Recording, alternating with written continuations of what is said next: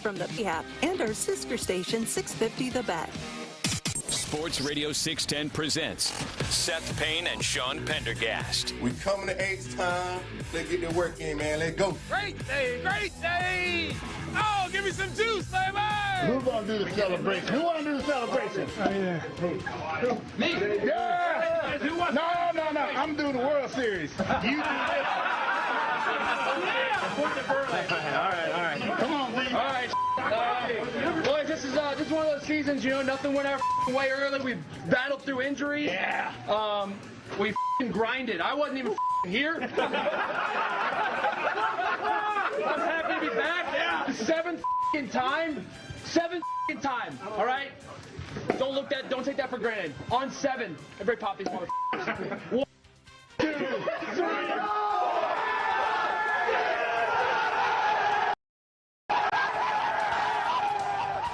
That's right. With the football music playing underneath it and Justin Verlander giving the speech again. It's a football effing Friday. That's how we're combining these two things. We're combining the two great things, football and baseball. It's a football effing Friday here on Payne and Pendergast. What's up, dude? How are you? Oh, I'm, I watched the video of that for the first time, that post-game speech, and I hadn't realized, I'd heard the audio like 20 times, but I hadn't realized that Maldonado was the one that guided Dusty to picking Verlander. Okay. At first, I thought Verlander was volunteering himself because he said, me. But that was Verlander saying, me?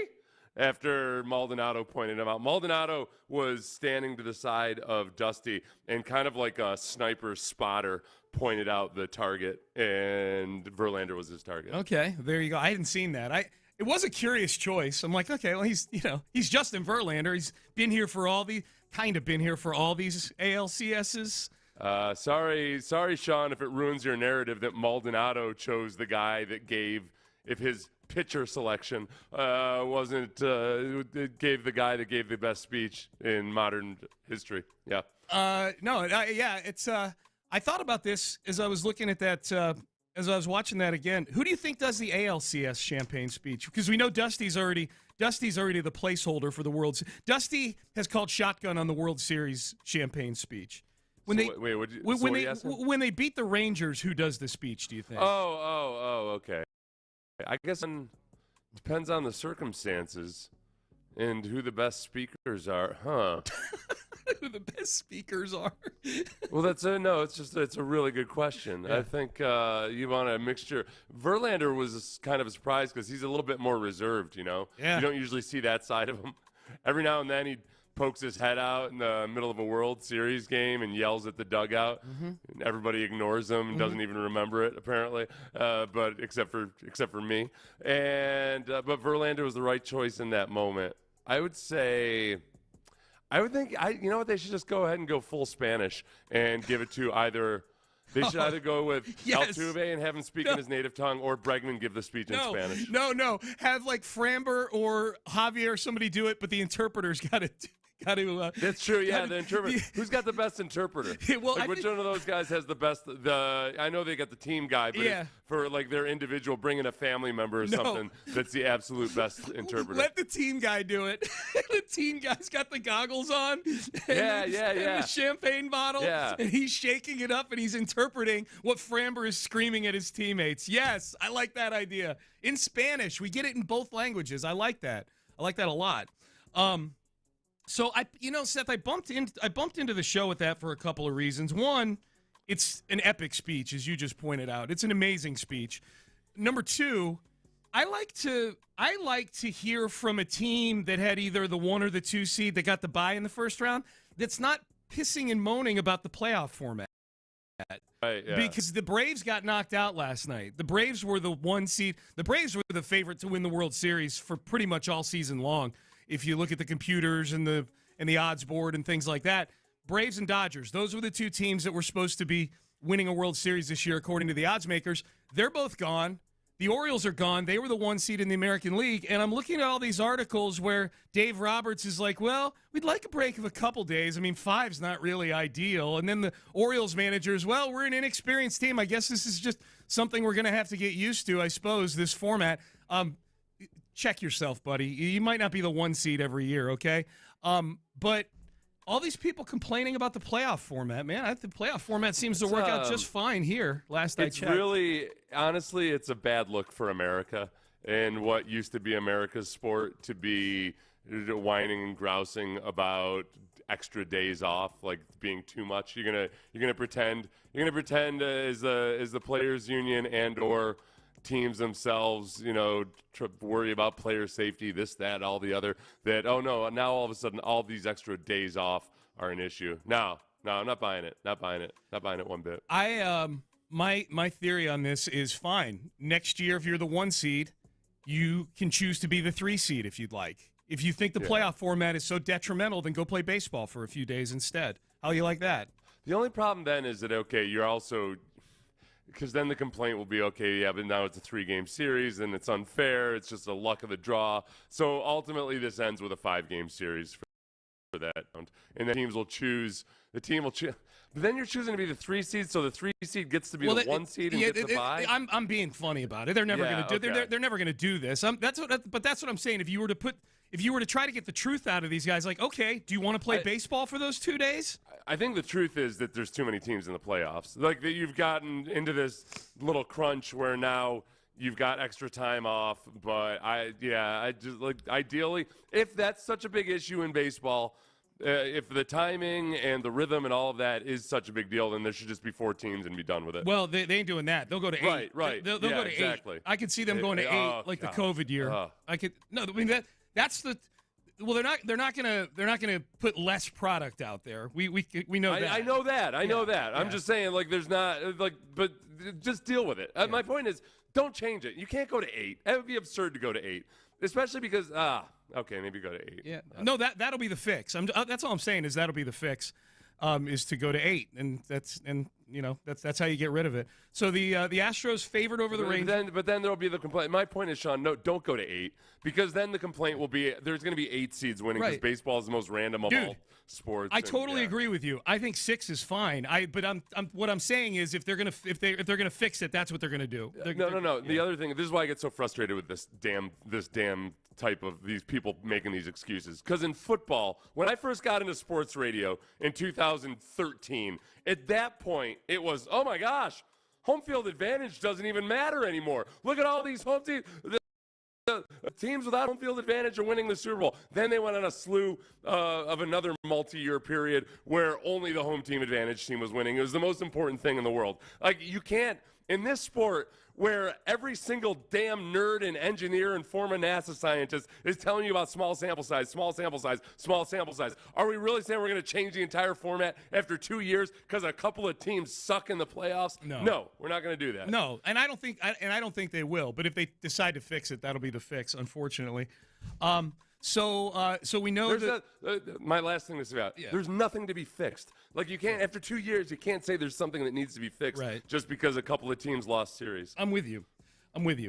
The Phillies win last night, so the Braves are out. So if the Astros when the Astros win the ALCS, if Arizona makes it to the World Series, the Astros get home field. They don't have the home field advantage against the Phillies because they lost the season series to the Phillies, which if you poll Houstonians, they would say that, well, that's just fine. The Astros play better on the road. So if you're just waking up, that's where we're at right now. The playoffs are set. It's Philly and Arizona on one side, and it's the Astros and the Rangers in the American League. So not only do the Astros play better on the road, they would go back to Philly for potentially one extra game in which Mattress Mack was verbally assaulted last year, which Kate Upton flipped the bird to angry, surly Philly fans. I know that's redundant, to Philly fans, I guess I should say. And I feel like a little bit of extra derision from those fans, A, because they're Philly, and B, because the Astros beat them. Yeah, I think that would be an extra away field advantage at the Astros. Yeah, who do you? Let's get ahead of ourselves here. Who do you want the Astros to play in the World Series? Who would you rather? Philly. Philly. You want the juice. You want all the juice. I want the juice, yeah. I want the grudge match. I want the potential to I want Angelo Cataldi. I want everything about that series last year. It was just fun and awesome. I want a reason to get Cataldi on our show, so I want Philly. A good reason. I don't know if there's a bad reason, but like a good reason to get Cataldi on the show. Did you subject your eyes to Thursday Night Football last night at all? Just on and off. I wasn't able to. I really wasn't able to a lot. I know. It was. I tuned in for the fifth level or the 5-dimension chess game that was taking Pat Mahomes out on 4th and short. Yeah. So there's that. Yeah. The explanation for that. I was surprised. I just was lucky enough to scroll through and saw the explanation, at least most likely, which was that Pat Mahomes hasn't been in for a QB sneak since he dislocated his knee. Oh, okay. Several years ago when he hurt his knee, that was on a QB sneak. Mm-hmm. So they kind of treat him with kid gloves. I always thought it was weird that the QB sneak supposedly is a super safe play for quarterbacks because it just doesn't. Dude. It doesn't seem like it should be. I guess the explanation is that it's a slow motion play, really. There's not a whole lot going on at high speeds. And yet, when your generational talent quarterback dislocates his knee, maybe it affects your judgment. Well, Texan fans have PTSD over QB sneaks. It ruined their best chance at a Super Bowl in 2011. When Matt Schaub QB sneaked it and Albert Hainsworth's fat ass smushed his foot, fell on his foot. I think that was a QB sneak. So, yeah. 19-8, the final score of the Thursday Night Football game. I don't know if that's a scoregami. I don't know if there's been a 19-8 game before, but that looked like a 19-8 football game last night. It's a scoregami by modern Chiefs standards. Ever since Pat Mahomes has been the starting quarterback of the Chiefs, I doubt there's good. It's the second time this year that they've scored less than 20 points. It's just a different Chiefs team this year, one in which, against all odds, is this team is anchored as much by its defense as its offense. Yeah, it's weird. I was about to say, I think this one's built to win the Super Bowl better than, the one that won the Super Bowl last year. It is funny. It's a very different style of Chiefs team. Mahomes hasn't looked that good this year, quite honestly. He's not looked great this year. He's making some silly throws. I think it's obvious that the Taylor Swift thing is distracting his wife, which is probably then distracting Pat Mahomes. I know they look all buddy-buddy up in the box, and maybe that's the case. Maybe Pat Mahomes' wife is so smitten with Taylor Swift that they're hugging up there. That's the distraction. Yeah, maybe it's taken away from the home life somehow. Or Pat Mahomes' wife is secretly just jealousy and rage. There's that is happening. It may not be showing on the outside, but that it's going to explode at some point. All right, Payne and Pendergast with you on a Football Friday here, Sports Radio 610. Up next, we'll circle over to the Texans. Trade deadline's coming up in a few weeks. There was one target that Seth and I have bandied about on this show, and there's a former player saying buyer beware on this particular trade deadline target. We'll also get into the matchup with the Saints on Sunday. We'll do that next. YellowRoseDistilling.com, the Yellow Rose Distillery, 1224 North Post Oak is where you'll find that. Steak night last night. Hope you made it out there for a nice, delicious steak to go with some Yellow Rose whiskey. And I would recommend that if you have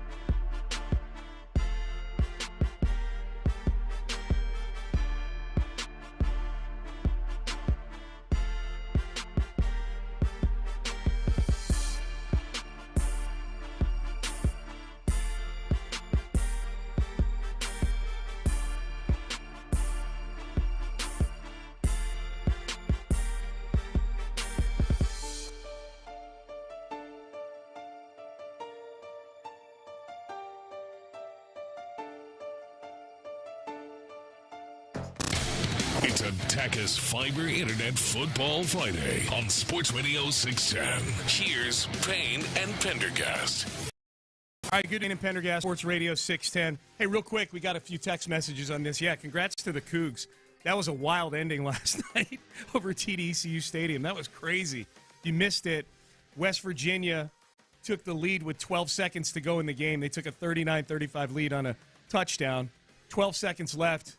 Cougs hit a Hail Mary with no time left on the clock to win 41-39. It was bananas. And our guy Eschenfelder's getting some national love today because they're showing it on SportsCenter and they're playing his call of the game. So good job, Esh. Good job, Kevin. Yeah, we like Esh. Good job. Yeah, there was a lot going on last night. Yeah. So it was even without the Astros playing. Yep. So that's a nice. There's one police officer who's a big Coug in the press box, and every Sunday, like I have to do prep on the Cougs before I see him.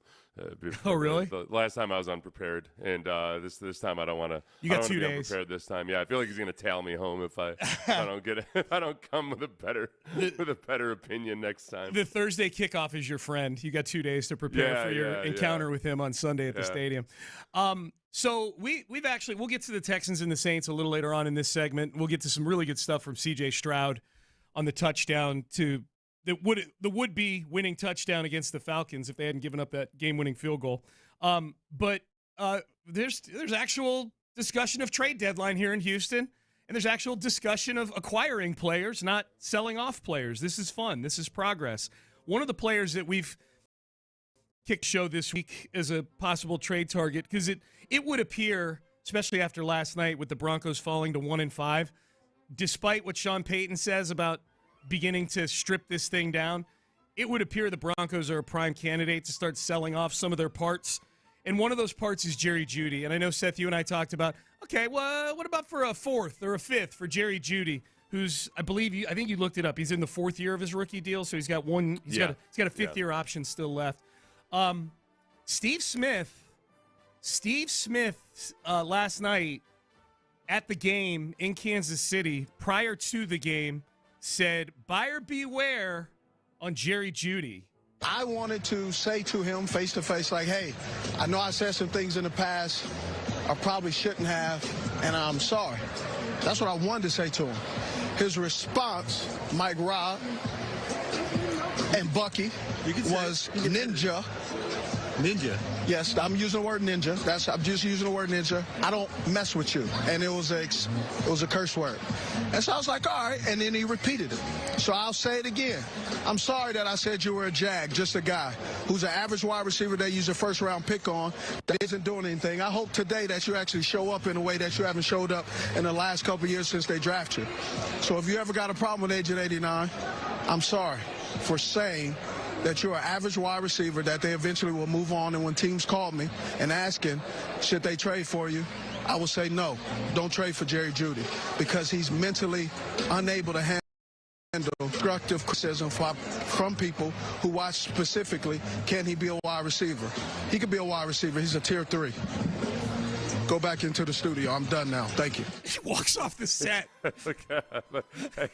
He dropped the mic. Dude. I feel bad for Garoppolo because Garoppolo got caught he got caught off guard in terms of the verbiage that Steve Smith was using. Mike Garoppolo, the NFL Network announced the reporter was sitting next to him there. This is the whole problem with Steve Smith basically changing his assessment of Jerry Judy based on Jerry Judy not accepting Steve Smith's apology.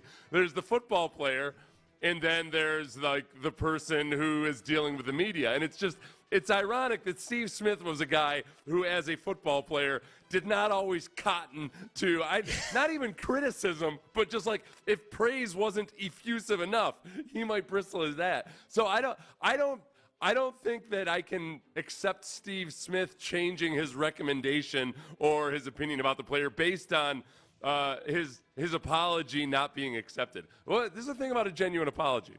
You have to be prepared. If you genuinely are sorry for something, it shouldn't change if the person doesn't accept your apology. Yes, like that's true. That's That's about you. Yeah. Sometimes it takes a while for people to process it. Maybe Jerry Judy would not accept the apology and then later think about it and give Steve Smith a call or something. But if you're saying you're sorry and the person doesn't accept the apology and that changes whether or not you're sorry, it's not as genuine as you think. Hey, I hadn't thought about the fact that Steve Smith would have done the exact same thing that Jerry Judy. That's a great point. That's a great point. Because I was too fixated on these two things, Seth. One, Steve Smith went to the power move of referring to himself by his nickname in the third person.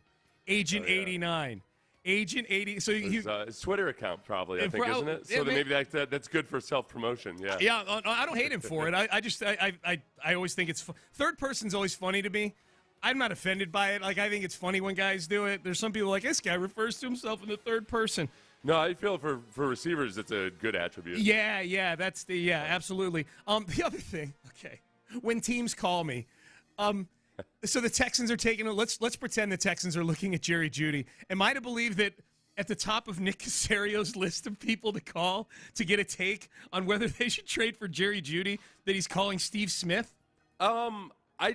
He talks to a lot of people in the NFL. Okay. He really, like, on his YouTube and on – he does a couple different YouTube, like, accounts. Okay. His own personal one, then also a fantasy sports one, Underdog Sports. Yep. And then he does his NFL work. Like, he actually works his butt off at it. So, like, he's scouting everybody. And when he goes to the pro days and everything, he's there with NFL Network.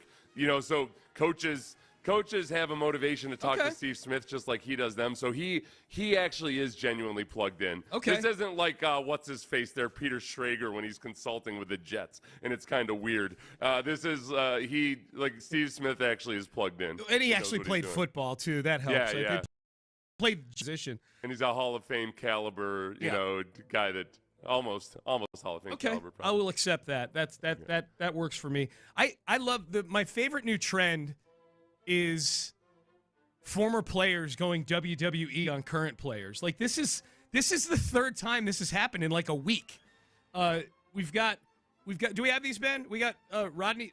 We had Rodney Harrison trying to get Chris Jones to talk smack about Zach Wilson a couple weeks ago. Was Zach better tonight than what you anticipated he would be watching him on tape? And you could be honest. Honestly, if I'm being completely honest, we knew it was going to be a battle. He's continuing to get better week in and week out, and he's continued to lead week in and week out. But watching that tape, man, you got to look at this dude and say, oh, he is garbage. Like, we should really tear him apart earlier. Like I said, Zach Wilson is special, man. You just got to give the guy time. You know what I mean? Wait. Did you say Zach Wilson is special? Yeah. I think he had a special night, but I don't think he's special. I've got to prove that over. You're special. Because you proved it over a course of time. He's not special. Okay, we got what we needed out of that one. Then go ahead, Seth. Rodney Harrison. The problem there is he's not accepting that somebody's denying his compliment. That's right. But also, like, my biggest issue with Rodney Harrison there was that he pulled Chris Jones into a debate show. Yeah. Like, Chris Jones is just trying to be gracious and sportsmanlike, and all of a sudden his graciousness is being used against him. Whoa! You don't think he's special, do you? All right, one more. Dante Whitner just going in on Dak Prescott. What is your overall first take about this 42-10 butt whooping by the 49ers? Dak Prescott sucks. Oh, my God. Period. Right? They talk so much about Dak Prescott being a top-tier quarterback, franchise guy. I don't see it. I see them trying to cover up for what he lacks. A lot of quick throws, cutting half of the field off, and giving him easy throws. Other than that, he's not a quarterback that can drop back and really take it. So Dante went, oh, yeah, he sucks. I'm here for the new trend. I'm here for the new sassy WWE style analysis from former players on the former player on current player violence that's going on right now. I don't like it, and as somebody that was, and I think you need to do it more. Yeah, no. I was super aggressive when I first got into media, and now where I would defend Dante Whitner is that he was doing that for local television. Yeah. And there's like, you know, what used to happen on local media used to stay in local media, where now it's gonna, easily go out to everybody. So it's hard to blur the lines because it's all in fun. Like I try to reserve my hatred for opposing teams these days because that's just fun. And like if it's somebody that's a Houston athlete, I try to be constructively critical. But yeah, I don't know. Whitner was chopping it up on local television, and it got picked up and went national. And he forgot the internet existed. Yeah, yeah. I blame the internet for Whitner's mistake. I'm not mad at Harrison was on vision. Okay, Harrison knew what he was doing, I think. I don't know. It was a bad look. By the way, Jerry Judy, 3 catches for 14 yards last night. That's not how you get Steve Smith's recommendation, Jerry, okay? It's better than running the ball. That's true. Yeah, that's true. C.J. Stroud. C.J.'s great at the podium, man.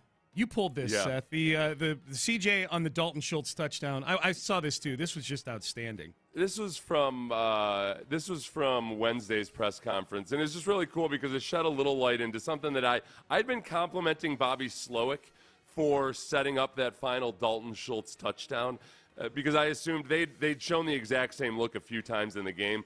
So, and I actually noticed that when I went back and looked at the third downs on Sunday night, that just a couple series previously, they'd run this route combination that they ended up using to set up a double move on that touchdown. But it turns out that CJ actually kind of engineered it himself and helped put it all together. Here's CJ talking about how they got the idea. I don't want to give out all my secrets, but I just had I think it's like a gut feeling that you get like in between the games. So me and Bobby had a conversation on the sideline about like a certain route that we wanted to do, and we didn't have it in at practice. I just felt like in those big time situations, the guys that Jesse Bates is a great player. So then I cut it off there because he really didn't want to say we baited Jesse Bates, but they did. They baited Jesse Bates. Jesse baited on the play, and he was very he complimented Jesse Bates for about 20 seconds on the play that he had made previous in the game where he almost picked CJ off. Spin move and that's something I've never seen. Yeah, which he did. And I went back and watched that. There wasn't a spin move, but I think he duped JJ with his CJ with his eyes a little bit. Yeah. So he's being very careful not to say that they baited Jesse Bates, which is what they did. Well, we were watching the game up here. Clint and I were watching the game up in the studio. And after Jesse Bates almost jumped that route and almost picked that pass off, Clint said they're going to come back to something later in the game where they're going to try. Clint's like, oh, he's getting horny, Chief. He's getting horny. Bates getting horny. That wasn't the same look as the one they set up this specific play with. But here's CJ talking about how he and Dalton Schultz got on the same page. Jesse Bates is a great player. I knew that he was going to try to make the play of the game and try to take it away, but previous film study I was watching film on like a big-time third down situation, and just seeing that they were in like this quarters, matchy, cover forward look, and I told Dalton to do a certain thing in his route that I thought would get us not only a first down but a touchdown. So we were on the same page, and I'm literally trying to like break down exactly what I want from him in the huddle. And at first, I don't think it registered. And then he was like, okay, I get it. So Dalton's really smart and made a hell of a route. Yeah, no, we don't have to play the last clip. But basically, they discussed it yesterday. Bobby Slowick talked about it yesterday, and it was really interesting. Slowick, CJ's actually made it sound pretty simple. And when you look at it, you see, okay, well, Dalton Schultz, instead of double moved and went to the outside and came clear. The way Slowick described it, it sounded more impressive on the part of the players in that they kind of combined a couple different concepts. And the part that looks simple on film, I think, is always that it requires these guys reacting and adjusting to what coverage they actually see. Because the Falcons were doing a whole lot of shifting after the snap, disguising coverages to a greater degree than CJ had probably seen before. So all the contingencies and the different things that go into it turn what seemed kind of like a backyard adjustment, like, well, yeah, instead of going inside, go outside. There are a lot of contingencies involved in that. So I think between CJ Slowick and Dalton Schultz, that was some really high-level stuff.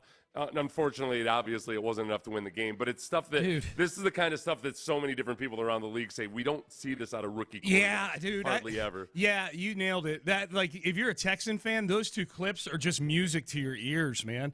This kid's 5 games in, and he's like, yeah, let's do something we haven't tried in practice. And I went over to my coach and my tight end and said, yeah, let's do this. And I think it'd work for not just a first down, but a touchdown, and then it works for a touchdown. If I'm a Texan fan and I'm listening to those 2 clips, it's hard to get even more excited about C.J. Stroud. But I listen to those 2 clips, I'm like, man, this kid he's just sharp. He's just sharp. The thing with Schultz, too, even though I'd rather have a 7th grader out there blocking than him, on pass plays when he's running routes, he's been very slick with the double moves. He hit that 1-2 weeks ago, and you're starting to see his ability as a route runner and as a receiver. It's taken a little while to get going. He got better as a blocker in Dallas as the years went by, and maybe it's just a matter of getting used to this scheme. Mm-hmm. That's what I'm hoping, because I defended him in the offseason and said, no, he's actually a better blocker than people are giving him credit for. Now I see him out there trying to block phantoms, and it's embarrassing to me. Hopefully that picks up, because he seems to be getting acclimated to the pass catching part of it with CJ. All right, headlines. We'll circle back to the Astros. The dance card is set now for the League Championship Series round on both the AL and NL side. We've got some Texans injury news that we'll get to. And, man, an amazing ending to the Cougs game last night over at TDECU Stadium. You'll hear that in headlines next. West Point Lincoln of Sugar.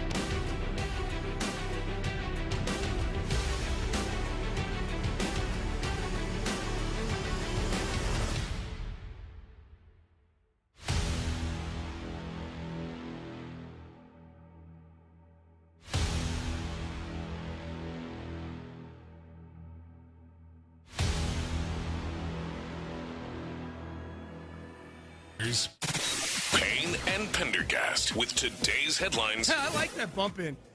Here's Payne and Pendergast with headlines. I like that. Headlines. The baseball dance card is now set for the postseason.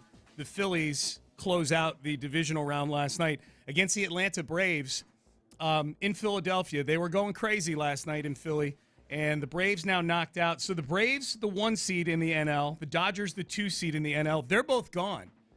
The Orioles, the 1 seed in the AL, the Astros, the 2 seed. Orioles gone, Astros still standing. So seed-wise, the Astros are the highest seed still in the mix. Seth, the win totals for the 4 teams still left in the Major League Baseball playoffs, 90, 90, 90, and 84. Wow. Isn't that wild? That's right, baby. It's people, power to the people. That's what we're. Pace yourself is the message there, you know?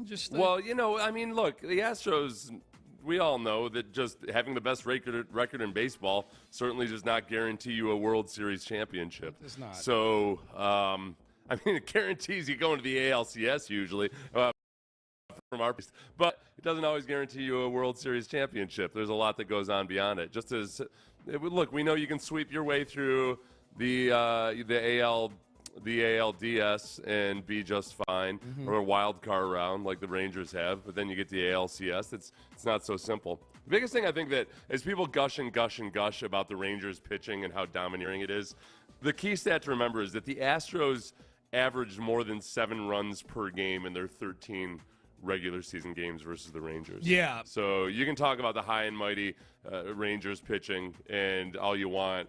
This crew here, which is, you know, I don't know if I have to remind everybody, has had a little extra time to prepare for their upcoming opponents. And they're not whining about having had that extra time. I think they'll be duly prepared. And if they score fewer than 7 runs per game, frankly, I'll be disappointed. Yeah. When we last saw the Rangers, the Astros are hanging 39 runs on them over 3 games. So that gets started on Sunday. Sunday's going to be fun, man. Texans at noon and then the Astros at 7 o'clock. We've had 3 straight Sundays of sort of Texans-Astros double dips going on. You know, that's right. Yeah, it's a long but fun day. Yes, you got to pace yourself. You know, if you imbibe on whatever your normal rate is, you just gotta slow it down a little bit. Especially if you're out there tailgating. Although tailgating is going to be incredible. Oh, yeah. Because right now, I checked the temperature yesterday. I'm on it. Oh, shoot, we're in headlines. Headline, okay. No. High of like 71 or something on Sunday. We're the Texans here from the Astros anyway, so that's fine. Yeah, the weather's supposed to be gorgeous. Yeah, Sunday, high of 75. Clear and high of 75. So bundle up for the tailgate. That's right. Get your scarves and your mittens and everything else and get ready.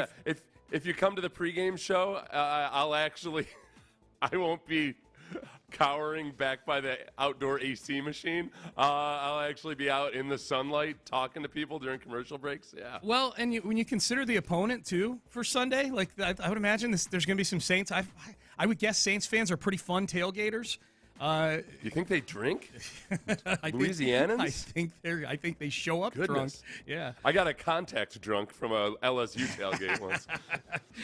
Guys just breathing it. Some close talkers got me loaded. That's it. And you were blowing a .14 after that. Tank Dell's not going to play on Sunday, it would look like. Rookie wide receiver, difference maker for the Texans. So they'll have to figure some other things out. This does mean that John Mechie is probably going to get more snaps. I'm kind of excited to see 25 or 30 snap Mechie on Sunday and see what we got. It's a high pick for them a couple years ago. You know, they talked about Xavier Hutchinson yesterday, too. Slowick said some interesting things about Xavier Hutchinson, and mostly that, like, he plays on special teams a lot, and they value him there on special teams, and you got to be careful on just how many reps the guy's going to get in total. I think with a week to game plan for it, I would imagine both Mechie and Xavier Hutchinson might end up showing up a little bit more. Mechie's willingness to block is huge in this offense, as we know, and I think he's going to get his opportunities. I'm looking at the Saints team, and man, I think it's a combination of Derek Carr and Dennis Allen probably that keep anybody from being very bullish about it, and yet they've got such a good defense, and they've got so many names on offense. Yeah, a lot of names. Yep. Yeah, it's hard not to – it's hard. I look at this 1.5-point spread, and I look at that almost as the best compliment the Texans have received so far this season, because either that or it's an indictment of Dennis Allen and Derek Carr. Because between Olave and Alvin Kamara and Michael Thomas, I know is always that's a flip of the coin as to what version he's you're just a get. name at this point. You know? Yeah. But it's still there's still that part of me that responds to him as a name. For sure. They've got this young running back that's got a lot of potential. So it's a very dangerous Saints team with a defense that's similar in a lot of ways to that defense from Atlanta. A lot of similar background and DNA there, so it'll be a good challenge. The home field, actually having a genuine home field advantage, despite a certain number of Saints fans being there, I'm guessing, is going to be big for the first time in a long time. Yeah, I'm genuinely super stoked about the home field advantage the Texans have now. Should be good energy in the building because there will be Saints fans there for sure. So it should be. I think it's going to feel a lot like that Steeler game. Like I think the opposing crowd is going to be noticeable in there. Hopefully not nearly as, not just sheer numbers, hopefully not as much, but you'll feel it in there for sure. That should be fun. By the way, Laramie Tunsil, Shaq Griffin both back practicing again. So that's good news. I don't think Tunsil on Wednesday was even out with the team. I think he was getting treatment. He was limited, but he was, both of them, Tunsil and Shaq Griffin, back at practice yesterday. Well, and hopefully that makes a difference. I mean, last week, Kadar Holman found out he was going to be playing like 2 hours before the game. Literally, Shaq Griffin was a last-minute decision, and it had an effect on the game. So hopefully a better and more cohesive secondary. Absolutely. All right, switching to college football here. We had Thursday night football here in Houston last night over at TDECU Stadium. Dana Holgerson taking on his former school where he used to coach, West Virginia. Back-and-forth game. This was a very entertaining game. The lead changed hands I don't know how many times. A bunch of times. They went back and forth in this game, and it looked like West Virginia, it was one of those, hey, whoever has the ball last might win this game, and it looked like West Virginia was going to win it when they scored a touchdown with 12 seconds to go in regulation to go up 39-35. As it turns out, literally the team that had the ball on the very last play was the one that won the game because the Cougs were able to, on a 15-yard celebration penalty after the West Virginia touchdown, move the kickoff way back for West Virginia. So the Cougs had two plays. They used one to get it a little bit closer to about the 45 or 50-yard line, to the closer to the end zone, and then this happened. Best completions in a row. This will be his last, and it's for the football game. If he can get it off to the end zone, tipped, and he caught it. Touchdown! Holy Toledo! Stephon Jackson does it again. 16. Seat 16 tonight. All right, FS1, that was Tim Brando and Spencer Tillman on the call. That's the first Big 12 win in the history of the program for the University of Houston, and in thrilling fashion last night. That was cool. It really, too, on the Hail Mary, it was off the deflection, as Hail Marys tend to be. And I don't know if I can even fault West Virginia for, usually the big sin is when you try to catch the ball instead of trying to bat it down. So after an unsportsmanlike penalty spots the Cougars 15 yards, if you don't at least handle that properly, it's a real bad look. I don't know. It was like the guy couldn't even get to it to bat it. There was a sea of hands up there, and just great concentration and reeling it in by Stephon Johnson. Yeah, the West Virginia coach was on the field after the game. Neil Brown was on the field after the game, talking to the referees for a good 10 minutes. I'm guessing what was about his contention. I think he was complaining about the celebration penalty. Oh, yeah. Well, hey, these kids with their NIL, you got to try to separate. Right. They got their egos all inflated and everything. Yep. All right. That was a headline. By the way, Thursday night football, NFL variety, Kansas City 19, Denver 8, the final score in that game. It was relatively clean, even from an interference. Usually there's a couple things that look like pass interference on a Hail Mary that they just don't call. It didn't even look like that. Everybody was just going up for the ball. Yep. It was a nice, clean Hail Mary. Absolutely. All right, we'll circle back to the Texans. Bobby Slowick, everybody's taking a shot at the run game this week. We heard from D'Amico Ryans about it earlier this week. CJ Strick questions on it. Bobby Slowick, who is sort of the architect of this offense, he met with the media yesterday and gave his 2 cents on where the Texans are running the football.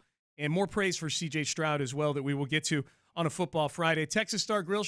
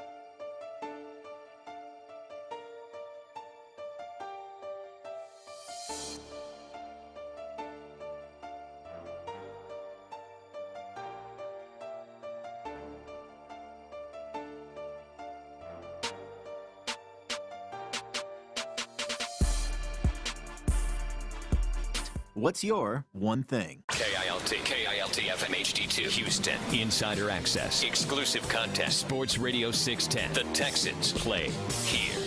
An Odyssey station.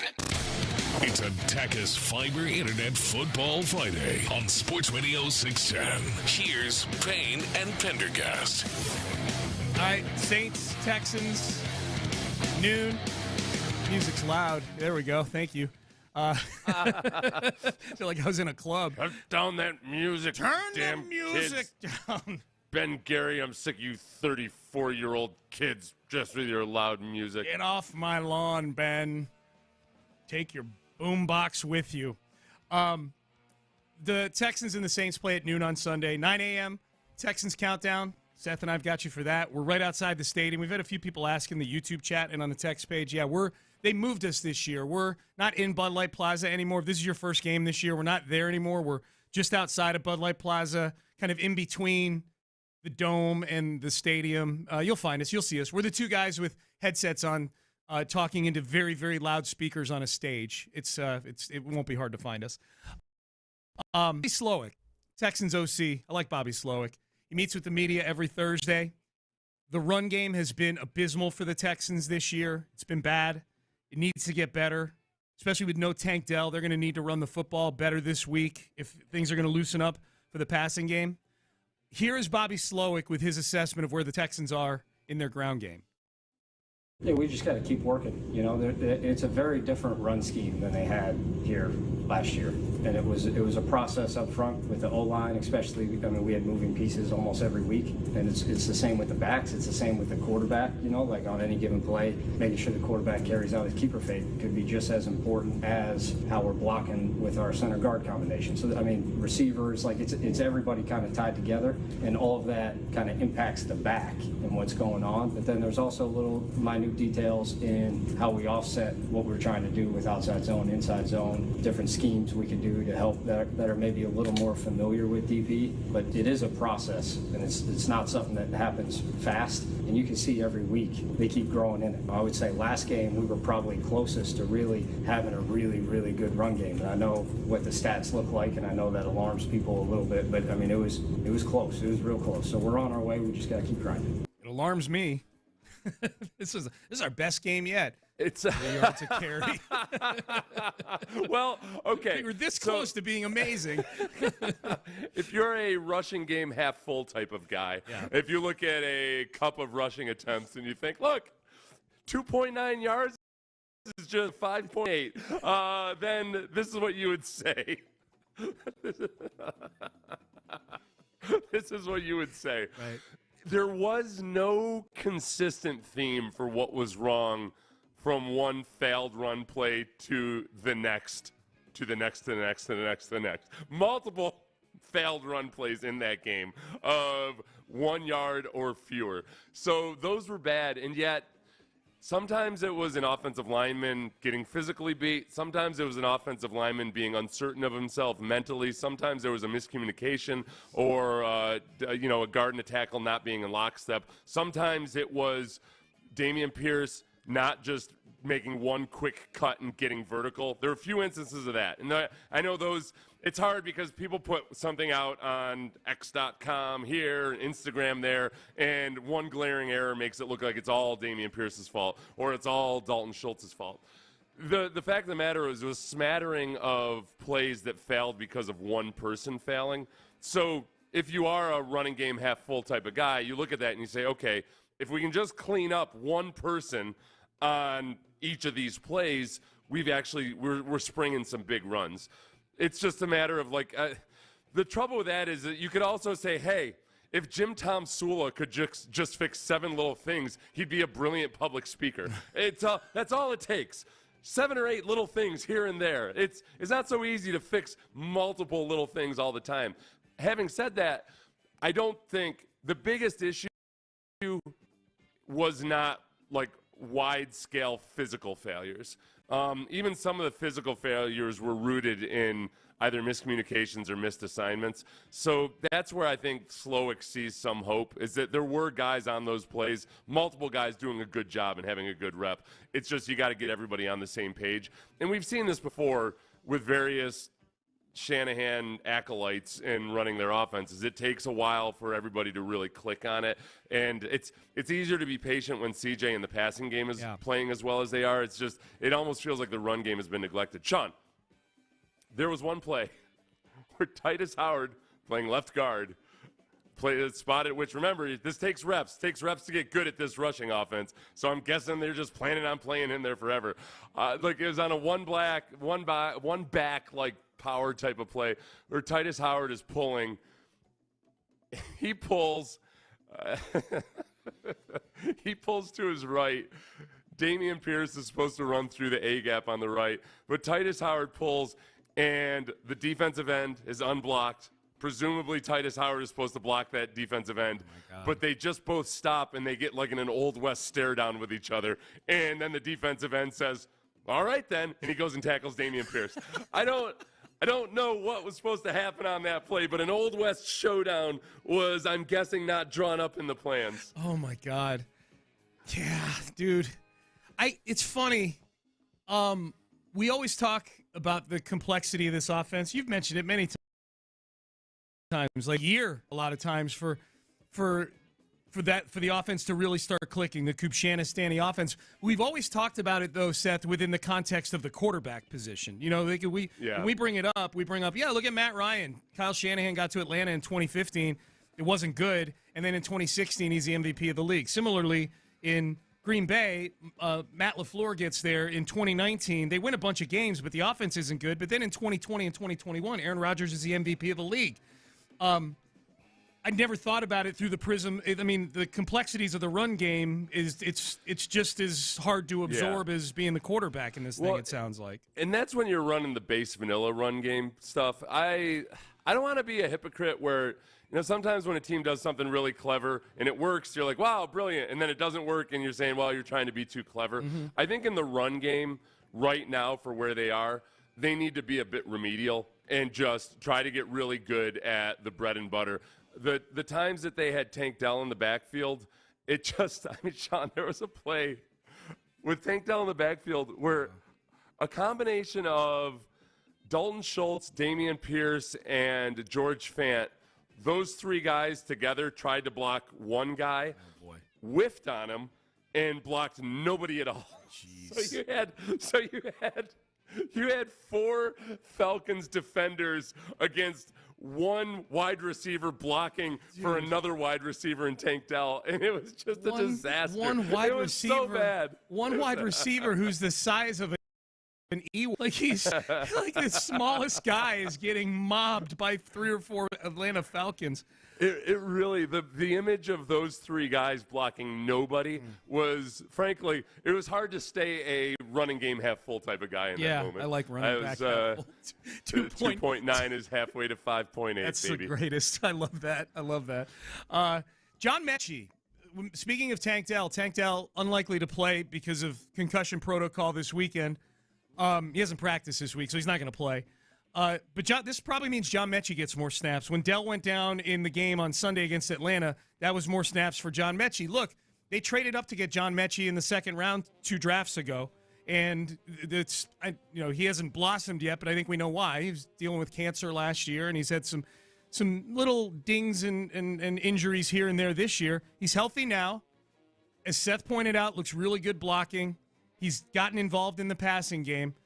I think it's an underrated storyline in this game is John Mechie now getting some more snaps in this game, the 44th overall pick in 2022. Here's C.J. Stroud on John Mechie. Mechie's my guy, man. The dude's hilarious. That's my brother. Somebody who reminds me of, like, the type of attitude and swag we walked around with at Ohio State. Just like, man, we can't be, like, messed with. Like, nobody can be on this field with us and even touch us. And he walks around with that swag that I remember, like, from my receiver room back in college, and I think everybody in our room now has it. And I think Mech, like, kind of just naturally, like, since he was born, he knew that he was going to be great at something. So especially that we're trying to give him the ball some more. I think he deserves it.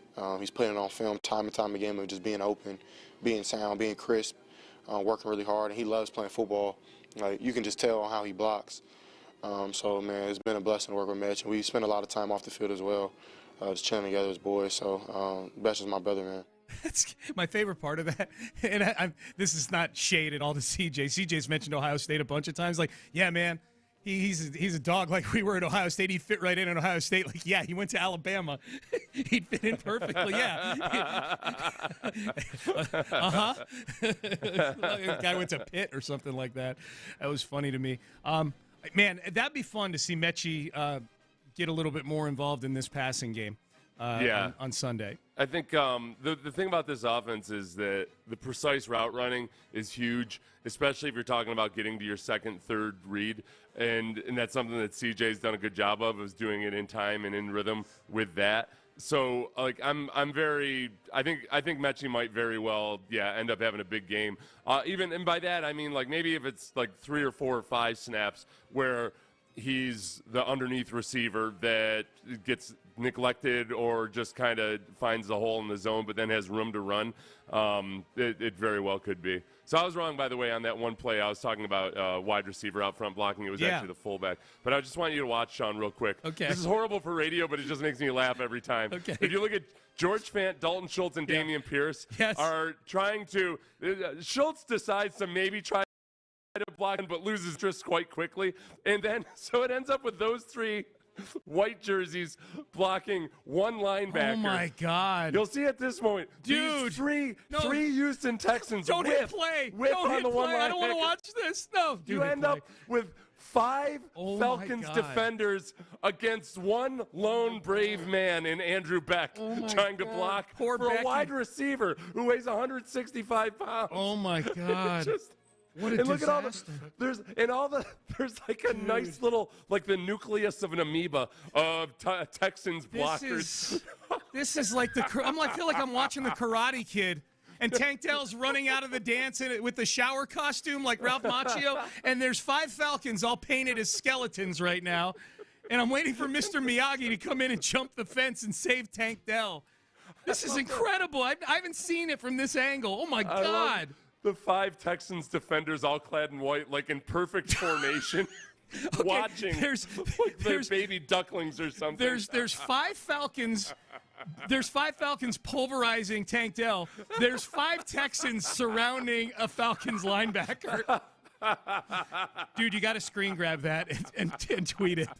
That's the funniest thing I've ever seen if it weren't the Texans. It's so poorly executed. Like, I mean, if I'm to watch this play, I'm saying, like, well, all you have to do is get 4 of the guys who are on the play side who made egregious errors to not make those egregious errors. And the one time, even as they're making the mistake, when you have 3 guys blocking one, maybe at least block that linebacker. Dude. No. The 3 guys got destroyed by one linebacker. Unbelievable. Dude, if they were showing that film, if Tom Coughlin were the head coach of the football team that executed this play, would he have just quit? Would he have quit coaching on the spot? No, it would have been 15 minutes in the film room, like in the team meeting. It would have been 15 minutes, and then it would have been brought up 2 weeks later too. Like Coughlin was the worst. Coughlin was the worst. Where he'd be like, "Hey, on Wednesday you clean it all out, and you're just on to the next one. Hey, we're not worried about last week." And then all of a sudden on Saturday morning you get like a 20-minute speech about how much you sucked the week before. It just This is like watching somebody who doesn't know they're about to get hit by a bus. Like, oh God, oh no, this. Like a squirrel or something. Oh God, this squirrel's about to get run over. So they just need to stop those little things from happening. Oh my God, I don't know if that was good radio either, but that was an experience watching that.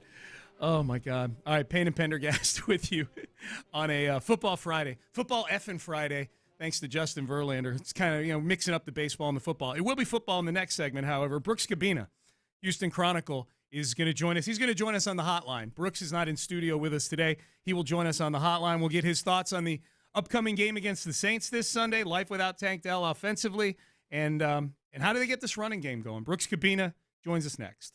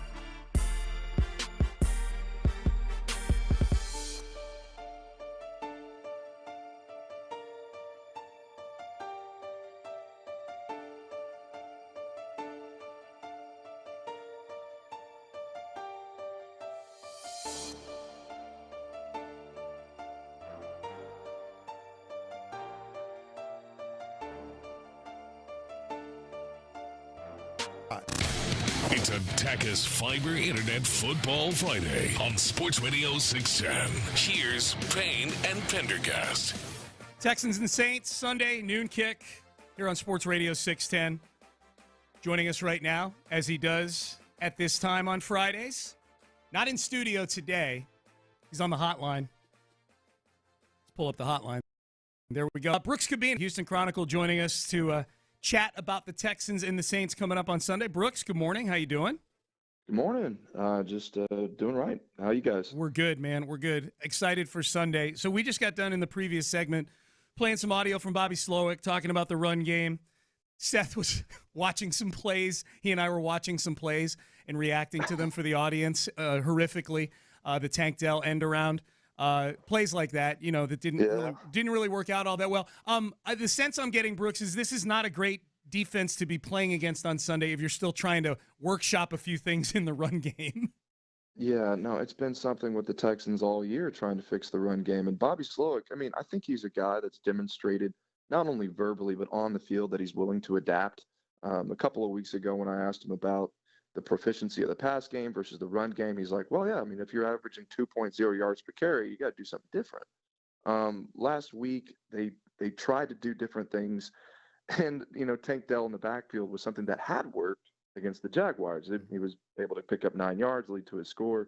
There are things in the offense against certain looks that didn't obviously work. Damian Pierce in the slot trying to block, maybe that didn't work. You've got to have some other things to try, but ultimately just getting the run game working out of its standard package is something the Texans just need to get going. And it was a bit surprising and did convey that maybe the issues beyond the offensive line, that Titus Howard and Laramie Tunsil came back and they still couldn't establish a run game. So that's something that DeMeco Ryan said earlier in the week. That's not just the offensive line. There were holes at times, even though they're not paved like, I-45, that, they can still find a way to get yardage. Damian Pierce on the first drive of the game, I remember, just a bit hesitant on the first run, 3rd and 1, ends up getting stuffed while he's trying to decide to cut back to the left.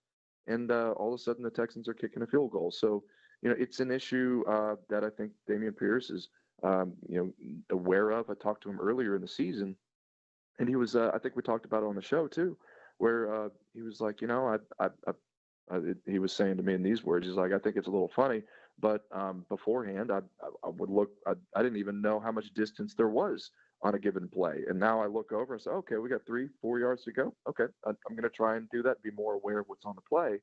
I think maybe part of what he's adapting to is, he is a downhill runner.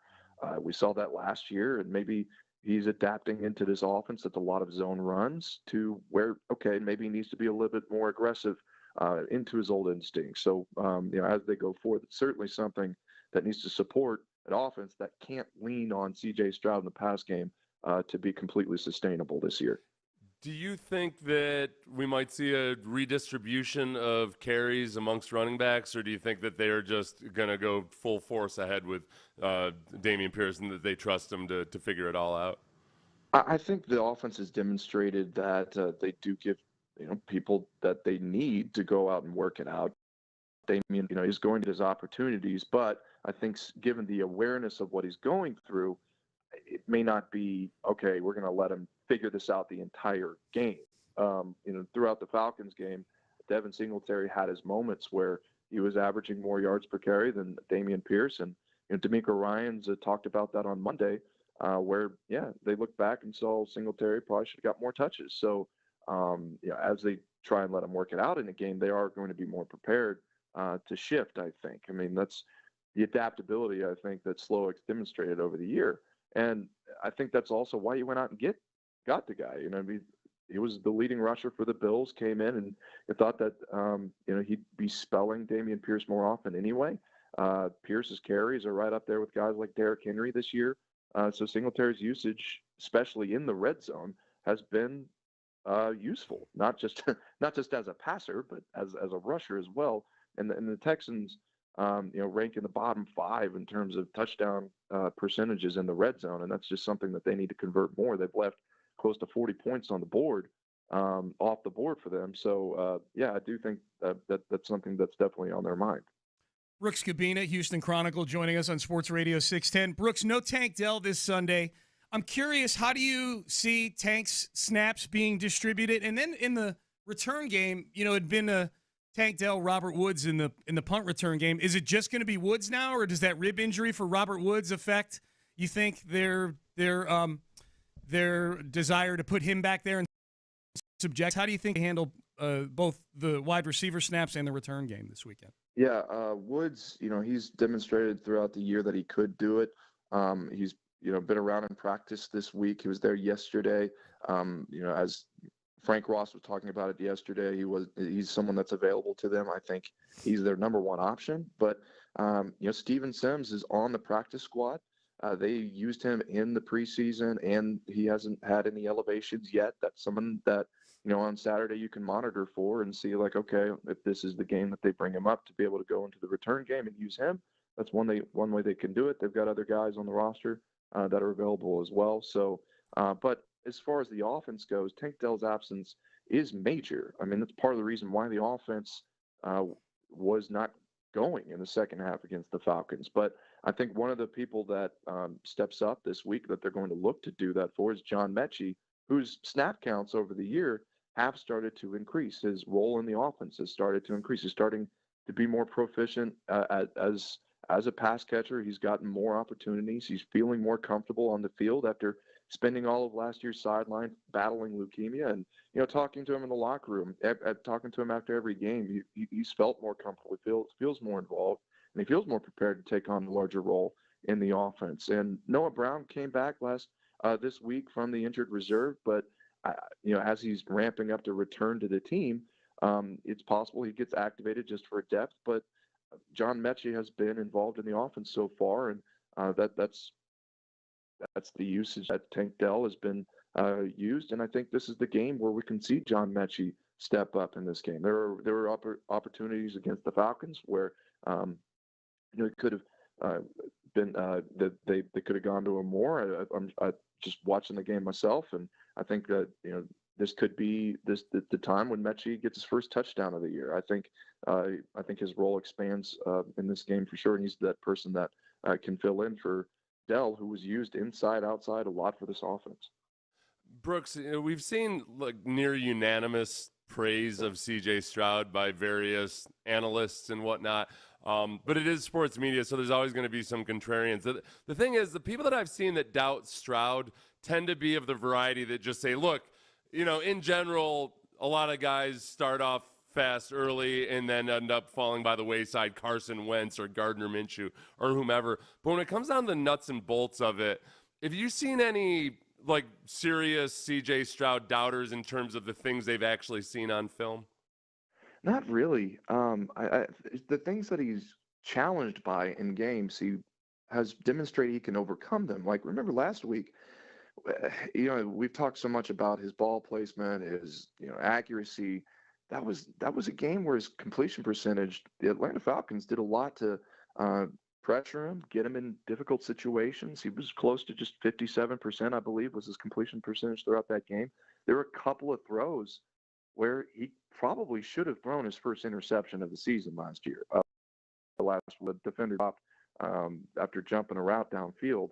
But as he went through the game, he checked his mistakes and went down the field and could have had a game-winning drive in his touchdown pass to Dalton Schultz. And I loved how he broke that down in a press conference on Wednesday, where he's basically backyard footballed the thing. He's just saying, all right, he talked to Bobby Sloak and said, hey, I think I saw this thing in the secondary. And he told Dalton Schultz in the huddle and says, hey, can you do this? And basically he got the safety to overstep and then took a quick step to the right and found himself open the end zone. And as Stroud was saying, I'm not sure if Dalton Schultz got what I was trying to say, but then he was like, oh yeah, I got it. And then he goes out there and puts up the touchdown 18 yards in the red zone when they had not been doing very well in the red zone all year. So whenever I talk to people about Stroud, those are the kinds of things whenever they're like, okay, there are some things that maybe need to get cleaned up, but he overcomes it. He learns them quickly and then moves on. Those are the things where a rookie who's demonstrated throughout 5 games, not only the on-field things, but as a leader, how he demonstrates himself to grown men in a locker room that respond. Those kind of plays to Schultz, drawing up things, those are the plays that get people to buy into him. So the next time he's in a huddle, in a game, in a pressure situation, people are looking to him for answers, and they trust that he's going to have them, that he's going to be able to lead them to it, and that gives them strength to believe in themselves too. So, like, those are all the things that people talk about, whether it's in the locker room or out. So until this guy makes a major mistake, I have hyperbolic things about this kid, and I think that's going to continue until we see otherwise. Brooks Kubena, Houston Chronicle, joining us. So, Brooks, how do you think this game plays out on Sunday? Yeah, I think this is a situation where, the Texans are running into a very good defense in the Saints. That offense has finally started to figure some things out, but the Patriots are a very bad team. The first couple the weeks going into that, people were calling for Pete Carmichael and whether he was still on the path with the Saints, leading him in the right direction. But I think the Saints offensively have things that can challenge the linebacker core. Is Denzel Perryman going to have more time in this game? Henry To'oTo'o has been given a lot of confidence from the defense, but no one has been attacked more as a linebacker in the NFL than Henry To'oTo'o. He's given up more catches than any other linebacker. He's been targeted in the top 5 in defenders in the NFL. And there's a reason for it. And he talked about it. I asked him about it Monday.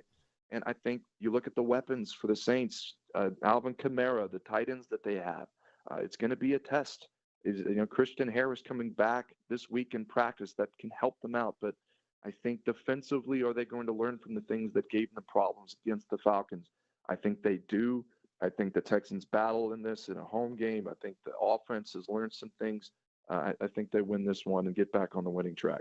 Brooks, before we get you out of here, you've got some news to share. I know you've been sharing it privately, but you got news to share publicly with our audience here. So the floor is yours, my friend. Appreciate it. This is my last week working for the Chronicle. Sunday will be my last game coverage with the newspaper. I have accepted a job to cover the Eagles for The Athletic, and I'm moving out there in the next couple of weeks. And I really wanted to say that here because, Houston is my home. I grew up listening to this radio station. I grew up listening to you guys, and I've loved the whole time here. And it's just an opportunity I couldn't pass up. So, and I really appreciate everything. And it's fun. And I just remembered, the other day I was talking to my family, and it's like, hey, I was a kid listening to this, and maybe there's someone out there. I was like, I was at San Jac Community College, and I was listening to the radio, and it was Mile Hamilton's last call with the Astros. And at the end, he said, how can you describe when you've done your whole adult life something you've enjoyed? That's my story. And I went in and started doing radio, started doing more into writing and things like that. Like I'd already been into it, but I just hope that anybody out there that's thinking about getting into the business, things like that, just keep going for it. And I love Houston. It's always going to be home. So I really appreciate all the opportunity to come on with you guys every week. I enjoy it so much. And I really appreciate you guys. Yeah, you too, man. Good luck in the next chapter, dude. Yeah, and, thanks.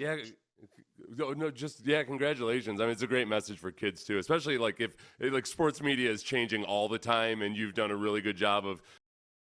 You need to learn new skills, and you might be on video, you might be on air, you might be writing, but there's more avenues than ever to do it. Like for all the different areas of media journalism that are struggling right now, like sports, people still watch a boatload of sports, and there's more. You've done a really good job of that. Also, now that you're going up to Philly, be sure in your first week there that you take every advantage or every opportunity to explain to people how baseball teams are actually run. Okay, just really give them the way the Astros would do it. Yeah. Yes.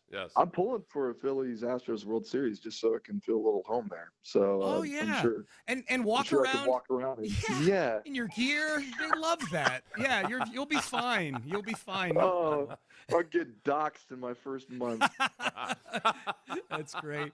Well, Brooks, the feelings are mutual. We enjoyed having you on. Always enjoyed, obviously, all the outside of the radio and the Texans getting to hang out and get to know you and becoming friends with you. So I'm sure that will remain in place, and we'll continue to follow your great work. And best of luck, my friend. Yeah, man. Appreciate you guys. All right, thanks, Brooks. Appreciate that. Brooks Kubena, final appearance possibly here on Payne and Pendergast. I don't know if he's on with us next Friday or not, but we were talking off the air. I said, well, let's share the news today, man, just in case. So good luck to Brooks heading up to Philly, cover the Eagles. That'll be we got to get him on with Cataldi. We got to create some kind of show. Dude. Yeah. He needs – Cataldi's retired. Kubena. Yeah, Brooks needs to approach Cataldi about doing a podcast.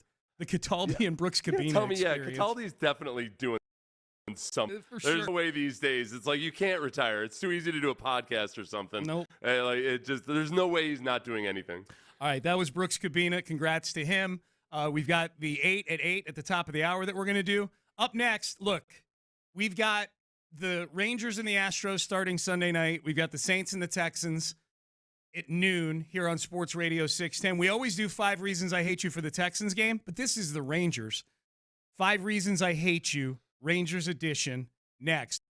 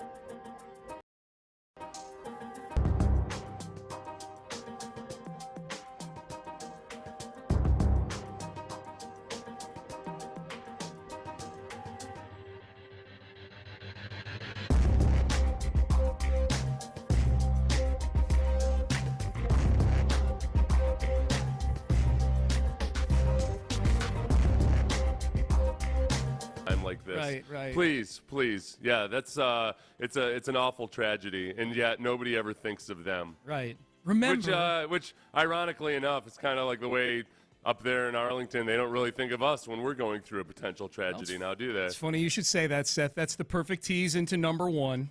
Number one reason to hate the Rangers. This is legit here. I don't think there's any discussion or debate that goes on with this one. Back in 2017, we remember that this city was underwater. We were underwater from Hurricane Harvey, and the Astros had a series against the Rangers that was set to take place over the weekend that Hurricane Harvey hit. And they had a series later in the season with the Rangers that was set to take place up in Arlington, and the Astros asked to flip-flop those two series on the schedule, which seems like a fair compromise considering one of the two cities is, at the time, flooded, and people are dying, and people are losing their homes, and they don't have power and all those things. And the Rangers said no. The Rangers said, no, we're not going to do that. We'll play you in Tampa. How's that sound? Sounds like it would have a fake Christian rock band. Yes, it does, Seth Payne. Like a good old Christian charity right there, aren't they? I'll credit Jose De Jesus Ortiz at Ortiz Kicks on Twitter for being the first one that I saw to bring this up as soon as the Astros beat the Twins. As soon as that series was over, he tweeted it at 9:42 p.m. the night that the Astros beat the Twins. Some remember the Alamo. In Houston, they remember Hurricane Harvey and how the Rangers refused to switch regular season series with the Astros while the city of Houston was struggling to recover from Harvey's wrath. Expect a lot of South Oklahoma smack talk this week. The Rangers, basically thought like, oh, opportunity for gamesmanship. Here we go. This is the way you get ahead in life. This is the thing that we're really missing, and this is what'll put us up over the top. Apparently, this is a legit reason to hate them. Yeah, it's a garbage trash organization. Yes, it's pathetic in so many ways, and frankly, if they hadn't gone so far over the top and congratulating themselves on being the best team that ever played baseball at the All-Star break this year, they might have actually won the division. Yet they've got many lessons to learn, Sean. I think maybe eventually one day they'll be actually a genuinely good baseball team, but they're clearly not ready yet. So the Astros and their 8 or so runs that they score per game against the Rangers this season will just have to teach them a lesson yet again. This message, damn, that's why you got to put gonorrhea on them. Seth didn't put it on them. They put it on themselves. Yeah, it was mostly largely a self-inflicted thing. Yeah. I remember when I was a rookie, I was talking to a player who had played in Dallas, and he said that the fun thing about playing in Dallas as a Cowboys player is that he's like, in Dallas, you're the woman. And I was like, hey, I don't know if I'm into what you're into. And you're like, no. What I mean is you're the pursued one. Like you're the one where they come after you. Like you're actively pushing away the women that are trying to get you to come home with them. Yep. And we had he said he and one of his buddies had a saying. I don't know if I should say this at 7. He basically said, don't sit on your on a body part. He's like, don't waste this opportunity now that you're playing in Dallas. Don't sit on your Johnson.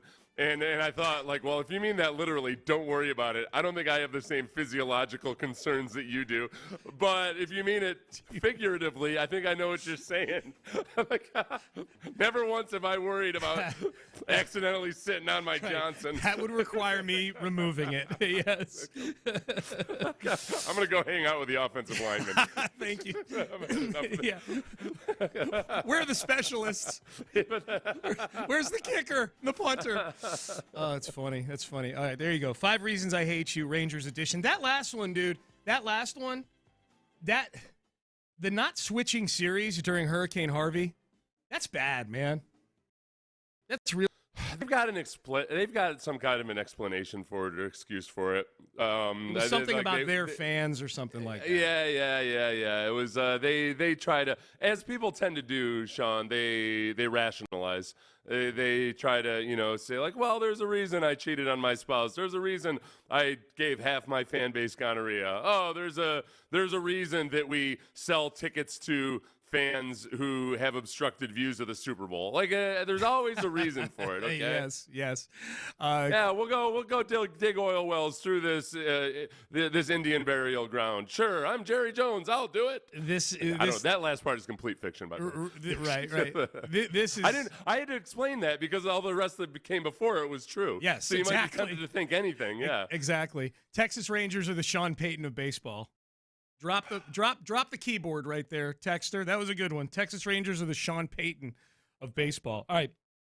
You're listening to KILT and KILT HD2 and Odyssey Station. Let's get to the 8 at 8 o'clock. The 8 stories, people, games you need to know as we head into the weekend. All right, number 1, the Astros. We now know the teams remaining for the league championship series in each league. We know it's going to be the Astros and the Rangers, as we just outlined for the previous 15 minutes. In the ALCS, 7th straight ALCS for the Astros, if you need them. The NL is going to be the 4 seed and the 6 seed. Philadelphia and Arizona. Remember that team the Astros swept in the final weekend of the season? They're one of the final 4 teams standing in Major League Baseball. 390-win team, Seth, and an 84-win team in Arizona. The 100-win teams have been swept right out of the playoffs. They're all gone. Yeah. It's a victory for the people, where teams that have been somewhat beleaguered, teams that have had a rough go of it, like the Houston Astros, finally get their opportunity. That's right. So, we came up the hard way and did it with gritness and toughness.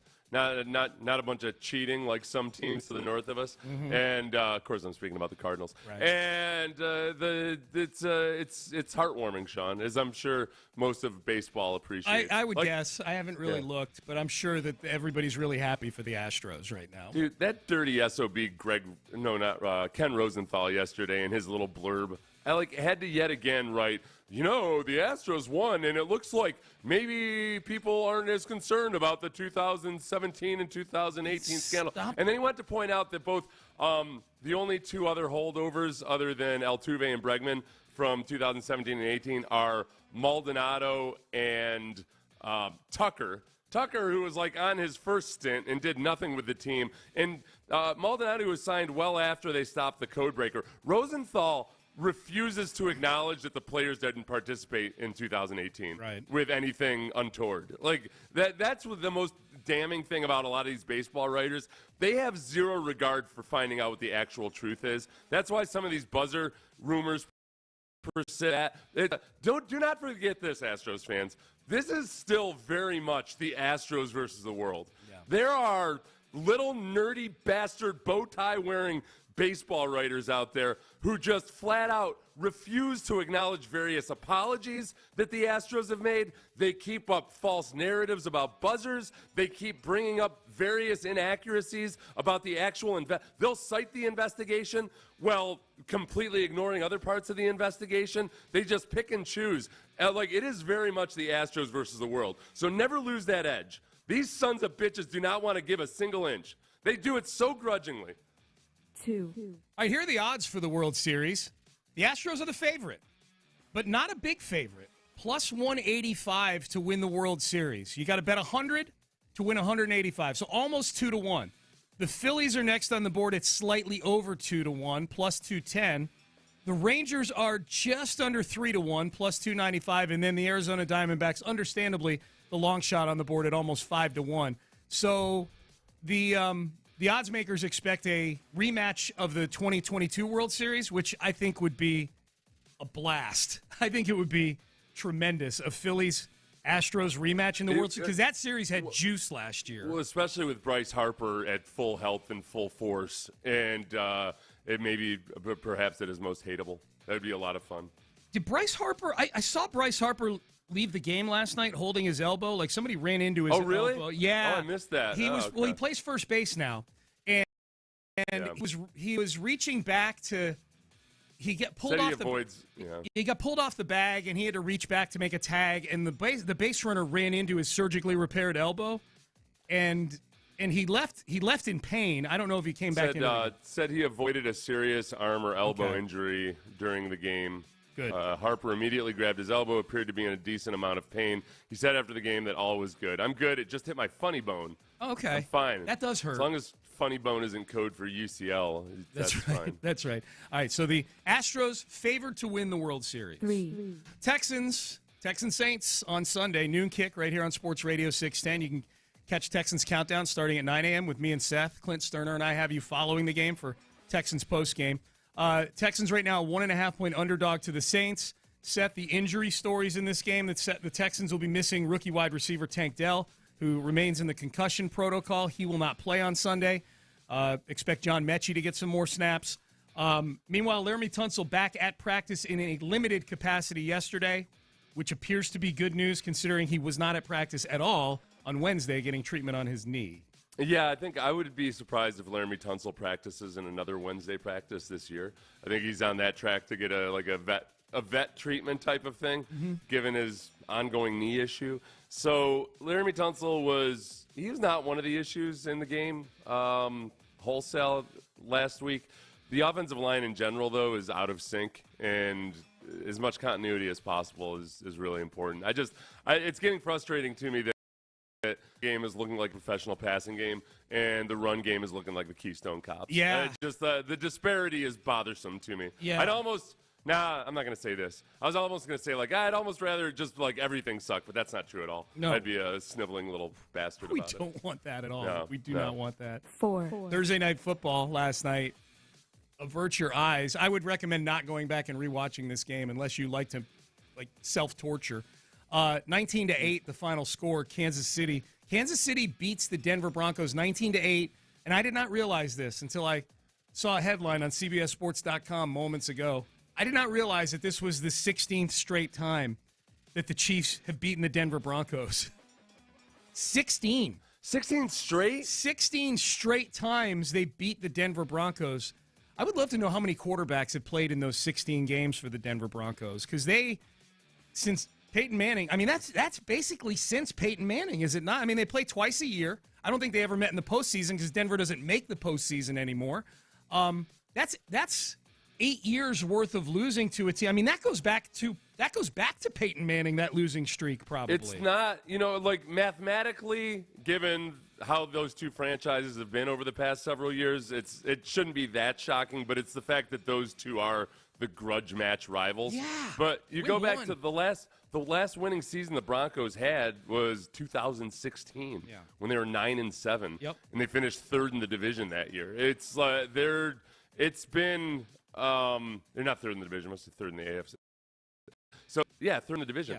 Yeah. It's been a rough go of it. That's why it was so weird that Colin Cowherd was talking on and on and on about the Broncos and what a marquee destination they were. They've been kind of poverty.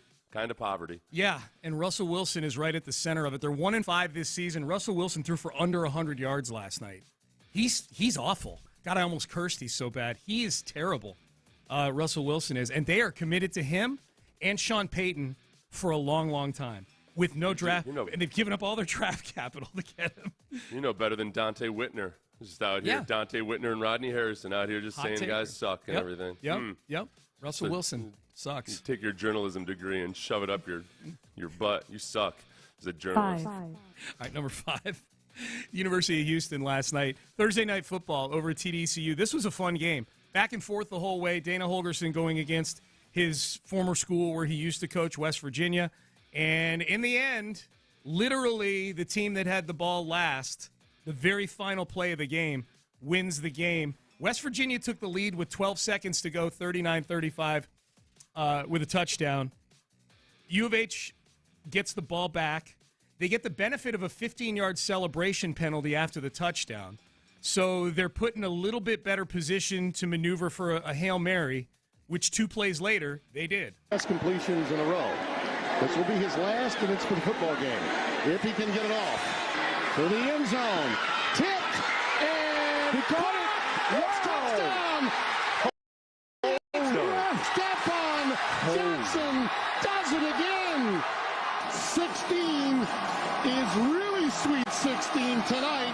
right, so that was Tim Brando and Spencer Tillman on the call on FS1. I was thinking about this, Seth. Dana Holgorsen was livid after the go-ahead touchdown last night, as he should be. But Dana Holgorsen, I don't think I'm reaching here to say he's on the hot seat. It's not a great U of H team, and they're going to be playing some really hard games coming up. If you were in charge, if you were making decisions, this isn't even specific to Dana.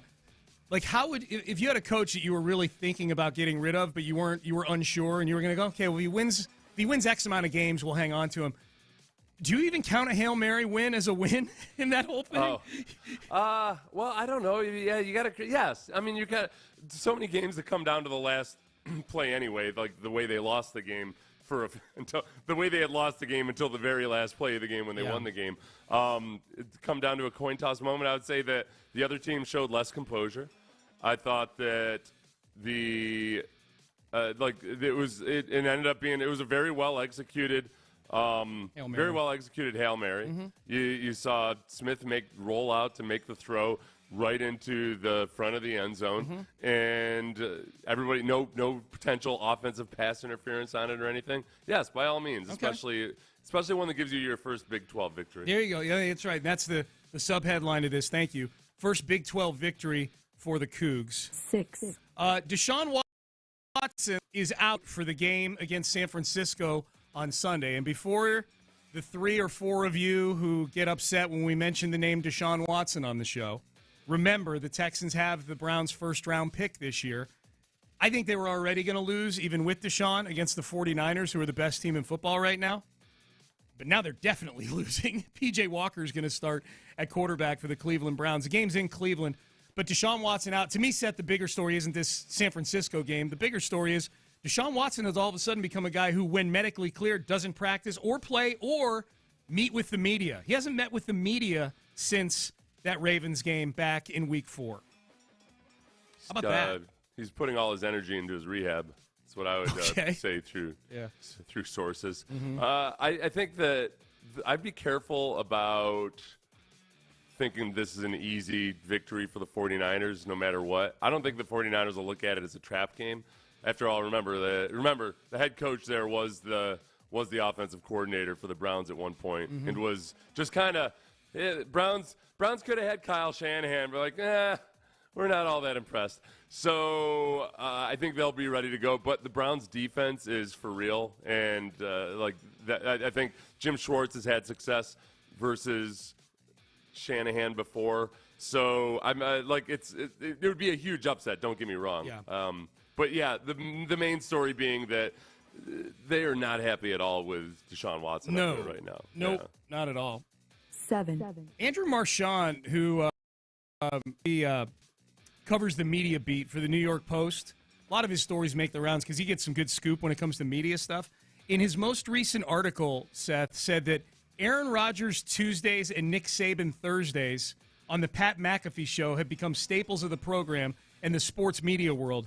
But there's a special sauce that makes it all go. McAfee spends millions to procure these interviews, the Post has learned. Aaron Rodgers is receiving more than 7 figures per year to come on the Pat McAfee show each week, according to sources, while Saban is also in that vaunted neighborhood.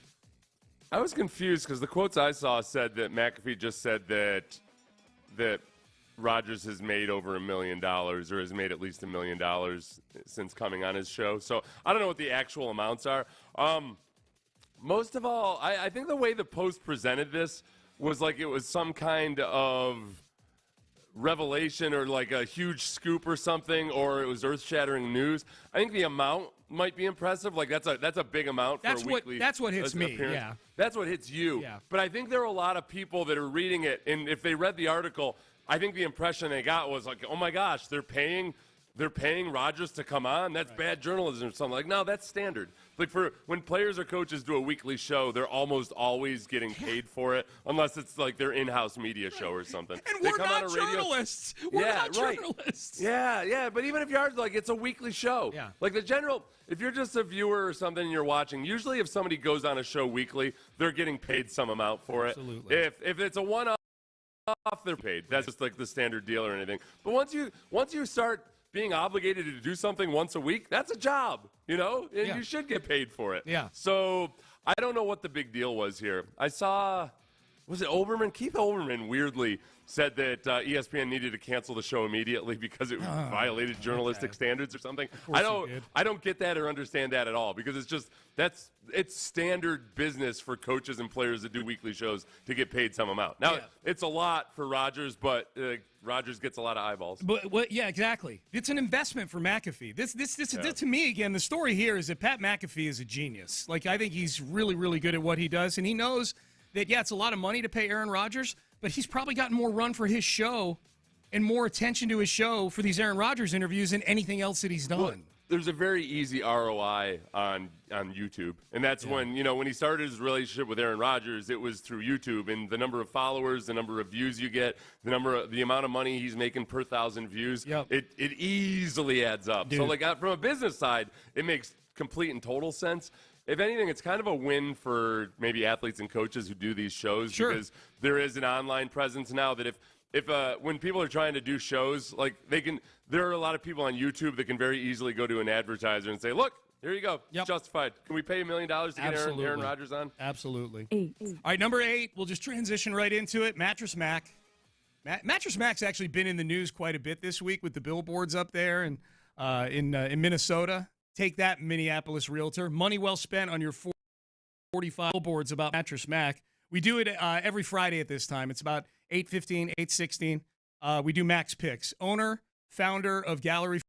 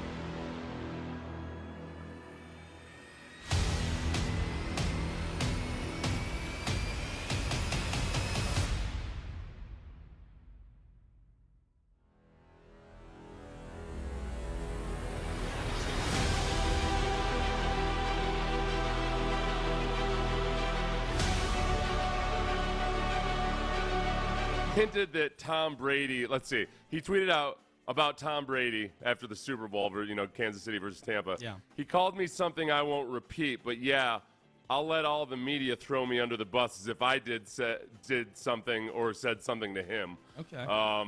And people kind of took that and ran with it. At which point he deleted the tweet. A lot of people, when you make a claim like that, the assumptions go to like some really, really bad things that Tom Brady might have said about you. That's messed up. That was beyond the pale on that one. I like that. You can add that. Throw that into this bullet point. He is a chronic tweet deleter too. That's an annoying trait.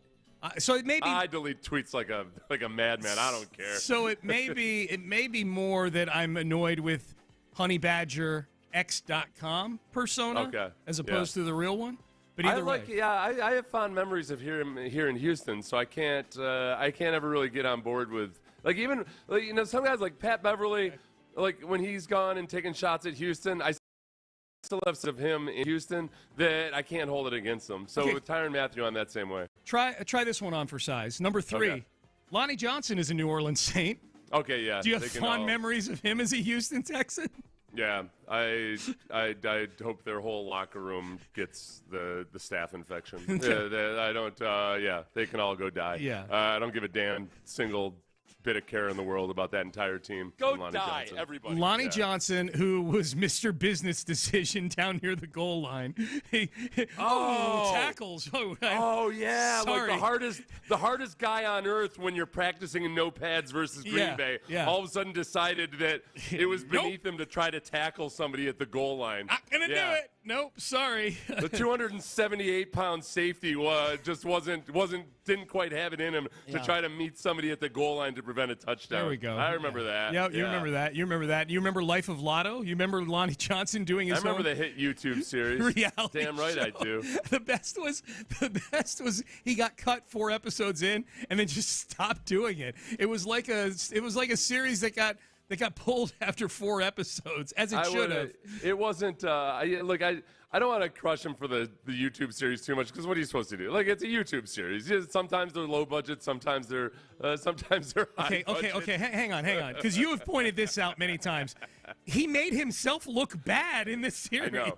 That's what bothered me about it. Was like that's how I started watching Life of Lotto and I was like, oh, he's just completely tone deaf and out of it and doesn't get it. Like they spent 5 minutes of one episode basically with him explaining why he was late for a workout and arguing and failing that it was okay for him to be late to his workout. His trainer's literally showing him the text that he sent to him for the time of the workout, and Lonnie Johnson's arguing that, no, you told me this time. He's like, no, I've got it right here.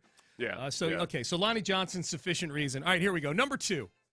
5 reasons I hate you, New Orleans Saints. So we've got Sean Payton enablers, Honey Badger, Lonnie Johnson, Derek Carr. Derek Carr, quarterback, formerly of the Raiders. Now he's a month or so into his Saints career. And they're 3-2. He's been fine. He's been a little banged up. He's been Derek Carr. He's been like a middle of the road, at times very productive, kind of annoying quarterback. And if you want to get sufficiently annoyed, here was Derek Carr midway through last season after the Raiders lost to the Colts. Sorry for being emotional.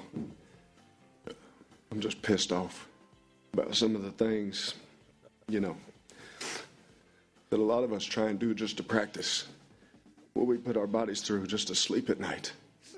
And for that to be the result of all that effort pisses me off. Pisses a lot of guys off. It's hard knowing what some guys are doing. Like I said, just to practice what they're putting in their body just to sleep at night.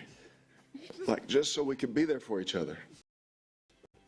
And I wish everybody in that room felt the same way about this place. And as a leader, that pisses me off. Oh, he's still going. He's still pissed. I could listen to that for hours. He's still incriminating people and himself.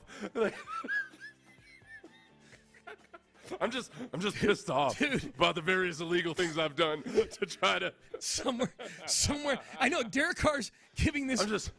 I'm just pissed off. I've been evading taxes for years, and nobody appreciates it. This whole diatribe that's making everybody look bad. Somewhere Lonnie Johnson is looking back like, yeah, this guy's making a lot of sense. Do you know how many doctors have forsaken the Hippocratic Oath to help me out? Do you know how many times my accountant has tried to hide receipts or create them for me? Just to sleep at night. I was like, do you know, I got buddies who've committed war crimes. I could tell you who they are and what their names are and everything. I got to double check. How do you feel again, Derek? I'm just pissed off. Okay, I wasn't totally sure.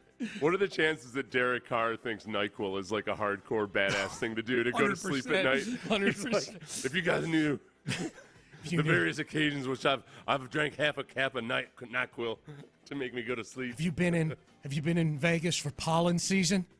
Benadryl? What we put our bodies through just to sleep at night. I had the sniffles, and I put the Benadryl in just to sleep. Sorry, I'm just pissed off. You know what else he did? He lied about the Texans not talking to him before the draft. Yes. He just flat out lied. He claimed that they never talked to me. The people who have ignored me. And he told Mark when he was that year at the combine or at the player it's at some function. He flat out told Mark that he had met with the Texans. Liar. And then later on claimed that the Texans had never talked to him. Liar. Before the draft. Liar. Yeah. All right, last one, number one. This is more for Seth than it is for me.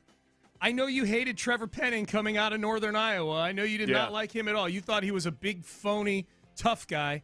Where are you on Trevor Penning now, Seth Payne? He's, as my greatest fears have been realized, he has actually learned to stop trying to murder people every single play.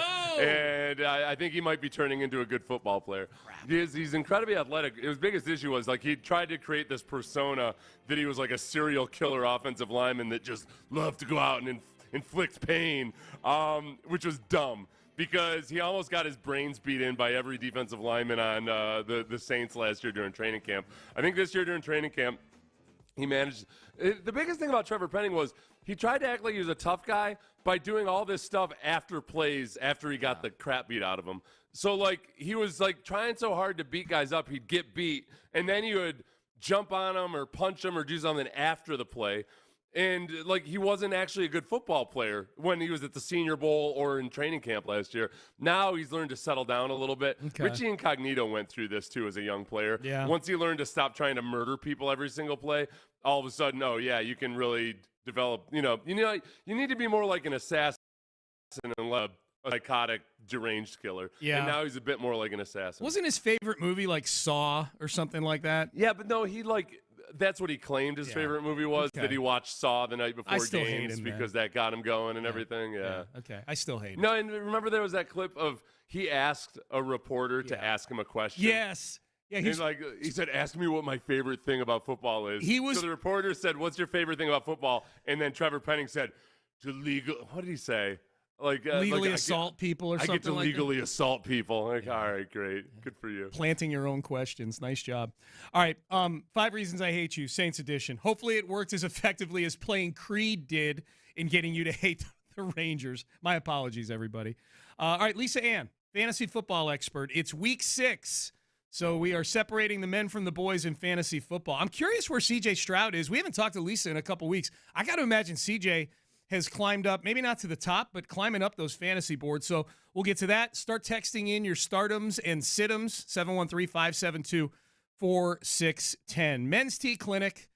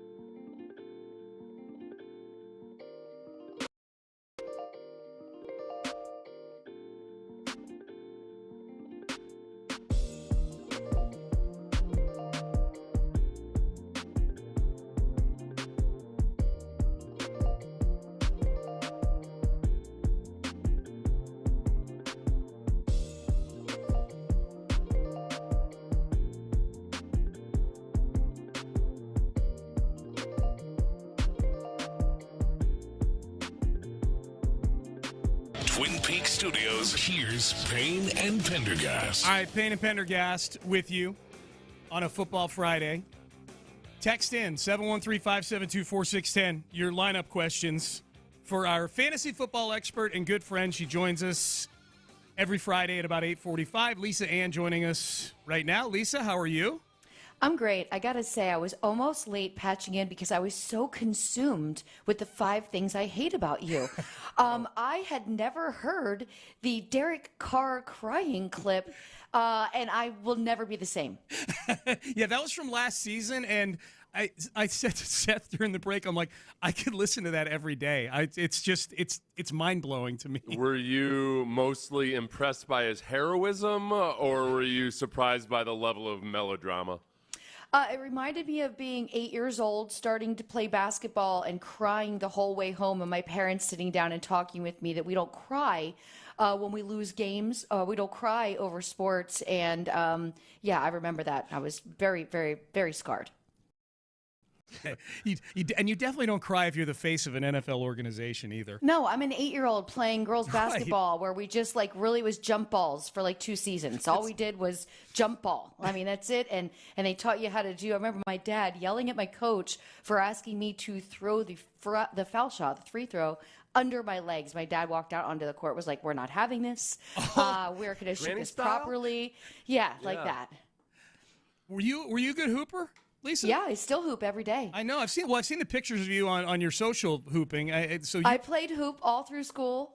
Very serious hooper, and I was good at it. I mean, that's all I did with my free time growing up. We lived by a park that had a hoop, that's awesome. And that's what we did in PA. Went and shot hoops for hours, and sometimes we play catch. There you go. Yeah, you got. Yeah. And now they just do it on PlayStation. It's all video games these days. It's not the same. It's not the same. It's not. All right, let's get to some of this fantasy stuff here, Lisa. Hey. It's been a couple weeks since we talked to you, and since then, C.J. Stroud has had a couple more really good games. Where is he now? How close is C.J. Stroud to being, if you're in a 12-team league, how close is C.J. Stroud to being a guy like the guy whoever has C.J. Stroud, he's starting him on a fairly weekly basis here? Well, you're at a situation, most of us, where you've had some injuries with quarterbacks. We've had, Anthony Richardson going down again is really hurting people. You're at bye week, so he's played. He's not on waiver wires. He's not sitting there. I did draft him as my backup quarterback in a couple of leagues, and I was able to play him when Joe Burrow wasn't well. You're definitely seeing him getting put in there. Now, texting all of us. I think it was week 4, and I sent a mass text to my friends during your game, and I said, did we just realize that the Houston Texans are really good and the Pittsburgh Steelers are really bad? Did we just realize this? Is this happening in front of us right now? And it is. So how exciting for your squad, Nico Collins, Damian Pierce. I mean, just all around, pieces moved to Houston, nobody taking the team seriously, and C.J. Stroud is just a slinger. Well, and I guess one thing, the Saints' defense has been very good. But from a fantasy standpoint, the Texans have done a good job of not turning the ball over. Is this not as great a matchup for Saints defensive owners this week? It's not. It's really not, because I don't think the Saints are game planning. I don't think teams are game planning for what Houston has to offer at this point. When you think about teams that made the big pull, we talk about Bryce Young, that was all the conversation before the draft. Where are the Panthers right now? They're 0-5. You're looking at players and you're seeing not the attention that we thought we should have put on C.J. Stroud and your Texans. I think this is going to be a wily game, as I kind of thought last night was going to be a little bit more of a game. I looked at the under as yes, this is probably going to be an under.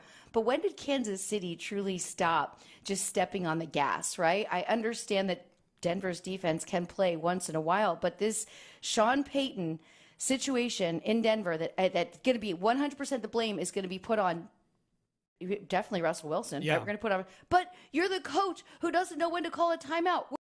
What do you do? What's happening right here? And it's going to be interesting to see what trade deadline looks like and what pieces are moved away. I'm not sure if you saw the little clip with Steve Smith last night. Oh, we did. That was fantastic. Yeah, we played it earlier. Jerry Judy really decided to, tell him how he felt. And right or wrong to give your opinion, the word that he used was not appropriate, Right. and now Steve Smith is going to tell everyone not to trade for him. Well, but you bring up a good point, Lisa, with the trade deadline coming up. Like, it may very well be that the thing to do would be to try to pick up some of those spare, like the Jerry Judys, the Cortland Suttons of the world. You know, I would look at Minnesota being a team with Justin Jefferson out now and them being 1-4. Like, picking up pieces from those teams that might wind up in a more favorable situation. Like, Judy looks like trash right now, fantasy-wise, but if he winds up on a team that's got a high-flying offense, he could put up some numbers. I completely agree. He is being misused in Denver, and he is not going to succeed with Russell Wilson. For those of us who drafted Cortland Sutton, I have quite a few shares. I'm thrilled with Cortland Sutton's production. Last night, luckily, something happened, or I would have gotten nothing. But even Cortland Sutton, you can see down the field looking at Wilson sometimes, like, help me, blink twice, get me out of this team. I do think it's smart for them just blow it up at this point, because they're never going to get somebody to take on Russell Wilson's contract at that price at this stage of his career. Lisa Ann joining us, Fantasy Football Advice. Lisa, is Austin Eckler finally coming back this week? Rumor has it. Okay. Rumor has it. You know what I'm saying? And he's going to come out. This is the absolute worst comeback. Not that the Dallas Cowboys are really, the best thing ever. We're very inconsistent at best. We like to win one game. We like to lose the next game. That's just what we do. We're getting used to it as fans, but this is a tough defense for Austin Eckler to get out there against.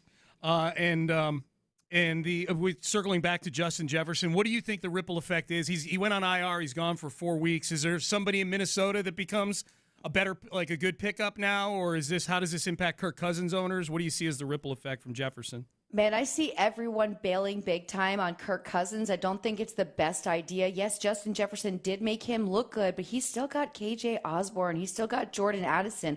I still think they can make it work. And TJ Hawkinson has been very consistent. So I think you just got to temper your expectations. You're not going to get that high ceiling that you get with Justin Jefferson, but there are still pieces there that can help Kirk Cousins succeed. All right, let's get to some of the questions from the listeners here. 713-572-4610. Dalton Schultz, Lisa, tight end, I've seen picked up in a bunch of leagues. The Texans go against the Saints, or Cole Kmet going against the Vikings this weekend. Man, this breaks my heart right now, and I'll tell you why. Cole Kmet is one of those players that he's had his couple big games, and now we're all afraid to put him back in our lineup. Yeah. Then there's a questionable tag. I'm out. I can't trust Justin Fields yet. We've seen a couple of good games and a couple of very bad games. I'm going to go Dalton Schultz for the consistency right there. All right. T. Higgins going against Seattle, or Jonathan Taylor going against Jacksonville as a flex? Jonathan Taylor. Zach Moss stayed in my lineup. I wasn't ready to play Jonathan Taylor, and it was so worth it. Slow week from Jonathan Taylor. I don't want to take that chance, so I'm going to go with T. Higgins. Yeah, that's wild. It's like a year ago you'd be asking if Jonathan Taylor is a flex, but that's kind of where we're at with him. But how good is this team going to make Jonathan Taylor look when they know he wants to be moved? Right. And they're not going to help him get more money. He didn't handle it properly, and teams are now going to find their way to get back at these players that are still in their system that want to leave. Pick 3, Bijan Robinson, Jordan Addison. Okay, well, this person already picked. Oh, no, sorry, pick 2, they said. Bijan Robinson, Jordan Addison, or Alvin Kamara? You cannot not play Alvin Kamara ever. Am I right? Right. I understand your Texans defense is good, but it's Alvin Kamara who's fresher than any running back in the league because he didn't start till week 4. So I'm going with Alvin Kamara right there. Bijan Robinson has been incredibly consistent. So I would go with these 2 running backs and watch this week. See, is it KJ Osborne or is it Jordan Addison that's favored by Kirk Cousins? You're going to have a better idea next week on who you're going to play. All right, last one, David Montgomery for the Lions. They are playing they're playing the Bucks, or Travis Etienne going against the Colts. I'm going to go David Montgomery. He's been so incredibly hot this whole season. I'm going David Montgomery with that one. How are you guys doing in your fantasy leagues? Terrible. I have Jahmyr Gibbs on 2 of them and Austin Eckler in 2 of them. I'm doing awful, Lisa. Terrible. The only one I'm doing good in, again, is the one I share with Amy. Oh, I love this. Yeah. I abstain because I'm a bad fantasy league person. I'm not available for trades. I forget about Thursday night football all the time. So I just I don't like being that person. Just for fun of it, but I'm not in any leagues. Yeah. It's a commitment. It's a relationship. It really is. How are you doing? I've got some teams that are doing really well, and I've got one team that's sitting at 0-5, and it's just that team has great players. I haven't dealt with injury, but I am facing those monster performances every week. Oh, that's where tough. You get two players that you're facing against that put up 75 points, and you're like, there's no way I can get out of this. You know what I mean? So it's just been a buzzsaw every week, and I'm just still setting my lineup and, very embarrassed when I go into that league. DJ Moore got you last week, didn't he?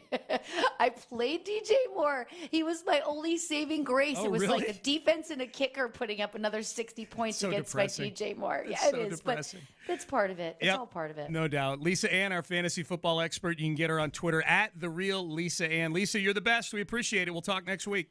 Thanks for having me. Have a great weekend. Enjoy the games, everybody. All right, thanks, Lisa. Appreciate that. That's Lisa Ann joining us. All right, she mentioned that Steve Smith cut. Let's play that because I feel like Jerry Judy is on. I've talked to Texan fans and communicated with Texan fans who thought, take a shot at Jerry Judy or bringing in another wide receiver. So we'll hear from Steve Smith, and we'll also hear a former quarterback gush about an incomplete pass that C.J. Stroud threw, of all things. We will have that for you next. West Point Lincoln, Katy Freeway.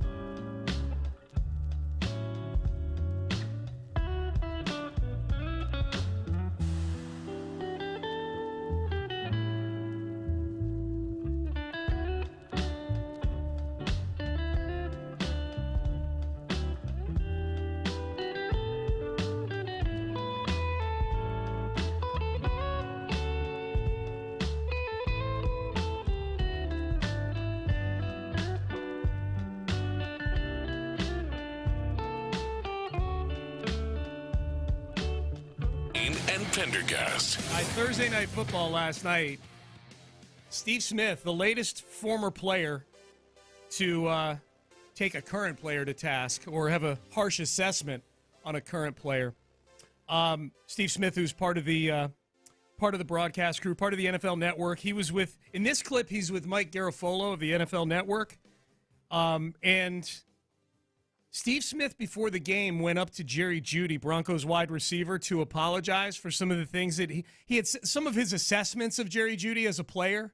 Called him just a guy, which a jag, which is you're just a guy. You're not an elite wide receiver. Steve Smith went up to Jerry Judy before the game, and Jerry Judy was having none of it. And Steve Smith described what happened, and then sounds like reassessed his apology to Jerry Judy. I wanted to say to him face to face, like, hey, I know I said some things in the past I probably shouldn't have, and I'm sorry. That's what I wanted to him. His response, Mike Robb and Bucky, was ninja. Ninja? Yes, I'm using the word ninja. I'm just using the word ninja. I don't mess with you. And it was a curse word. And so I was like, all right. And then he repeated it. So I'll say it again. I'm sorry that I said you were a jag, just a guy who's an average wide receiver they use a first-round pick on that isn't doing anything. I hope today that you actually show up in a way that you haven't showed up in the last couple of years since they drafted you. So if you ever got a problem with Agent 89, I'm sorry for saying that you're an average wide receiver that they eventually will move on. And when teams call me and asking, should they trade for you, I will say no, don't trade for Jerry Judy, because he's mentally unable to handle constructive criticism from people who watch specifically, can he be a wide receiver? He could be a wide receiver. He's a tier 3. Go back into the studio. I'm done now. Thank you. You know what was the genius part about that, Seth? Is that I think you're like me in this realm. I hate talking on the phone. I just don't like talking on the phone. Yeah. And Steve Smith just saved himself a bunch of phone calls. From general managers. He put a scouting report out there. There you go. Hey, this is. You should do that with everybody after every interview. Just hey. Don't worry. I totally won't just tell everybody on national television my scouting report about you. This is where I think that Steve Smith did not do himself a service in terms of being taken seriously as a resource for general managers. It sounds like he made an assessment of Jerry Judy as a football player, which still wasn't that great, but it sounds like maybe Steve Smith was, in his mind, too harsh. And maybe the way he phrased it, maybe he called him a bum or something, I don't know. And maybe he was going to apologize to Jerry Judy for that. But then to basically then say that he's going to turn around and tell GMs not to sign him specifically because he can't handle constructive criticism, that doesn't quite jibe. Like, you're admitting that you perhaps had gone over the top in your criticism of him, but now your issue as a guy in Steve Smith who's a borderline Hall of Famer and who notoriously did not like hearing criticism or even faint praise of himself if it wasn't over the top, that you've changed your recommendation based on him not accepting your apology. Frankly, to me, that sounds kind of soft itself. Yeah. Like, oh, wait, he didn't accept my apology? Wow, that he's not cut out for the NFL. I'm Agent 89. So I would say cool it a little bit on feeling offended about somebody not accepting your apology. That's up to them. If you feel genuinely sorry, whether they accept it or not should have nothing to do with you feeling sorry. You can't retract an apology based on how it's received. Unless he got personal with what he said, because it sounds like he was apologizing for calling him just a guy, calling him a jag, which is a football term. Yeah. A football, I mean, that's like just a guy is a football term. If he's apologizing for that, I would say don't apologize for that. It's like this. It's like the people who, when Jose Abreu hits a home run, Sean, are you going to apologize to Jose Abreu now? For what? For pointing out that he stunk for the first 4 months of the season? Stinking? No. Yeah. I'm not going to apologize for that. No. So that was my takeaway in listening to it a second time was that. My takeaway the first time was I loved his third-person reference to himself by nickname. I thought that was just genius. I feel like he put himself in the same category as who's the radio host? One of those New York guys that basically threatened to get somebody fired once. Got in an argument with somebody. Michael Kay. Michael Kay pulled the trump card of like, well, I could get you fired. Like, Yep. all right, well, that's that's different than what we're talking about here. You know, like that doesn't actually settle the argument. That's just you pulling a power move. So I feel like Steve Smith is trying to pull a trump card there. That's frankly, it's beneath Steve Smith. I think that he's very. I think that little moment by Steve Smith was beneath Steve Smith. If you could get Jerry Judy for a 5th-round pick, would Steve Smith's scouting report dissuade you from doing so? No, I feel like, wait a second, Steve Smith is telling me that somebody bristled at criticism? Oh, no. I mean, the criticisms of Judy are more like he doesn't, he seems disinterested in blocking sometimes. He Randy Mosses some routes that he's not involved in. You know how, guys that aren't involved in a play, but you still want to sell your route like you are part of it? Like, some of the criticism of Judy is that he's not too enthusiastic on plays where he knows he's not getting the football, stuff like that. I feel bad for Steve Smith because I'm guessing that maybe somewhere along the way he's gotten some advice on, letting bygones be bygones or anger management or something. And sometimes when you're going through that transformation, you're in a very fragile spot where you're like, okay, never done it before, but I'm gonna do it. They've been telling me, all right, I just got to let this go, step outside myself for a moment, and I'm going to do it. I'm just going to do it. I'm just going to go for it. And then, bam, you reach for the cookie jar of humility, and you get your hand slapped away. Yep. And you think he was smarting from that slap on the hand. So there's it's Steve Smith talking about. Now, the big question would be, all right, does that dissuade you from, as a Texans fan, wanting to trade for Jerry Judy? I didn't want to trade for Jerry Judy anyway because he's got 1 year left on his contract. And right now, the ecosystem in that wide receivers room is one I feel pretty good about. A lot of young guys. Yeah. I don't need to take on an extra project and try to figure out how to divvy up snaps when that guy's adjusting to a new situation. The Texans can keep their draft picks and find their next Jerry Judy themselves if they see fit, but it doesn't need to be that Jerry Judy. Yeah, I agree. Because if he turns out to be good, then the temptation is to give him a big extension, a big extension. This is how good C.J. Stroud is doing. J.T. O'Sullivan, former NFL quarterback, who is he's the founder of the QB School on YouTube. It's really good. He does cut-ups of every quarterback each week and serious analysis of all the throws, not all the throws, but the big throws they make, the plays themselves, the scheme. It's really good. Like if you're into really good. This is how well C.J. Stroud is playing. Here's J.T. O'Sullivan gushing over an incompletion. Hitch. I mean, look at him let this thing go. He's driving the ball down the field to 2 right here, throwing it. Oh, come on, dog. You got to catch that for us. This thing is a thing of beauty. Y'all, if you don't like the way that C.J. Stroud is playing, you don't like quarterbacking. That is simply world class. I can't get past how much anticipation this guy is playing with as a 5-week starting rookie. Yeah, so that was the Robert Woods incompletion that, from the end zone copy, looks even more glaringly just dropped. Man, what a missed opportunity. Dude, what a missed opportunity. Chunk play.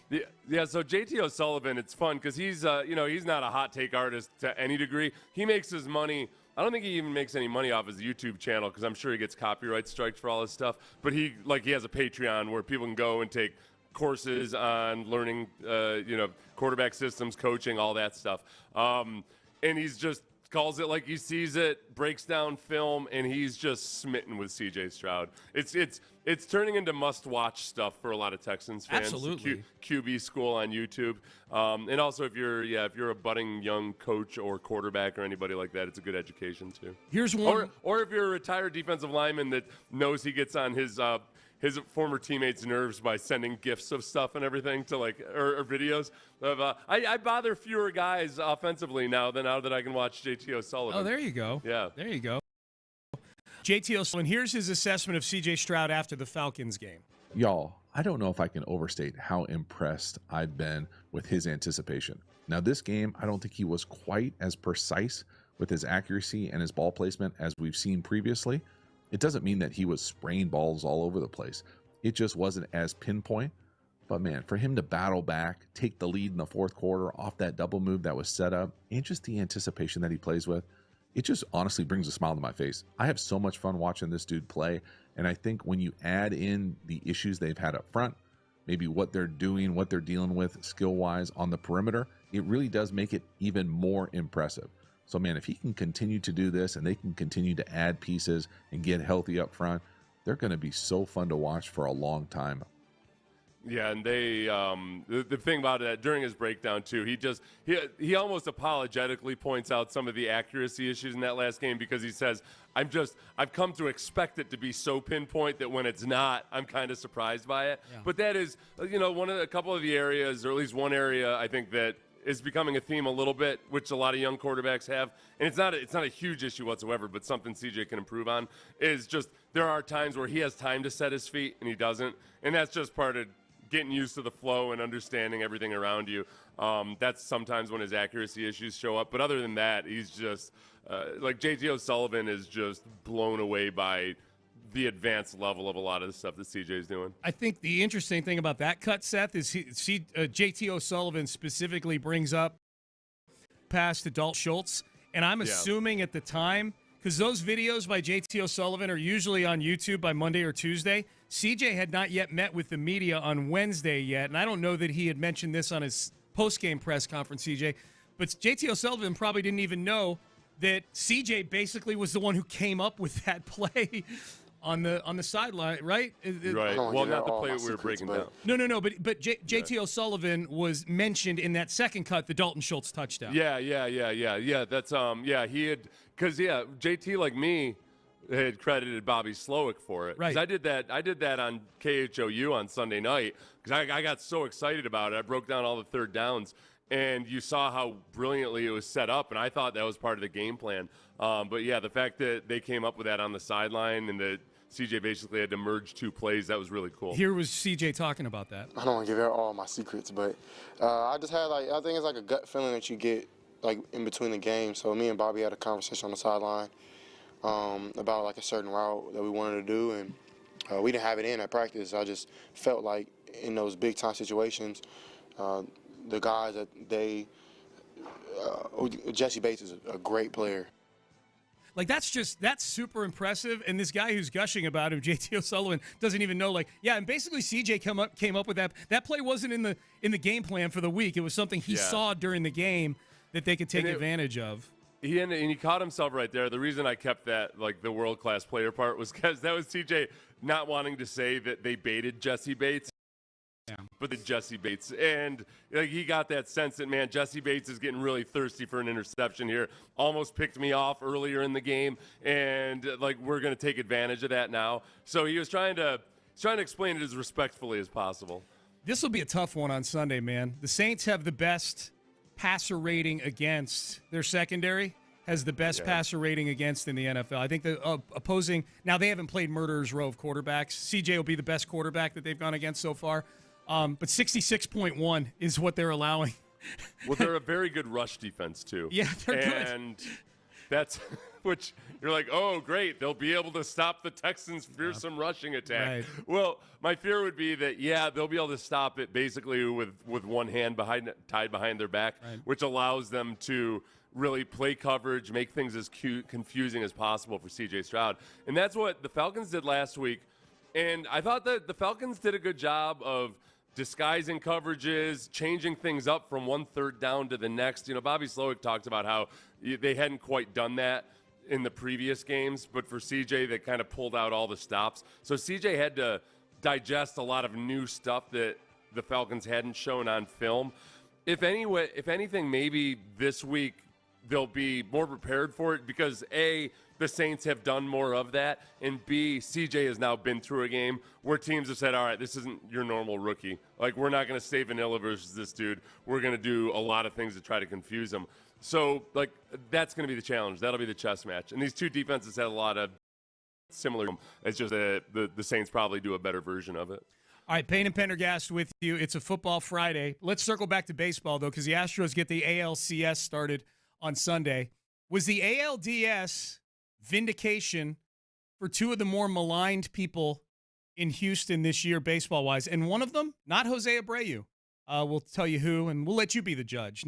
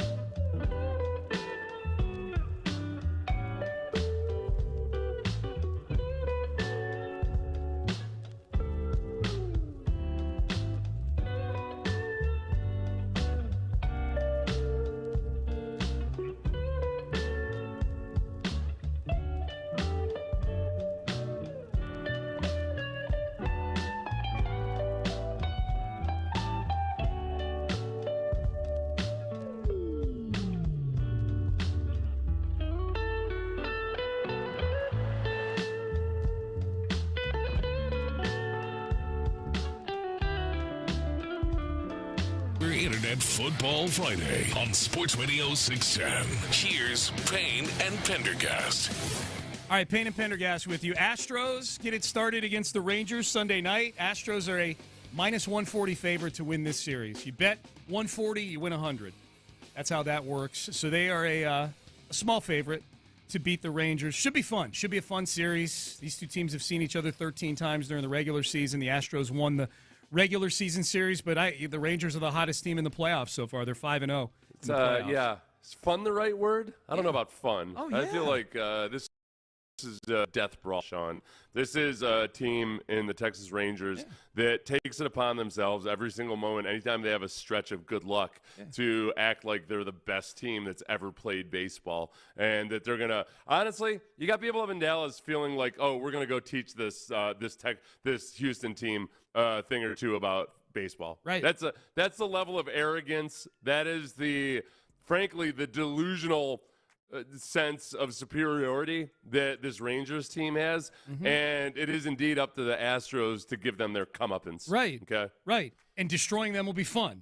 That's yeah. So so that's where the fun comes in. The fun comes at the end when you're eating their hearts. Yeah. When you plunge your hands into their chests, pull their beating hearts out in front of their families, and devour them. Precisely. Sean. That's fun. That's my idea of fun. Absolutely. So vindication. I don't know if vindication is the right word for this particular person. Martin Maldonado, who he's going to be the starting catcher in the postseason. I just can't even. I can't work up the energy to get angry about Martin Maldonado catching every day anymore. Like, it's going to happen. It's like getting angry about humidity during July. Like, we know he's going to start, so you just hope that he hits, and you hope that his defense is better than it was in the regular season. Mm-hmm. We read the quote from Carlos Correa on Martin Maldonado yesterday. Here's the audio. Here's Carlos Correa. Are you swayed? If you're a Maldi detractor, if you think Martin Maldonado should be part-time at best catching for this team, does Carlos Correa, following game, sway you at all with this argument? I don't want to give credit to Maldonado because he'll bring it up at some point when I talk to him in the offseason. But he knows what he's doing behind the plate, and he knows every hitter's weaknesses, and he's going to try to exploit. And he pitches against the expected slug, and he does all that, and we knew it. And still, it was hard to make the adjustments.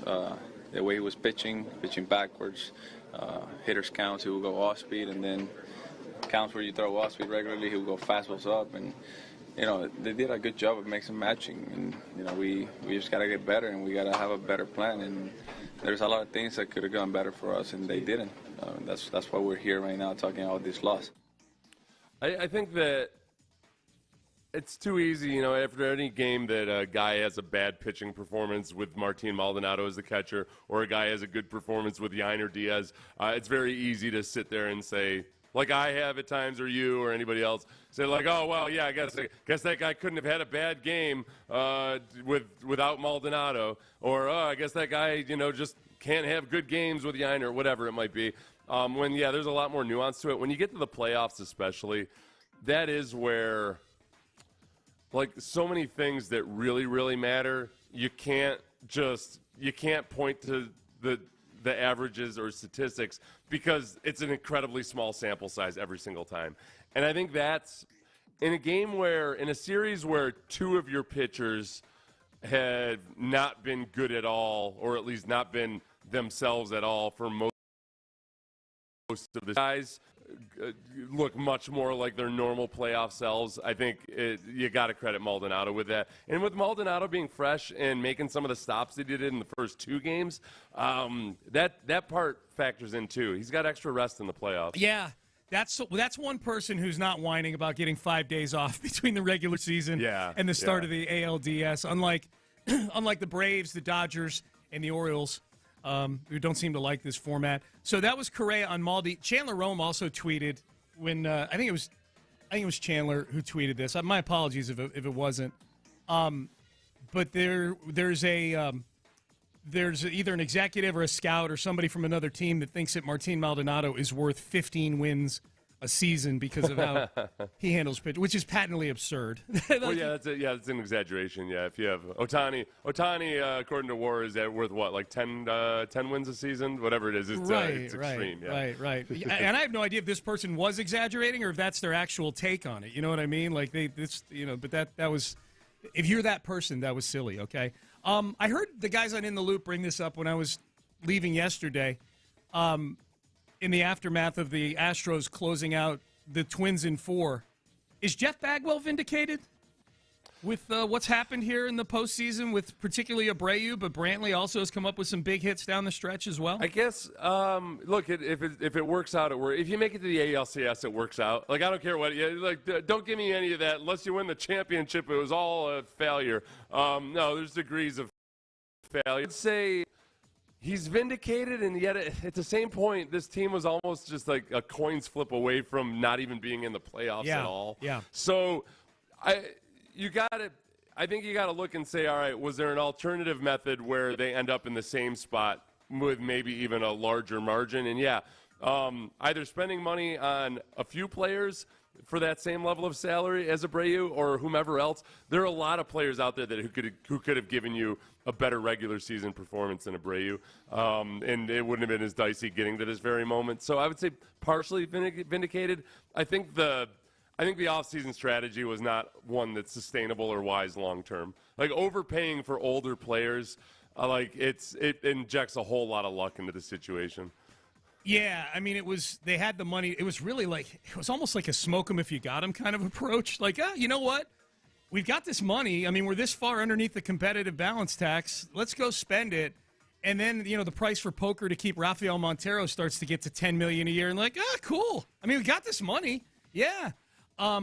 There's a competitive balance tax that we know Jim Crane manages his business towards. He budgets for that sort of thing. So I'm with you on that. When I was on paper, you go, oh, yeah, they won the ALDS, and Abreu was arguably the most valuable player on the team in the series that got them to the ALCS for a 7th straight time. But, yeah, it's okay.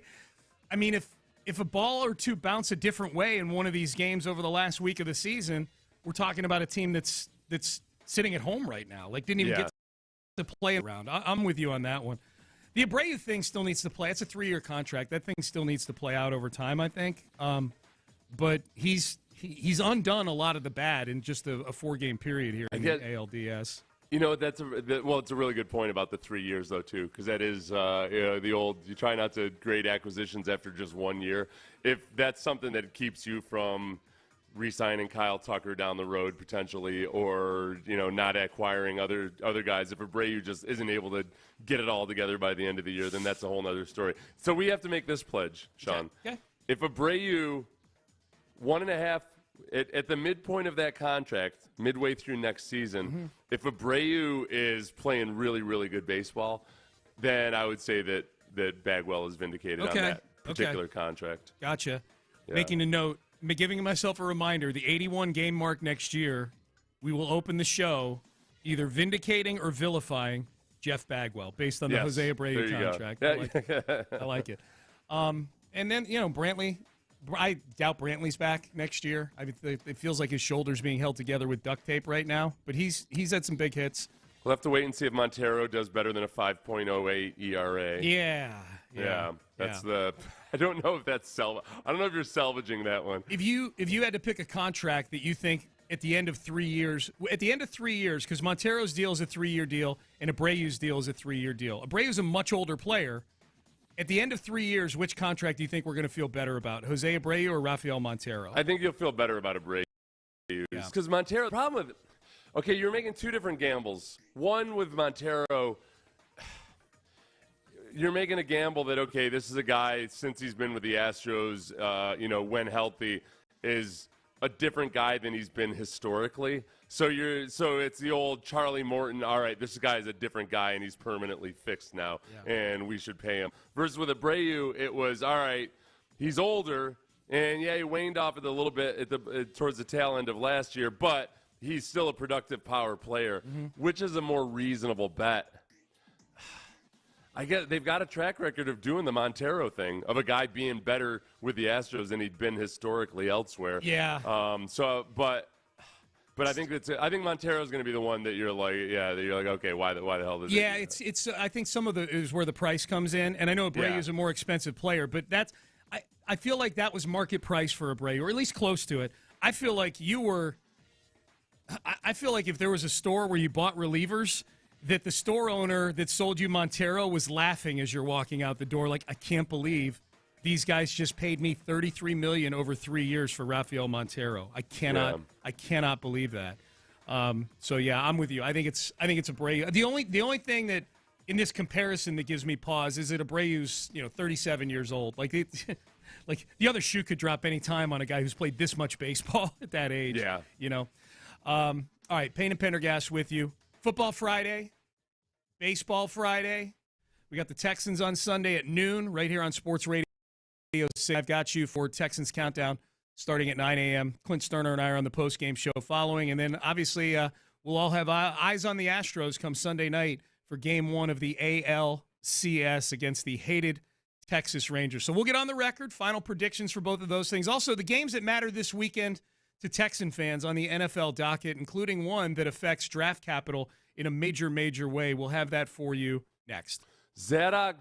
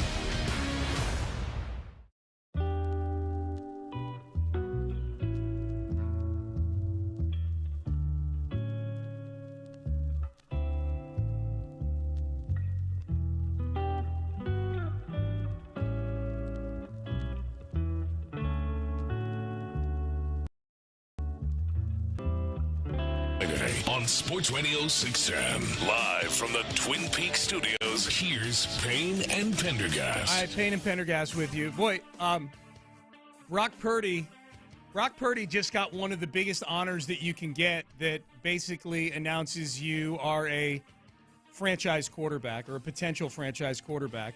Up next on First Take is Brock Purdy Elite. Oh, yeah, baby. Happened. Yeah. That just happened on the ticker at the bottom of the screen. These are the things you have to look out for. Some of the code language that you're going to see from various analytical types about when they try to diminish various quarterbacks based on the scheme that they run. It's about to reach a fever pitch because C.J. Stroud has been very much the darling of a lot of people. Obviously, Tua Tagovailoa is playing very well in a Mike McDaniel / Kyle Shanahan system. C.J. Stroud in a Shanahan / Slowick system. Brock Purdy, obviously, in a Shanahan / Shanahan system. And they'll start to show things like, okay, percentage of passes completed on your first read. Mm-hmm. There will be percentage of passes or proficiency over the middle. Yep. A lot of these things where they try to make it look like, well, this is just a plug-and-play quarterback, and he's just doing, he's just doing what the system tells him to do. The very same thing that for a long time, back when the running game was more important, they would say about guys like Arian Foster or Terrell Davis. You can't let yourself get duped into those arguments. So just be on the lookout whenever they start showing a lot of the stats like, well, he's going to the first read all the time. It's a lot more complicated than that, and it's not so simple to find the right quarterback for that system. You'll remember multiple quarterbacks, including a failed number 3 overall pick, have been through that San Francisco system. And it's not like they landed on Brock Purdy because any old 6th-round quarterback will do. You know? Yep. So it's a combination of both things. Just like it was with Brady and Belichick, there's a combination. It's a team effort. And sometimes it's a matter of finding the right quarterback for that system or the right running back for that system. They don't always meet the conventional criteria, so people fall into the trap of thinking, well, since this doesn't look like the conventional running back or quarterback, then it must be you could just plug anybody in there. No. They've been through Garoppolo. They've been through Trey Lance. They found Purdy, and they would have kept going if they hadn't found Purdy. It's just a matter of finding the right guy for the system. But Seth, is Brock Purdy elite? He is elite. Okay. I'll put him there. Okay. So speaking of Brock Purdy, you know what it is, Sean? Yeah, Sean, I'll tell you real briefly. Yeah.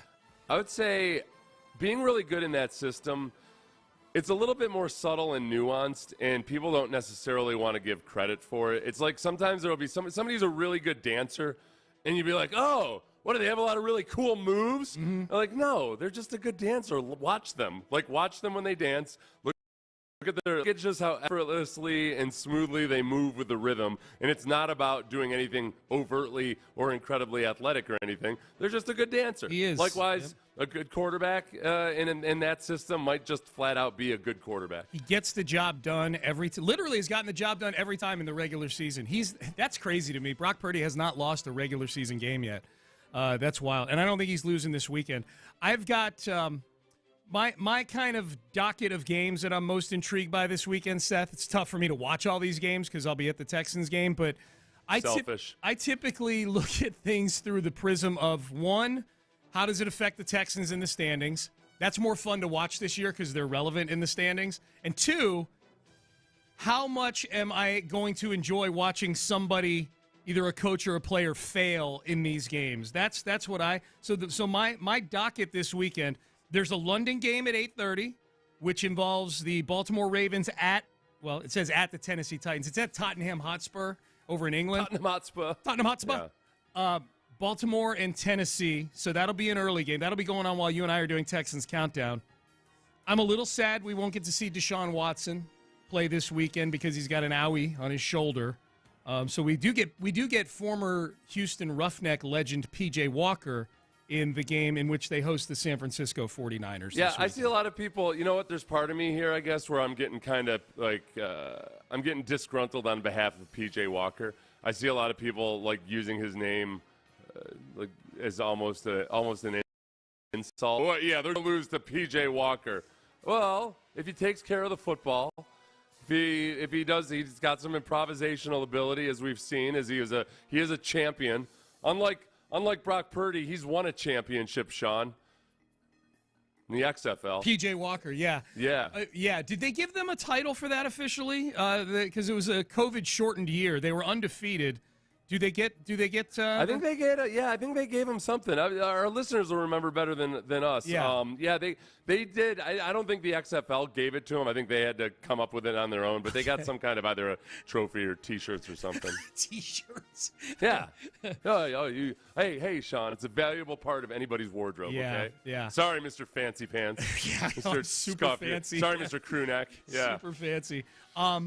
I'm anxious to watch Bryce Young go 0-6 in his young career against the Miami Dolphins. Call me crazy, Seth. I know that when I brought up Cleveland losing to San Francisco as a virtual lock earlier, you brought up some reasons why it might not be. Sell me on the Carolina Panthers going into Miami and beating up on Tua and Tyreek Hill and everybody else. What's up, guys? How we doing? Yeah. Everyone good? I'm trying to come up with something. Yeah. Bryce Young has been and honestly, I feel bad for all of these. I feel bad for all of these Panthers fans because sometimes I'll fall into a pit on social media and I'll start looking at the excuses they make for Bryce Young, and every single one of them is things that they were bragging about being better than Houston in the. Well, our offensive line isn't great, but they're way better than Houston's. The wide receiving core is just way better. Look at Houston doesn't have any wide receivers. All these reasons. Oh, and of course, chief amongst them, that Frank Reich, yeah, a man who has, basically whiffed on his last 7 straight quarterbacks. That somehow Frank Reich is the magical elixir for bringing Bryce Young into manhood. It's funny you say that.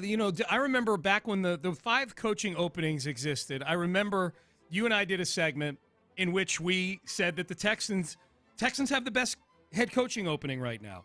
And I think a lot of people disagreed with that. Certainly nationally, a lot of people disagreed with that just because the Texans were still deservedly saddled by the narrative of the previous 2 years, but they were ignoring the fact that you had all this draft capital. You hadn't drafted C.J. Stroud yet, obviously. Yeah. You had all this draft capital. You're going to get a young quarterback. You're going to have cap space. There are pieces on the roster at that point. And I think it's interesting that now it's playing out like, no, it turns out Carolina, even with a young quarterback, dumpster fire. Denver, dumpster fire. Indy's done a good job. Shane Steichen and them have done a good job, and Arizona I think has been pluckier than we thought. But that is undoubtedly an organization in worse shape than the Houston Texans right now. Sean, I'm annoyed that you asked me about this game specifically, just because during the break I was like, all right, I got to find something about Carolina that could put them over the top in this game. Nothing. And the best thing I found was basically the equivalent of when a pitcher wakes up and he had slept on his arm the wrong way. To a Tagovailoa will have a dead arm or something. That's about it. Their defense has gotten after the quarterback. Okay. So they have the 4th highest sack rate. Okay. On a team that the opponent isn't necessarily feeling all that pushed to pass the ball because they've been leading. So I think the pass rush versus Tua Tagovailoa and making them cough up some turnovers would be the most likely avenue. All right, Indy is at Jacksonville this weekend. This is the second time these two teams have played in the first 6 weeks. So we know that there will be a 4-2, barring a tie, there will be a 4-2 team in the AFC South after this weekend because those teams are both 3-2 right now, Indy and Jacksonville. Gardner Minshew goes back to the place where Minshew Mania all began. The Gardner Minshew revenge game. Great angle. Yeah. Yes. 7-13 as a starter. I think is that better than Trevor Lawrence historically? No, I guess not. Trevor, percentage-wise, it might be. It might be. I mean, they had the first pick in the draft the year after Trevor Lawrence started all year. Yeah, so for actual win percentage, it might be. Yeah. Not for total games won, but win percentage. Yep. I get Jonathan Taylor is just the big X factor. I'm really intrigued to see whether Jonathan Taylor goes off for 200 yards or if it ends up being. I don't think they'll give him that many carries, but if he goes off and hits an 80-yarder with fresh legs or something, it's going to be. It's a rare chance for the AFC South to lead the highlights, Sean. Yeah. If Jonathan Taylor goes off for a big game. Yep. And the AFC South having a 4-2 team. While since that's been the case, since it's been a bad division for the last several years. What if Zach Moss? That's the other part of it too. There's a part of me I don't like rooting for the stuff within the division, but I kind of like there to be almost kind of like a Pollard versus Ezekiel Elliott thing in Dallas, where Zach Moss ends up ultimately being more productive than Jonathan Taylor is these days. That'd be nice. Especially now that they paid Taylor, that would be really nice. New England is at Las Vegas. The Algonquin roundtable of former New England and current New England people before the game is going to be amazing, with Josh McDaniels and Dave Ziegler, the GM, and Bill Belichick and Bill O'Brien. It's fleeces everywhere, sleeveless fleeces everywhere you go. Hoodies with the sleeves cut off, mumbling to each other until Bill O'Brien just starts yelling at everybody. Mumbling to each other. I would love to be. What do you think about, I don't know, my team sucks. What do you do? Yeah, my team sucks. Back in the day. Yeah, back in the day. Back in the day. Back in the day. They just sit there for 3 minutes saying, back in the day. Yeah, a bunch of remember when, the lowest form of conversation that there is. All right, so those will be the games I'll be watching. Seth, should we get on the record here to what we think happens with our Texans and our Astros? It's our last chance. Astros, let's see, Sunday at 6 or 7? What time are they playing? 7 o'clock. Yeah, 7:15 maybe. Sunday. Yeah. What's that? Starts at 7:13. It does? It does? Oh, okay. I didn't know that. All right. 7:13. That's a sign from God if ever there was one. Absolutely. Astros by 12 because they'll win 13-1. Yeah. And Texans by 3 in a dependent victory. Okay. All right. So there you go. You're picking the Astros in the series in how many games? Oh, I don't know. 5. Okay. There you go. Gotcha. All right.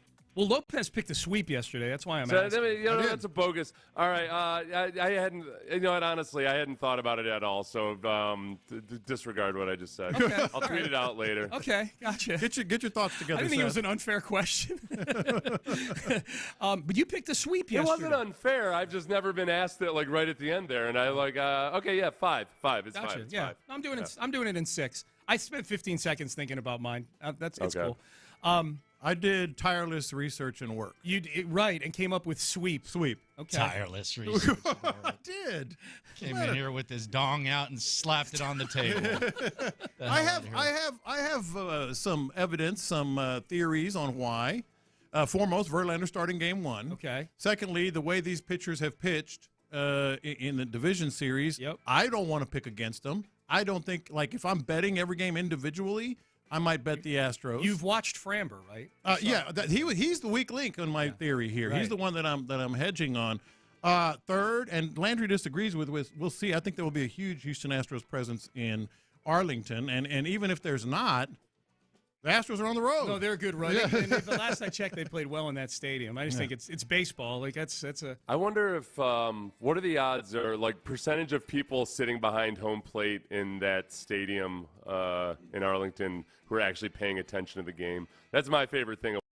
Watching people that are sitting in the restaurant right behind home plate. Usually, maybe a third of them are actually paying attention to the baseball game going on, which obviously won't be immediately, but next week. Yeah, I think about those. Those are my predictions. They look like they're having a good time. I'm just trying to see how much it would pay if you picked a sweep in this series. Let's see. I hadn't even thought of that. Yeah. Well, okay. Well, I'm going to demand that you do this and put your money where your mouth is. Would you accept a 10-1 return on your investment? Baby, that's pretty good, isn't it? I think it's wasted money. I don't think this is going to be a sweep. No, I don't either. I would be very happy if it was, but yeah, I don't know, man. This is weird. I told him I'm out of the business of predicting the AL West, but if I had to pick, I would pick the Astros in 7.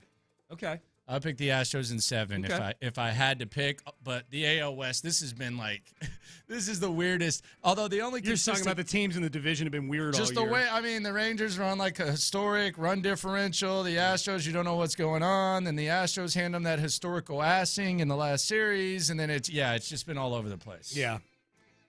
10-1, John. You know what? Yeah. He ain't doing it. Stay tuned. No. Stay tuned. You know what the better play is sometimes is to do an open-ended parlay where you open up on game 1, you do a 4-team parlay, pick game 1, and then you can leave 3 open spots and fill them in as the series goes. Oh, no, that's typically great advice. Typically that pays out better than if you just but it's get not as on it. ballsy. I want to be ballsy. But it's more practical. And if they if like say Javier gets scratched and they got to throw Hunter Brown in there or something like that, you've got the option of not betting. Yeah. So there's that. All right. That was Crosstalk and gambling advice brought to you by. Well, the Crosstalk's brought to you by D&M Leasing. The gambling advice was brought to you by me. You're listening to KILT and KILT HD2 on Odyssey Station. Seth, I will see you at 9 a.m. for Texans Countdown on Sunday, just outside NRG Stadium. Antibodies to you. Antibodies and seasonable weather to you and everybody else. God bless America and chickens. Yes, indeed. It's going to be nice outside on Sunday. All right, we're done. We're out of time. In the loop, Landry Locker, John Lopez, Figgy Fig, they start now. Man, I got to tell you, I got to confess to you, Lopez. I'm driving in today, and I'm excited to do this show. I'm pumped, man.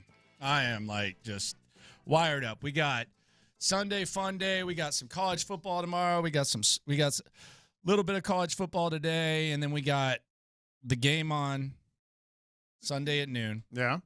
And then the game on Sunday. Astros playing baseball. At 7. We got all that. Don't kill my vibe, Figgy. And then, I think it was during a Payne and Pendergast commercial break. I flipped over to 97.9 The Box. Oh, really? Yeah, I switched over. It was during a commercial break, Sean. Don't be mad at me. I just flipped over. I just flipped over. He's about to smack you in the face, man. I'm just hoping I didn't do something. I'm hoping I'm not at the end of this thing. Just lost a listener. And I got to tell you, we might be underselling how big this New Orleans versus Texans matchup is. We got plenty of time to get into the beef up 45.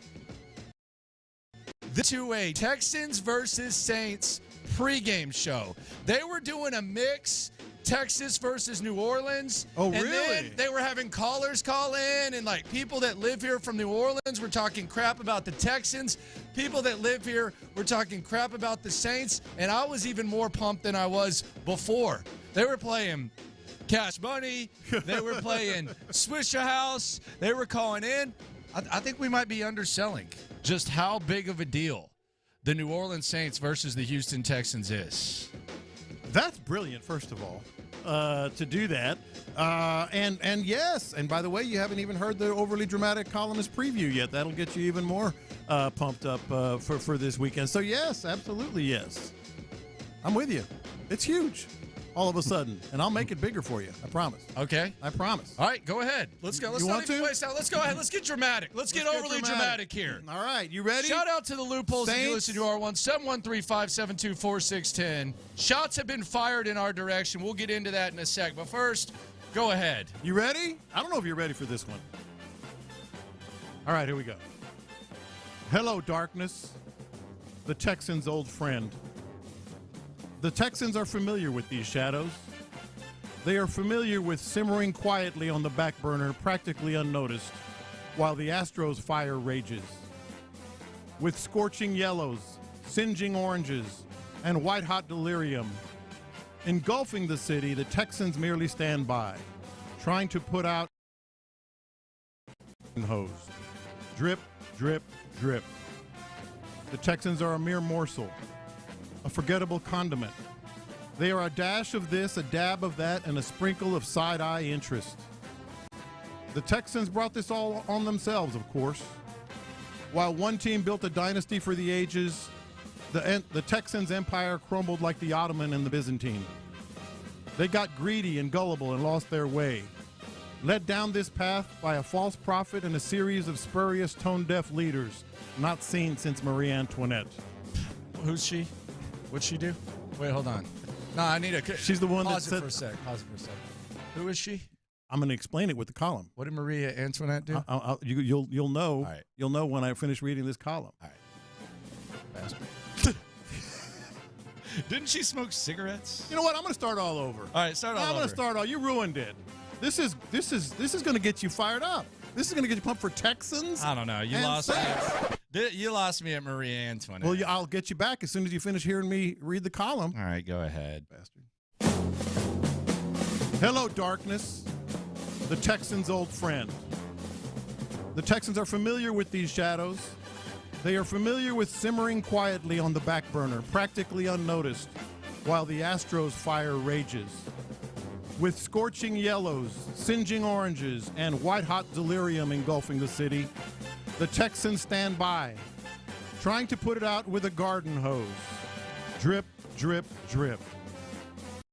The Tex morsel, a forgettable condiment. They are a dash of this and a dab of that and a sprinkle of side-eye interests. The Texans brought this all on themselves, of course. Yes, they did. While one team built a dynasty for the ages, the Texans' empire crumbled like the Ottoman and the Byzantine. Oh, wow. They got greedy and gullible and lost their way, led down this path by a false prophet and a series of spurious, tone-deaf leaders not seen since Marie Antoinette. Let them eat fake, the Texans said. History will not be kind to that era, known as 2018 to 2022, BD, before D'Amico. But what's that old saying? Rome wasn't built in a day. Neither will the Texans be ready to reign, shall we say, in just one day. But this day, here and now, obscured by the dusky irrelevance of Altuve and Jordan and Bregman, are the young princes. CJ waits. Will waits. Nico and Toto and the Savant wait. Give us one good look, they say. Give us more than a cursory glance. While invading neighbors from the north might capture your biggest fancy right now, this statement and this glimpse on a Sunday afternoon against neighbors from the east will show you something special. We can get there from here. The headlines will blare Astros. Days will be planned around the Astros. Merchandise will fall off racks, while Texans gear hangs lonely and virtually untouched. But ignore this day at your own expense. Ignore this day. You might miss the next huge step to the start of something special. Look away and you might ignore something the Astros themselves knew back when 100-loss seasons were the norm. This is an uncommon time for the Texans, just like those Astros. This is a sense of what might be, not what was. And there is a message these Texans could make on this day as loud and cutting as the one reverberating off the high glass of the downtown skyline. The Texans, the message are sending, we want Houston. Okay. I'm telling you, man. They had me pumped, man. Yeah. They had me pumped this morning. I'm excited for this matchup now. I am. I might go camp out at 7 p.m. Saturday. I'm going to go camp out at 7 p.m. I'm going to be out there. Get in the front of the You're line. going to be tailgating, too. Yeah. Oh, I am? For what? Wait, what? Or unless you didn't want to. Nah, it's cool. Oh, yeah, you're out, right? Yeah, I'm out there. Oh, wow. You're going? Yeah. Oh, okay. I thought you were just sending me to handle your lightweight. Nah, man. Oh, so I got an invite from you. Of course, okay, man. well, then I would have gone from the beginning. I thought Figgy, after firing us from the tailgate, I thought Figgy was had something to do and was basically saying, hey, Landry, go handle my lightweight. You were inviting me. No, what you don't know. Oh, okay, I'm there. What you don't know. I'm there. What you don't know is I'm there. His assistant can't make it. You're going to be his assistant. That's fine. Nah, that's why I fired y'all, because y'all wouldn't go hold the camera. Yeah, okay. Y'all wouldn't. Okay, so I'm honored now. I'm flat out. I'm just flat out. T-Mill going too. Honored. Okay, T-Mill going. Well, maybe. Let me get back to you. He actually wanted to go. How's that shot ski working? No, I wanted to go too. I just thought I was getting treated like a handle a lightweight. Yeah. Landry Locker, John Lopez. I would never do y'all like Figgy that. Fig with you. By the way, you called your shot yesterday. You said that there was going to be a corny mayor bet for this Rangers Stros, and it happened. I hate this so much. But the one thing about this is, I absolutely despise this kind of stuff. And the other thing I despise is this manufactured hate of Houston. And they're both on display right now. They're both on display all over the place. Hey, I'm going to bet you I got to wear your jersey. Oh, cool. That's called publicity. I mean, they're betting their jersey. And then Clarence Hill Jr., who I respect. You do? I mean, he's been on the beat a long time. I've known Clarence for a very, very long time, and I've been out with Clarence many times. He is losing his mind. He's lost his mind. He tweeted this out. He's old, lonely, and drunk. If we're being honest. And addicted to Twitter. I don't know Clarence, but I know he's been there since the late 90s. He's good. Yeah, he's been there since the late 90s. So he tweeted this out. Keep in mind, he's the Cowboys beat writer. Cowboys. Did I say Cowboys? You did. Yes. When was the last time they did anything? Like define anything. Well, anything similar to what the Astros have done? 30 years. Yeah. This is what he tweeted out. Dallas has owned Houston in Major League Baseball, high school football, high school basketball, pro basketball, and pro football. It's time to do it in baseball. Rangers over Astros. This is what you're doing? This is what you're using? First of all, I don't think he knows high school football. I don't think he knows that North Shore is in Houston because they've beaten Duncanville like, 2 out of the last 3 years or something. And as we're arguing about high school football? Yes. That's what I'm doing? That's what he's doing. That's what we're doing? What is this? That's what he's doing. That's why that's where we're going? That's why he thinks Dallas has owned Houston. High school football, High school football. What is going on? I hate this. And then the WFAA. But the thing about Clarence is he's addicted to Twitter. So he like this like back and forth with. He loves it. With like any of the sillier it gets, the better. Yeah. My favorite thing about Clarence was when and I love Clarence. Me, him, and Jean-Jacques Taylor many times. Clarence is like kind of like still has like the ladies' man swag, like the OG ladies' man swag. Mm-hmm. He was talking to some lady at a bar one time. We were at a bar. He likes to sip Crown on the rocks. Uh-huh. And Clarence was like she came up and she's like, I'm married. And he goes, baby, we all got problems. I think you told me that story once. But and then WFAA, are they the home of the Rangers? No. Well, they tweeted a story, wrote and printed and published and tweeted a story, a Rangers fan guide on hating the Astros. Why do you need to why do you need a guide on how to hate the Astros? Come on, man. They went into all kinds of stuff. I made the mistake of all kinds of contrived stuff that's just ridiculous. I mean, but here we are. We knew it was coming. And here we are. They were talking about, obviously, the little skirmish on the field back in July. And, what was it? Remember when the Astros fans gave bad reviews on Yelp to some restaurant that's by Arlington? I mean, come on. This is ridiculous. What do you, like they gave reviews like the Astros did it, I guess, after the... Man, I was watching yesterday. I was watching the news because I was watching the baby. And I was watching the news, and I guess, like, they're trying to crack down on fake Yelp reviews where, like, people are just leaving certain reviews for benefit or whatever. And there was like this nail salon, and I guess some companies, and you can kind of see it, say, leave us a 5-star review when you get $5 off, or leave us a 5-star review. Well, there's this poor nail salon, this like small business nail salon, and I guess they were putting, hey, leave us a 5-star review, and you'll be eligible to win a $100 gift card. Yeah, which is pretty, like, I guess it's pretty slimy, but I mean, it is what it is.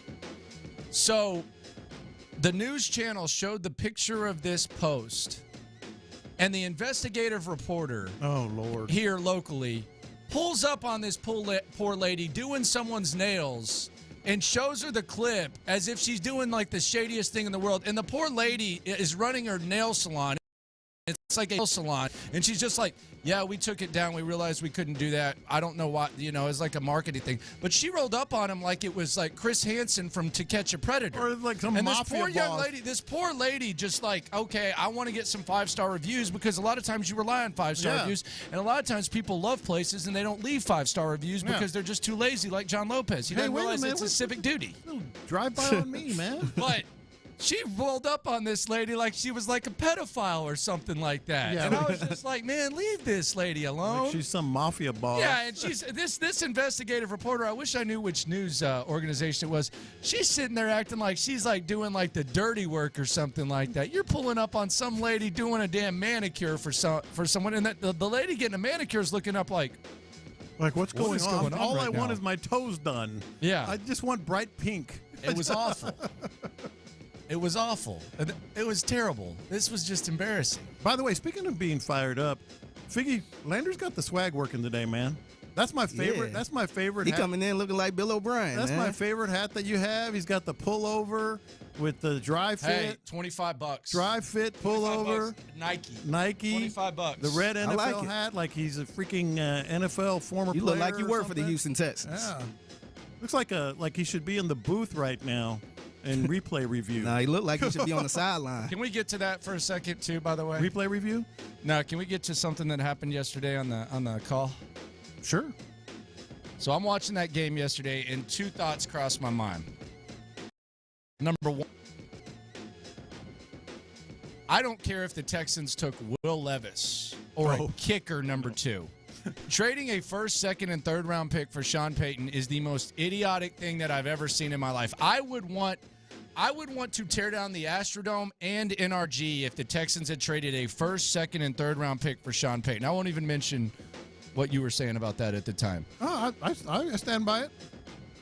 Still? No. But what I said. Oh, okay. Yeah, I was going to say. You still down for that trade? No, stand by what rip I up said. the run sheet. But I was watching that, and I am so blessed that the Texans did not even entertain that idiot. And by the way, why is he putting his plays in 12 font? Like, the most paranoid guy in the world now has to redo his play sheet because they zoomed in and caught all his plays. Yes. You know. But they have surgery for that eye thing now. I am so glad that Sean Payton is not here. That was number one. Number two,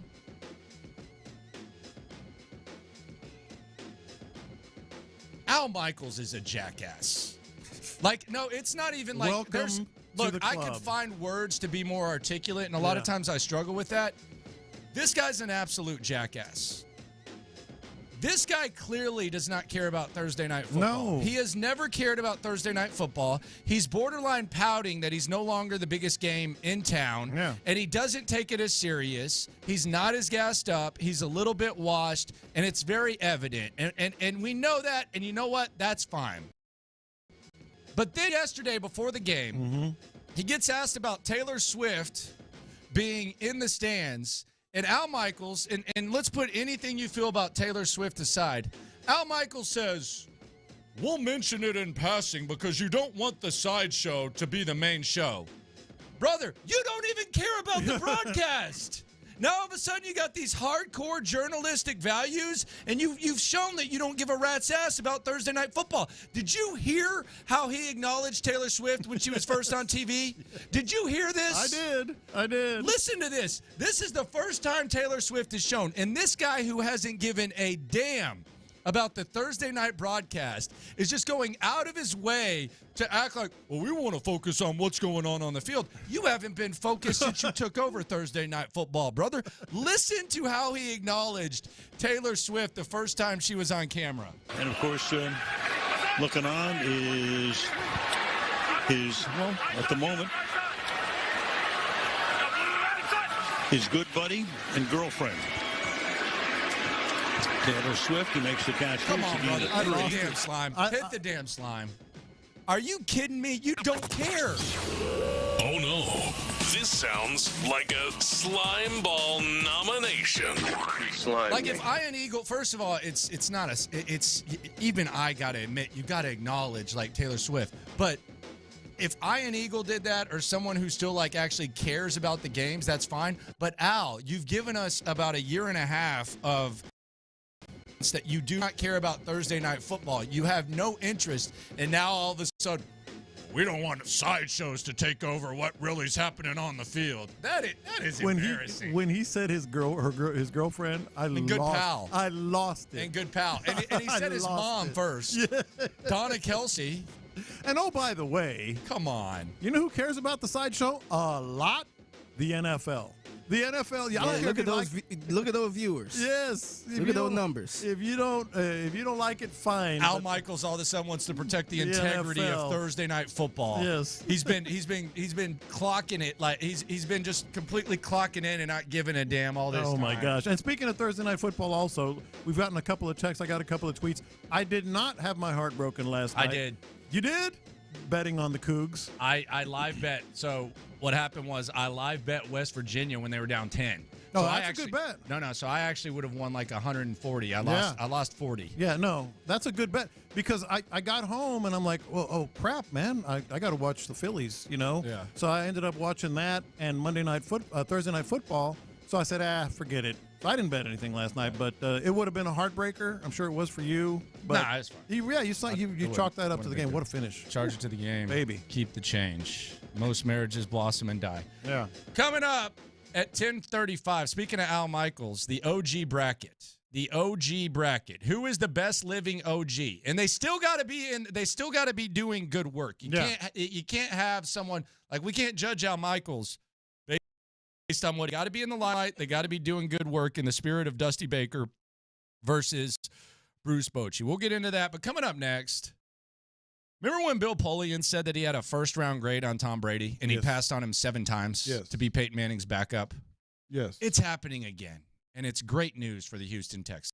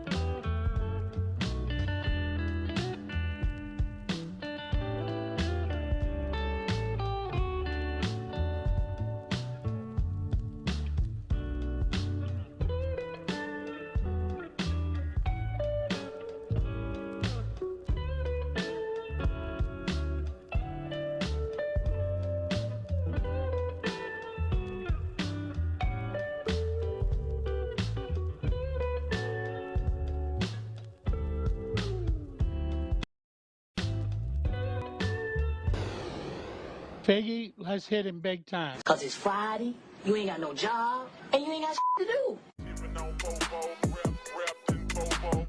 Houston, let's get in the loop. Oh, the jokes are coming fast and furious every time y'all talk about this guy. With Landry Locker. Landry, I mean, you're going to be in midday forever now. And John Lopez. On occasion, Lopez makes a statement that's so ludicrous, it makes me pick my phone up and call you guys. You're in the loop on Houston's sports leader. Your champ, 610. Sports Radio 610. It's happening. It's happening. And it's validation for the Houston Texans. Sometimes it's better to be lucky than good. Sometimes hindsight's 20/20. Sometimes you make up stuff after the fact. Landry Locker, John Lopez, Figgy Fig with you. Report came out yesterday. We did hear the whispers, but apparently the Raiders wanted to trade up for C.J. Stroud.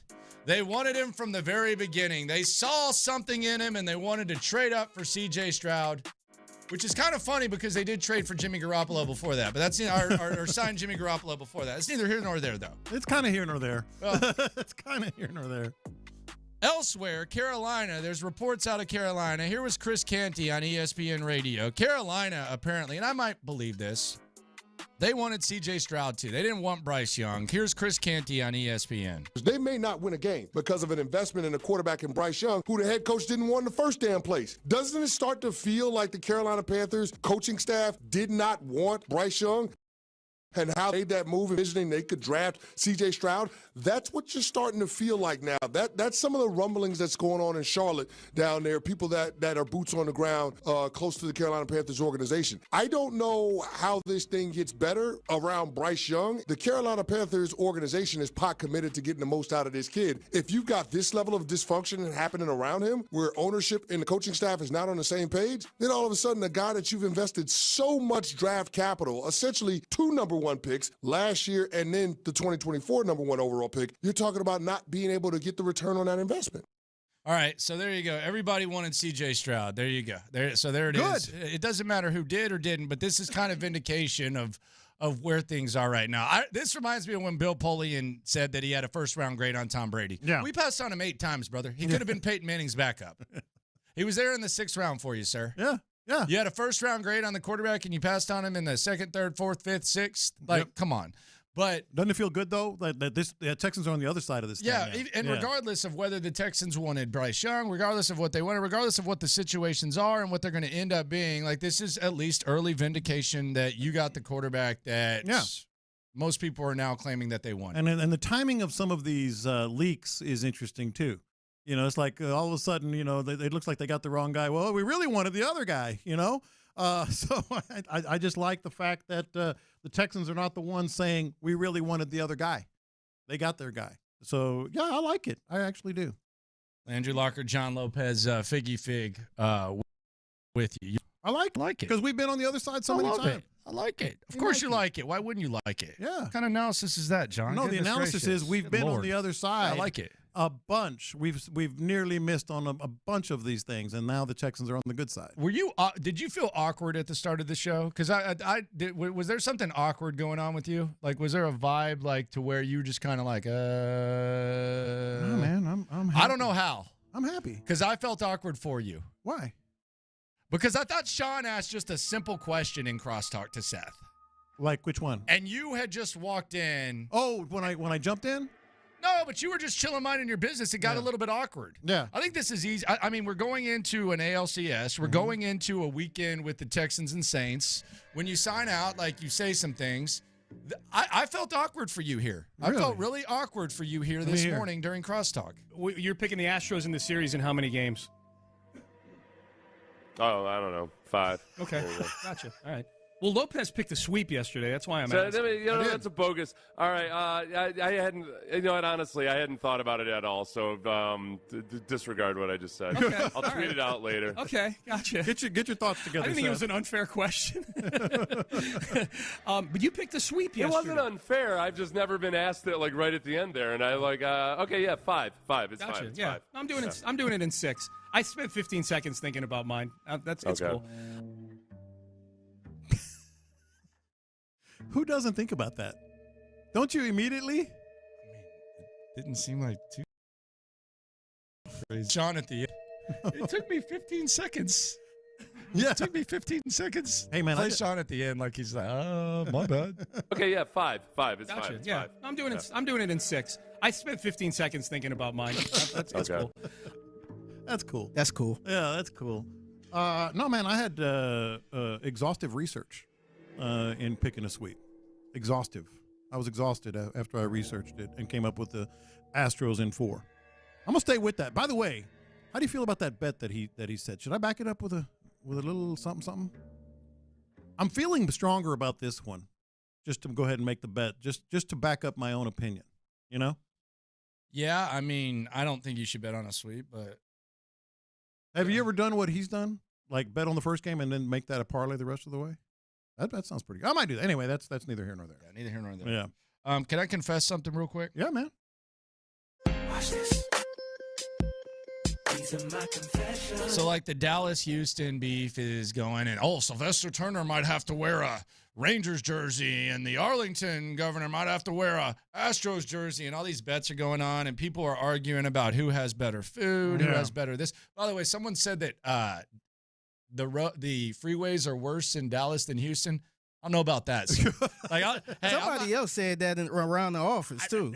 I couldn't believe it. They're very wrong. Yes, they are. I'm not going to give Dallas too much, but they are very wrong. They said the traffic was worse in Dallas than That's here. a lie. I believe they have fixed 635. They got their tolls. Have this damn 610 loop right here where I'm trying Closed to get to Katy for 3 Freeway years. right there for hours. So How about that 610 loop? Yeah, it's not open. Yeah, I will let them have that dub. So I don't know what y'all are. I don't know where y'all are. 700,000 cars a day. Yeah, no, it's not open. Hey, I will let them have that victory. I don't think they're going to win the series, but I will let them have that victory.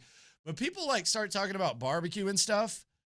I got to confess, and there's some good restaurants here, barbecue restaurants. Shout out to Killen's, shout out to Truth, shout out to all the barbecue spots. And there's some good ones in Dallas, Pecan Lodge, etc.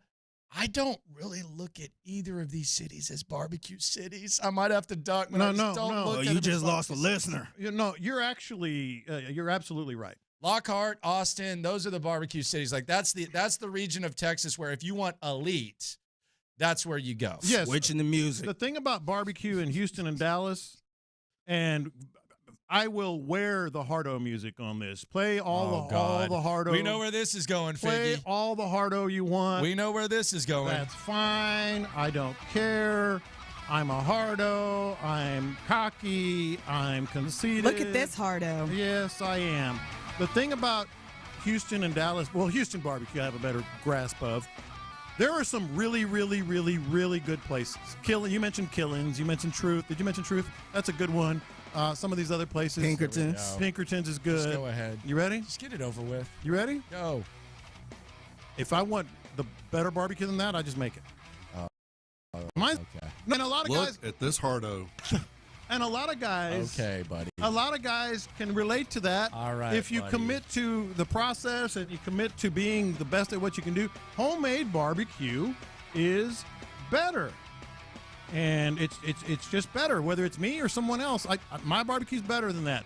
That reminds me, by the way, speaking of homemade barbecue, there's a really cool thing over at the Southwest Freeway location of Texas Star Grills. It's that Kevery Farm to Fire cooking event. It's tomorrow. It's what? It's called Farm to Fire, like real natural, go straight to the farm, to your pit. It's tomorrow over at the Southwest Freeway right here, 10:30 to 2 at the Texas Star Grill Shop. So if you want to be like me, you can always grub up there. So they'll feed you. I go there and steal food. I'm serious. I might go there, just load up. Yeah, load up. Just get the hell out. Get some food. Sir, would you like to look at anything? No, I'm good. Well, we don't want you doing that. Oh, my bad. Yeah, don't send that to them. Hey, we don't want that. Yeah, hey, it's all good. I'm just telling you what I would do. We don't want you doing that. Hey, you can go buy something if you want. But you know what? Steal the food. Buy some OG sauce. Put some OG. They have it there, by the way. You can call me harder all you want. My barbecue's better. Yeah, I know. It is. Yeah, I've heard. Coming up, the OG bracket. Dusty Baker's taking on Bruce Bochy, which leads to an OG bracket. Best living OGs. An 8-man or 9-man bracket next.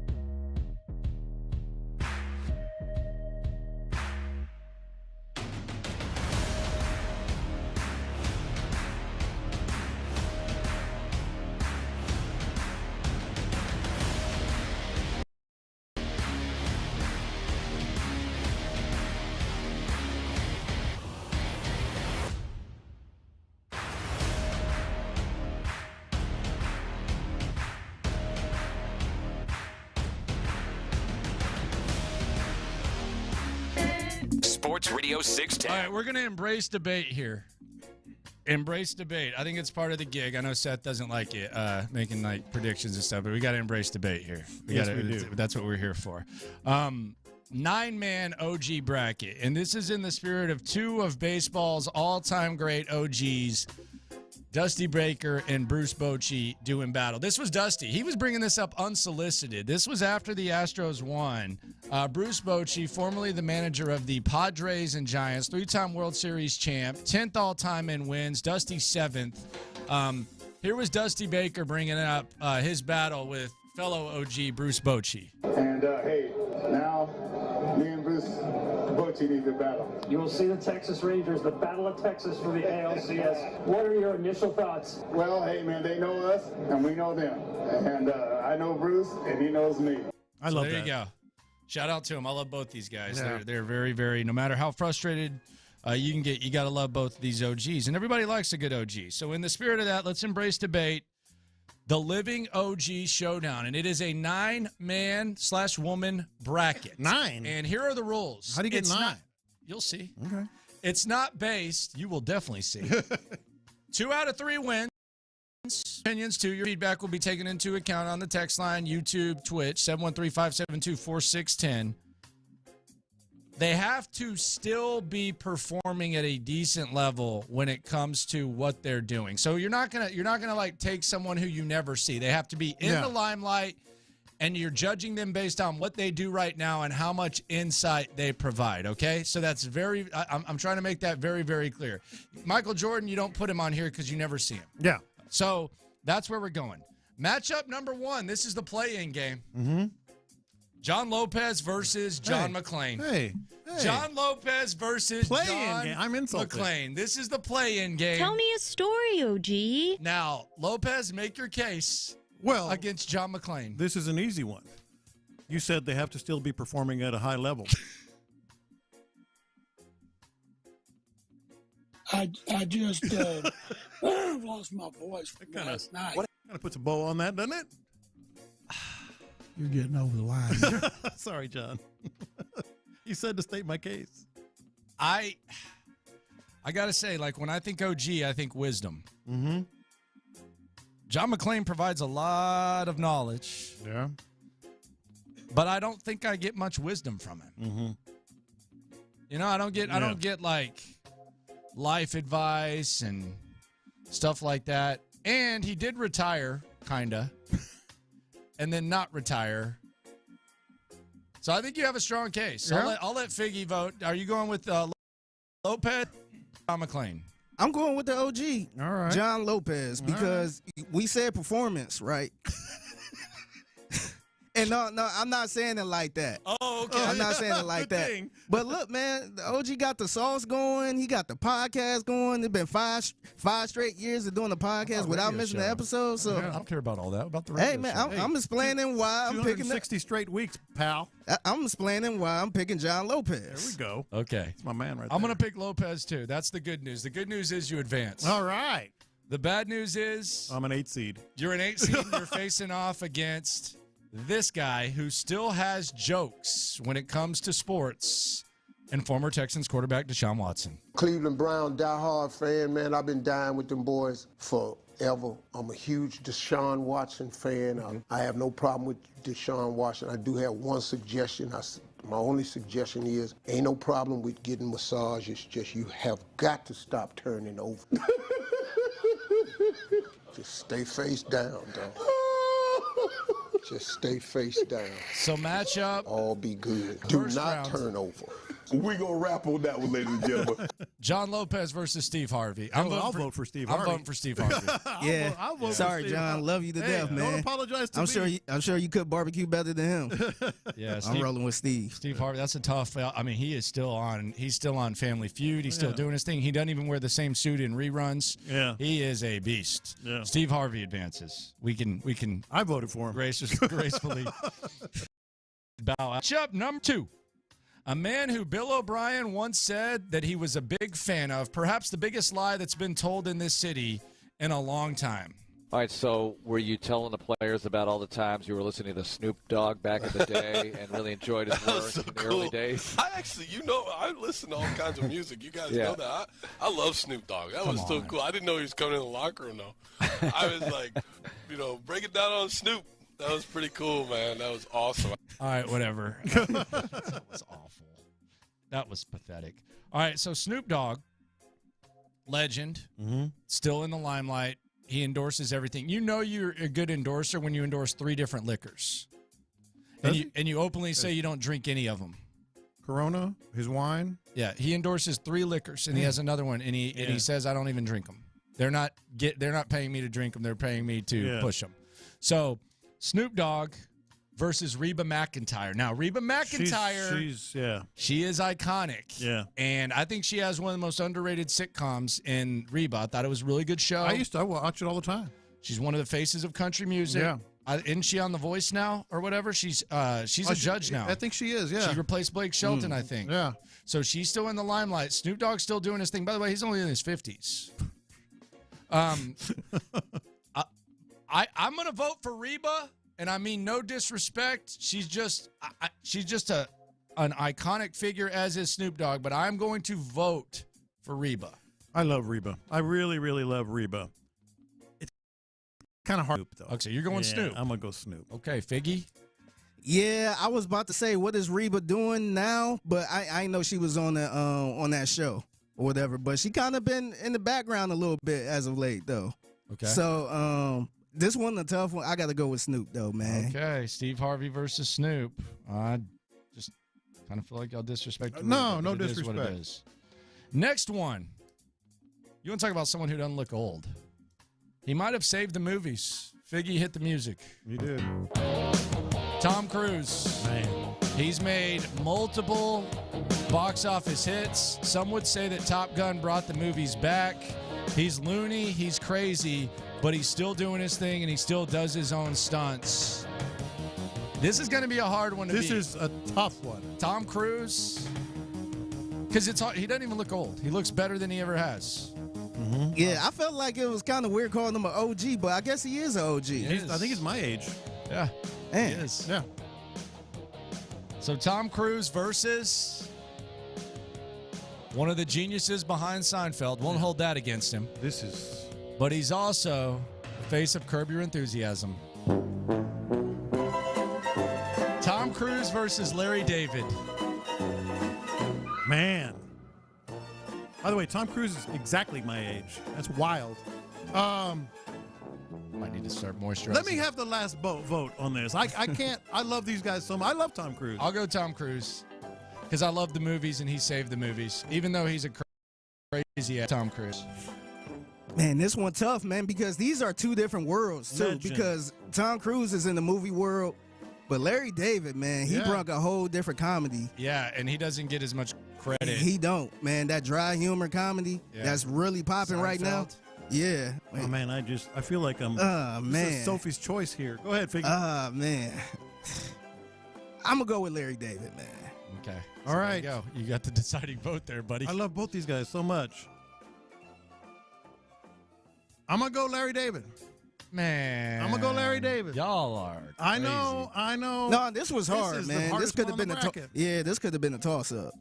Could have been the championship. Final matchup. This one's going to be hard for different reasons. This was Al Michaels yesterday describing Taylor Swift in the suite. And, of course, looking on is his, at the moment, his good buddy and girlfriend.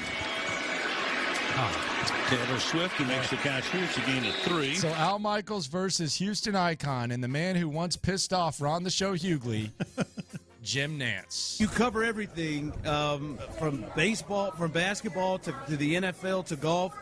With the Texans, have you ever seen an offseason quite like this from the end with the quarterback? Honestly, it wasn't even on my mind, man. I just got to the red carpet. We're wanting to get into a controversy. No, I mean, I'm trying to make my way through about 100 media members that friends. Well, we appreciate you stopping. What else you guys got? That's it. We want to talk about what's wrong with the Texans. Okay, no, great. the event well you're done, at. guys. The event you're at. I don't want to talk about the Super Bowl or the Final Four of the Masters. Huh? We want to talk about what's wrong with the Texans. Gotcha. I know where you're coming from. Thanks, guys. All right. Man. Al Michaels or Jim Nance? Who's going on to face Tom Cruise? Jim Nance. Come on. Jim Nance.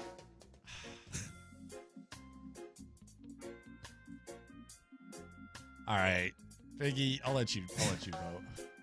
I'm gonna say Jim Nance, man. I could tolerate Jim Nance more than Al Michaels at this point. Yes. All right, so there you go. Yeah. So Final Four later on in the show: Steve Harvey versus Snoop, Tom Cruise versus Nance, and then Larry David versus Nance. Not even Tom Cruise. My bad. I did what should have happened, not what actually did. So there we go. So we'll Ballot get to stuffing this a little bit later. Is this Arizona? On Top Rank Boxing. It's coming to New Fort Bend Epicenter in Rosenberg tomorrow, October 14th, and Bud Light has your tickets for all the action. Houston native Giovanni Marquez puts his unbeaten record on the line in a 6-round fight, and they got a middleweight world title matchup as well. Caller number 8, 713-572-4610. You're going to win tickets for an action-packed night from Sports Radio 610 and Bud Light. When the bell rings, enjoy an easy-to-drink Bud Light. Coming up next, the grudge matches that are this weekend. Let we go. Join the drive with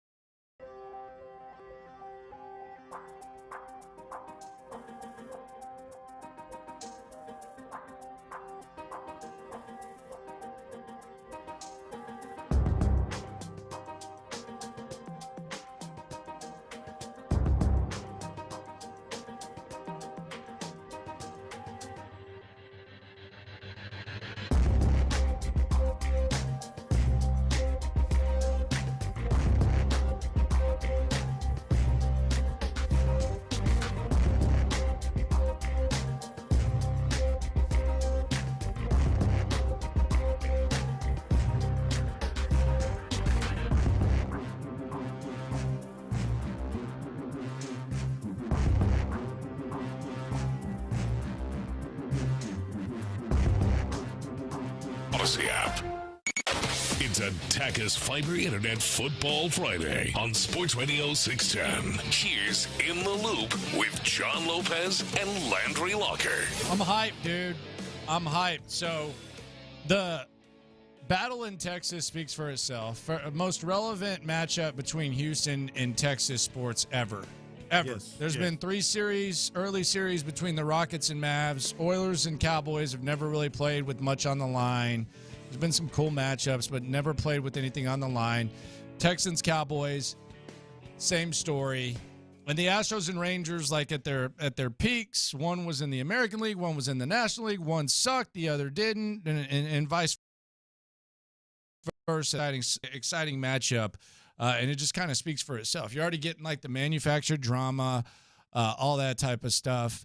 So that's one thing. I think we may have, as a show, undersold just how much the New Orleans Saints versus Texans means around here. And there's no history. Like, there's not like a big overwhelming history of New Orleans Saints versus Houston Texans or anything like that. But I'm listening to The Box this morning, 97.9 The Box, and I think Sean and Seth were in a commercial. They may have been. And I was listening. I just wanted to hear a little bit of music. And, dude, it turned into a Saints versus Texans pregame show.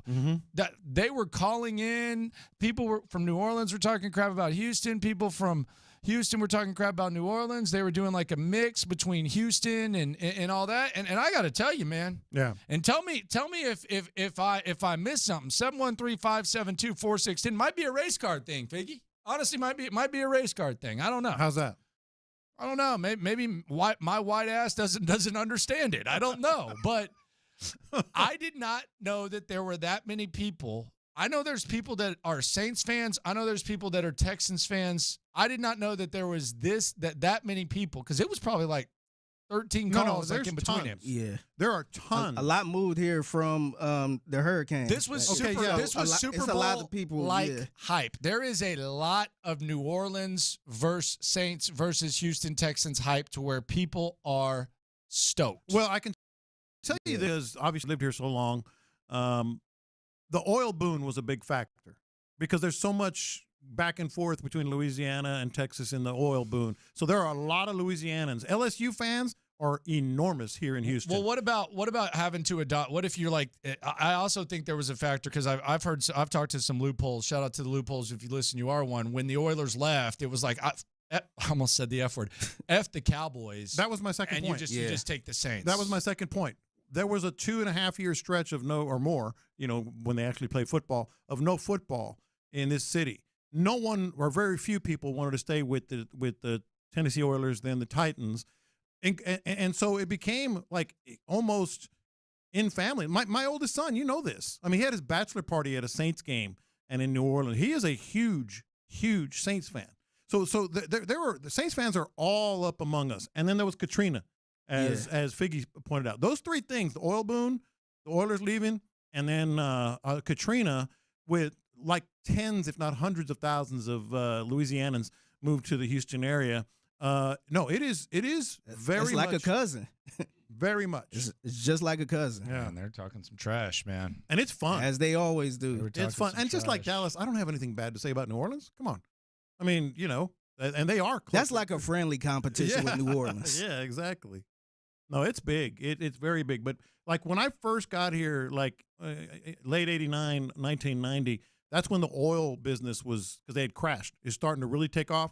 Louisiana's just to Houston. It's big time. Man, this is a big matchup, man. I'm interested to see what the parking lot's going to look like out there. I mean, it's going to be, I think it's going to be a lot of Saints fans. There's going to be some gumbo. Cool.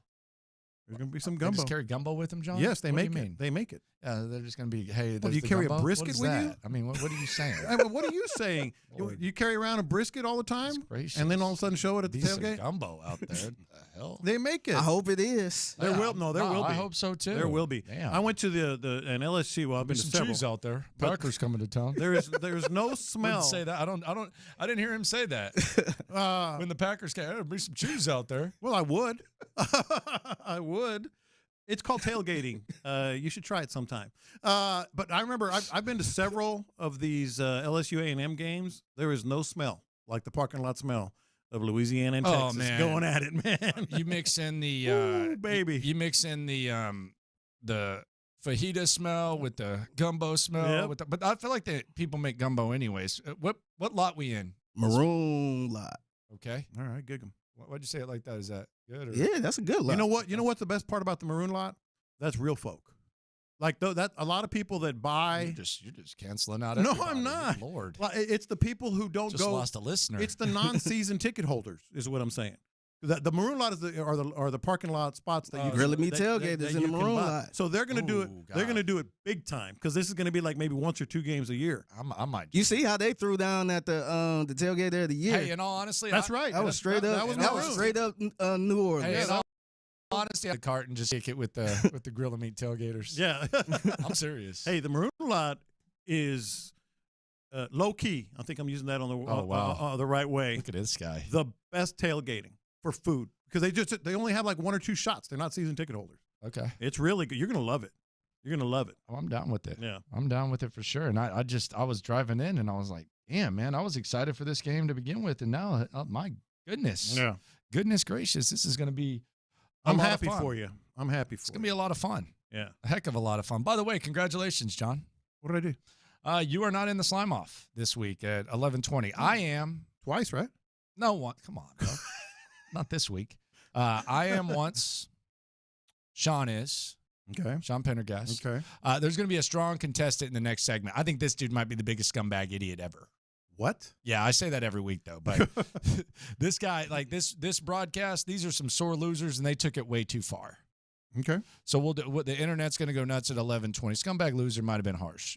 May it. I'll let you. I'll let the people decide. I'll let the loopholes decide. Shout out to the loopholes if you listen. I think this guy crossed the line way, way, way too far. All right.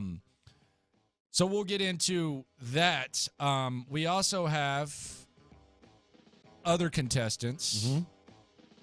Al Michaels for his Taylor Swift shenanigans. I'm so glad that he's being exposed because it's sad.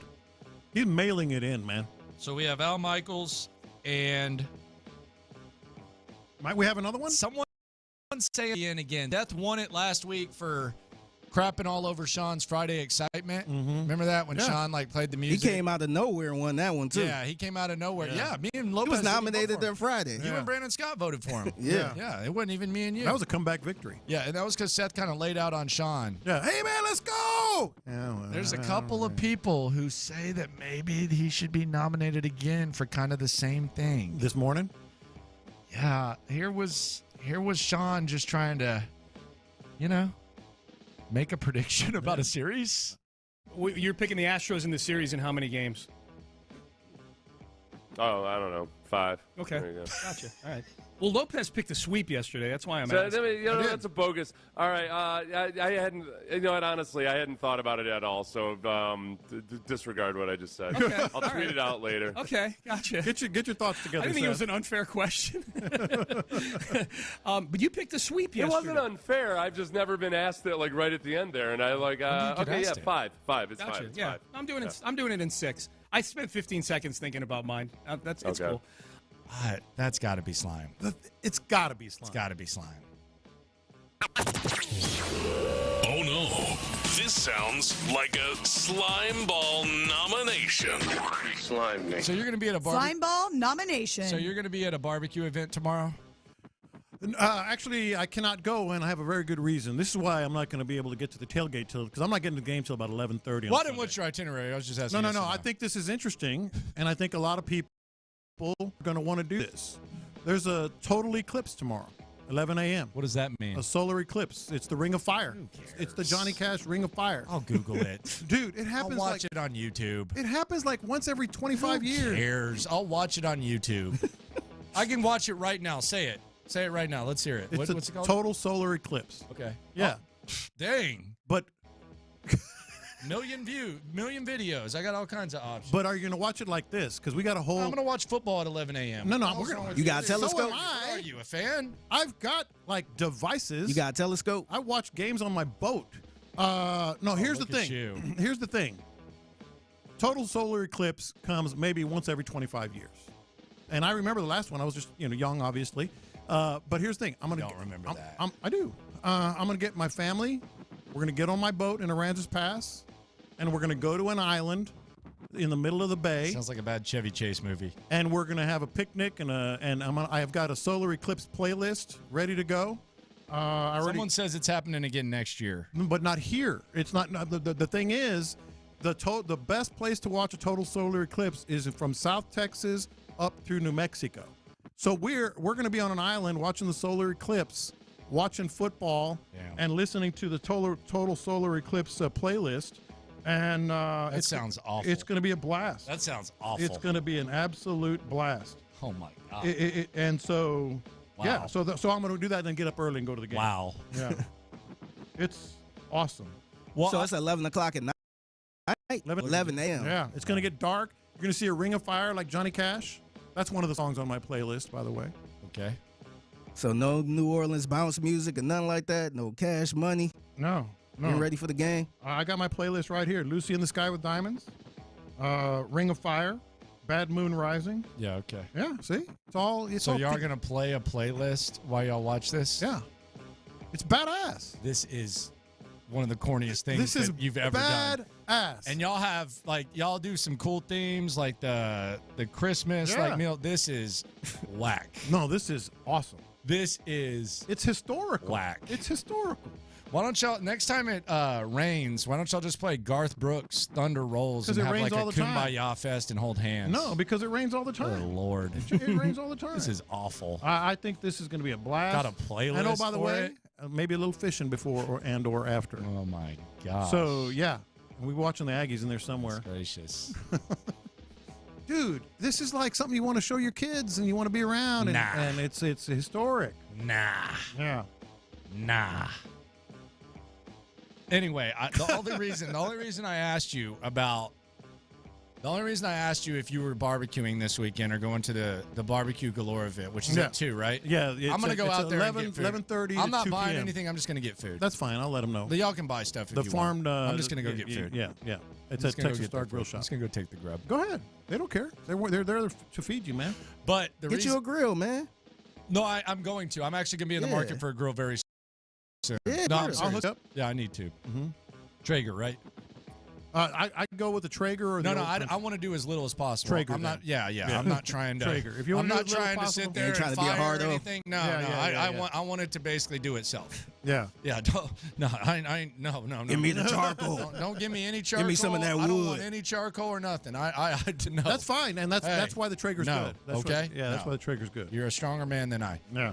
But the reason I ask that is because sometimes when I listen to Sean get excited about sports, and then I hear Seth just completely urinate all over his excitement. I feel like it would be like if you went and cooked barbecue and a representative of PETA came and was like your partner, was like your pit partner.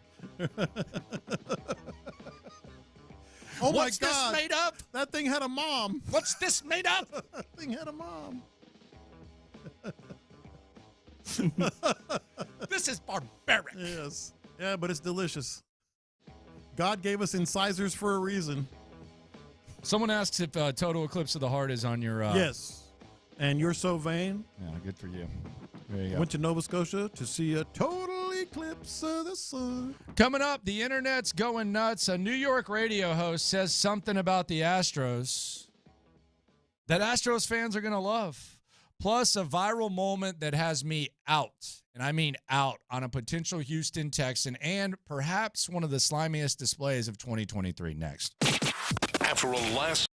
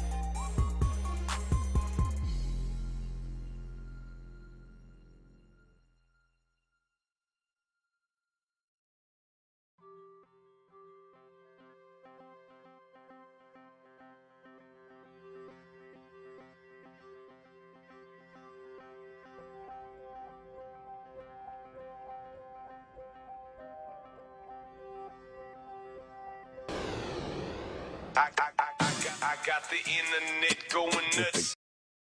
All right, internet going nuts here on In the Loop on Sports Radio 610. Astros, historic run around here. Lopez threw out some stuff yesterday. New York had some stuff to say about the Astros. Usually when you say that, people are about to get upset. Oh, no, New York. But Evan Roberts, man, Evan Roberts works with our guy Sean Mraz. Evan Roberts had some things to say about Jose Altuve, and I think Astros fans might like it. Here's the reality. And again, I don't like being this guy. Okay, I mean, Jose Altuve has passed Derek Jeter, and this Astro team is passing the Yankee dynasty. And it's only adding injury. You don't like him to begin with. Now, he's a very good player. This is a very good run, but we have now lowered our bar on what a dynasty is, and until the Astros three-peat, they are not a dynasty. But when they do three-peat, then you're going to throw out their first championship and say it doesn't count. That won't be part of the three-peat.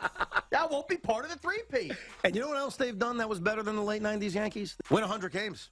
They've done that a bunch of times during this run. 98 Yankees certainly did it. Best team I've ever seen. They didn't do it in 96. They didn't do it in 99. You think I'd give the assistant's ass if we didn't win 100 games and won a title? Who cares how many times they win 100 games? When you get there and you win a World Series, nobody cares. 88 wins in 2000, nobody cares. Win the title. All right, there you go. See, one of those was reasonable. One of those was typical Yankee. I hate the Astros guy. But that's what I've been saying, and good for them. Good for a little bit of reason there in terms of where this Astros run just might end up.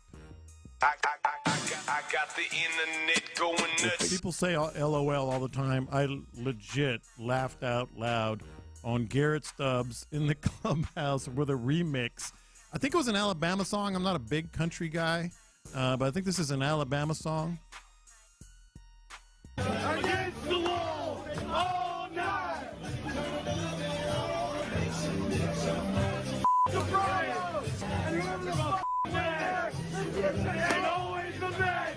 That last part got me. Do you think people understood what that was? Bleep, I'm saying it. Bleep the Bravos and whoever we play next, and always the Mets. He was also Stubbs. He had was like 13 beers. He had them in like more his than Stone overalls. Cold. He had them stuck in his overalls. He had them down the sides in his pockets. Bleep the Bravos and whoever we play next, and always the Mets. Just a little drive-by at the Mets. That was hilarious. Doing his thing. I got the internet going nuts. Speaking of the Braves, so we have the slime off right now. Me, Sean, Seth, Al Michaels, and I think the Braves radio broadcast should be in on this as well. I don't know if you heard this. So in Game 3, when Bryce Harper hit the home runs and he did the throat slash. Oh, I heard this. Come on. All right, I understand that you don't do the throat slash these days, but let's not act like we don't know what the throat slash means. It means that the other team is dead and you're beating the other team. Like we've tried to make this into something it's not. Yeah. Listen to these jackasses when Bryce Young did the throat slash, and listen to where they tried to take it just because they're sad that their Braves were the best team in baseball and ended up losing and getting thumped by Bryce Young. Gave the throat slashing sign, which given today's climate around the world, I'm not sure that's quite what anybody wants to see. You know, there was a story attributed to some writer who... They'll keep rambling. Given today's climate, so now you're acting like Bryce Harper is just like being insensitive, doing like for something that we know what he means. Like, let's not try to, just because you're upset that the Braves are losing, let's not try to make it that. We all know what's going on in the world. We are getting away from it when we go to watch a baseball game. Come on. We get away from a baseball game. You know, for me, I do it with my fingers, not my thumb, because I think that I do that like that's a wrap. Yeah. I think I did that to you in bowling. I don't that's care a wrap. what. I don't care if you do it. Slash. I know what you mean. It's okay. Yes. It's like if you say I killed you. Yeah, I get it. You didn't really kill me. Yes. Like I get it. Like come on, announcer. That's just trying too hard. And then why would he do that? Yeah, like what was the purpose of him doing that? Yeah, like for other reasons. Come on, man. That was try too hard. That's bad. Yeah. Oh no, this sounds like a slime ball nomination. Slime. There you go. So, it's a stronger contender than you might think. Oh, it's very strong. It's a very strong contender. All right, Figgy. I got the internet going nuts. God bless Steve Smith. This is so good. This is so good. for Steve Smith. Go ahead. So Steve Smith yesterday on NFL Network, he has a podcast. He's been critical of Jerry Judy, and I guess Jerry Judy does not like the criticism. This was the initial report. He was with Mike Garafolo. This was the initial report of what went down between Steve Smith and Jerry Judy. Broncos wide receiver Jerry Judy was walking by, and Steve called out to him. I called out to him because on my podcast, Cut to It, I just talked about guys that maybe have not showed up in a way or in a manner. And so the word that I've used to describe him in the past was a jag, just a guy. Just a guy. And so when I saw him, I wanted to say to him face to face, like, hey, I said I probably shouldn't have, and I'm sorry. That's what I wanted to say to him. His response, Mike Robb and Bucky, was ninja. Ninja? Yes, I'm using the word ninja. I'm just using the word ninja. I don't mess with you. And it was a curse word. And so I was like, all right. And then he repeated it. So I'll say it again. I'm sorry that I said you were a jag, just a guy who's an average wide receiver they use a first-round pick on that isn't doing anything. I hope today that you actually show up in a way that you haven't showed up in the last couple of years since they drafted you.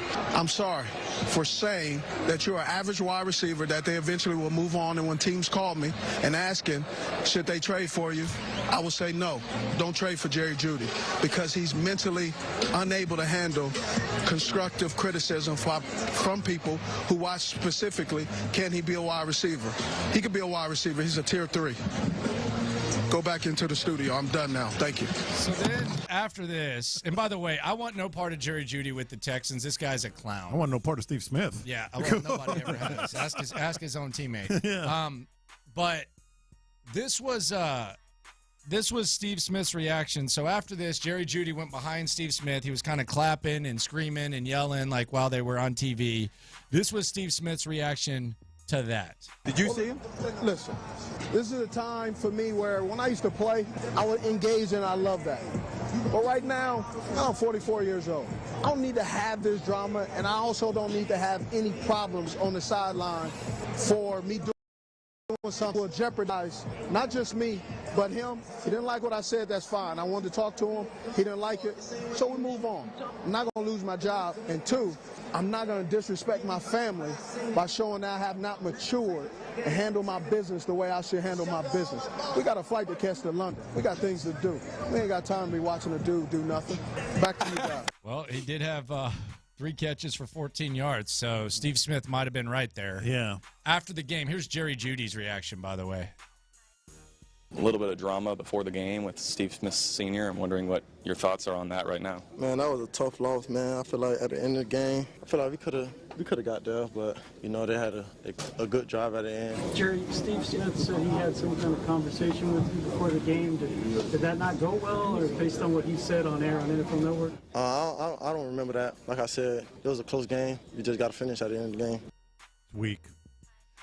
I don't want any part of him. I don't want any part of him, because I think he would have been blowing smoke if he would have had a good game, especially with the way he was acting. I'm good on Jerry Judy. He would have. You're right. Totally. But my Judy. favorite part is Steve Smith's apology. I'm sorry. Now go bleep yourself. I mean, that's what he said. That's kind of what he said from the very, if you listen to it, it was awesome.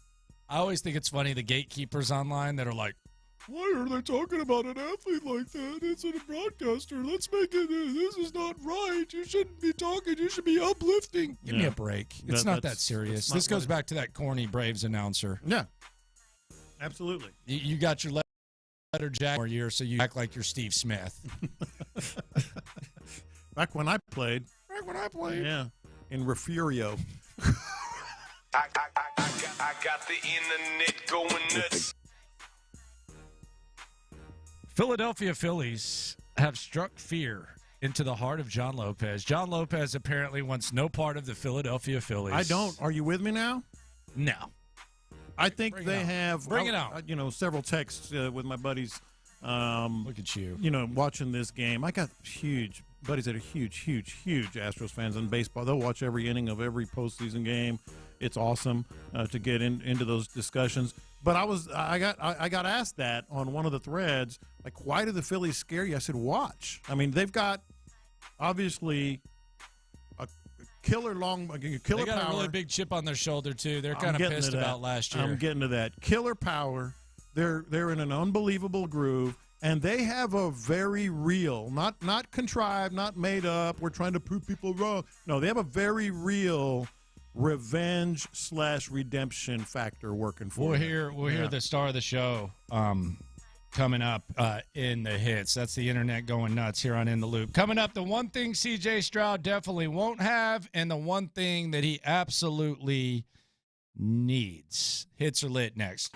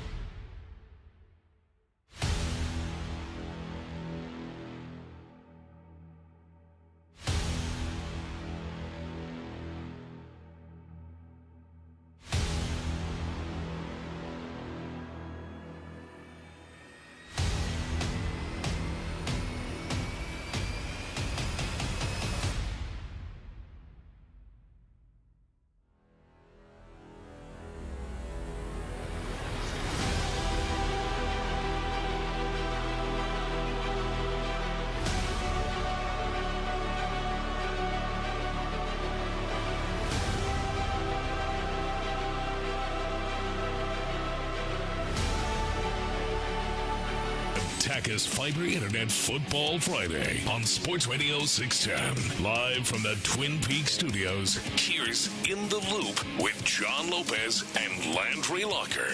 Sports weekend about as big as I can remember, which means the hits are lit. Playing all the hits. These are the hot stories of the day. You're listening to In the Loop with Houston's sports leader, Sports Radio 610. Texans versus Saints. Who dat? Texans looking to get back to 500. C.J. Stroud, historic year so far for a rookie. DeMeco Ryans weighs in as head coach on where C.J. Stroud is currently at. For me, where C.J. is I'm pleased with where, don't go in with any expectations of like, where is he? Is he ahead of schedule, behind schedule? Right now, he's playing great football for us, and that's where we want him to be. He's doing really great things of leading our offensive unit. He's doing great things, as I talked about, protecting the football. So where he is, just as a player, as a leader for our team, he's right on track to where he needs to be. Yes, he is. Now, CJ, though, could use some help in the run game. Texans average 3 yards a carry, which is tied for last in the league. They're bottom 5 in running the football. DeMeco Ryans insists it's close. CJ, when are you going to get some help with the run game, my friend? I hope so soon, man. He's running really hard, so just got to be more sound from me calling the plays to executing it. So it should be soon. Yeah, DP's a great back, so all right, man. All right, so how do you feel about that? Are you confident? Dameon Pierce, how many yards does Dameon Pierce have this weekend? I hope he has. I don't want to put you on the spot or anything. I don't want to ask you a question or prediction. But no, for real. Boy, you just hit me, blindsiding me with this right now. I don't know. I got to think about this. No, just kidding. I hope he has 15 carries, 50 yards. I'd be happy. And the reason I'm happy with that, because it likely will mean, especially if the Texans are moving the ball and scoring points, that Devin Singletary is going to have what I want. I want Devin Singletary to have at least a dozen carries. I don't think the sample size is still too small. Stay with me and Pierce, Landry, and Devin Singletary still doesn't get any carries and maybe one target like he did in the last game. And Dameon Pierce doesn't do it? Yeah, then that's a problem. That's 6 games, man. Well, the thing is, when DeMeco Ryans comes out and says, you can call out like an entire group. Like you can say, we're not blocking right. And you can say, he's not calling out Laramie Tunsil, is he? He's not calling out Titus Howard, is he? But when you say that they block good and you're not making guys miss, and it's a game where Devin Singletary doesn't get a carry, ding, ding, ding. Yes. The only guy who carried the ball outside of Tank Dell is the guy that you're calling out. I said it when we heard DeMeco say that. That kind of narrows it down, doesn't it? And I'll tell you what I would tell Dameon if he was sitting right there. I love you. I love your running style. I love the way you compete. I love the way you finish runs, all that stuff, but it's not working. It's not working. And if it doesn't work for 6 games, all these teams do, and all they talk about a lot of times is these adjustments and, trying to get people touches and schemes and attacks and all this other stuff. 6 games of that in the running game, that's more than enough of a sample size to try to figure something else out. I think this is the week they have to try to figure something else out. I think it's Devin Singletary. No offense. Love your style. Maybe it's not a right fit. Or maybe, you still need to adjust. I'm not saying it won't ever be a right fit. Maybe he still needs to adjust to this. We'll see. Would be nice to help CJ out a little bit. ALCS been set. Game 1 Sunday, 7:15 p.m. I think, now I could be wrong on this because it pops up on my phone, and I like this. The actual first pitch is 7:13, which is the 7:13. How about that? What's with the 7:04 and 7:13 starts? What is that about? I don't know. I think it has something to do with the spots, commercial spots. So you get it right at the top. Time it out right. Yeah. Okay. Yeah. I never understood it. So 7:15. 7:13, man. Game 2, the Dallas Cowboys have already impacted this series, and don't let anyone lie to you and tell you different, because Game 2 is going to be Monday at 3:37. Cowboys got Monday Night Football. Yeah.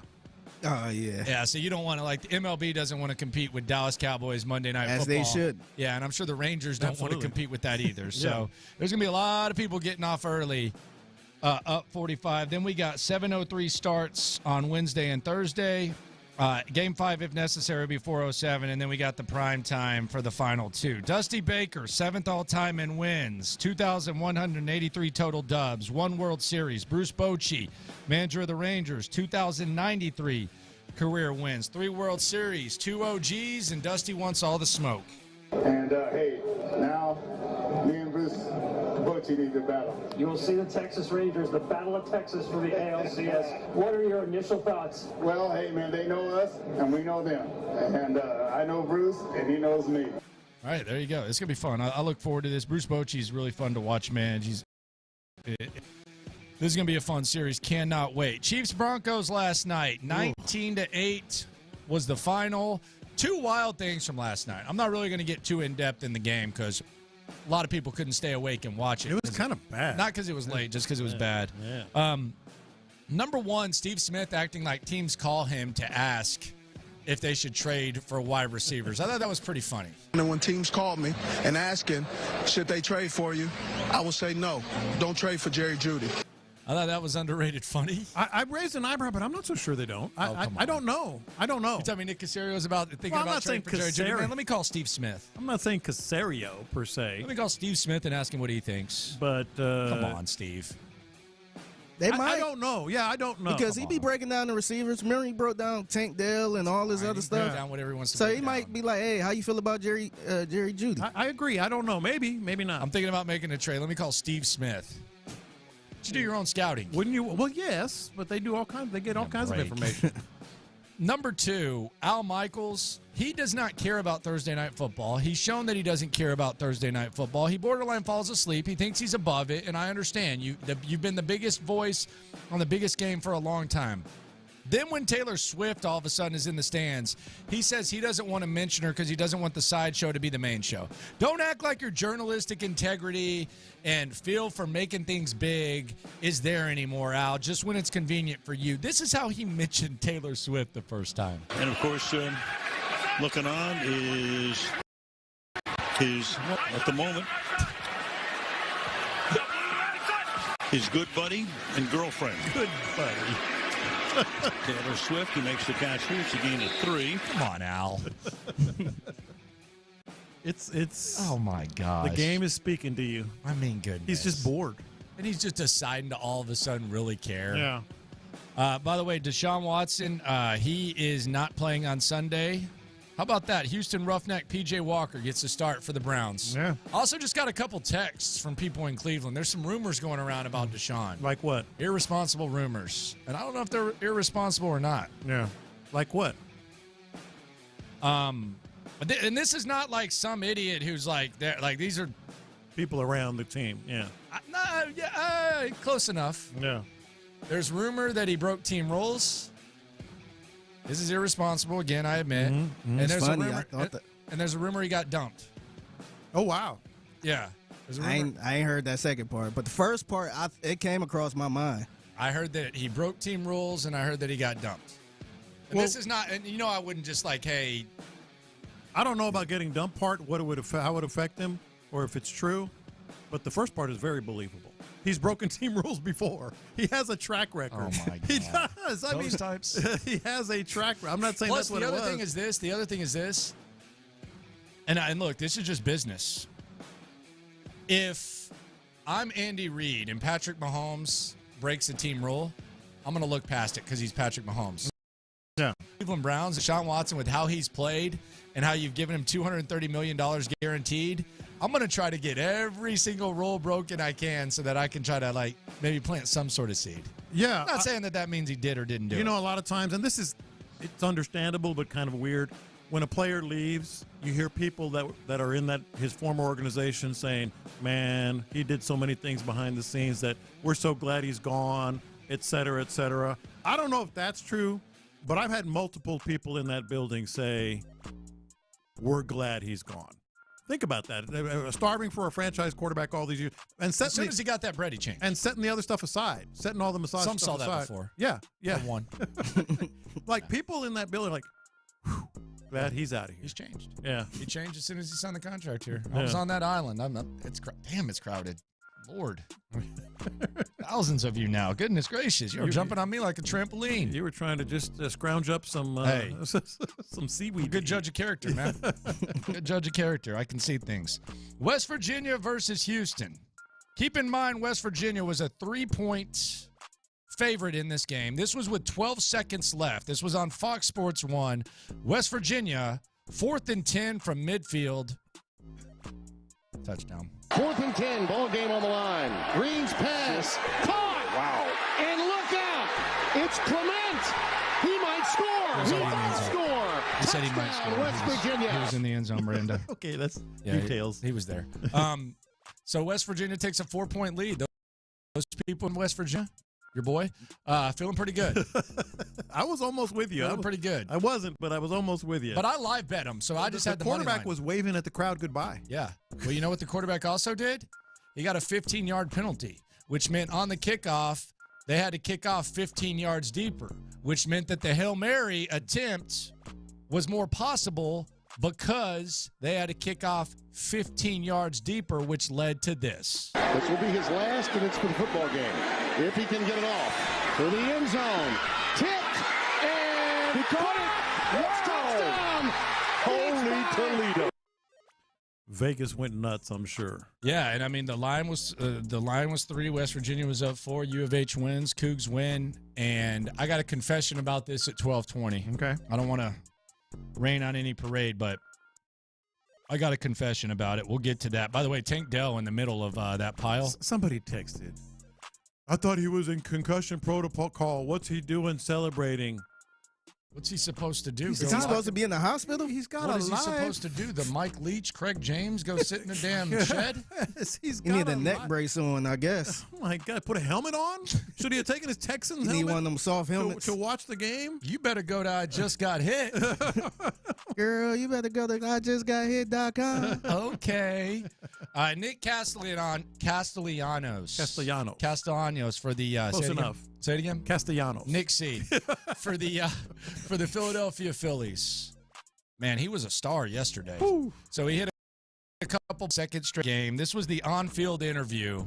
Hey, don't come with that weak stuff. Hey, a lot of the media that goes to Texans games. By the way, shout out to Brooks Kubena. He's going to Philly. He's leaving us. Yeah. And I'm happy he's going to get to showcase his skills. But a lot of these media types that go over there wearing D'Amico Ryan's jerseys and stuff and asking these ridiculous questions, you wouldn't be able to interview Nick C. Not even a guy in a suit on the field is having that nonsense. Nick, nobody in Major League history has hit 2 home runs on back-to-back postseason games, but you just did, and you guys are headed to the NLCS. Where's the question in that? There's no question. Well, thank you for telling me. I thought you'd be happy with that. I am, man, but we got 8 more wins. Hardo. This is kind of a bad look on both sides. Nah, I thought it was funny. No, it was funny. He's but a hardo. He can do better than He's that. a hardo. But your first point is the one I was thinking of, too. Like, just ask a question, man. What is your question? It's not the only time it happened, because after he got drunk, he was on MLB Network, and here's Nick C. the hardo again. You're asking me? Yeah, you in Philly is the best fit. Nick Castellanos, we always needed to play for the Philadelphia Phillies. Am I on to something? I mean, yeah, I with Philly. Nick, I enjoy you, man. He said, yeah, I F with Philly. In a good way. That's the hits here on In the Loop, Sports Radio 610. Coming up, CJ Stroud just got some really bad news. He might have already told us it was coming, but it is officially here. Plus, the manufactured hate between DF Dub and H-Town. It's in full effect. Next.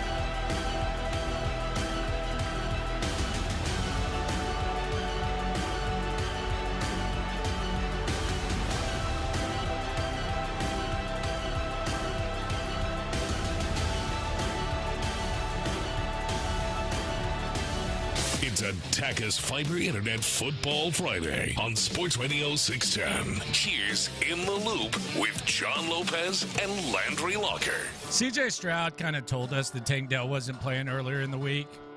Now, you can say he didn't, but I kind of thought he did. This was C.J. Stroud at his press conference, which is must listen, by the way, must see. Yes. Here was what he had to say about Tank Dell. Yeah, it's tough. I wish Tank was out there, man. He's definitely one of our best receivers. A great player, and me and him have a special future to come. So, but this just like somebody goes down, next man up. Somebody else got to be ready, and I feel like we answered the bell when it came to that on Sunday, and now we got to do it again. And I mean, I think maybe even Tank might play. I don't know. I'm not sure what's really going on. So you never know what can happen. He might be able to play. So whatever happens, I know whoever steps up will be ready. Yeah, he's not. You told us. Kind of see through that. He kind of caught him. You picked up on that, and I could see where it would be the case. Well, he repeated. When he said not here, I was just kind of in my mind thinking, okay, not at practice. But, Yeah, but you're right, yeah. And it's official. Yeah, he's not. I mean, yeah, he's out today. He's not practicing. Laramie Tunsil is. They might start the same offensive line for 2 straight weeks. How about that? So you got that. You're going to need the run game. Where do you replace the Tank Dell production? Who knows? Is it more Dalton Schultz? Do we see Dameon Pierce do his part? Is there a Noah increase in Mechie? Does Noah Brown get activated and ready to go? There's a lot to keep an eye on, but that's where we're at. Tank Dell will not be on the field on Sunday, so Nico Collins and company gonna have to figure it out. No, by the way, Nico, if you didn't like that press man coverage in Atlanta, there is plenty more where that came from with the New Orleans Saints. So I anticipate they are going to try to line up and play Nico man-to-man, and he's going to have to be ready for it. And they got some familiar faces at the safety position. Honey Badger. Honey Boo Boo's going to be back. Honey Boo Boo is back. The Honey Badger. Good defense. And then Lonnie Johnson's one of their special teams guys. How about and that? actually got some flowers this week. From Frank Ross. Yeah. Yeah, he's a good special teams guy. Mm-hmm. Are him and Titus Howard going to do a jersey exchange? They used to be buddies here. A lot of tweets about everything going on whenever it sucked. You get a jersey By the way, exchange? if you're watching on YouTube and Twitch, that was Landry and I rolling our eyes. You could see that. You don't think Titus Howard and Lonnie Johnson do a jersey exchange? I could easily see that. Oh, I could see it. I could easily see that. Yeah, I could see it. And you mentioned this, and I agreed yesterday. If it doesn't hurt, I wouldn't mind seeing that first pick get out of the way by C.J. Stroud, especially if it's just some as long as it's not to the Honey Badger. Oh God, that would be the worst. As long as it's inconsequential. And by the way, there's a good chance that it does because of the secondary you mentioned in this Saints defense. Yeah, I don't want to see the Honey Badger doing anything. No, that anyone but him. That got so exhausting. Yeah. So damn exhausting. Derek Carr, he hasn't been able to throw the ball deep lately. A little bit nicked up, but we'll see what happens. Yeah. With that, but this is going to be an exciting matchup. Meanwhile, Astros taking on the Rangers. You predicted this. The mayor bet has happened. Yeah, there's a lot of stuff that's making me roll my eyes. Again, if you're watching on YouTube or Twitch, tell your friends you can get these facial expressions. And it's kind of a weak one too. But although Sylvester Turner, to his credit, did tweet that he would like to up the stakes a little bit. It's going to be if the Astros win, Sylvester Turner has to wear a Rangers. I mean, if whatever, vice versa, the Rangers have to wear an Astros jersey. It's like, all right, at a council meeting, I'm guessing that's called publicity, is what that's called. That's all that is, especially right now. But and then Clarence Hill Jr. I just was, I don't know him like you do on the Dallas Cowboys beat a long time, but he tries to stir it up with the weakest argument you could possibly have why Houston and Dallas hate each other or own each other or whatever. Dallas has owned Houston, he says. Everything but Major League Baseball. High school football? What? High school basketball? What? Pro basketball and pro football. And I did a little cursory search on that. He said pro football. And I believe Cowboys over Oilers/Texans is 10-7. Is that owning? I think I would say he's just saying that the Cowboys had a lot more success in their time than the Oilers did. Okay. Which is fair. Well, I mean, if you want to talk about championships, if that's the case, if that's his parameter, the Rockets have 2 and the Mavericks have 1. And then he goes high school football? Do you realize that North Shore is in Houston? I mean, Katy is in Houston. Yeah, that it's kind of weird. Do people get upset about this? No, I just rolled my eyes. Yes, some people did get upset if you look at the comments. But it's ridiculous. And even WFAA, talk about trying too hard. They published on their website, this is the Dallas, this is one of those blowtorch signals, right? Isn't it a real strong signal, WFAA? I don't know. I think it is. Anyway, they put on their website a Rangers fan guide to hating the Astros. What were the keys? They went into all kinds of nonsense. Like what's the guide? I'm looking at it right now. Like one of the things they said was the silver boot. Who cares? Who cares? Another thing they said is that the mix-up that I predicted back in July, on the thing, and that the Astros the bench is clearing. Yeah, and the Astros started it. Another thing is that apparently a bunch of Astros fans went to some popular restaurant near the stadium in Arlington and gave it a bunch of bad Yelp reviews. I mean, okay. That's it? It's some other nonsense. It was ridiculous. Oh, they brought up the McTaggart thing. They brought up the McTaggart thing too. About partying too hard, which again, I don't know if your reporters were there or if they just took it on good faith. They went to Chick-fil-A. Sure. When they had the champagne celebration, they said it was not a champagne celebration because apparently some chicken sandwiches were bought. They also said Nolan Ryan is a Ranger. Well, he went in the Hall of Fame as a Ranger. Congratulations. Who cares? Why would that make you hate the Astros? Yeah. He developed here, and then he went there old, and I think got it done. Yeah, he went in the Hall of Fame as a Ranger. Congrats. Yeah. Who's going to argue that? It's nonsense. Like, we're going to argue over, is Nolan Ryan more of a Ranger or an Astro? Yes, that's what they're doing. Why? They just said that. He's a Ranger. Okay. He's an Alvin guy. Yeah. Yeah, I just don't really see it. Yeah, he lives here. Yeah, I don't really see it. For a long time, he worked here after his career. Yeah. Yeah. They money whipped him, man. Mm-hmm. Didn't he get like a milli? Well, no, here. He was the first major league player ever. Oh, then what'd they give him? 3? Something like that. But he was the first $1 million player in baseball history. Imagine that. 1980 something? 83? I don't know. First $1 million a year. Now they're making hundreds. How much do you think Nolan's made off the field?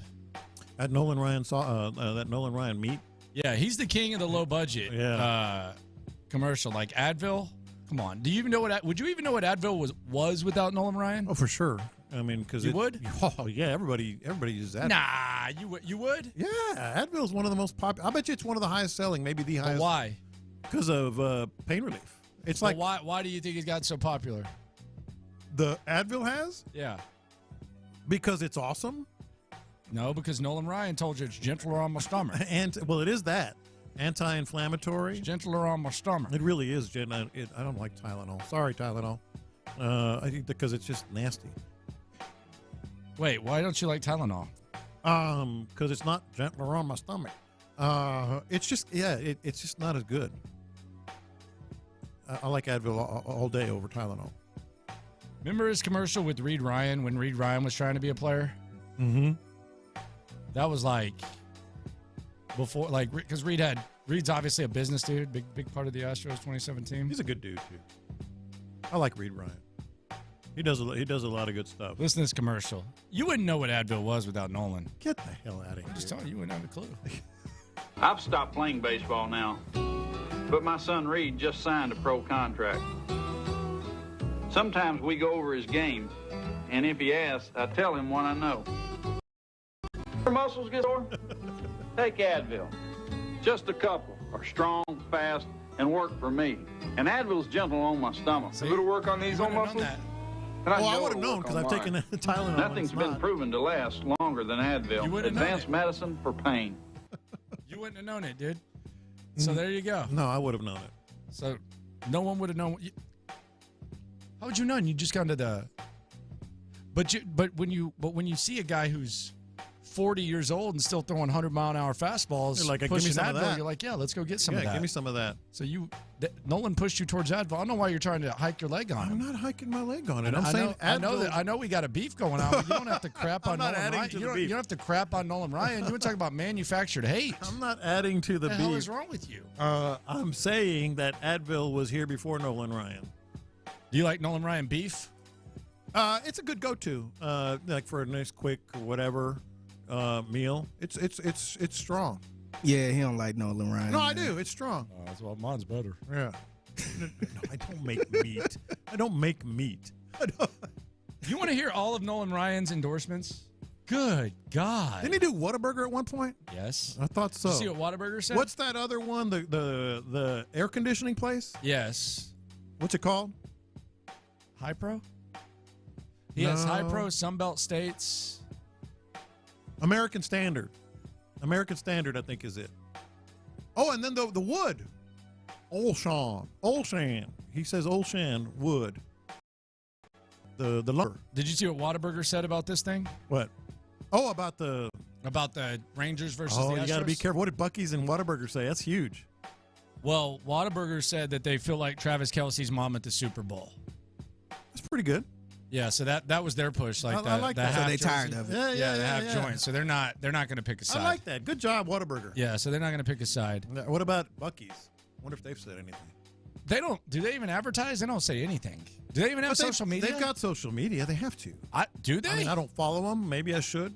They got billboards. Yeah, they got That's all I billboards. see. 99 miles. Oh, you know they're going to mention something on their billboards. Who right? wants beaver nuggets? Which, by the way, are the most overrated product in the Not state. a big beaver They nugget suck. guy either. No, They're terrible. No, I go. There's a lot of good Buc-ee's products. I Yeah. actually think the barbecue sandwiches are underrated, but beaver nuggets, come on. I would rather get me some pecans. Those pecans and almonds, those things that I they like got. their little pre-prepared desserts. Oh, yeah. Those are awesome. Those go in. Those are awesome. Sausage on a Those stick. strawberries. Those chips that they keep under the heater and all that, those Oh, are yeah. good. But beaver nuggets, no thanks. Yeah. These are Nolan Ryan's endorsements. Jeez. Advil, which Lopez wouldn't know about Advil if it weren't for Nolan, no matter what he says. Okay. Southwest Airlines, Wrangler Jeans, Justin Boots, Nike, U.S. Long Distance, Whataburger, High Pro, which is a Texas-based company that makes health products for cattle.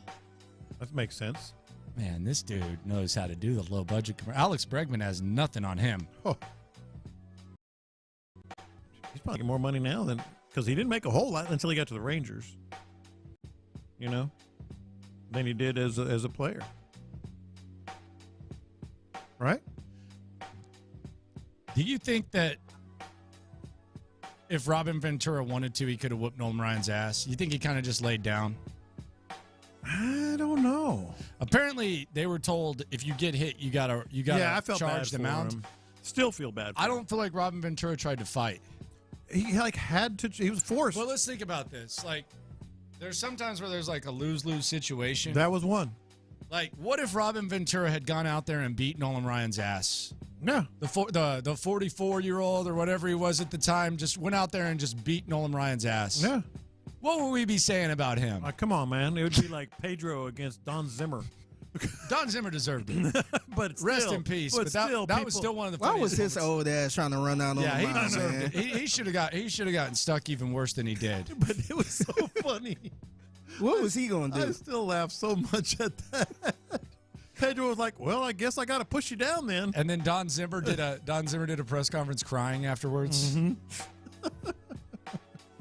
Yeah, that was lose-lose. But and some people still may not know that. There was talk in the clubhouse before. If he throws in, if he hits you, whoever it is, you're going to charge him.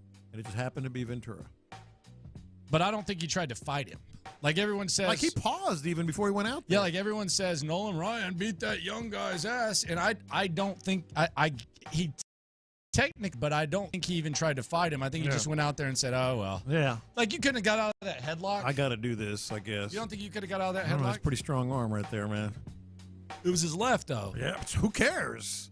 He throws with his right. So he lifts weights with both. He was after games. I ever tell you a story about when he threw a no-hitter with the Rangers? It wasn't the last one. It was one of them. I was there, and that was one of the few no-hitters that I got to see. And we had to wait 45 minutes after his no-hitter because he was on the bike. The exercise bike? And lifting weights, yeah. After a no-hitter, Nolan Ryan, at 40 whatever years old. He was chilling. No, he was, because he came out, he was taking a nap. drenched. No, he was drenched when he came out. It was wild, yeah. Who were you waiting with? Whew, probably the whole usual suspects, Galloway, Collishaw, Sherrington, me, all those I guys. took a tequila shot with Galloway and Nolan. Oh, really? I really didn't feel like drinking, but You have to. I mean, yeah. If Nolan Ryan's old ass and Galloway are going to drink tequila, It's like I'm not a big weed guy, but if Snoop asked me to spark up, I'm gonna spark up with Snoop. I mean, I like tequila, but I think I had like a stomachache or something. But sorry, yeah, got to do it. Mm-hmm. So does that mean if Johnny Manziel asks you to blow a line at the Aggie alumni thing, you're going to do it? He's not exactly Snoop. He's huge, but he's Johnny Manziel. I mean, he's a god, right? Yeah, he's a god. So if you're at an A&M alumni game and Johnny Manziel says, "Hey, let's go to the bathroom and put this oxy in our nose," are you going to say yes or no? Yeah, I think there's a line. I think there's a line you draw. You made it sound like there wasn't. I'm not going to do Come on, that. you did it before. 40 years ago. Cocaine's a hell of a drug. Boy. Is Nolan Ryan an Astro? 713-572-4610. Some numbskull up there is doing that. Who's the most likely? Who has worse roads? Who's the Houston most likely? or Dallas? Who's the most likely radio host in Dallas to totally buy into this scam of a hate Houston thing? All of them. All of them? All of them, yeah. All of them at the Fan, for sure. Yeah, I would say, all of them. I'd say they're all pretty much on board with it. 281 says Tyler would snort a line off of Johnny's ass. He would pay for it. It's funny because it's true. No, honestly, if TriStar came to town, yeah, and there were a TriStar package where it's like picture with Johnny Manziel, $80, signed photo, $75, snort line off Johnny's ass, $250. Yeah, Tyler'd get two. Be front of the line, camping out. Camping out. Coming up, Lunchtime Confessions here on Sports Radio 6. Let we go.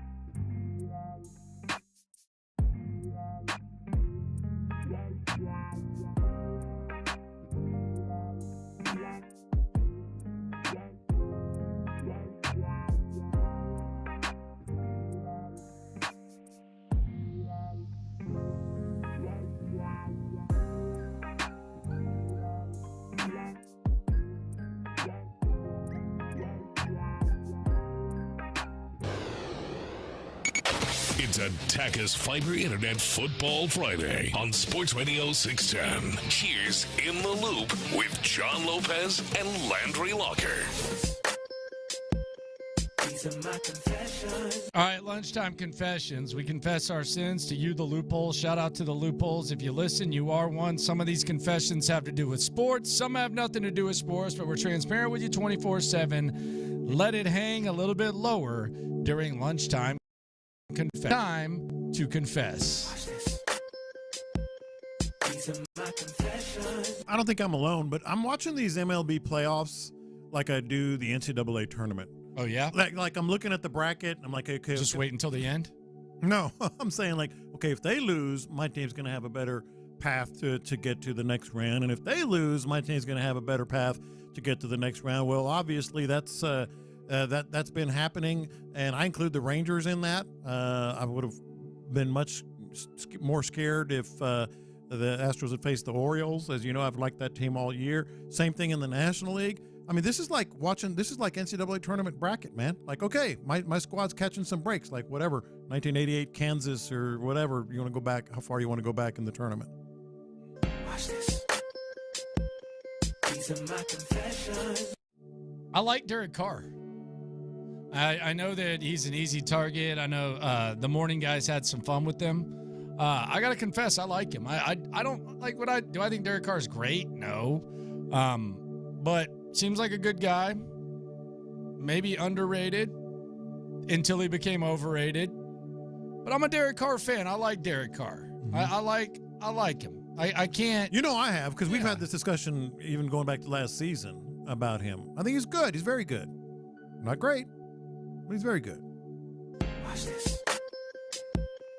These are my confessions. I refuse to let Landry Locker dump all over my Ring of Fire Eclipse fun tomorrow.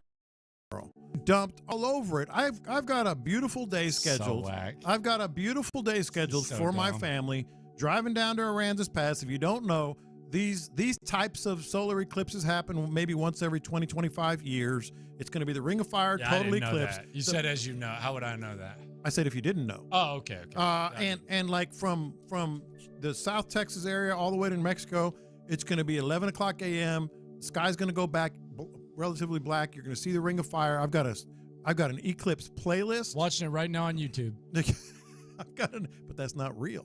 You're not sensing Watching it right there. So you're like those. You're like those kids. I know you're not in this generation, but Gen Z that live their entire life off their phone and think they're experiencing things. No, man, you got to get out there and you got to experiencing things like Goodwill Hunting. Everything you know, you read in a book. But have you ever smelled? What did it say? The way the Louvre smells or whatever. I'm going. We're going to be on an island. I'm taking my boat out, the whole family on the boat, going to an island in the middle of Aransas Bay. Going to have some food, have some beverages. I already bought, by the way, I bought those sunglasses you got to wear. Those glasses you got to wear for the eclipse. I'll send you a picture. They're pretty bad. Do you really have to have them? If you want to look right at it. You don't think anyone's ever looked right at it and been okay? If maybe quickly, but you can't look at it. So you bought some special saves. I'll send you. I'll send you. So you bought it just for this? Are they square? Yeah, just for this. Okay. Are they square? They look almost like those old 3D glasses from the movies. The red and blue. Where'd you find this? On Amazon. 1950s movies. Okay. How much was it? I can't recall. They weren't too bad, but I can't recall. What are they called? It's Eclipse glasses. It's about $100. AKA just normal sunglasses, but they call them Eclipse, and you got ripped off. Go to Amazon. They're $9.99. Yeah, they weren't too bad. Yeah, don't they look like those old 1950s? What a sham! 3D movie. What an absolute sham! See, that's not gonna bother me. All right, so you're going. You got a playlist of music. I got a playlist. That we're gonna play as we're watching it. Okay. Songs like How long does it last? About 6 minutes.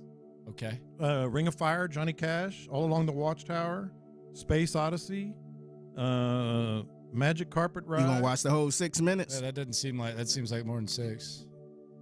Well, it's a whole event, Landry. It's like tailgating. So you're gonna tailgate for this? We're gonna be on an island. I'm taking the boat out there. Okay. Unobstructed. You're on the island, all right. Unobstructed view. More ways than one. Y'all are on an island. Making too it's too much here. Yeah. Does your family not want to hang out with you anymore, and you have to make big events? No. Are they tired of? Are they testing in the side. They test. I can't just they say, got hey, a side let's group get together chat and cook and chill. We do that all the time. They got it they got a side group chat and stuff for Oh, Dad wants us to do this. No, they're excited. My kids, two of them, rented a house so they could go down there and have some fun, and then we go. Let's just make it a vacation on us out here. Yeah, we might as well make the most of it. Hey, I'm not going to apologize. This really means a lot to him. Might as well go. Going to apologize. Sorry, babe. I know my dad could be alive. We don't know how much longer we have with him. I'll just say this. Well, we don't know how much longer. I'll just say this. While you guys have your noses in your phones, I'm going to be experiencing. I'm going to be watching football. It's 11 a.m. I am too. It's college football Saturday. It's 11 a.m. Yeah, I got my tablet out there. Come on, bro. I'm going. While y'all have your noses, y'all have your noses in your phones. I'm going to be experiencing life. Good for you. I'll check my pulse. I think I will be alive. But you're not going to be living. Watch this. These are my confessions. I felt bad for U of H yesterday. They won. I know. They won. Hail Mary, exciting game, fun finish. Happy for them. Happy for the people that were in attendance. But after the game, they rushed the field. Mm-hmm. And they showed the overhead a couple of times. Yeah. It's 8 people, man. It wasn't sold out. I didn't even really notice. I was just, I mean, after the game I noticed because of the UT game is sold out. This was not sold out. Well, I shouldn't have said sold out. It wasn't a bigger crowd. I didn't really notice that it was a small crowd, put it that way. The field rush did not look as impressive as most field rushes that I've seen. Yeah. You think they'll rush the field next week? If they beat Texas? I guess, but I don't know how many. I mean, how many people going to be there for U of H? Yeah. By the way, Dana is a disaster on the sidelines. Yeah, he's awful. Does he not look like he's like asleep? It's. I mean, I know I support going out there and watching the game and stuff like that, but I got to be honest with you, man. Like that dude on the sidelines just looks. I mean, he almost looks like he just. It looks like he's going to the corner to get the newspaper or something like that, or take out the trash. He's got slippers on. What is going on with him? Watch this. These are my confessions. Feed Devin. I am all in. I want to see more Devin than, that's my confession. I want to see more Devin than Damian. Singletary? Yeah. All due respect. Love you, but we got to see something here, man. We got to see if the blocking is good. Let's see if it's the running back. Got to. What if the sixth game of the year, man? Damian Pierce takes note? It's the sixth game of the year, man. What if Damian Pierce takes note? We'll see. What if Damian Pierce takes notes and says, you know what, I'm coming through? Good. I want him to learn. I want him to get better in this scheme. I like his running style. It's impossible not to like. Taking receipts. It's impossible not to like Damian Pierce's running style. But I want to see something else. Just want to make this clear, Andre. That is John Lopez. Andre Ware, that is John Lopez. OG sauce. You can get that at Texas Star Grill Shop. But that is John Lopez. Yes. That's not Landry Locker. That's not Edward. That is not Ronald Hughley. Dang. That is not Clint. Dropped an Edward on your Yeah. I looked around like, who? Go there, Fig. That is John Lopez. It is. Who says he wants to see Devin over Damian. I just want you to make that very clear. Yeah. And that's so why, when you go out and say radio people, all we want to hear, no, don't put us all in there. That's what I'm saying. John. That's what I'm saying. I never said to stuff him in a plastic bag and ship him off. No. In fact, I said I love his running style. He did say that. But he was directing that to you. But he was towards you, but I wish Andre would just say, hey, John Lopez, radio host, I want you to know this. Fine, spell the name right. Instead of include me in it. Spell the name right. Well, he didn't. He generalized it. That's the problem. Just say John Lopez. And I'll say this. Andre Ware wanted to bench C.J. Stroud after the before the Indianapolis Colts game. Yeah. Not some of you analysts. Mm-hmm. Andre Ware. Right here. You're right. 10:15. 3 Sundays ago. That happened. Yeah. Call out Lopez next time, Andre. Please. It'll make my day.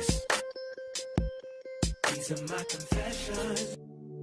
I really don't think Houston now, there's some really good barbecue in both, but I don't think like Houston or Dallas are really barbecue cities. And maybe this is me being a little bit too Texan.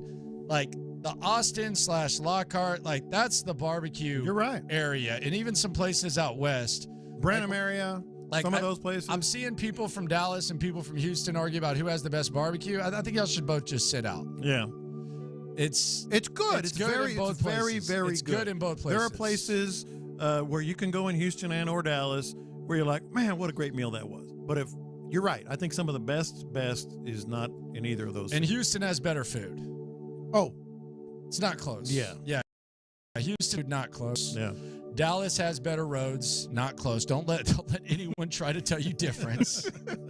We got food. I hate driving in Dallas. Okay. Our traffic is worse. What's this weak ass thing called? 610. It's called the 610 loop. Come on, man. Got about 100. One lane? 200, 300,000 cars. It's been closed for almost 2 years. One lane, homies. Like you can't go south. Like, and when I'm trying to get on Katy Freeway to take it to the crib, it's one lane. Let's go towards the Westheimer. Let's go towards the mall. By the way, don't even try it. Hey, if you want to get like the perfect comparison of Houston roads versus Dallas, go to their Galleria and go to ours and see how much easier it is to get in and out of their Galleria than ours. Man, I'm scared to park in that parking garage. It's wild, Galleria. man. It's small. It's short. Yeah. It's scary. You feel like you're going to be stuck. You feel like it's going to break. And then when you turn out, you got to turn out right there on Westheimer with all these lights and stuff. Yeah. Yes. It is absolute. And don't get me. And the mall's badass. Yeah, it is. But don't get me started about the Southwest Freeway by downtown. Rush hour is noon to 9 p.m. It is. Sometimes 1 p.m. Hey, I think the Astros will get the biggest W of all, but we got to take the L on the roads. We got to take that one. Yeah, we do. We have to. Yeah, the barbecue can be a tie. The food, though, that stays here. Yeah, it does. Coming up, hype, baby. Let's get hype. And a familiar from into town, if he makes a play, Sunday could be a nightmare. That's next. Sports Radio 6.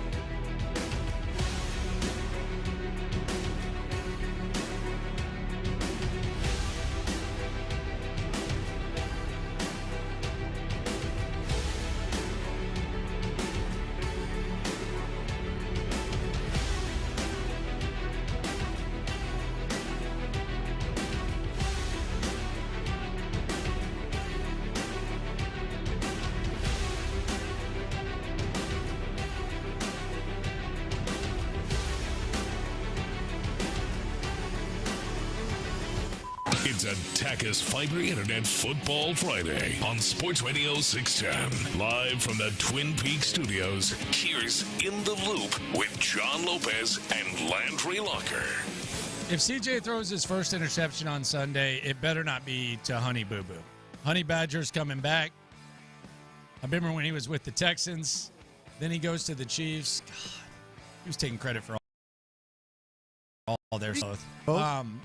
But here was John Lopez's epic diagnosis of the state of the Honey Badger when he was a Houston Texan. Look, I like the guy. I think he can be a contributor, but he's not the Honey Badger anymore. He's a good NFL safety that you can probably prioritize elsewhere. Would you care to give him a new nickname? I mean, he's what is he? Is he Honey Boo Boo? He goes from the Honey Badger to Honey Boo Boo. Now he is going to kick my ass. So far, so good. He's a saint, man. That's the one guy I don't. Lonnie Johnson too. Oh my God. Mm-hmm. Lonnie Johnson's probably hyping this up. He probably, honestly, in like Lonnie Johnson's world, he probably thinks this is leading Sports Center. No, he thinks this is the Lonnie Johnson game, the revenge game. That is one of the. That was one of the most delusional athletes in the history of this city. Remember his podcast? Oh, it wasn't a. It was a vlog YouTube channel. Oh, yeah, YouTube channel. Yeah, he had it. He had it where he forgot to text the trainer and showed up late. Yeah, it was an actual video that he posted. Yeah, and then he stopped doing it when the Saints. He's like, "Yeah, Justin Reed just got paid. You know, that's my goal, obviously." Establish yourself as a starting safety, sir. Reed landed on his feet. That was sad, man. Yeah, Justin Reed he's a Kansas City Chief. He's doing his thing. Yeah. I think the biggest bullet that the Texans have dodged has been the Sean Payton situation. I just saw this stat, and I think it's really remarkable. This is Denver's first 6 games under Nathaniel Hackett and then Sean Payton. So I'll list Nathaniel Hackett's stats, and I'll follow him with Sean Payton's. 2-4 versus 1-5. 2-4 against the spread, 5-1 against the spread. 15.1 points per game, 21.5 points per game. 16.5 points per game allowed, 33.3 points per game allowed, minus 6-point differential with Hackett, minus 71-point differential with Sean Payton. I watched that game yesterday, and I never wanted the guy to begin with. Sean Payton, even if they didn't have to give up a single draft pick for Sean Payton, he was probably 7th or 10th on my list. Well, now you're exaggerating a little bit. No, that's on God. He was like 5th. No, he was not. On God, he was. He was. That's on record. You can check. You can check that. That's on God. I wanted Evero over him. I wanted Kafka over him. I wanted Steichen over him. I wanted Gannon over him. I wanted D'Amico over him. And I wanted, there was one more that they interviewed that I wanted over him. I wanted no part of this guy. He was 7th on my list without draft compensation. Swear to God. No. If you told me that I had to trade a first and a second and a third for Sean Payton, I would rather bring back David Culley. I swear on everything, I would rather bring back David Culley than give up a first, second, and third. Would you bring back Bill O'Brien? Yes. Well, that's a statement. Yes. That's a hell of a statement. That's a statement. Yes. I kind of think we need to rethink the GOAT talk. On him? No, like on the quarterback. I think Drew Brees is above Brady with me now. He carried that chunk. Oh, wow. He was a Pro Bowler before Peyton got there. Drew Brees needs to be up on the list. Look what he did for Purdue. Hey. You want to go back? He needs to be up on the list, man. Yeah. He might be my GOAT now. Man, Sean Payton. Bad vibes, bad attitude, bad football, and you gave up a first, second, and third round pick for Sean Payton. It's an embarrassment. Good Lord, that sucks. By the way, the Chiefs aren't exactly... They're chilling. Man. They don't care. I think they bored. Carrington Harrison described it as they're a smart kid who knows just what it takes to get good grades. It's a good way to put it. Not trying to be valedictorian. They know just what it takes to get good grades. That's what the Chiefs are. Yeah. They look bored. I know they'd like to see more, though. They're chilling. Yeah. They got the luxury of just chilling. Mm-hmm. Sean Payton, man. God. And then he has his play sheet showing to where you can read everything. That's because he hasn't had LASIK. He had the audibles out. He needs to get LASIK surgery. But you would think he would cover the sheet. Yeah, but that big print. I mean, before I got LASIK, you saw how big the type was on my screen? There's like, that just seems like a lot. And Russell Wilson, I forgot who said it, but it like, do you think Russell Wilson's a Hall of Famer? No. Did you think he was before? No. Did you? No. Not enough. Not Hall of Fame quarterback at that position. That's not enough. No. Yeah, I hate Sean Payton more than Wade Smith's giving me my flowers, which is good because Wade will let me know when I'm an idiot. But my assessment of Sean Payton was spot on. I'm giving myself flowers on that. What'd you say? I said the game has passed him by. Drew Brees doesn't get enough credit for carrying him. He's a grumpy guy. He's already quit. All he cares about is himself. He never takes any responsibility, and he's not top 7 on my list. I'm talking about your tweet. You said you'd rather trade those. I would rather draft a kicker too. I would rather draft. Who's that kicker? Who's that rookie kicker for the Packers? If the Texans would have taken him number 2, I would like that more than trading a first, second, and third for Sean Payton instead of Will Anderson. Like, I was wondering this the other day because I was like, I had a dream, and this is a really weird dream, and I promise this isn't jealousy. The afternoon guys are going to think I'm jealous. No. I dreamed that we interviewed D'Amico Ryans. And when we interviewed D'Amico Ryans, and by the way, if you missed the interview with Matt Burke, check it out. He joined us yesterday. By the way, he brought us up to the media types. Oh, he did? He made fun of himself for doing cliches. He's like, I was just on with those In the Loop guys, and I missed that. They asked me to do cliches. But I dreamed that we were interviewing D'Amico Ryans. Mm-hmm. And maybe Smitty can tell me this or anyone else. And I dreamed that I asked, like, the first question I asked him, because it was like typical In the Loop being asking him questions. Yeah. I asked him, I go, when's the last time you got pissed off? Like, not about football, but just pissed off. Like, someone cutting you off on the road. Like, I don't know. So when's the last time you got pissed off? And I woke up. That's a great question, all of a sudden. Put that one in the bank. All of a sudden, I woke up. And when I woke up, I was like, damn, why the hell did I have to wake up? I want to know this. But then I thought, do you think he even gets pissed off? Has to. Everybody does. Everybody does. He's always calm. He's always level-headed.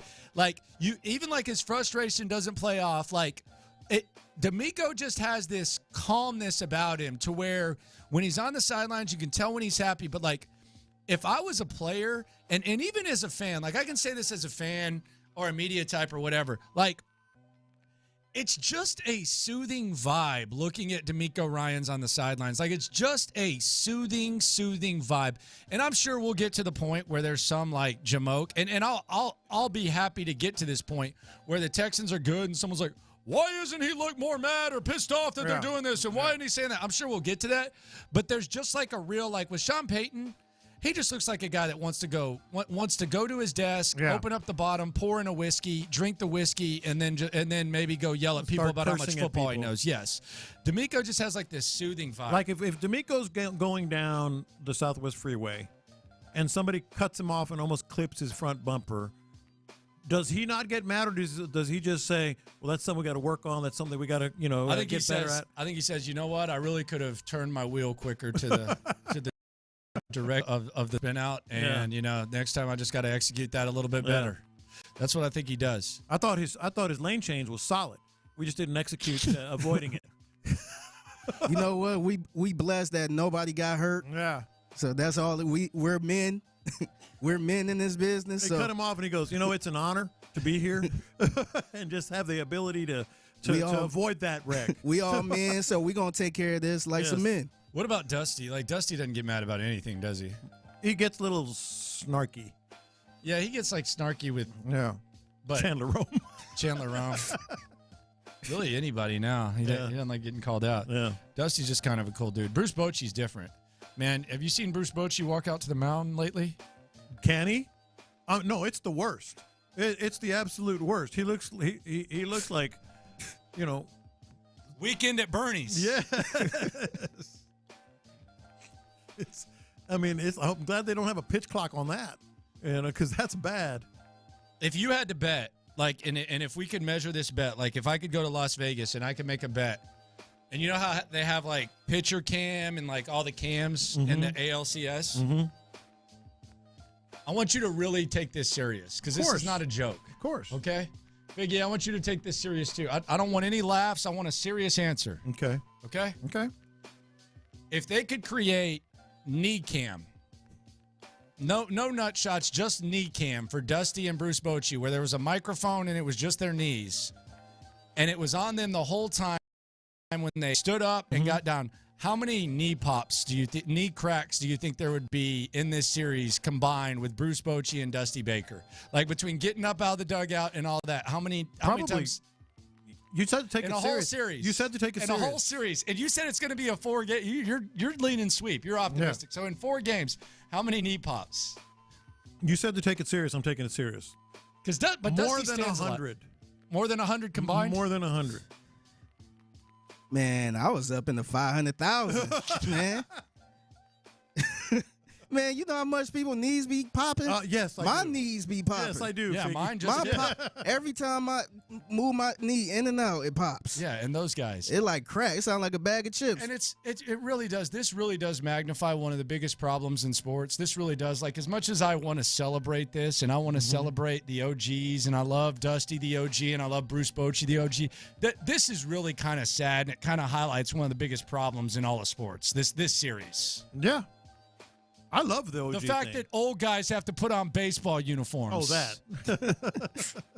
But they don't really do that anymore. That's kind of a cliche. They got pants and socks on. Yeah, they got pants inside, but they always wear those big jackets. You're telling me these old pullovers. dudes, like, man, have you ever seen an old dude dress? They're wearing, like, the biggest shoes. They're wearing sweatpants. They got the Crocs. socks. These dudes got to put on. They're making Bruce Bochy and Dusty Slides. Baker. And it's happened for so long that we just think this is normal. It is. Like, this is ridiculous that we have made this normal to where these old fellas got to put on gear. And the funniest is this is the stupidest thing. How about the ones with the real skinny legs? What about Splitty? Shout out to original Loophole Splitty, Blake. Mm-hmm. He coaches like youth boys baseball, and he's sitting there wearing a full baseball uniform. That's a bit much. You look like an idiot. You don't even have a son on the team, and you're like, honestly, if I were a parent, and I love Splitty, and he does a good job working with kids, and I know he has daughters, and his daughters don't play baseball. Here it comes. His daughters don't play baseball, right? Yeah. And he just likes to help out, and that happens a lot with youth football. I think Smitty coaches youth football. Wade Smith. Yeah. But he's wearing like joggers and like a t-shirt, and he's Wade Smith. Yeah. If I had a son and he was on a baseball team, and some guy who didn't have a kid on the team showed up in a full baseball uniform ready to coach, I'm calling CPS or I am taking my kid off the squad.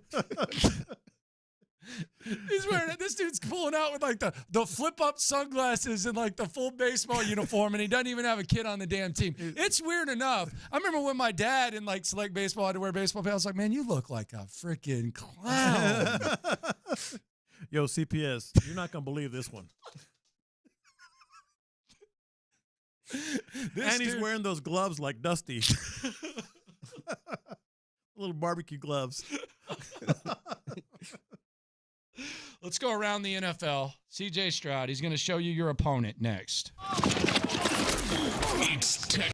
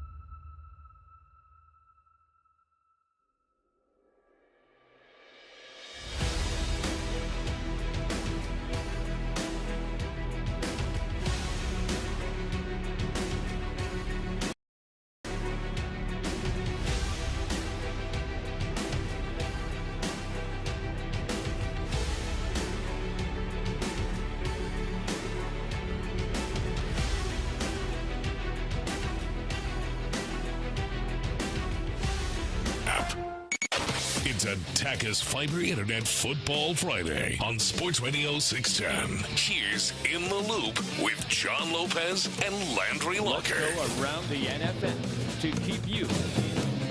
This is Houston's sports leader, Sports Radio 610. Step your game up, voice guys. Speak up.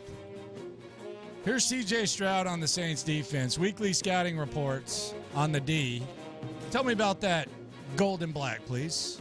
Top 5 defense, all around, run game, pass game. They do everything really well. They play as one. Their DBs are really good. Number 1, Marshawn Lattimore, Tyrann Mathieu, really smart. I think they're getting the other safety, number 9, back, or is another 9, number 6. I think his name is Neal, something Neal or something like that. Really good player. D-line is really stout. Cam Jordan is really good. Brian Brzee, who I played in the All-American Bowl, I think, in high school. Somebody I got to know over the recruiting process and then over the draft and everything. Really good player. So all around, man, they're really stout. Demario Davis is the head of that. He's a great player. Former teammate of mine, Pete Warner, their will linebacker. Very athletic, very good getting his hands on the ball. So, man, we got to be on our A game. Definitely a great defense. Man. All right, thanks. That's a good breakdown. Pretty thorough right there. The tape, man. Yeah. That's a guy who watches the tape over and over again. Yeah. Are you Tim McGraw? Oh, Nelly? I think I'd lean more Nelly than Tim McGraw. No. You kidding me? You and Tim McGraw look like y'all could be brothers. I got another text today that I look like Billy Bob Thornton. I get that all the time, and I don't see it. Nah, you want to see it, but that ain't I don't true. see it. No, I don't want to. I mean, I don't. Like people, wow. Yeah, people always say, you look like Billy Bob Thornton because they're watching the YouTube and Twitch. They think you look like Billy Bob? Do you see it, Figgy? I don't. I've gotten that like a dozen times. Can you believe Angelina Jolie wore his blood around her neck? Yeah, that's right. I forgot about that. They were nuts. Yeah. She had him tattooed on her arm and everything. Yeah. Billy Bob. And then Brad married her and had all these kids. Mm-hmm. They adopted, I think 36 kids. Yeah. Big fan of Penelope Cruz and her commercials during Major League Baseball, by the way. I haven't seen them. Those Emirates ones? I don't know. That's her. Are you sure that's her? Yeah. What's the Jennifer Garner girl? She looks different. She looks good. She's she looks Chase? No, she's one of the banks. Yeah, I don't know. Yeah. Capital One. I think she's Capital One. Yeah, she does that, and she's like real sweet. And she's like, yeah. you might recognize me. But Penelope Cruz, I was like, dang, man, you're 50. She's the one that does the airline ones. Never noticed. Yeah, you noticed. Trust me, you noticed. Never noticed. What movies has she been in? Blow. She was good in Blow. You got me on that. She was good in Blow. She was good in Vanilla Sky, but that's all I remember. Yeah. When will you know this is your offense? C.J. Stroud, despite all the success, the record-setting success as we go around the NFL. We'll get to the Lopez Star games in a sec. This is your offense, C.J. Me personally, I think it's a certain look you get in the huddle from like vets and guys who've done it and been there before. Like for me in college, I remember starting off, we were really good and we ended up losing to Oregon. I still played decently in that game, played pretty well, and I remember still getting hate from it, and guys would just rally around me, and I was like, all right, man, this is my offense, I got this. And then now, in this offense, when I get in the huddle and I'm saying the plays, guys are looking me right in my eyes. It feel like they trust me more than they did maybe in the preseason or week 1, week 2. So I definitely think when you put it on the field, that's when guys in the building and the organization and front office, the coaches, the players, everybody, even the chefs look at you different. So for me, I just want to keep building trust and keep putting it on the field and keep playing well because I know I can and I have that confidence in myself. But just as quick as you get comfortable and want to think that your stuff doesn't stink, that's when you get shot. So or make a mistake that you shouldn't make. So for me, I'm just staying on the little details and get better every day. But yeah, I think that's what I've been feeling, just more trust from everybody. So do you think when CJ goes to the cafeteria, it always comes back to the cafeteria? Yeah, it always does. Everything. He talks about the chefs. You think he gets a better cut of meat than John Weeks or something? He better. The deep snapper? Yeah. You think? Yeah. Okay, so they make sure, hey, let's cut the fat off this. What do you want, sir? What about Weeks? Oh, he'll get some cereal. A little porridge. Here's a rotten banana. Go ahead. Have at it. This one, we're going to throw it away if you don't eat it. Weeks walks in the cafeteria. Oh, hey, we're closed. We don't have any more. Hey. Oh, there's some left. Nah, Duke, we out. Nah, we out. And then CJ walks in. Oh, yeah, he wants to make you an omelet? Yeah, drive-through only. Yeah, CJ walking. Oh, yeah, I'll whip it up for you right now, man. Make it nice and fresh. Yeah. No, but we can start the fire. We'll start the grill. You think CJ could go to McDonald's and get breakfast at 1? Yeah. Really? Yeah, come on. You think CJ could drive through McDonald's at 1 and say, hey, I want some hotcakes? 100%. 100%. What a life. By the way, can he? Nah, yeah, I don't think McDonald's budges. Nah, they don't care who Burger you King are. might. The Burger King manager will say, hey, guys, let's do this. I don't think so. Yeah. I don't think they so. will. I think Burger King might. If nothing else for the I think for the Burger gram. King might. I don't think that. If nothing else, just for the gram. I and the do social not. media. I do not think McDonald's would budge. Do we? We Yeah. definitely have some McDonald's manager listeners. CJ Stroud walks in and says, I want breakfast. No chance. You're making him breakfast. No chance. Nope. Burger King maybe. McDonald's they are not budging. Nah, I think they are. Unless the manager is like a Houston Texans That's what season I'm ticket saying. holder. No, the manager can say, I don't yeah. think so. I don't think they're budging. Let's make an exception Nah. here. I don't think they're budging. And by the way, this has been his team. It's his team. It's not like there is no question. But He's still not trying to earn the trust. No, it's there. It's done. He doesn't know the offense. He said. Texans versus Falcons. How many stars? I meant Saints. Dang it. Yeah, Texans versus Saints. Yeah, Stuck in the past. Yeah, I saw that. 4 stars, and the reason is a couple of I used returns. to be 4.5, but I listened to 97.9 The Box this morning. They got me hyped. You got a little more hype than usual.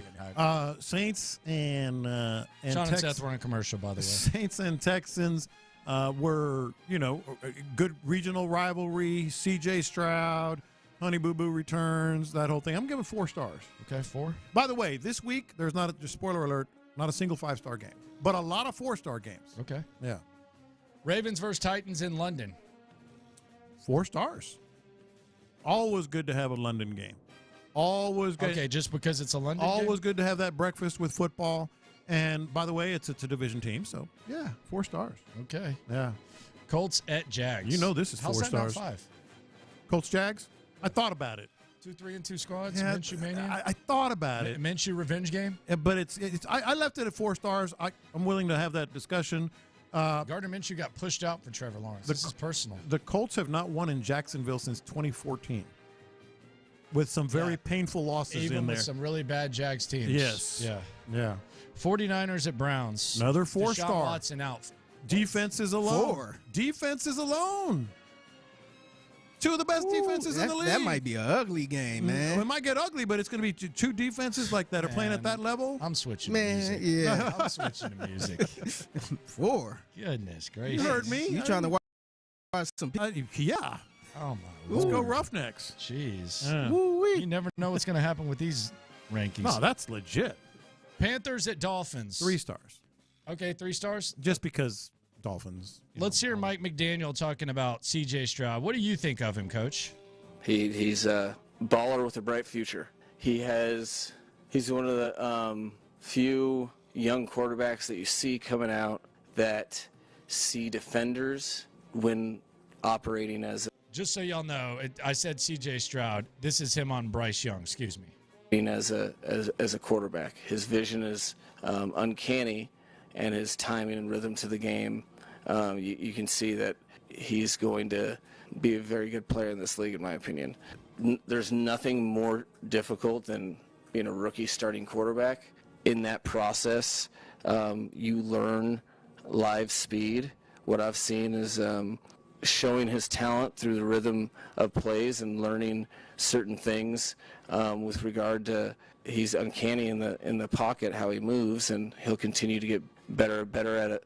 Extending plays, and throws a very catchable ball that's built for Yak. There's a reason why the guys that he's played with, how much respect they have for him. If you don't believe me, just ask any Bama player. You can tell why he's earned the respect of not only other rookies but veterans on that team. It sounded like he was talking about CJ this whole time. It did. He's talking about Bryce. I love potheads, man. I love potheads. Chris Canty, or the clip, he basically said, yeah, they didn't want him. How many stars we giving this one? 3? 3. That's really, I think why is that? Dolphins, points, Tua. Is Bryce playing? I think so, yeah. Yeah. how is this better than the Browns and 49ers? The 49ers are the best team in football. I want to see that. The 49ers are the best team in football. And it's a lot of good teams that play some scrubs. Speaking my language, these are two great defenses. There's a bit of intrigue with no Deshaun too. You got the best team in the game. I want to see that. All right. Patriots at Raiders, the Blowhard Bowl. 1 star. Next, 1 star. Commanders at Falcons.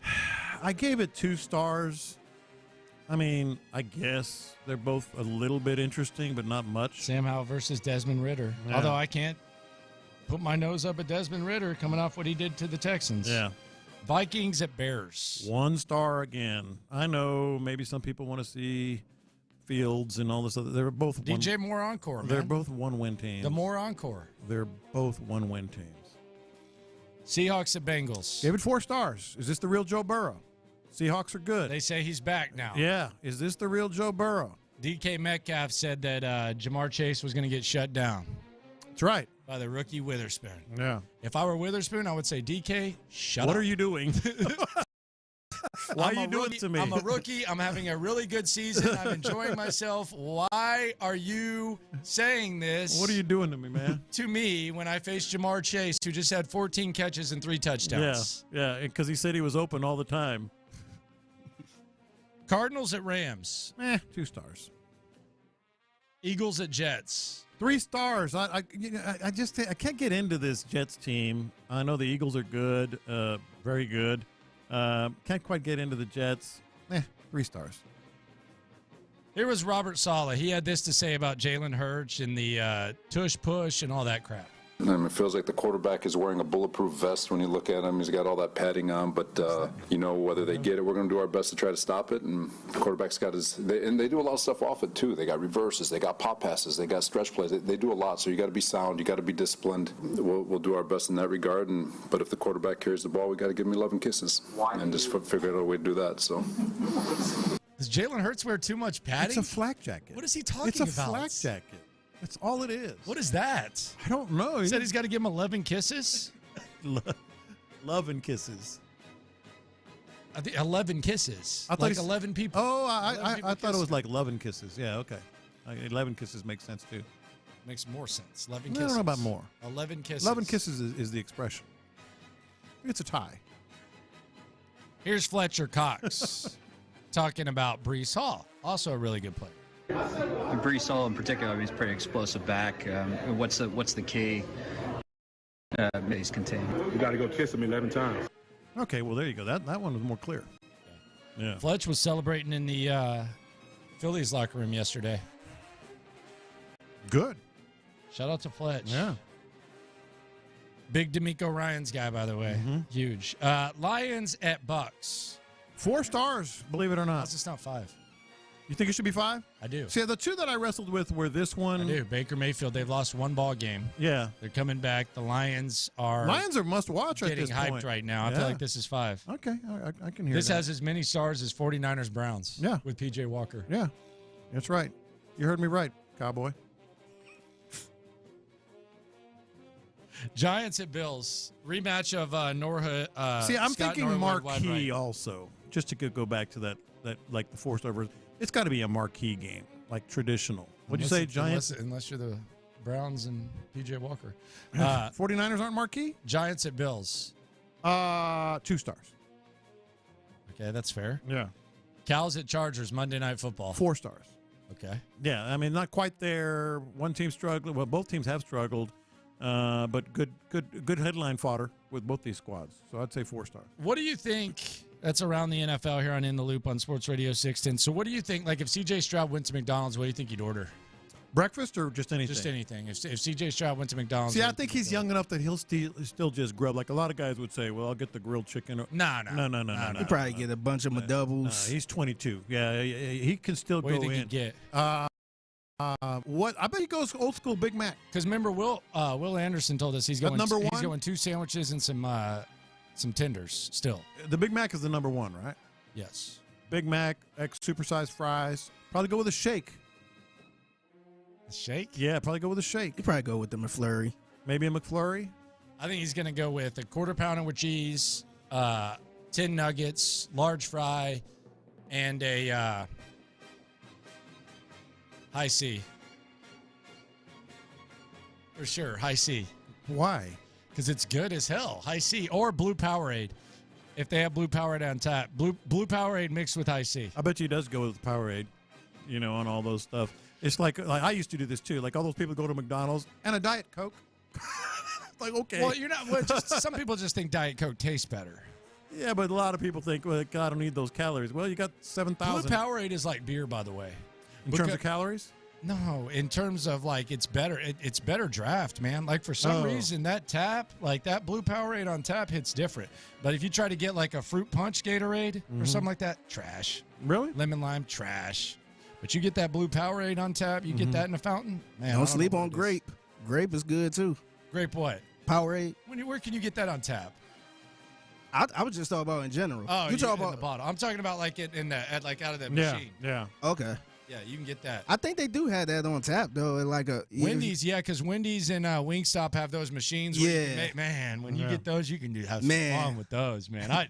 Man, people are mad at me if you're behind because I'm getting Powerade Zero and I'm mixing the strawberry, the grape, and all of that, and I'm gonna put a splash of that Fanta, put a little lemonade in there. Hey, you can get as mad as you want. You're just sitting behind me. Wait your turn on that. Those machines that they got at Wingstop and Wendy's and stuff. Whew. Do some damage with those. I don't think I've ever got. I'm sitting here thinking a Powerade on. If I were a billionaire, I'd have one of those machines in the house. Yes, I think they call it like a freestyle. Man, fountain or something like that. Man. You get on those. Oof. The worst is when you go up to it and most of the stuff is out. Do you get embarrassed when you go to like a fast food chain, Lopez? I know you don't go to those anymore, but like, Figgy, do you get embarrassed when you go to like a fast food chain and there's no ice, so you have to tell them, or do you have no problem just saying, "Hey, there's no ice"? I try to push it as much as I can and get like one ice cube and get like I don't know, man. They usually so appreciate they got it. some, I know, but no, they They're don't. like, oh, our bad, sorry. No, but they got so much going on. It's hit or miss. I try to like squeeze the last. Just ice so you cube know, out I've of it. done that, and I don't feel bad about it at all. Yeah, that was a long time ago, John. Like you haven't been to a fast food place in 25 years. When's the last time you went to a fast food place? I tell you, I go for breakfast a lot. No, but when's the last time you went inside of a fast food place? I went to Dairy Queen not long ago. When? Like 2 trips to 1986. No, because there's a nice one. You had to use the restroom on the way to fishing. No, there's a nice one on the way back. I stopped at Dairy Queen. What's the name of that? That's how he says there's a nice one. You can't just stop at Dairy Queen. Oh, no, there's a nice one. I stopped at a nice one. No, I was giving him a compliment. He's got to apologize. I was giving him a compliment. It was clean. On the way back, I got a belt buster. Take that. Yeah, belt busters. Yeah, man, blizzards too. Yeah, it's gracious. Man, how come Diet Dr. Pepper's not more common? I don't know because And they always have regular Dr. Pepper. Diet Dr. Pepper's not as common as it should be. Mm-hmm. Your wife likes Pepsi, doesn't she? Love it, man. She love it. Remember Stanford Route? Oh yeah, he always asks for Pepsi. I love Pepsi. You got Pepsi? The hell are you doing? Coming up, John Lopez is not in the slime off. Neither is John McClain. I am. Seth is. Sean is. Al Michaels is. And some radio guys are. This is going to be a big slime off showdown. We want your participation on YouTube, Twitch, and on the text line. The slime off next. Let we go. Join the drive with Stoerner and Hughley. Live from Stat Sports Bar and Grill on a Tachys Fiber Internet Football Friday. This afternoon from 2 to 6, we'll be getting you ready for the matchup with New Orleans. Stop by, hang out with the guys, and enter for your chance to win the ultimate tailgate prize pack. It's a Tachys Fiber Internet Football Friday. Presented by Academy Sports and Outdoors. All right, guys, John Lopez here. You know what time it is. Don't cook on that unappealing, rusty old grill. It's the fall, and it's time to upgrade your grilling game. Texas Star Grill Shop has more than 100 grills. They purchased from a hard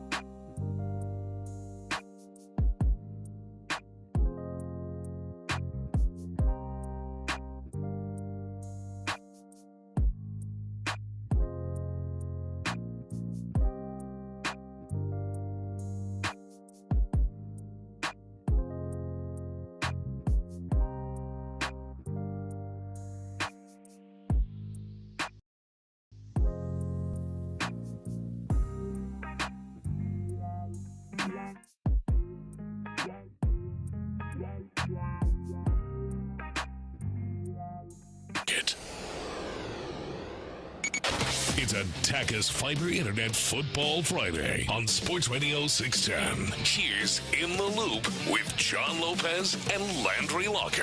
It is time for the slime. It's time for the weekly slime. Slime season. The biggest displays of weekly slimery. Man, you going to hell on scholarship. As decided by your favorite H-Town hosts and the loopholes. Man, look at this slime ball. This is the Friday Slime Off on Sports Radio 610. And we got 5 contestants. Yours truly, Unfair, Sean Pendergast, Seth Payne, the radio broadcast for the Atlanta Braves, and Al Michaels. Is there any way you're leaning before we actually cuss and discuss this? Well, maybe 2, but not anything in particular. Okay. Yeah. Biggie, you leaning any way specific? Yeah, I'm in. Okay. All right. Well, I can't wait to hear this. Yeah. Let's start with Sean Pendergast. Okay. John Lopez is a good cook. I know you've heard him talk about it. But he is. And ever so often, used to be more often than now, but love these backhanded compliments. Ever since he got endorsements and the sauce, it's not as frequent, but it still comes every once in a while. I appreciate it. John Lopez cooks, and he brings us some food, and it's made with love, and it's made with a lot of effort. And quite frankly, I would think the average price, like per dish, like if you just like went to a restaurant and you bought the dish that Lopez is bringing, I'd say it's probably like a $20 plate. I agree. Like I would say it might be even more, but I would say it's like a $20 plate at least, and that's per portion. Like normally there's 4 portions. He's bringing you like probably about $80 family worth size. of portion. Yeah, That's it's a family size. Yes. Family size. He brought a smoked meatloaf. Yeah, which was a cool experience because I'd never had a smoked meatloaf. I immediately took mine home, and I had it for lunch. Well, you texted me like at 3 o'clock. Yeah. Split it with the wife, and then I had it later on because I'm trying to lay off the carbs. Perfect. Figgy took his home. How'd your wife like it? She loved it. When'd you eat it? That same day. What day did you take it?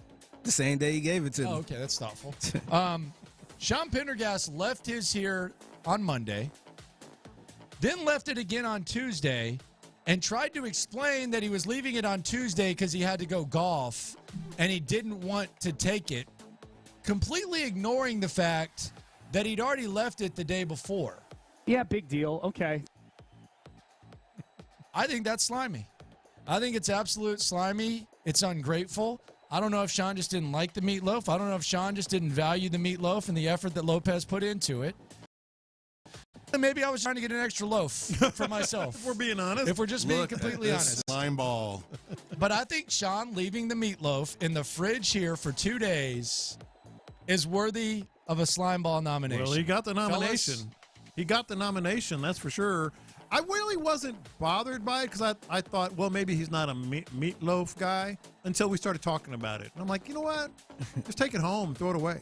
Well, if you're not a meatloaf guy, say, hey, I'm not a meatloaf guy. You could give it to someone else. Yeah. You know? Or just take it home and throw it away. Yeah, exactly. I wasn't really bothered by him leaving the first time because I almost left mine, and I actually made a U-turn to come back up here to get it. But so I ain't killing for that. But the other stuff, like, I got a golf tournament, so I got to still keep it up here. It's just like, oh, man, I don't think you're that serious 10 about minutes away. Yeah, that was rough, you can still took it with you, right? Yeah, I thought it was But he lives 10 minutes away. Drop it off. Thought it was pretty ungrateful. But I'll be honest, I was probably just trying to get the extra meatloaf, too. But, you are a slime ball. Kind of is what it is. I might be. Because Brandon Scott was a guest on Thursday, 11 o'clock.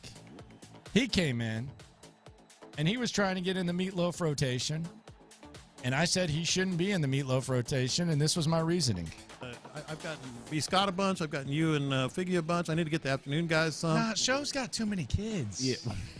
Come on, man. Wait a minute, man. B. Scott's got too many kids, I was going to say, I got just as many kids. Hey, yeah, kids, just give me 2. All the more reason. Just give me 2.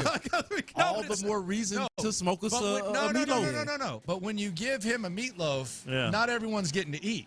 I'll get a bigger My chunk. house, baby can't eat yet, so I'm getting to eat.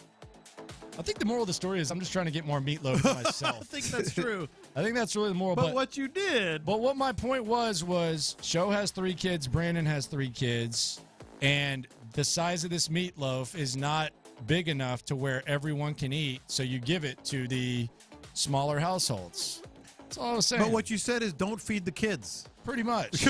Don't feed the You kids. pretty much said don't look out for them. Don't give them nothing. Feed me, not the kids. Give me more. Yes.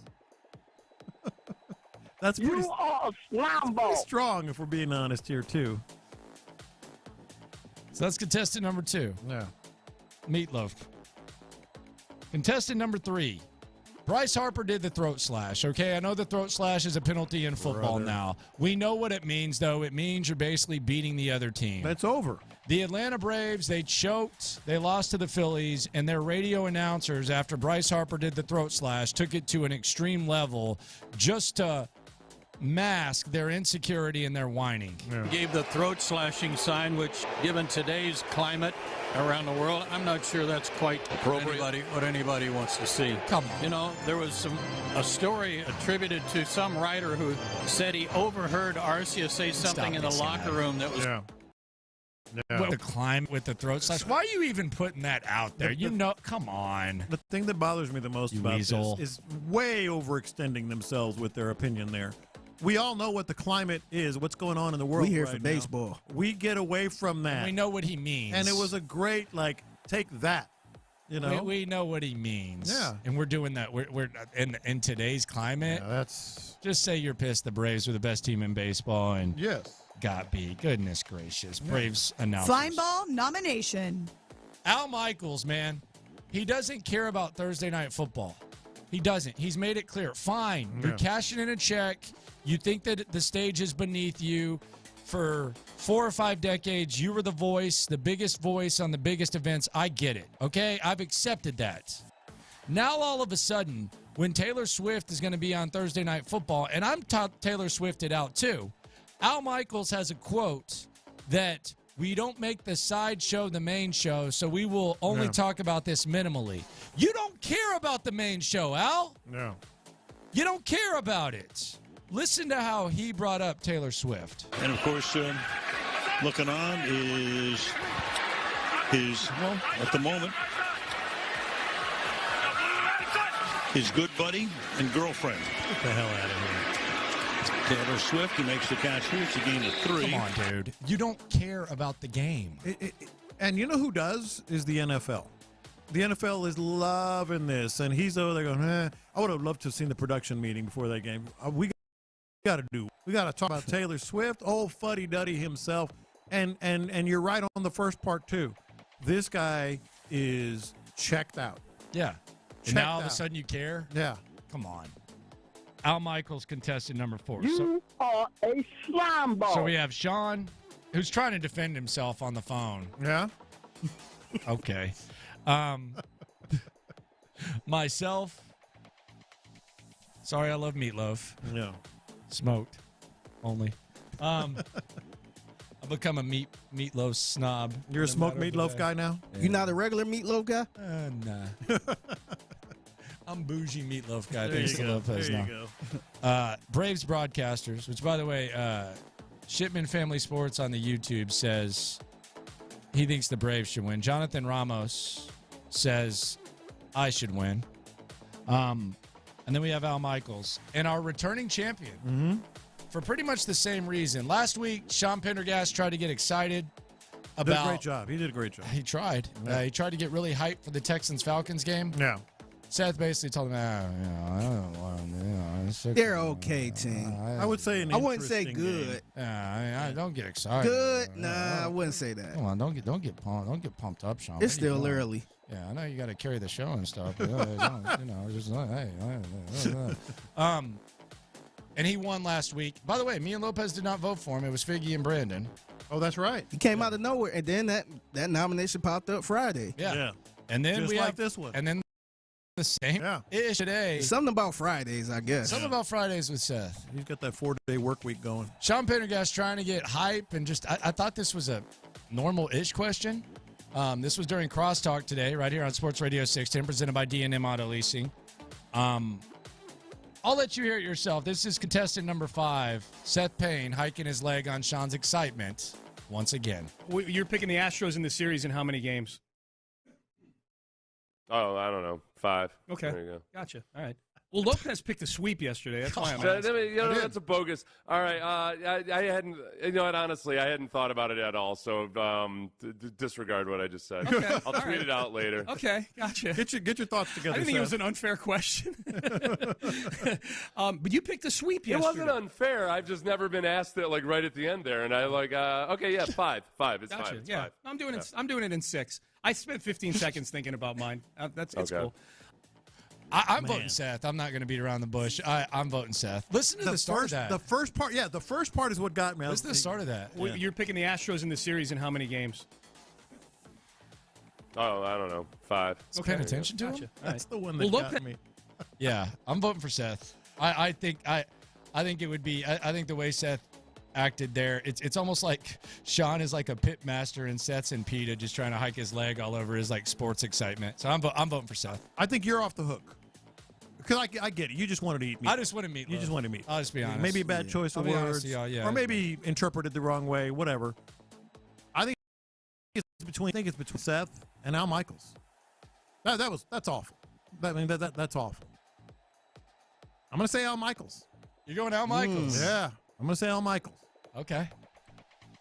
Mostly because I want Figgy to be the deciding vote. That's mainly the reason. Man, I just can't believe Sean got treated like that.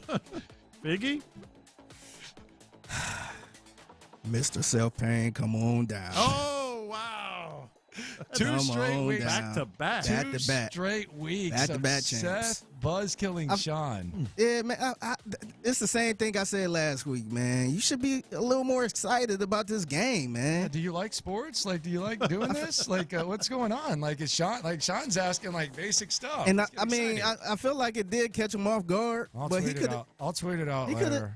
Yeah, it's like a radio. It's a radio. I'll tweet it out. But see, you say that, but the two things that really kind of made me go, you know what? Maybe he is a slime ball this week. Is how he started, and that he said that he acted like he was being asked like the formula for. It kind of had like a Jim Nantz feel to it when he was on with show. Like he just caught him off guard with an uncomfortable question. Yeah.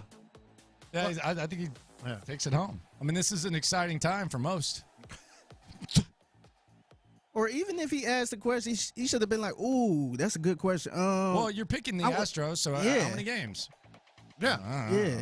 It just seemed like he ain't really care. Oh, he cares about dumb questions like this. What is this? I'll tweet it. You're picking the Astros in the series. Oh, I don't know. 5. Okay. There you go. Gotcha. All right. Oh, man. That's tough. All right. Let's go. Seth Payne, back-to-back. There you go. Astros looking to go back-to-back. And there's going to be something on display in this series that I think is one of the worst things in sports, and it's magnified by 2 prominent figures in the series. Plus, we might have slept on the magnitude of what's going on at NRG. I am pumped for that, and you should be too next.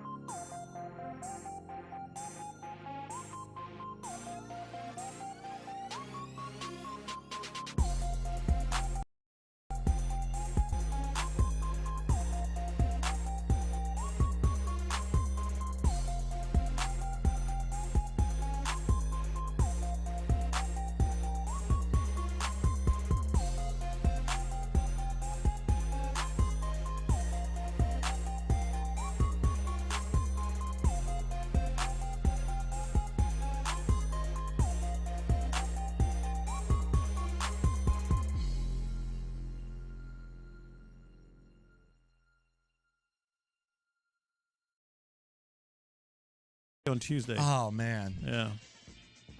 I'll tweet it out later or something. Yeah. I don't know. I'll put a poll out. You got a sweep still, right? Sweep. You're sticking to it. Of course I'm sticking. There's sound reasoning behind it.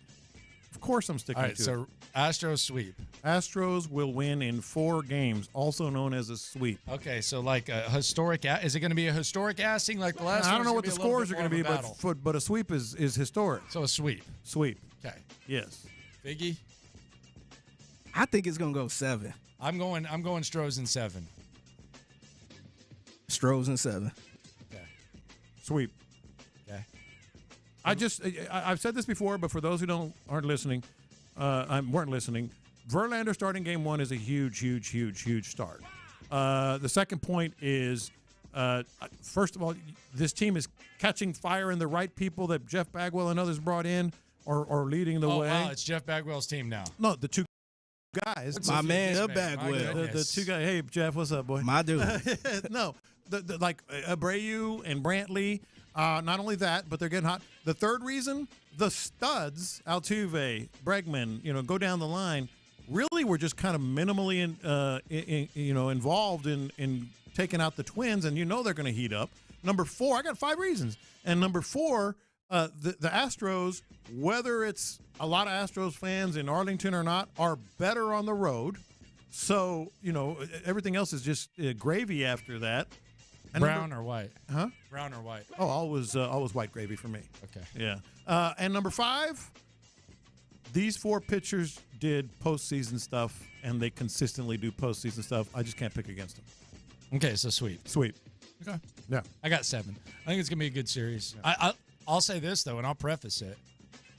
Predicting the AL West this year is like nothing we've ever seen. I mean, you want to talk about a roller coaster? I mean, It's Early guy has this as his trademark. This is the ultimate It's Early. This Astros Rangers crap. I get that the Rangers have heated up magnificently. I get that their pitching has gotten better. I mean, they got maybe even John Gray and Scherzer coming back. Who knows? I'll send a limousine for Scherzer to pitch. Well, see, there you go, sweep. But I get that they're. By the way, do you have any issue with Scherzer getting as rowdy as he does in the locker room after games when he had nothing to do with it? Nah, he's on the squad. They were mad at him in New York. Nah, he's on the squad. They were mad at him. Yeah, no issue whatsoever. He's part of the squad. But I get the Rangers very dangerous, very hot, getting better pitching, even in the bullpen, which has been a disaster. Sweep. Okay. Yeah. What about Texans Saints? It's a tough one for me. Have I picked against the Texans this year? Ravens, I guess, was the only one. Yeah, you have. Yeah, Ravens. No, you like the Steelers too. You liked them, but you picked them. I picked the Texans. You set it up like you were going to take the Steelers. Yeah, I picked the Texans. You like the Saints, though. I already know you're against them. Just take the Saints. Well, you heard. No, I already know you're against them. Just take them. Get it out of the way. You heard my earlier my dramatic column in which I talked about all the possibilities that the Texans have here and how they're going to win. But that's the columnist. I think the Saints might win this. Okay, you got the Saints? Yeah, I think the Saints might win this. I got the Texans. Good. I think the Texans Good. win by. I feel dirty. I think the Texans win by 10, double digits. Oh, wow. Yeah, I think they can win by double digits. I think they can get to Derek Carr. Yeah. And I don't think New Orleans has very much firepower on offense. I do think Chris Olave is the best receiver the Texans will have faced, but I think they can lock him up. Yeah, I don't feel great either way. I'm going to go with the Texans by 10. Exact score, don't know, but Texans by 10. Figgy, how you feeling? I don't know. I ain't think about it. Come on, Seth. He's waiting for I don't know. I'll tweet about it later. Quit being Seth. Come on. Nah, I'm picking the Texans by 10 too. All right. God. Hell of a good time tailgate too. We are. I can't wait. We are. I heard they're getting hype. It's gonna be good. Grill and meat tailgaters. Maroon. Mm-hmm. Maroon lot is very good. And they got gumbo. Underrated. Most underrated lot for tailgating at NRG. I might act real ghetto this weekend. Mm-hmm. You know what I'm going to do, Figgy? Yeah, how? What you going to do? This is how much I'm thinking ahead to the tailgate with Grill and Meat tailgaters because I know they always got gumbo and stuff. Mm-hmm. Bring my own bowl. Why? Bigger size bowl. You get another bowl. No, I'm not going to get one of the normal size bowls. Get two bowls. No, I'm going to bring a triple size bowl of my own. Why? So that I can fill up more gumbo. That's a horrible move. You be carrying that all over the parking bring lot? the aluminum for you? Take it into the press box? I'm going to bring one that I can throw away. I'm just going to go get like one of those big-ass Tupperware bowls, and I'm going to bring my own bowl for the gumbo. You know they're going to be talking behind you, but look at this guy. Look at this. Look at this effing guy. Yeah, he's getting half the pot of gumbo in one bowl. Look at this guy. That's exactly what they're going to be saying. I mean, exactly. Oh, God. Lord.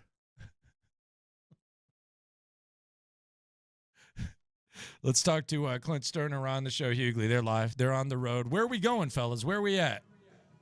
Red Stats Bar and Grill, baby. We've been here before. This is the infamous spot where Figgy just completely did some teriyaki wings. And yeah, we're back here, man. It's going to be a good football Friday. I ain't going to lie. I looked at the wings, and I was like, I don't want Figgy to be disappointed in me, so I didn't order them. Oh, man, there's nothing wrong with teriyaki wings. No, I know it shouldn't be, but, I mean, you know, when Ed really, hunts you down, I mean, you just have to – I mean, it makes you think different about yourself. When he speaks out about your choices, you really got to think about it. Okay. Damn you, Figgy. What do y'all think about my notion that it's one of the biggest disgraces in sports is on display this Sunday when the Rangers take on the Astros and you got two 75-year-old men wearing full baseball uniforms? Like, what are we doing? I know it's normal, but good God, come on. I'm waiting on the first person that's gonna go ahead and pull this off. Just like I'm waiting for the first person to not wear white at Wimbledon and make somebody stop them. I wait for the first person to just come out there in regular clothes, whatever they want to. Because when the NBA and the college basketball coaches went through and said, hey, we ain't got to go back to wearing these damn suits and these ties, coaching and sweating. We're just going to keep in these pullovers. And that's just become the thing. I'm just waiting for the first person to come out there, one of these young managers come out there and say, you know what? To hell with this, man. Yeah. I'm just going to wear it up. I'm going to come out there in these shorts if I want to and make these pitching changes. Yeah, it's a damn shame Bruce Bochy probably can't even put on normal sweatpants. Has to get the special. Got to put on some baseball pants and go out there. I feel bad for Bruce, man. He can't move. You see him walk out to the mound? Oh man, he's got a full lean back, right? Yeah. Like he walks leaning back, and I get the feeling that if this series goes the way the Astros need it to go, he's gonna be making a few trips out there. Yeah. And I know he's over there just saying, hell, man. Is Mike Maddox the pitching coach? I think he's over there just saying, he is. You know what? Hey, Mike, man, go get this one. Yeah. Hey, man, can you? Because I've seen a pitching coach go get somebody. You make this move, man. Go ahead and get this one. Because he made, like, he's 68, Dusty's 74. They don't look like it. Nah. No. Nah. Lock Dog, what do you want him to wear? I don't know, like some khakis, some khakis and a team shirt or something. Some Jim Harbaugh crease in the front khakis. Yeah, I'm with you though. Like it looks normal. Like we've gotten so used to it, it's never been different. So but that ain't normal, man. He's putting in a full baseball uniform, and I think it really gets showcased when we see like little league coaches having to wear it, like Splitty. Shout out to Splitty. When I see him wearing that full baseball uniform, coaching a youth baseball team, and he doesn't even have a son on it, I almost want to call CPS on him. My biggest thing is it's ridiculous. I heard you say If my son plays on baseball and some dude shows up to coach my son and he doesn't even have a son on the team and he's in a full baseball uniform, man, son. See, my thing is they're taking away good numbers. Like, I mean, 12 is a pretty good number that Dusty is taking away. That's true, too. I didn't think about that. I didn't think about that. No, in Kansas City, Ned Yost was number 3. That's a good number.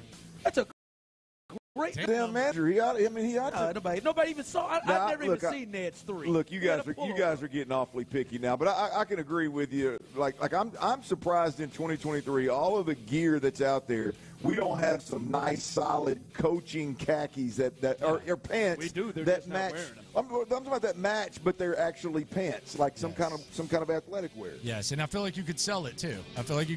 You're listening to KILT AM, KILT HD2, fellas. I'm ready for it. The Drive is live. That's right, baby. The Drive is live, and we are live on this beautiful.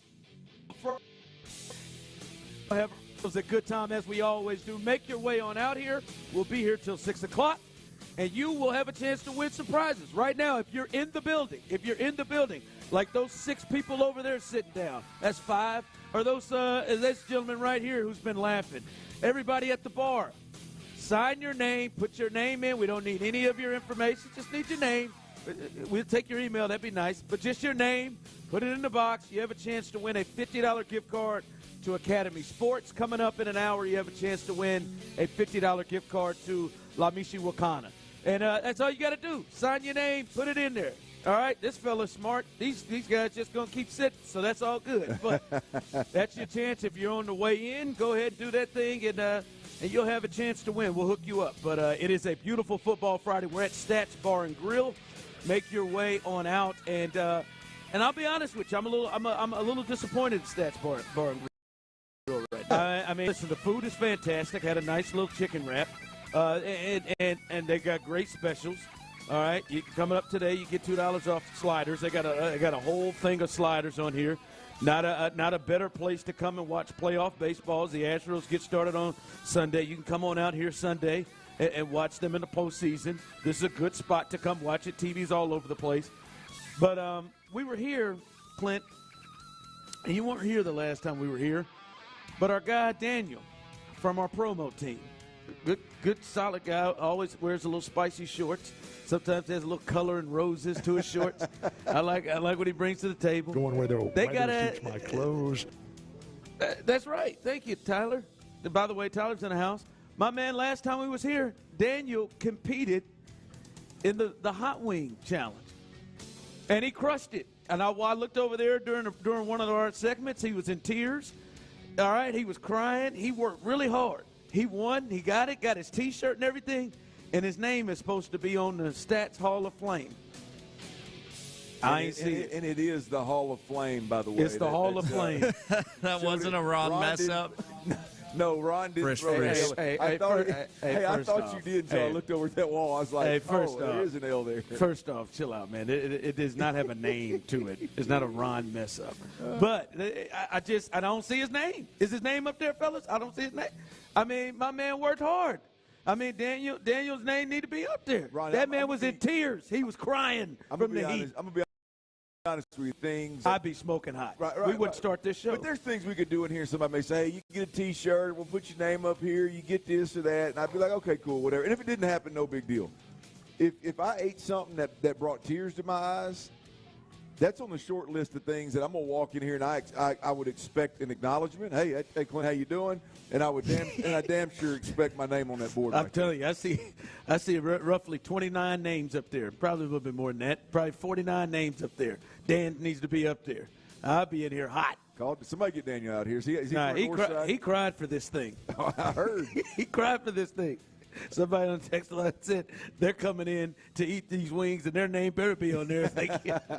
Before they leave. Yeah, I'll be sitting right here. This place is great. I mean, it is nice. It's got pool tables and everything. There's just a classy vibe. You know what I mean? Yeah. I mean, you got stacked stone on the wall behind the bar with TVs. You got a neon light up there. It's not on, but it's going to be beautiful when they do turn it on. They got the social media picture thing behind you. I can see 1942. I can see Clase Azul. I can see some high-end tequilas. Do they have leather-bound books? On that spirit wall? No. I don't see any books, but they've got granite tabletops. What the hell are you talking about? They got big-time Any rich TVs. mahogany? I don't. They got some dark wood stools around. They got a dartboard that you have in your house, Tyler. So they do have that. It is just a great layout, man. I mean, it's a great layout, great vibe. This is I would frequent this place if it were out east on I-10 a bit. You'd frequent a lot. Ain't no doubt. It's a good spot, so you should frequent it right now. From 2 to 6, we'll be out here. It's spaced out well. It is. Other than that dartboard that somebody need to throw through your face to get to that bullseye. Other than that, now it's a good setup. Yeah, if we weren't here, it'd be great.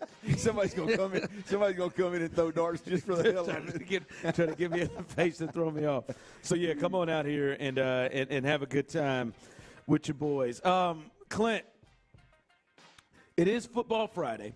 All right, and we're here. And as usual, it is a great football Friday, and they have a big game Sunday against the Saints. Huge game here at NRG against the Saints. And Clint, I can't help it. I've been accused of being, a little nervous at times, being a little. I get concerned, as I'd like to put it. Show mama. And I'm not. It's not. I don't even know who Show is. He's dead. But I will say I am legit nervous about the Texans offense this week. I'm legit nervous about the Texans offense this week against this Saints defense. Now, listen, I'm not the 34-0 ass kicking they put on the Patriots. I know the Texans offense ain't that bad right now. Okay, so it's not just because of that.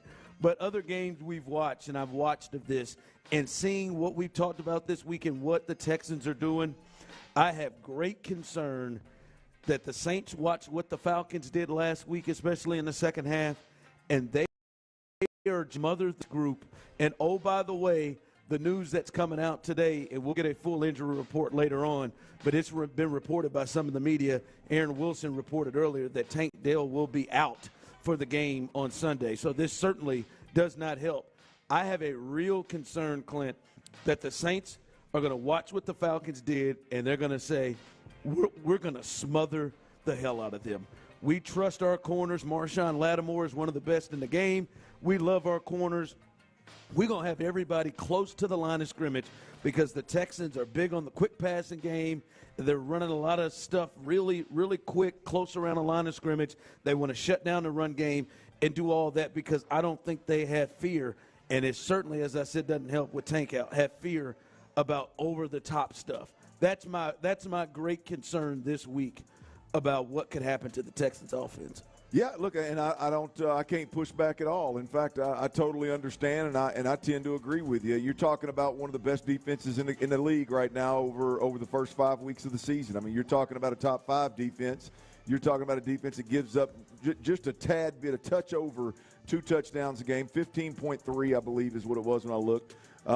Their overall pass and versus a rush, they are a really, really good defense. And they are one of the teams that, Ron, we've talked about the last 2 days. I talked about it not being about Dameon Pierce, the inability to run the football, and yesterday about how C.J. Stroud and Bobby Slowick have to get significantly more aggressive if they're going to beat teams league middle of the backing up. And this is one of them.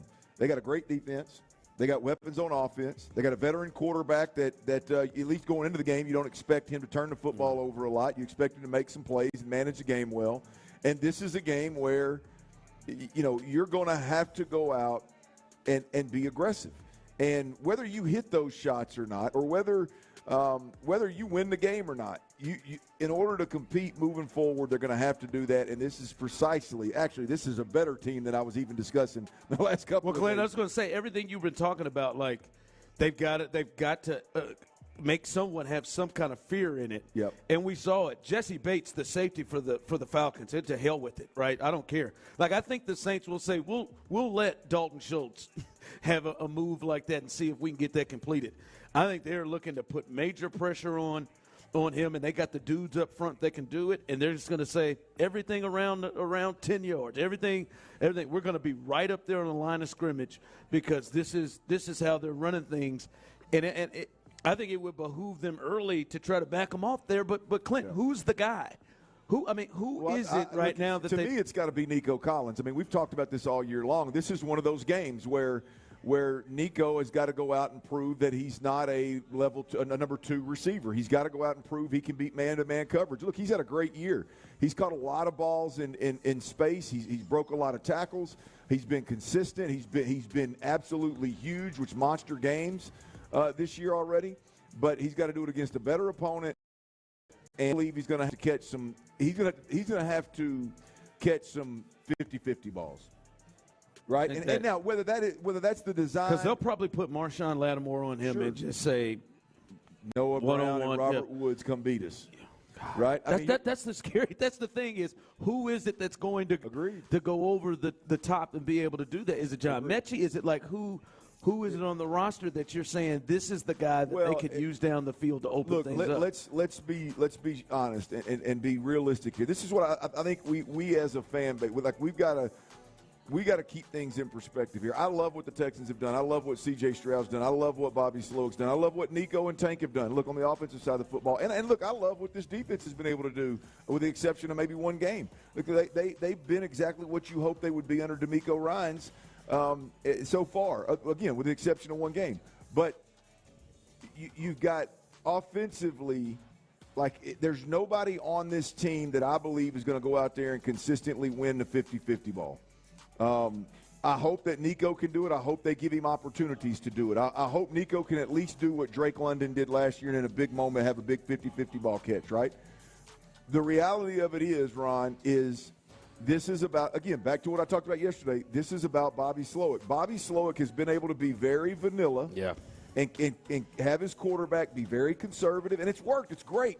Again, I'm not minimizing. I'm not knocking it. The teams are going to adjust. The reality of it is this week against a New Orleans team, you're going to have to do more. And to answer your question, well, who's going to be that person? I believe it starts with Bobby Slowick, and not because – I'm putting additional pressure on Bobby Slowick, but because Bobby doesn't have that guy that he can just go out there and say, this dude right here is going to go out here and win a good chunk of the time versus man-to-man defense. Bobby doesn't have that guy, so Bobby's going to have to be a serious weapon on the sideline in a polo this week for them to score points. And that's the other part, because, yes, did they not have that guy, and the one guy we've seen them actually trust to do it? Like, when we say open things up, like the slants and the big plays that Nico's getting those aren't really over-the-top, down-the-field things. Those are things that he's catching and then turning into bigger plays, which is great to have use of that.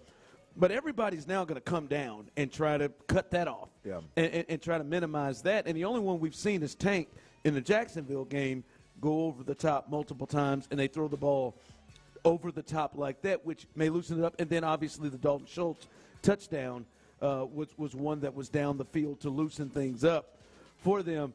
But as you said, do they have a receiver that's capable of doing that?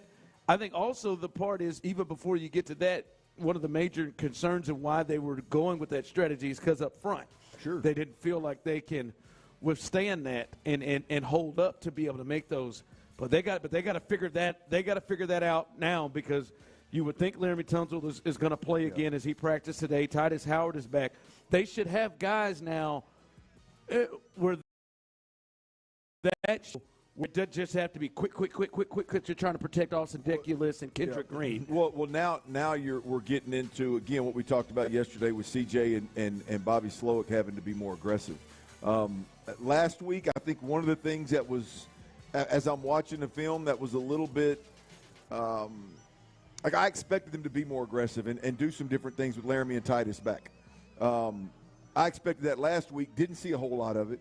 I really expect that this week. They're at the end of the day, Bobby Slowick is going to have to ask George Fant, Titus Howard, Jarrett Patterson up front, obviously Laramie and Shaq. You got to hold up. You're going to have to hold up. And CJ, we can't be that conservative. When we get man-to-man coverage and the safety to Nico's side folds inside at the snap or comes down at the snap, you got one-on-one out here. You got to let that thing eat. You got to let it eat. I mean, that's going to have to happen this ball game, I think, for them to score points. Yeah. So we'll see what happens there. As you mentioned it earlier, and I'm curious your thoughts. 713-572-4610. By the way, somebody on the text line, I think it's interesting. Steve Sims from the practice squad has speed. Could he be somebody they pull up with the injury? Oh, no. Oh, no. Hold on, man. Let me talk about my former Jayhawk. I like Steve, but Steve ain't even been on the team. I mean, Steve ain't even been on the team. He might get months, much less wide receiver. He might get pulled up. I don't know if he's going to get any action, but he might. Maybe Noah Brown is just the guy they replace it with. You said it earlier. They've got a veteran quarterback. We've talked about this, and this is a legit thing we can pose every week, except for maybe the Cincinnati game. But are you? Do the Texans have the quarterback advantage in this game, Derek Carr for the Saints? No. I'm just pissed off. Absolutely not. Oh, you're absolutely not. Absolutely not. Really? Oh, No. Just I asleep think it's at at least close. No, I don't. I mean, Really? I don't. No, I mean, look, I think CJ has a higher ceiling than maybe Derek Carr, and CJ down the road will be better. But, we're talking about a guy that's long in the tooth, that has control of that offense, that has that we've seen him go out and make big plays. And now we've seen him have bad ball games too. But I think this week, I think a veteran in Derek Carr, I believe that guy is the better quarterback in this ball game. CJ, I'd love for him to prove me wrong, but 5 weeks into a rookie season, I can't just all of a sudden get too wild with the CJ Stroud expectation. Yeah, I don't think it's. I think it's closer, but right now the way they're playing. But I don't think you can probably lean towards Derek Carr.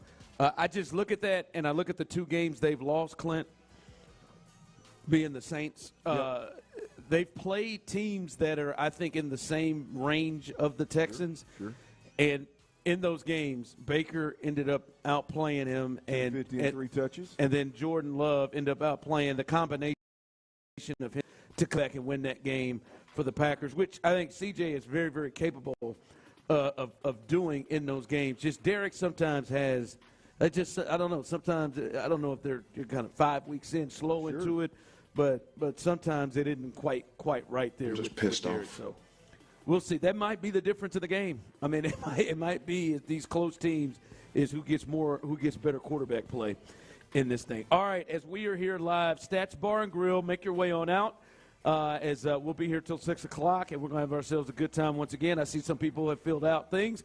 If you want to you want a chance to win a $50 gift card to Academy Sports, just fill your name out, put it in the raffle box, and we will hopefully give you a chance to win that prize pack. All right, Football Friday, and look, some of you ain't gonna like it. Some of you gonna have a problem with it. Some of you gonna be like, "I'm with you, Ron." Hold on, Joe. No, I will not, Larry, and it's Ron. There's somebody important I think we got to talk about, and I might have to call out in front of this game against the Saints. We'll discuss that next. It's Texans Game Week. Can D'Amico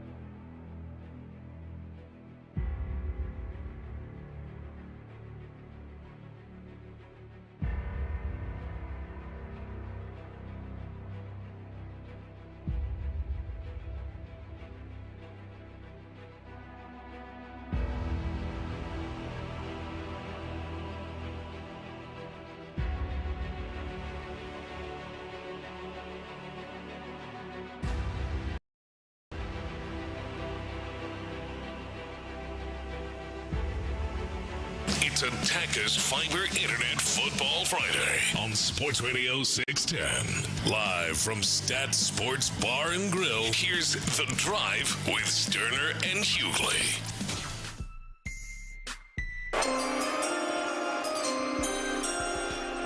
The Arizona Cardinals have traded the third pick to the Houston Texans.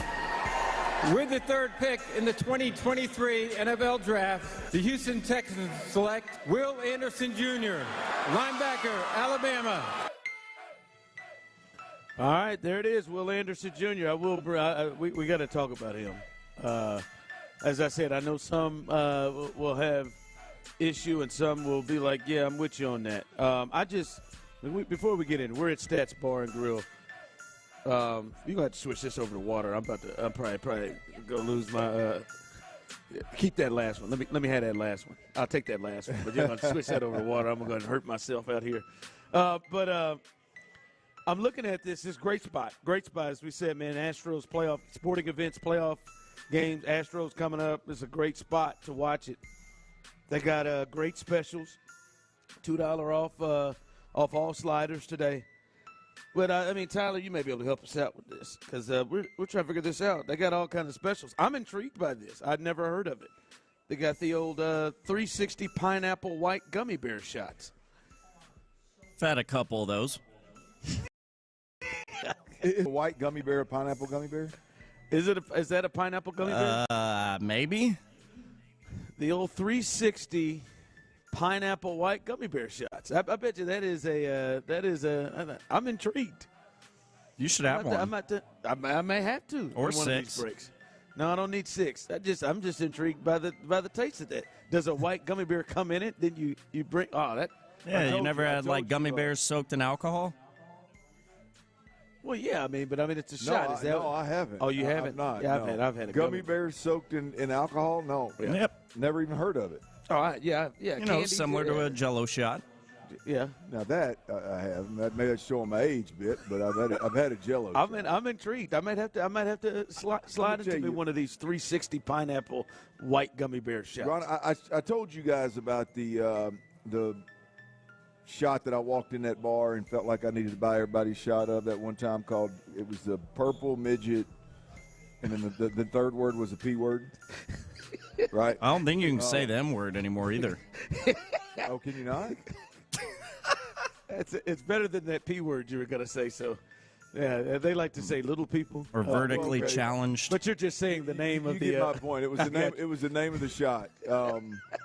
And it was by far the worst night I've had. Oh, this is the one where you're where Lowe showed a video. This is the one where I would have understood where if Lowe would have said, "Oh, I'm all set with this guy. I'm done. I'm out. I'm going to find a younger fellow that can control himself a little bit." So I say all that to say, since that day, I just quit even entertaining like shot lists of shots with long names. Well, I feel like you're safer on than whatever that did. That you said that one made you go Wolf of Wall Street. That one getting out that car from Leo. Getting out I'm glad she videoed it because I wouldn't have believed how bad it was.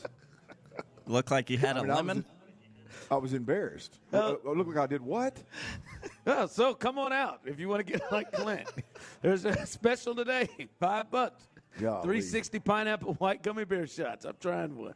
I'm gonna get that thing done. All right. It is a. It is. I got none of that purple stuff in it because you're gonna be in trouble. Oh, I'm not trying to lean here. We're in Houston, man. I know. I wanted. I don't want to get that part of Houston in me. But it is a football Friday, and it's. And I'm telling you, Clint, I'm really looking out just from this player as you played the drafting of Will Anderson Jr. coming in. And he's been pretty good, especially from the leadership aspect, the motor aspect, the being a pro aspect. He has been 100% grade A, everything that they would have wanted him to be. I'm just looking to see just one real major impact play this Sunday. One real, like the last time I can remember, was maybe the blocked field goal. And listen, he's had some really good he's done game last week, boy, when he took out that center and just absolutely jarred that center. That was like interesting to see his strength. But like, listen, you know why he was drafted here. I mean, he wasn't drafted here to set the edge. I mean, he's supposed to set the edge, but that's not the main reason. He's not going to get a second contract because he sets the edge well. I want to see him make an impact play, whether that is get the ball away from somebody, sack a quarterback. You brought him here with 1:40 left and Desmond Ridder with the ball needing 50 yards to kick a game-winning field goal. You brought him in to give him hell during that time frame. And I'm not asking him to be Von Miller right away. I'm not asking him to be one of the elite pass rushers, the elite outside linebackers or defensive ends right away.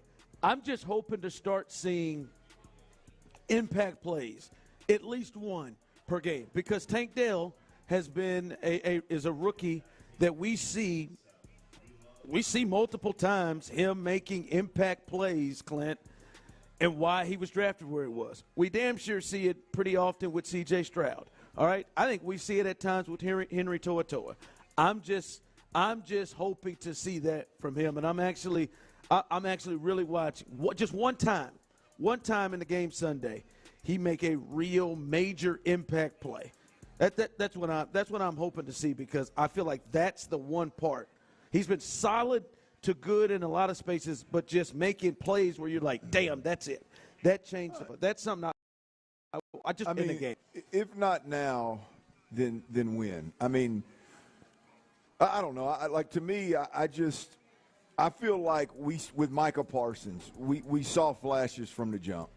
You know, with what's the kid's name in Detroit right now that's had another interception? Aiden Hutchinson. Aiden Hutchinson last year. I felt like you turn a Detroit game on, there's several flashes. You see a dude operating and executing at a different speed, different level.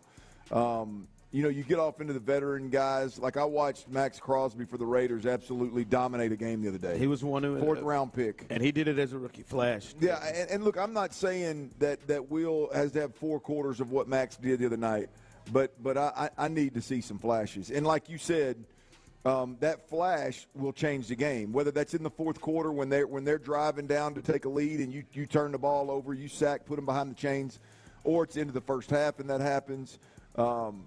But look, I agree wholeheartedly with you. I don't understand. Like it's hard for me with Will right now. With where my mindset is, it's hard for me with Will right now to play the patient game like everybody wants you to.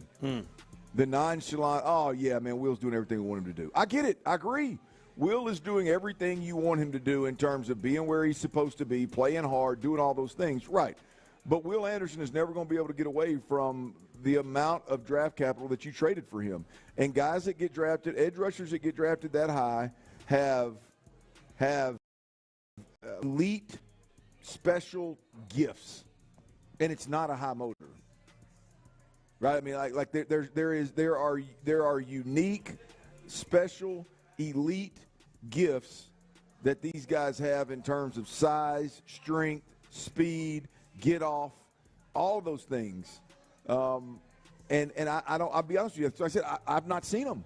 No, and listen, and people are all over the place. So you could jump in on this 713-572-4610. Yeah, a bit of a calling out. I want to see this week 6.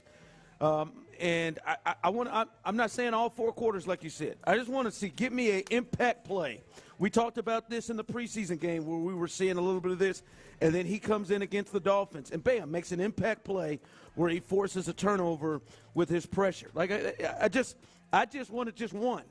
Not saying he's got to terrorize the whole game because it is going to take time to grow. But so many people are so far on this. Will overrated, bust so far, should have been taken. No. He's not a bust, and I don't think he will be a bust. I'm telling you, at the very least, I think he's going to be good.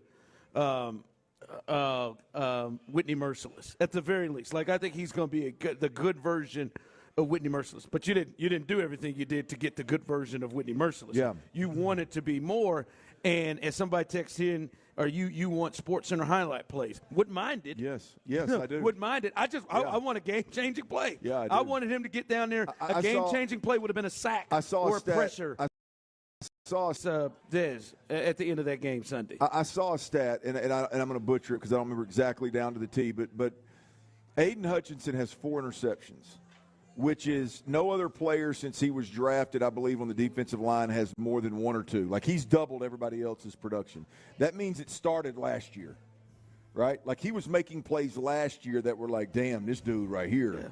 Yeah, he almost had 9.5 sacks. Right. He matched so Davion Clowney. like that's I just don't like the people that are like, hey man, be patient. Hey man, just forget all the bust crap. I mean that's silly. Yeah, but talking about, hey man, everybody be patient. He's doing fine. Like, I just wonder what you're wanting, like what you expect. Yeah, I'm patient. I just want the patient to be like. I'm just going to keep it 100. Like, nobody's being patient with Bryce Young right now. No, they're not. He's not. But I'm just saying he's not here to stop the run. All right, that's not what he's not here to just kill the run. You want it; it's a part of it. But what you brought, you didn't trade up to him for him to stop the run. You brought him here to go get the quarterback, and I want to see flashes. We're seeing those flashes from Tank. We're seeing them from CJ, either from Henry To'oTo'o. Want to see it here. All right. The last 2 nights brought something to my mind with the Astros, and I think it's an interesting discussion because we're seeing something amazing happening in sports right now that I don't know if we'll ever see happen again. We'll discuss that next. All right, Clint Stoerner here for Generator Super Center.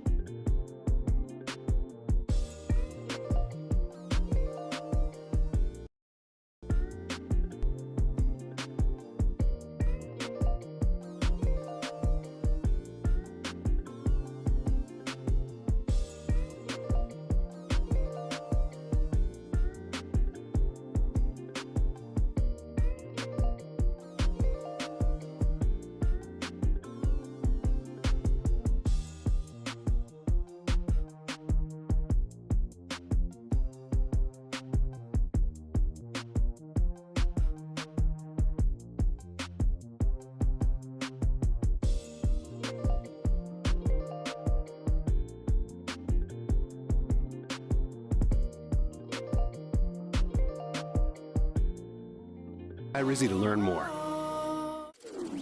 It's Attacker's Fiber Internet Football Friday on Sports Radio 610. Live from Stat Sports Bar and Grill, here's The Drive with Stoerner and Hughley. All right, welcome back in as we are live on this Football Friday. And we're live at Stats Bar and Grill. Come on out here. There are drink specials, there are food specials, and your chance to win a $50 gift card to Academy Sports. So if you just walked in the building, as you see here, we have that raffle box set up right there. All you got to do is sign your name. Your chance to win a $50 gift card will be given away here coming up in the 3 o'clock hour. So if you're in the building, you haven't signed up yet, all you got to name down, put it in the box, and you can have a chance to win that $50 to Academy Sports coming in 3 o'clock hour. In the 5 o'clock hour, it will be a $50 gift certificate to La Michi Wakana. So you got a chance to hang out, great spot, great bar, and great drinks, great food, and your chance to win gift cards. Couldn't be any better on this Tackus Fiber Internet Football Friday. Clint, by the way, as we were talking about, just wanting to see a major impact, just one. You could do more, Will, but one. And somebody texted in, Ryan and Clint, Carter already has, and that's Jalen Carter of the Eagles, who many people thought was the number one defensive player in the draft, the defensive tackle, then had the off-the-field stuff with the being involved with that terrible incident in the car accident here when he was coming out of Georgia.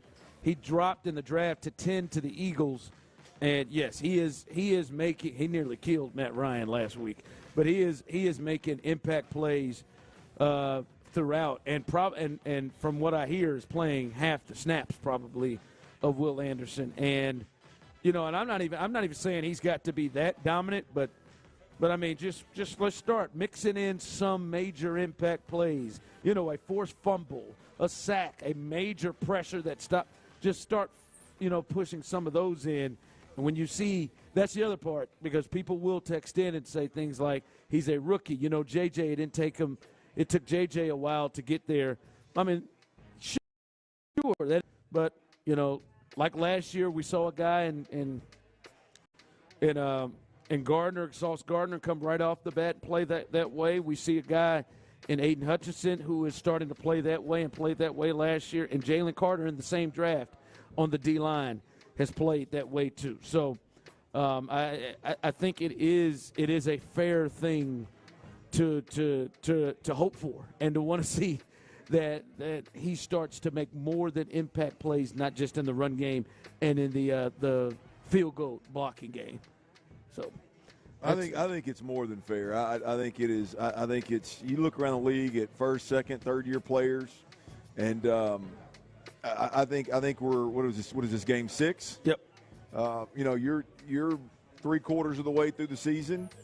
I'm sorry, one third of the way. Damn, how did I get to 3/4 from 1/3? You're 1/3 of the way through the season, and you're just begging for more. I don't know how you're not. I mean, unless. I know there's a lot of folks out there that are just going to, when they hear D'Amico say, "Nah, look, Will's doing everything we're asking him to do," they're just going to be cool with that. I just can't get there. And the same thing with C.J. Stroud. I understand the coaches love what C.J. has done. It's a great start to a rookie season. C.J. is going to have to do significantly more. I mean, it's the same. It's the same with both of those guys. But Will, to your point, Will is see ball, eat ball. And we just hadn't seen a whole hell of a lot of it. Yeah, I was just hoping to start making that. I said that a couple weeks ago. Starts making that move, and I'm really hoping that we have something. We come back Monday with, that was it right there. That's what we're talking about. That's what you're hoping to see. Yep. That's what you're wanting to see. Some sort of impact. Like, all right, the Astros. They just finished off the Twins the other day, and they're in this incredible stretch, fellas. They're going to their 7th straight ALCS. Time. And I'm thinking about what happened the other day as we came in here yesterday talking about it. And then last night, you're seeing the Chiefs as they played the Broncos last night. And when you start looking at those two organizations, we're in like a dueling run that may be very difficult to see happening again in those individual sports. You got the Astros, who have been to 7 straight ALCSs, 4 World Series appearances, and 1 championship. And now we have the Chiefs, who are in have hosted 5 straight AFC championship games, 3 Super Bowl appearances, and 2 rings in that time frame. And you look at those two. Now the NFL may happen like that again. You get a great quarterback and coach combination. You could probably see that. We saw how dominant Brady and Belichick were. We saw how dominant Peyton Manning and Tony Dungy was. So you could see that happening again, although it is difficult in that league where parity is such a strong thing. Which to you, 713-572-4610, which to you is more impressive? Understanding to show you, as you say, like you don't have any demands that any quarterback that's ever drafted that they got to win a Super Bowl because of how difficult it is. Which do you think has been more impressive, the Astros run that they're in or the Chiefs run? And I know you'll be objective to this. Tyler, text line 713-572-4610. I will too. Man, I don't know, Ron. This is a tough one for me, man. The Astros have 2, by the way. 2 what? World Series. Did I say 1? 2 titles. Both of them 2 titles. Because I'm sitting there thinking, well, I almost said, well, hell, the number of titles makes it the Chiefs. But I thought, no, the Astros got 2 now. Hang on a second. Man, I would say the Astros, and the only reason is because I think it's you gotta win 7-game series versus the best in the game. I think you go out and you play 4 quarters, while football is I think a much more difficult game. There's so many more moving pieces. It's not such a one-on-one game as hitter versus pitcher kind of deal. The one would say like the 7-game series or against the 1 game. Yeah.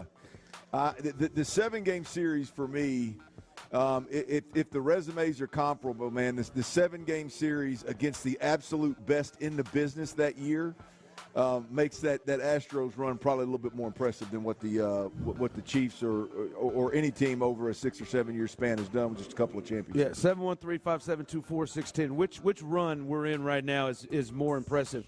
I've talked to a few people. Sean Bajani had some good points when I talked to him about it, saying, like, hey, man, in football you only got 17 of the games. 1 game you can have a bad day. And you lose to get back to that point. Yeah. Man, I think it's the Astros, and it's not close. I just think when you look at with the Astros, like Clint, Andy Reid and Patrick Mahomes have been there. What are we doing here? We're taking these white pineapple gummy bear shots. The Astros hit another home run or something? 2 of them. I don't know what the hell's going on here. I don't know what happened. I think it's the Astros. When you look at it, Andy Reid and Patrick Mahomes, they kind of just give you a chance in a way, like with those 2 guys being there and give you such an advantage over a lot of teams in the league, to where if they're right, that's a hard one to overtake. But, man, the Astros, they've done it, and they've been there the whole way. The Astros have done it through multiple general managers. They're in their 3rd one. Multiple coaches, multiple managers, guys have left, guys have come back. And when you just see how, like you look at it just now, the Astros are the only team that won a division that got a break that is still left. Everybody else is wild card teams. You look at the Dodgers, who've won a lot. They haven't won nearly to the level of the Astros. And I just think with all the changing parts and the moving parts in this, I got to give the Astros the edge. And look, their players haven't always been great. Yeah. And he's like, if we look at Altuve, he struggled big time in the postseason last year. One of those years he couldn't throw. Right? He couldn't throw, and so they had to move Bregman to the 7th spot once. Yeah, the Astros have had to fill some voids and have done a phenomenal job filling those voids with young talent. You look at Correa, you look at, I know Springer left. They really hadn't necessarily filled that void, but they got a couple of guys out there that have done it this year. Obviously, Garrett Cole leaving, and then those guys, back in that first run that were all on that starting rotation. They leave, and you reload with Fromber and Christian Javier, and again with Verlander kind of deal. Greinke came in and gave you some run. So yeah, it's there's just had so many moving parts. I gotta go with the Astros. As well. Someone said, I hate to say it, but it's a salary cap makes the Chiefs run more impressive from the text line. Yeah, it's just so many moving parts. You start with the coach and the quarterback, and you've got the best of those two. Like you have such an advantage right off the top. All right, coming up, we'll get you ready as some big news coming out from this game coming up on Sunday on the injury front. We'll let you know the latest on that. And speaking of last night's game, there was a lot that happened in that game, but really the most entertaining thing may have been what happened before the game. We'll discuss all of that coming up next on The Drive. It's Texans game week. Can D'Amico rally the troops back against the Saints?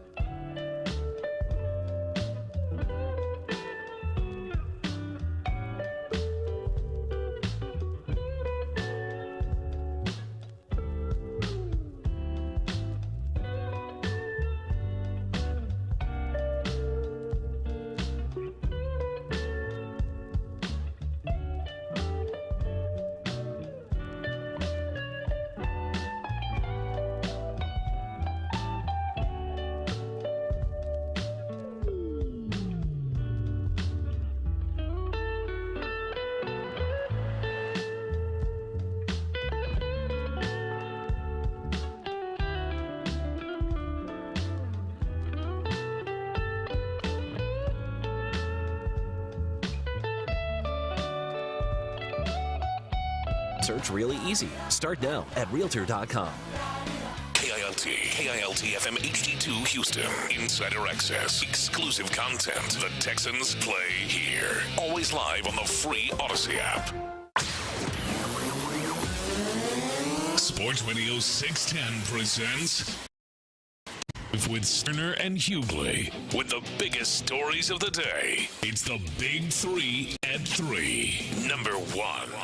Hey, welcome in as we are live here on this Tachys Fiber Internet Football Friday, and we are live here at Stats Bar and Grill. And people are rolling in. We'll be here till 6 o'clock, and a good time is being had. Now, I'm just letting everybody know. All right, I've seen some people just fall up in this place. You're ordering some good food, some good beer, some good drinks. I see my man over there with one of them Coors Lights for you, Clint. He's got one rocking. You know, them Blue Mountain's been staring at me since he walked in. My man, he's got great taste. Fantastic. My man here's coming in and clean with them ones, as he always does. Job ones. But but you get in here, and I'm just letting you know, if you walk in, your chance. We're going to do this coming up in this hour. Your chance to win a $50 gift card to Academy Sports. All you have to do is write your name down right here, put it in the box, and you'll have a chance to win a $50 gift card to Academy Sports. Later on, you'll have a chance to win a $50 gift card to La Michi Wakana. So, I mean, if you too cool for that, go ahead and sit back, man. I mean, what, $50? I do that. That ain't nothing for me. If you too cool for that, all right. But if you ain't, go ahead. Have your chance to win as we're enjoying ourselves here, Stats Bar and Grill. Make your way on out here. I've seen people on Twitch, seen people on YouTube, on the text page talking about which location are you at. I want to get out there. Come on out, and enjoy yourselves as we get you ready. And I want to get this news across as Tyler. We'll have the full injury report as soon as that comes out, and we'll have that for you coming up. But one thing that we are hearing, and we'll make sure we let you know when it is official, but reports, Clint, from Aaron Wilson and others, that Texans wide receiver Tank Dell, who has the concussion, remains out under NFL protocol and will miss Sunday's game against the Saints. He is, however, feeling much better, and outlook is fine for the Panthers game after the bye week per league sources. But it looks like Tank Dell will not be in this game, according to sources, and we'll find that out 100% sure coming up.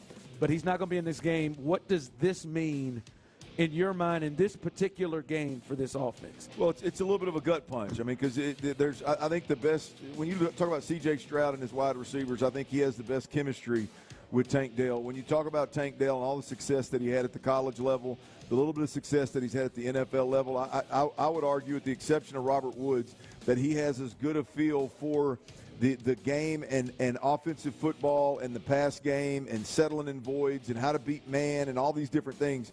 He has a great feel for playing the position and has had as much, if not more, success, again, in terms of his entire football career than anybody out there not named Robert Woods at this point in time. And so you lose a key weapon that has great chemistry with the quarterback,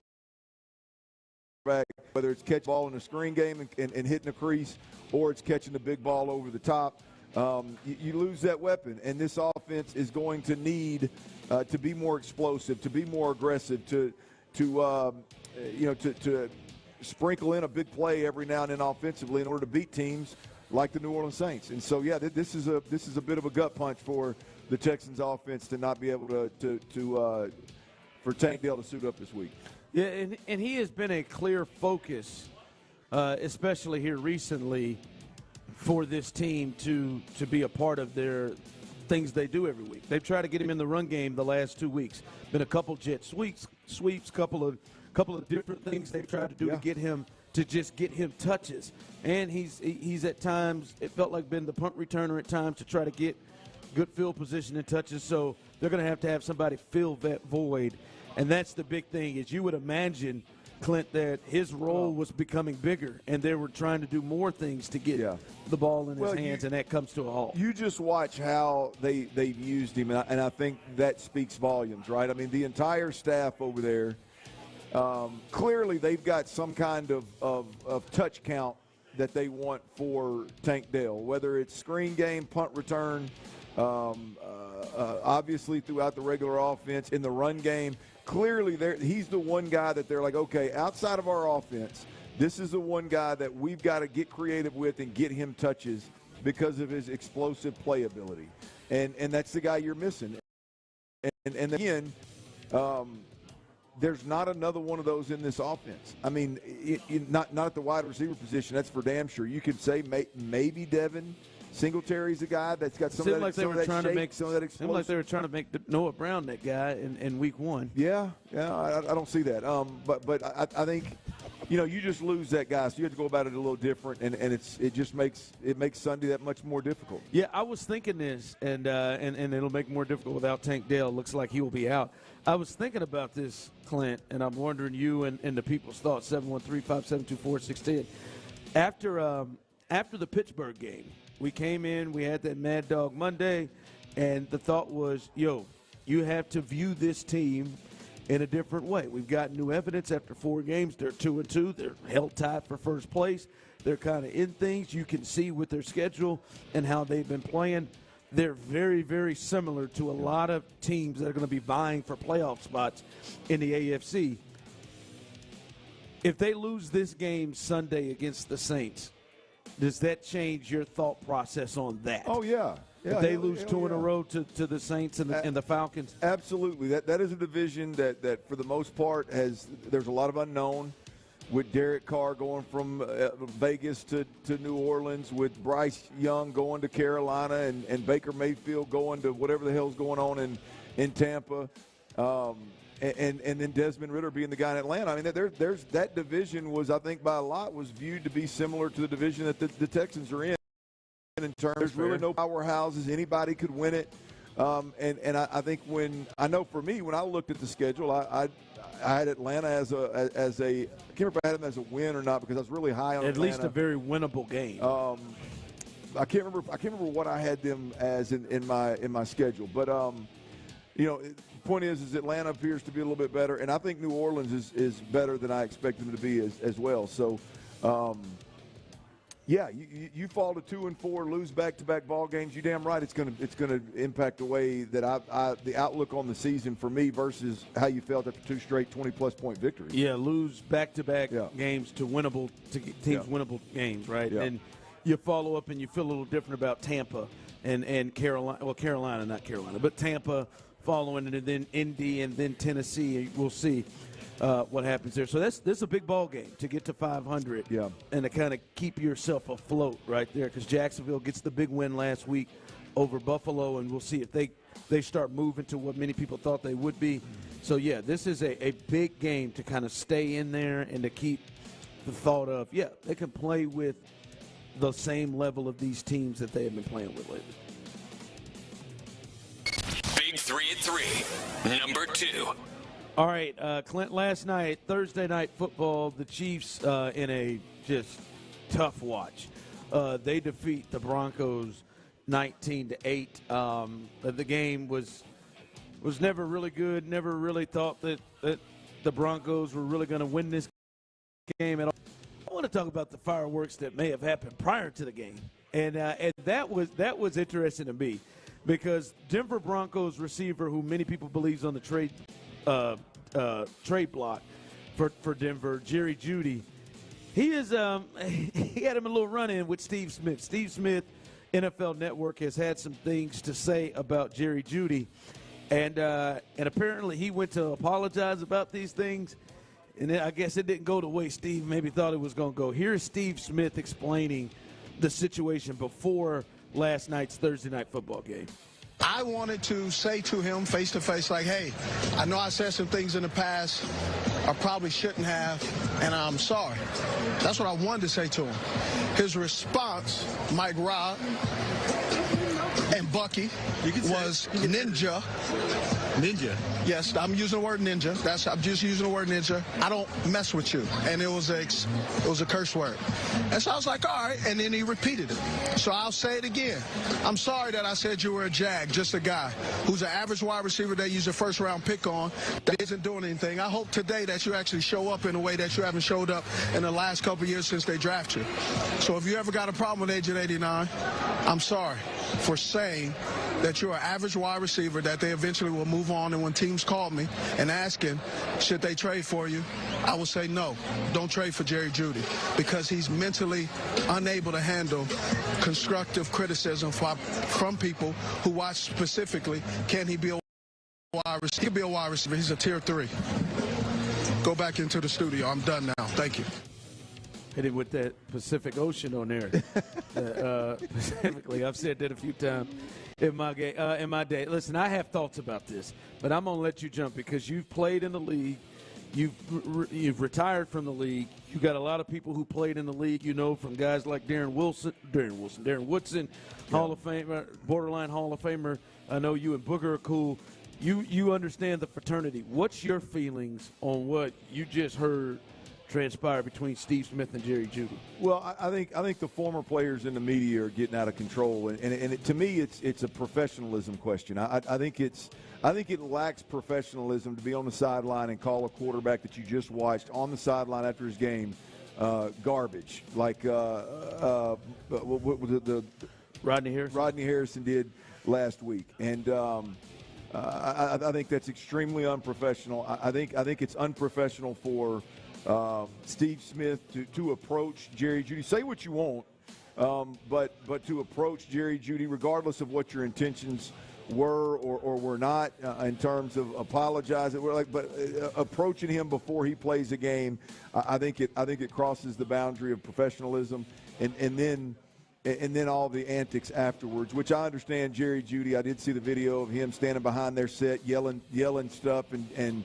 acting like he's rapping and bouncing around behind the set kind of thing. That lacks professionalism as well. But I put myself in, Ron, if I'm a coach of a football team and I've got a hot-headed 21-year-old or 22-year-old, and I'm doing everything, the kid's a good player, I'm doing everything I can to get this kid in the right spot mentally, and get him in a spot where he can play and play well, and we get to a game, and I got a former player that's in the media on the sideline that's in any way, shape, or form impacting my players' mindset and my players' approach to that game and his focus in that game, I got a problem with the media member, right? I mean, we can get up in the weeds of who's right, who's wrong, all that kind of stuff, but if I, as a coach, or hell, as a quarterback, it's Jerry Judy's a wide receiver. If I've got to worry about the media on the sideline in terms of where my wide receiver's head is at and where his mindset's at, then we got a problem. Yeah. I mean, it's hard enough to keep guys. I've been in huddles before with guys that are hot-headed, got short tempers, that don't get it, that they're extremely immature, and you're just trying to keep them on. You're just trying to keep them between the lines. I just think it's extremely unprofessional for outsiders to say things, do things, make contact with players on game day, before or after the game, for that matter, that get in the way of the sport. Yeah, I'm sure some maturity levels have to do with this, but I don't know if it's maturity as much as if you start speaking foul about somebody and a trigger or to know that you've been speaking foul about somebody is that you feel the need to go up and apologize to that person for whatever you said. That's kind of a sign that you've been speaking foul or you went over the top. If that person chooses to not accept your apology, like especially when you publicly go in on me and then you're going to try to privately come in and say something like, dog, I'm good, man. Now, he said it in his own way, but I'm good, man. Back off. So now what you're going to do is go then publicly say what happened and went down and now publicly crush me? Yep. No, you started off foul. You came over. I'm good, man. I don't mess with you. Wow. You didn't know me from the beginning. I didn't know you before, and you don't know me. And you talking about me in this. Not to mention everything that's going on in Denver that could play a part into why it hasn't maybe gotten off to where he wants it to be. And now you gonna come to me out of nowhere? Nah, you ain't never gave a damn about me. You ain't care about me. You'd have gone a different way. And so I'm good on you. And now, you got a problem because I didn't accept your apology? Man, kick rocks. And you gonna why don't you privately apologize or publicly apologize? I think you've got a duty as a media member, but much less a former player in the media member, to remain professional.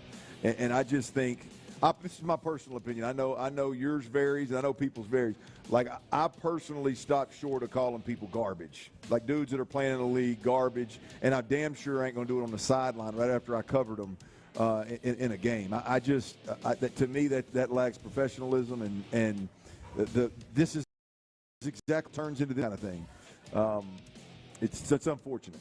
Yeah, it is. So that didn't get off and go off to the right spot at all. All right, coming up, we will get you the injury report, the updated injury report, let you know who is all out, who is still in, what people's designation is in terms of where they are, if they're going to be able to play on Sunday or not. We'll let you know that as soon as we get that. And we now heard about Tank Dell.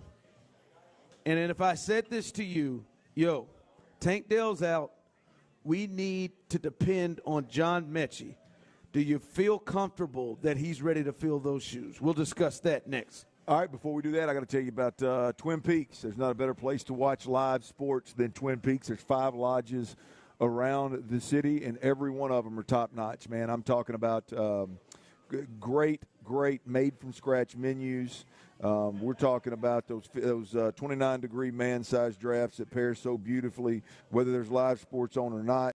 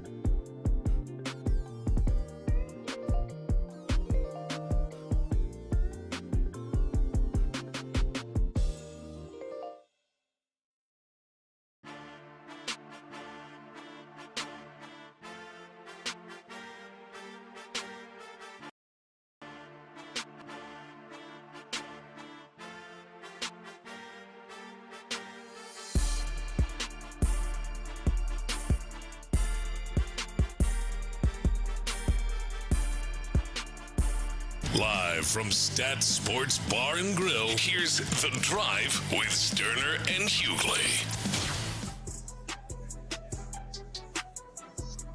All right, welcome back in on this Takis Fiber Internet Football Friday as we are live here from Stats Bar and Grill. Make your way on out as people are starting to enter in here. We had a winner. Congratulations to Greg. And Greg almost lost his $50. I'm telling you, you want to start walking out of the building. I don't know if Greg was out there smoking. I don't know what Greg was doing. Greg was hitting that dart. You want to walk out during these breaks, better know when we're going to announce it because Greg almost lost it. He's lucky he's got a friend, and I think at least gets $20 off of them. You owe him at least an Astros ALCS shirt right there because you wouldn't have got that 50. It'll go on to somebody else. So congratulations. And we got a $50 gift card to La Michoacana. 5 o'clock hour, we'll be hooking somebody up with that. So if you're on your way, you can jump in and do that. Great spot, great food, great drinks, great people. Great spot to watch Astro playoff games. And by the way, also, man, I love these. Tuesday, man, they got a steak night. Got a nice little baked potato that comes with that steak. Nice little salad as well. I'd like that. 23 loaded potato and salad. Oh, that looks good, baby. Steak night on Tuesday, so come on out to Stats Bar and Grill. They got it all. Clint is now looking at the photo, and he's man. I was wondering what kind of steak it was. It's a ribeye. He's deep into it. Yeah, it's a ribeye. Nice little healthy salad right there to go with it. There's nothing like a good steak night. Nice healthy baked potato, loaded as well. That was like bacon and sour cream. No chives plus jalapenos, please. Yeah, me and Tyler, we enjoyed a steak night. We sure did. The other night. Yeah. So yeah, come on out. Tyler, did you eat? He ate it, boy. I eat every day, Clint. Yeah, but, I mean, did you eat dinner that day? Did you? Yeah, I had a delicious ribeye and a baked potato. Did he eat it all, Ron? Not all of it, but he ate most of it. He ate 75% of it. I ate all my baked potato, and there was just a few bites of steak left. Tummy got full, you know. Stop calling it your tummy, man. Tummy got full. Oh, man, I hate that guy. He does that. My tummy got full. He knows it did. All right, it is Friday, so let's give you your official. And I think this is really, really good news for the Texans. It is your Friday injury report brought to you by Mulcairn Law. Here it is. We talked about Tank Dell and reports of him being out, and that still could be the case. But right now, the Texans have him listed as questionable for this game. So not completely out. He was limited in practice today. As we said, Aaron Wilson did report earlier today that he would be out for the game as he is still in protocol, but he was limited today. They have him listed as questionable. As we know, they are not beyond just putting somebody out on a Friday, as they had Christian Harris out last Friday due to his concussion, but they have him as questionable. So at least they're saying there's a chance there that he could go. The crazy I wonder if anybody knows exactly how the NFL is going to handle these concussions. Like, I still think it's a crapshoot, even with the teams, in terms of if he's in NFL protocol for the concussion. Like, the NFL clearly has to say, all right, he's good to go. And I just wonder how good of a grasp DeMeco Ryans and the Houston Texans training staff have on how the NFL arrives there. You know what I mean? I would imagine it's somewhat of a frustrating situation with the Texans and really all the teams in the NFL and how concussions are handled. And it's not that they should or shouldn't be handled a certain way. It's just that they don't know. And there's probably a lack of consistency. So who knows, man? If he does play, it would be big for the Texans. There ain't no doubt about that. Yeah, that would be big, and it looks like there is still a chance. There are two others that are questionable, Clint, and they were both full participants in practice today, so that's a good thing. Christian Harris, who missed last week with the concussion, he is listed as questionable, and then Robert Woods with the ribs is listed as questionable. But they were both, as I said, full participants. One thing is, Clint, there is no designation for Josh Jones or Laramie Tunsil. No designation for those guys. Laramie Tunsil, who didn't practice earlier in the week, he was submitted today after being limited on Thursday, but there is no designation, so he should go. Josh Jones should go as well When you hear that, you see that. What is your offensive line the same as it was last week? Yeah, I'm not adjusting anything. I'm gonna leave it as is. If anything, I'm gonna be ready to adjust my game plan to help George Fant in particular out wide if he needs that help against this really good defense. And otherwise, I'm gonna keep this thing moving. Now, you obviously have the ability if things do go south, which I don't anticipate it. I think George Fant's playing a good right tackle right now. If things do go south in a hurry with George Fant and he's not able to protect and that becomes a problem, then you clearly now have the ability to push Titus Howard out there and push Josh Jones in at left guard if you need to. And so you have options. It's good in terms of the Texans. It's good up front, the fact that they just simply have options now at the guard and tackle position. So for you right now is the only thing that kicks Titus Howard back to right tackle is if George Fant struggles. Is that the only thing right now? Yeah. For me, that's where I'm at.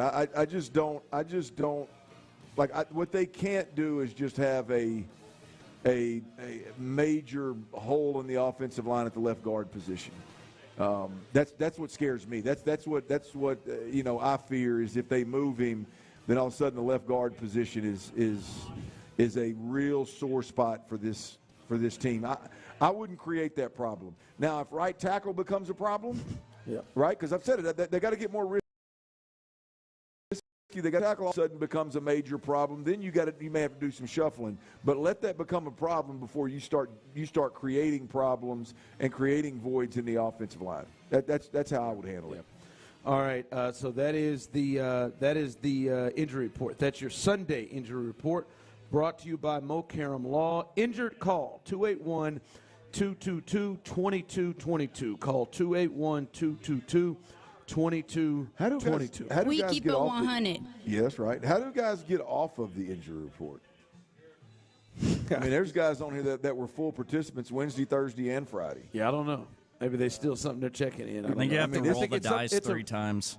It's a league thing too. Like I guess any kind of injury potential, it's a league thing they want you to put on there. I'm gonna need them now that these guys are all full, and I'm gonna need them to start chipping away at this thing. Let's get this injury report down to about 5 or 6 guys instead of. I mean, it's hard to do radio over this. There's 18 guys on there. Yeah. By the way, Noah Brown, full participant. He should be back. Yeah. You said, who can we chip away, get off? I don't know who can come off this. Maybe Denzel Perryman. This 2 weeks in a row, he's been full every day. I mean, does Robert Woods really need to be on there? He hit a little rib. He had a little rib deal. He's questionable. And he played. He's questionable. Yeah, he's got to be on there. They've got an injury designation. I mean, Xavier Thomas has been on there for 2 weeks, full participant. Now I gave him another week. He didn't play at all last week, so I think so.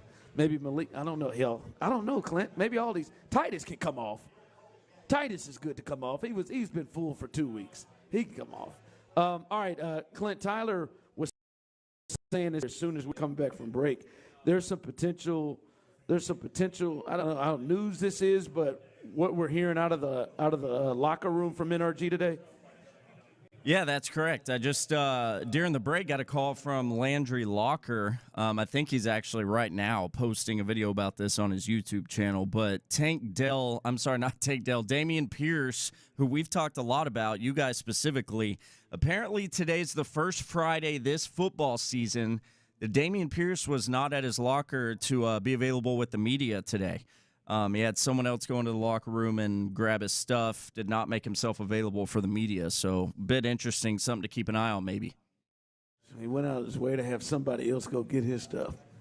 That's some in-depth reporting. That is in-depth. Yeah. Who was the runner? Yeah, I'm not sure. Not sure. I'll see if Cheryl, can you find that out? Was that Daria Gumbawala, or was that just somebody in Texans gear that comes through? That is. Listen, I said it yesterday.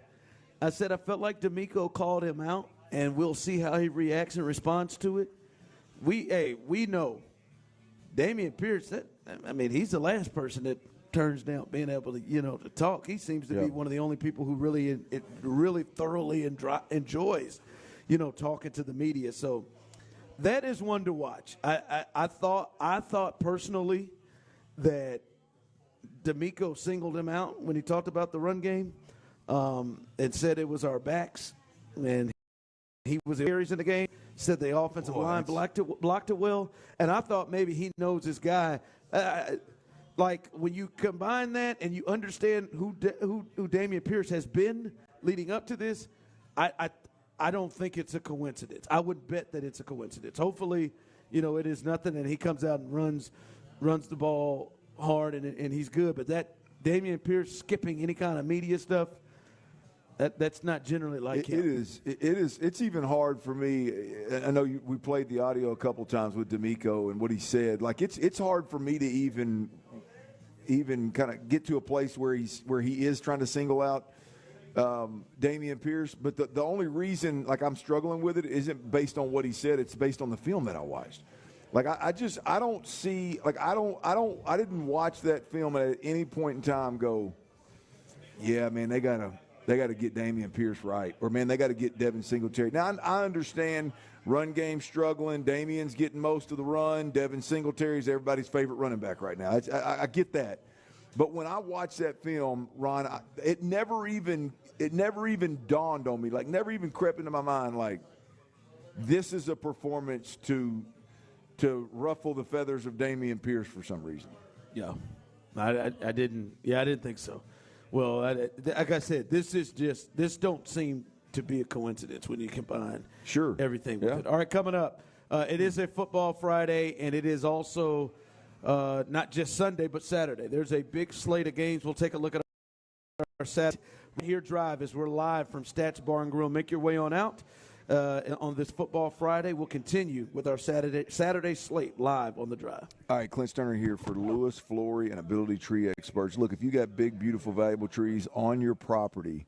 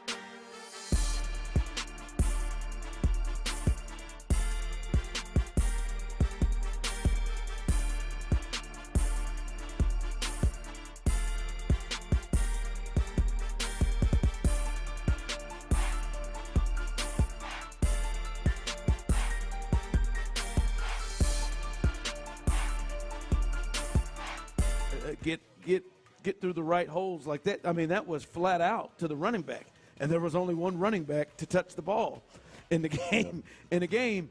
And I thought it was done. Maybe, hey, I'm gonna light a fire in the right way, like a coach reads how his player is motivated, and it could be the thing. But I do find that odd. A guy who is probably the number one guy you would think that embraces talking to the media. He comes into those press conferences. All right, guys, what y'all want? Yeah, what y'all want? And then he's not even walking like. That Damian that don't seem like him not to go walk in and get his stuff. That's the other part. Like you know what I mean? I watch the film and I don't see anything where a head coach would even want to ruffle feathers or even remotely close. And then I think about Dameon Pierce. Like Dameon Pierce just doesn't strike me as a front runner. He doesn't strike me as a guy that, boy, when everything's good, he's going to be this. I'm in the media and I'll tell y'all whatever y'all want. I'm an open book. And then the minute that whatever the hell's going on, that he doesn't play well for a handful of games, all of a sudden, he's sending people to his locker to get his stuff during media availability. It just doesn't. I don't know. For me, it doesn't all add up. But it is interesting. We'll see. And I'll be honest with you. I am not one of the ones, and I think there are people around. Tyler's probably one of them. I'm not one of the ones who said, "Boy, I need to see more Devin Singletary." Or I need to see that Devin Singletary gets as many or more carries than Dameon Pierce. And Clint, that will be the interesting watch. Is if we come into this game and we see all of this together, and then Sunday against the Saints, and they're at least splitting carries or even to the next level that Devin Singletary has more carries than Dameon Pierce. That'll be one to watch, and then it'll really be a thing to me. Then this will all. Well, you look at what's being reported.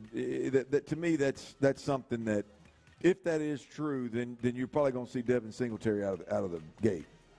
Out of the gate. Well, I mean, what would put Dameon Pierce in? What would put Dameon Pierce in a spot where it's like not either he decides to not talk to the media or the team says, no, we're not going to. What would prompt that at this point in time? It would be the only thing was if they decided they're going to do something different at the running back position and they're afraid he's going to pop off. Yeah. Wow. Or you're right, because I don't even know. Or if that's this his is decision. this is much to do about nothing, and he had treatment or he had something going on and he couldn't be in there. Which I hope that is the case. I totally that'd make a whole hell of a lot more sense than D'Amico Ryans causing problems at the running back position with everything that's going on offensively. That what I would hope be the case as we look at it. All right, but that leads me into a little something, a little good, a little bad, Clint. And one of the things that, in terms of the bad, I get concerned with is I do think with everything we've been hearing about the run game between D'Amico and Bobby Slowick, and how the Saints are going to play, I think there's a potential they're going to put a little too much emphasis in the run game. Like, and I know you've talked about they should maybe flip how they do things. I feel like they're going to come into this thing and try to really, really establish the run game. And I don't know if that is going to be the best way to attack. I feel like they need to back the Saints off immediately and scare the Saints early to do that. But I think they are serious about trying to establish that this week. I look at this football team and I don't know how. Like I would, my approach in the run game again. I would never just totally run from the neglect the run game, but I would spread them out to run the football. You are not good enough at the tight end position to be in 22 personnel, 2 tight ends and a fullback. Like you're not good enough to be in that position. To me, this is an 11 football team, man. 3 wideouts, 1 tight end, 1 back. Spread them out and do some different things in the run game. Now that's completely, at least to my knowledge, that is not. They're a fullback team. They're a team that wants to play with a fullback. They're a team that wants to play with multiple tight ends. And it's just we're 5 games into this thing, and that approach in the run game isn't getting it done. No. So that's the scary part. I don't mind you going in and trying to quote unquote establish the run. I just want that attempt to establish to look a little different than the last 5 weeks. But Clint, now with the potential of Tank Dell being out, like that's been the talking point that we've heard all week from them, and hopefully it is a deal of like, hey man, we're just saying this to mess with things. But was 4th against the pass and like 9th against the run or something like that. Yeah, because I think they're going to be condensed anyway down on with their safeties down closer to the box than normal, and I don't know if that is a good recipe for them. But I will say a little good for the Texans in this game. I think as we're seeing the injury report, Clint, this defense should be a lot more healthier than they were last week. And watching the Saints have some weapons, and they get Kamara back, but you could still see the last couple of weeks they haven't completely put it together yet. They're still learning each other. I think the Texans have a really good chance defensively with Shaq Griffin coming back and potentially Christian Harris coming back to add to that defense and being a lot more healthy there with their corners. I think they got a chance to make sure this thing doesn't get away from them. I don't think the Saints will run away from this defense. I do like the matchup right now with the Saints. Now, just much like the Ravens, I think the Saints maybe in 5-6 weeks may be a much better offensive team. Yeah. But right now, I think the Texans defense will be able to hold them. I don't say hold them down, but not let them just completely. I don't think it's going to be like the Colts game where it's 30+ they put on them. Well, the interesting thing for me with this ball game, I agree with your point. I think the defense overall being healthier gives them a better shot. But this is really the first back that the Texans have faced that's got to win from the pocket, that should have the advantage in terms of been there, done that, knowing the offense, having answers within the offense. The only other quarterback that you could say is experienced that they've faced to date really is Lamar Jackson, and Lamar was in a brand new offense that's changed significantly since we saw it week 1, and so I kind of exclude him from that conversation. So that's the one thing is Derek Carr is a quarterback like they haven't seen to date, that has a little bit different grasp of the game and better grasp of the game. So we'll see how he handles what this defense throws at him. Yeah. All right.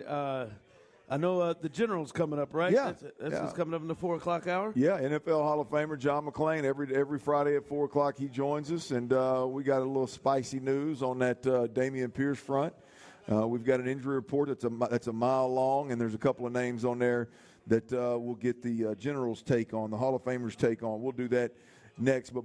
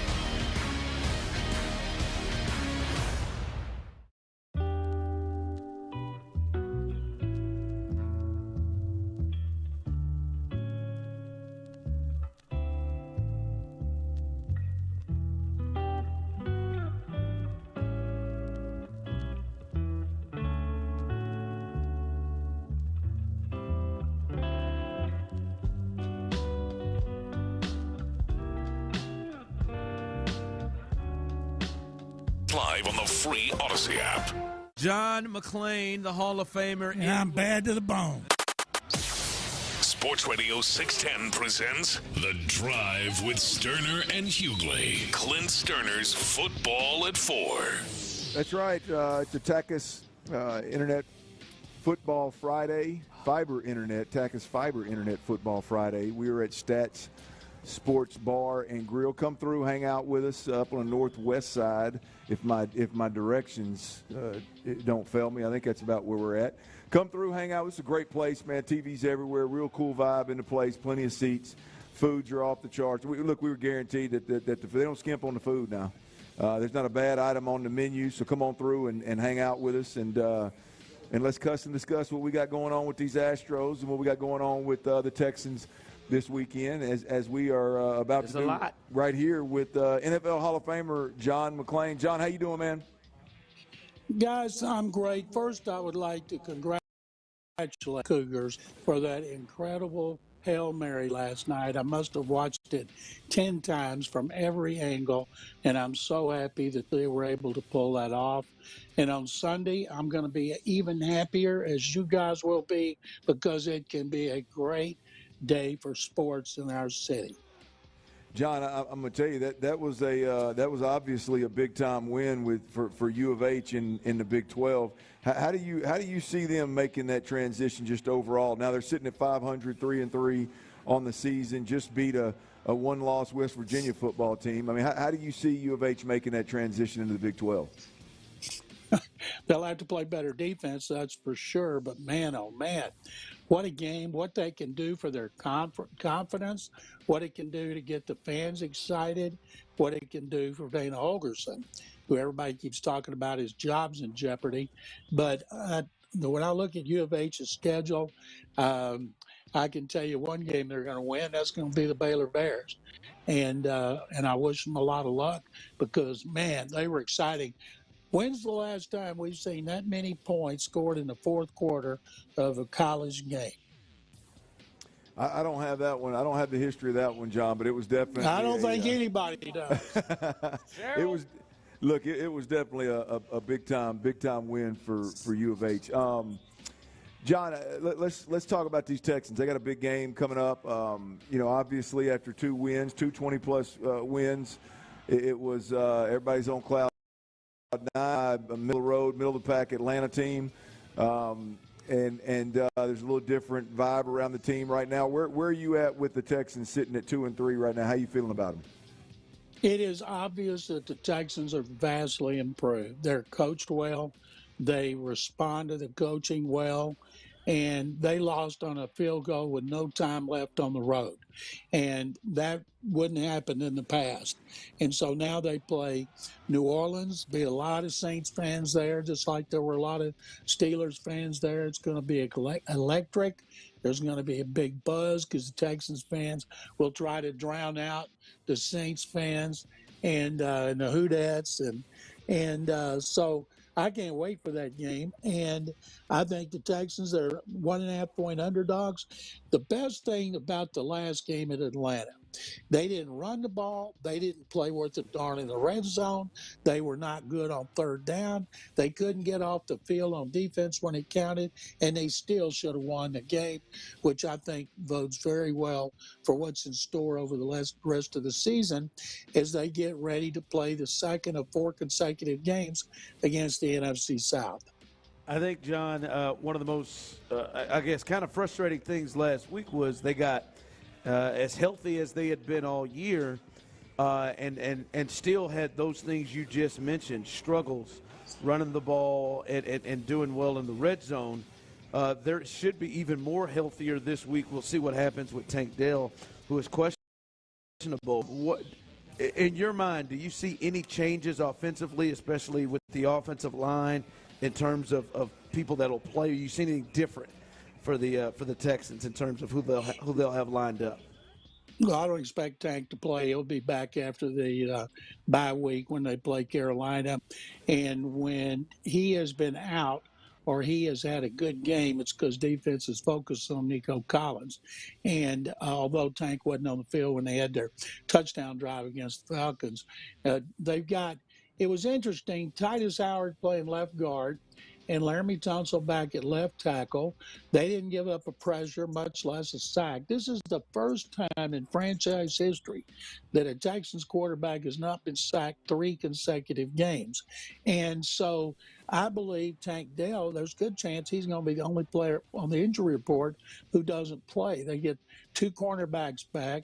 They have more depth. Josh Jones is going to be healthy. I wonder now, do they put him at right tackle, his normal position, over George Fant? I'm guessing not. Do they move Titus to right tackle and put Josh Jones at left guard where he started the game before he got hurt? So there are a lot of options in the offensive line. But the bottom line is they didn't do a good job of run blocking. Dameon Pierce, I saw this on one of those sites this week, has faced more 8 men in the box on run plays than any running back in the NFL. And Devin Singletary was in the top 5. And when that happens, you got to be able to throw the ball. And last week they were facing like 2 and 3 day coverage. You should be able to run the ball, and they couldn't do it. I think a lot of it, the offensive line injuries, they're still adjusting up front, and Pearson Singletary to playing Bobby Slowick's scheme, which is a change. But at some point, when they have those guys back together and develop some stability, we'll see the running game be a lot better. Now, some genius said it was going to be better against the Steelers, and he was right. And I'm wondering if that genius is going to say the same thing about the Saints, who have a great defense, especially against the run. And overall, the Saints defense terrific. 7 interceptions, 7 different players. They forced turnover in all but 1 game, and their pass defense has been great. And so it's going to be a great test for the run, and it's going to be a great test for C.J. Stroud. At some point, he's going to throw an interception. You just don't want it to be in the red zone or in the Texans' end of the field. It leads to an easy touchdown. Well, John, that genius that you're referring to is clearly Who me. that? Who that? You know, it's clearly me. But I'm not going out on a limb in this game here, John. For me, this is going to be trouble this week for the Texans, man. I hear and agree with everything that you said about the offense, but this is all of this interception-free, really, because it's not just interception-free. I mean, hell, there's only been probably 3 balls that I can remember thrown that could have been picked off. You know, the DB just missed it, or maybe it was a close call. I mean, he has been unbelievably clean with the foot, and that's Bob Slowick and him.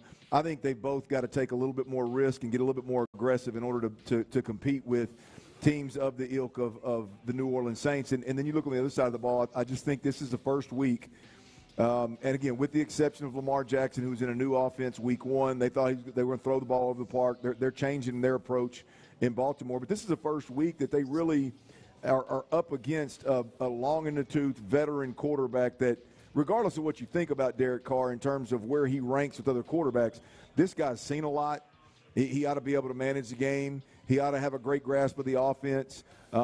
He is really, overall, I think, the best quarterback that they faced when they faced that football team. Is that fair to say, you think?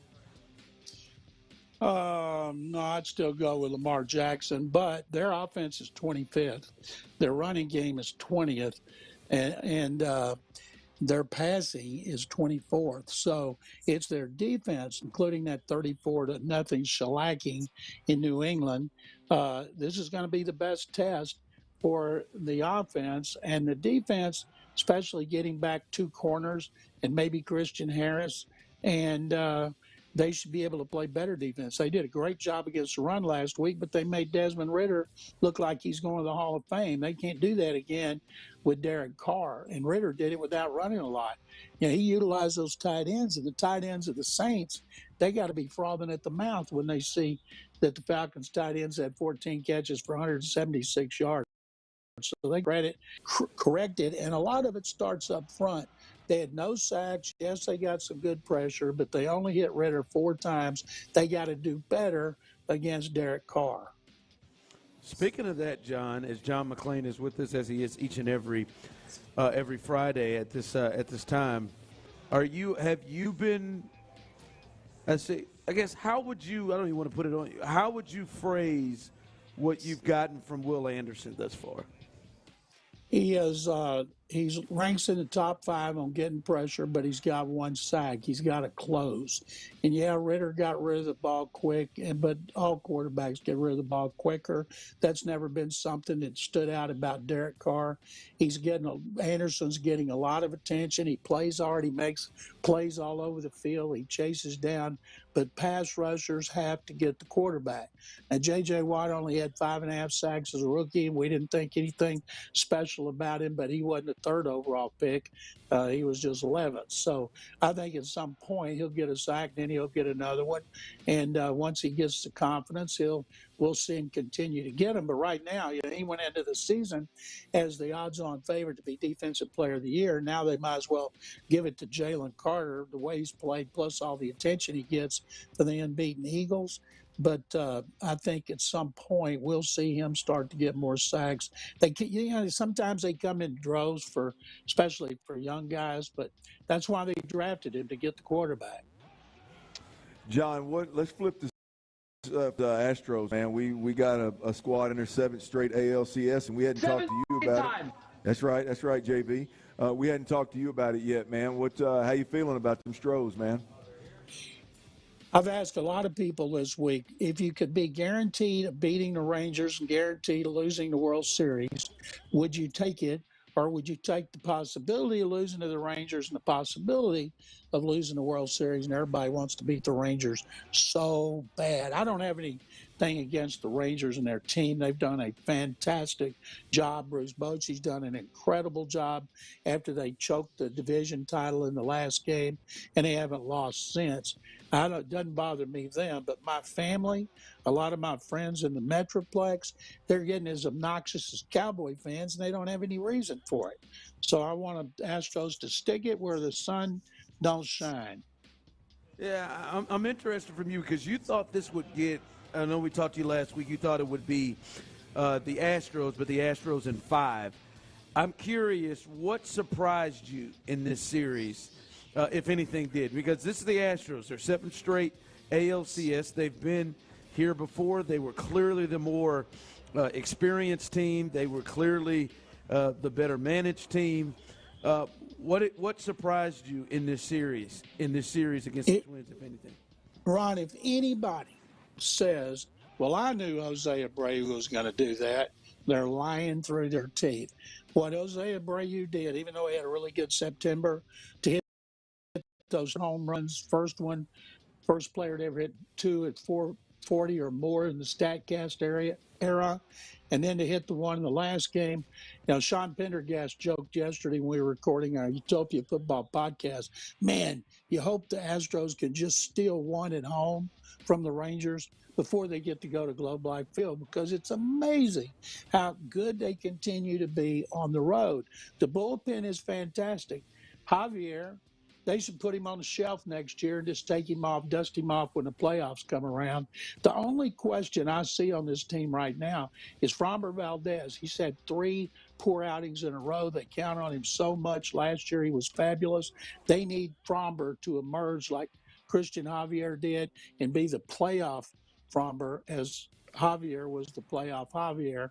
Then you got your big 3 and Jose Urquidy. Man, what he's done in his last 2 starts is amazing. And that bullpen, the biggest advantage that the Astros have over the Rangers, besides experience, is the best bullpen in baseball. And even though the Rangers have been better in the playoffs when they were historically bad during their swoon, I think that I was listening today to a longtime baseball person say bullpens win in the playoffs, especially today when you're happy to get 5 innings from a pitcher. Well, the Astros got the best.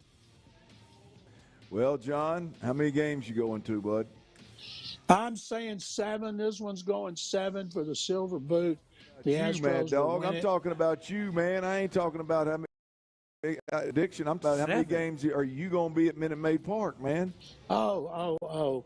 Well, only one I know now is I'm working Sunday, so I'm going Monday, and we'll see if it comes back to Minute Maid Park. There you have it. Go ahead, give your prediction. I didn't mean to interrupt you. Sorry about that. That's all right. I'm going with the Astros in 7. I think it's going to be great, and they're going to stick that Silver Boot right up there as they're bleeping.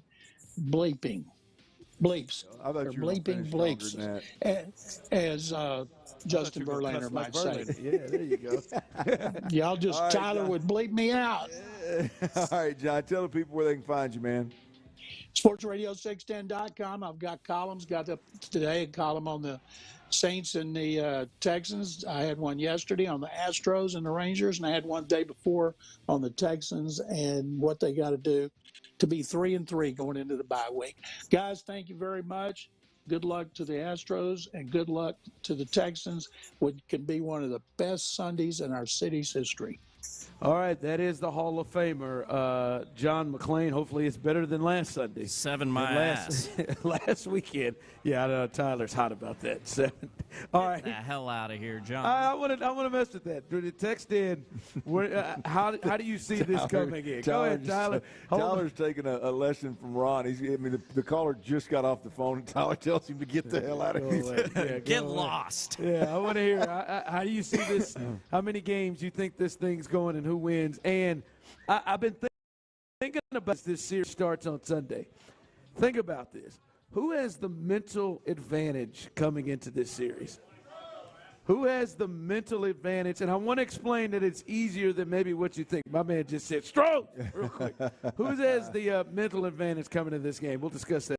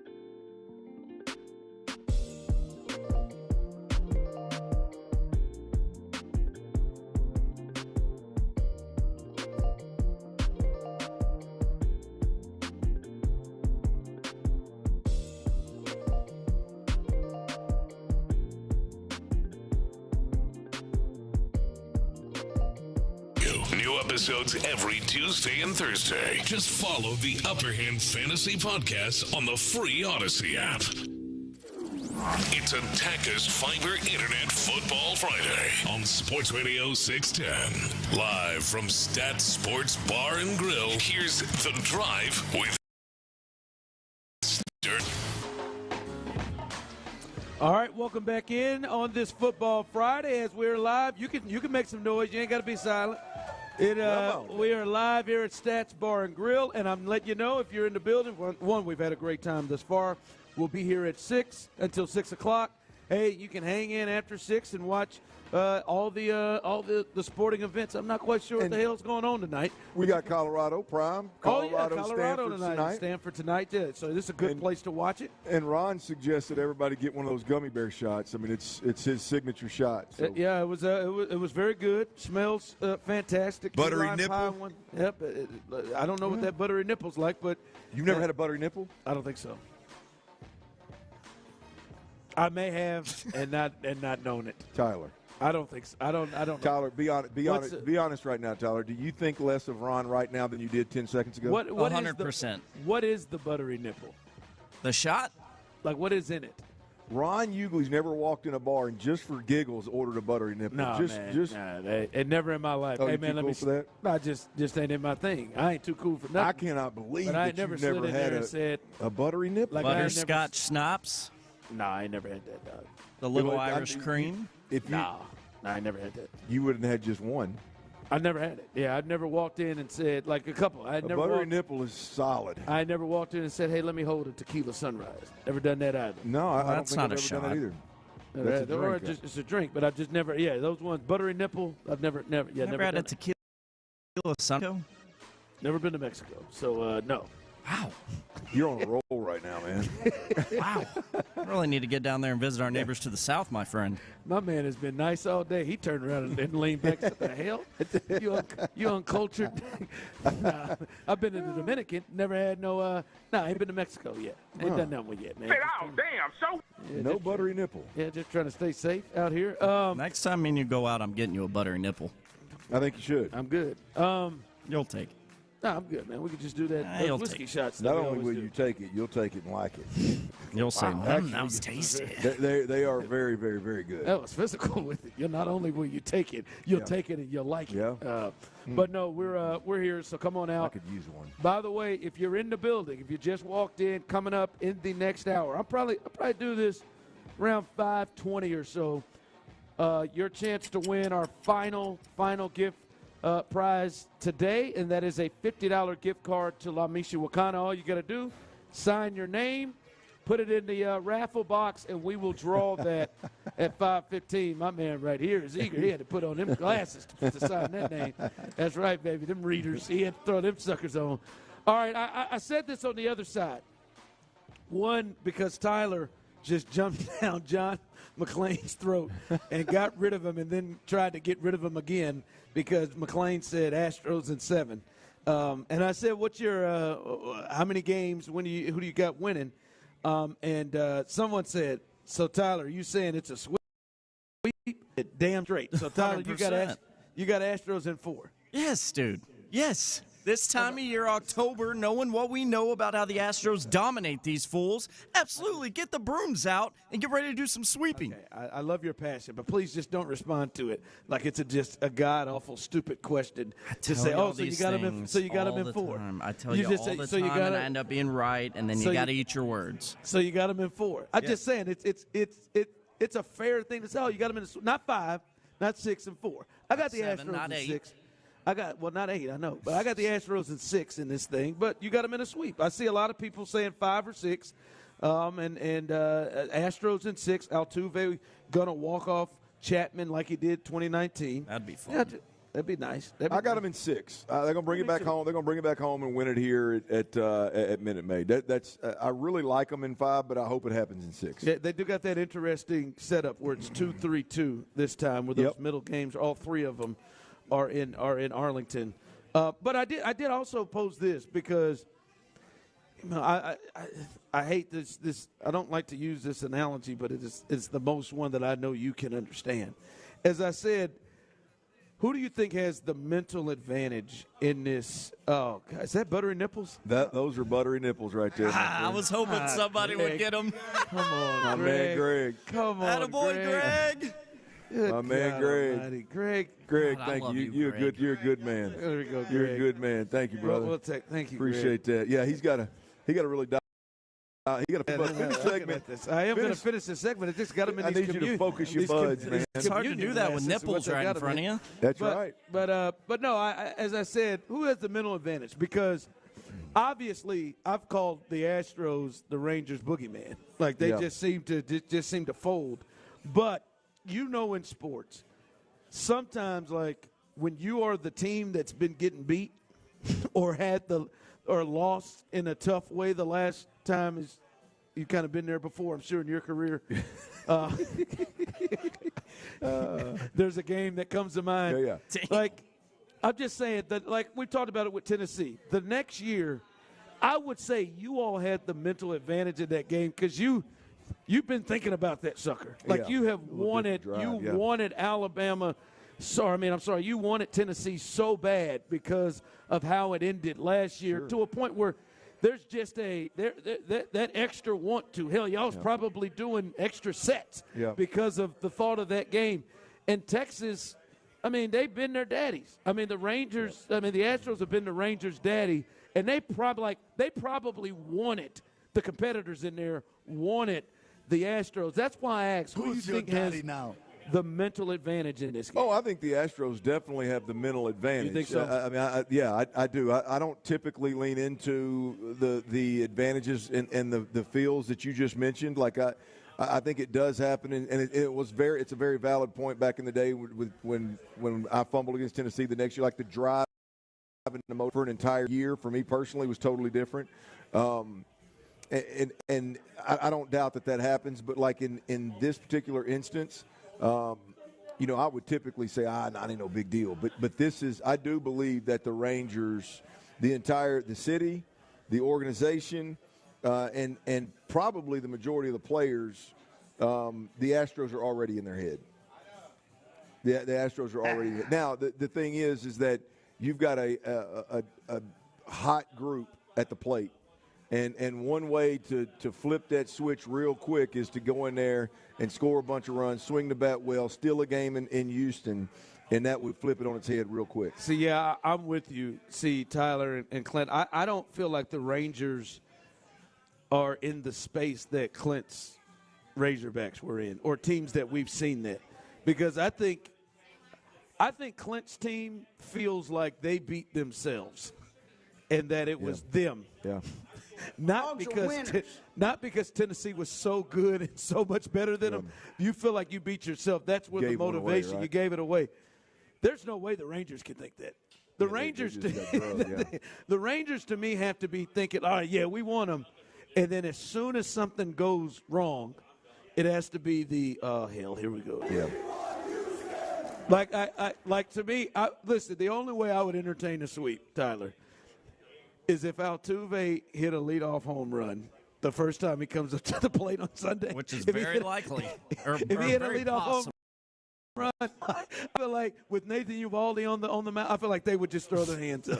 I really do. I think they'd be like, oh, my God, we can't do nothing with these. We can't do nothing with them. So I think it is a little different. I do. I think the Astros have the mental edge. You talk about that is a good point. Instead of like the mental edge or anything like that going in, like just how fragile the Rangers are. They right now think they want the Astros.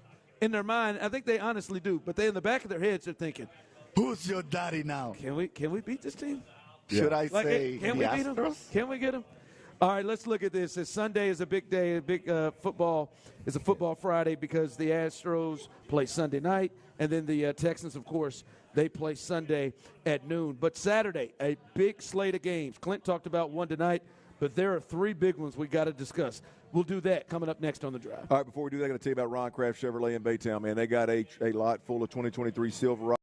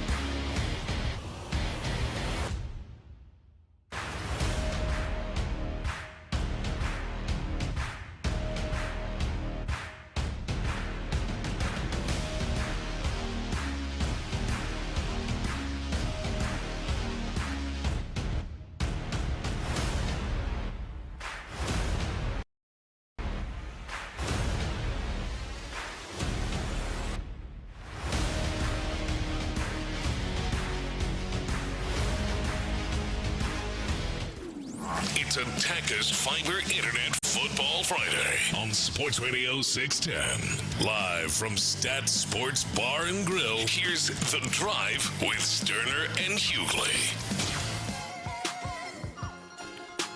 All right, welcome back in on this Taka's Fiber Internet Football Friday as we're live from Stats Bar and Grill, having ourselves a heck of a time. I just had that buttery nipple, first timer. Got a little coffee aftertaste, pretty good. Shout out to Greg and that my man's there. All right, shout out to him. But yeah, it was pretty good. I take that. I can do that. Mess with that. Little buttery nipple.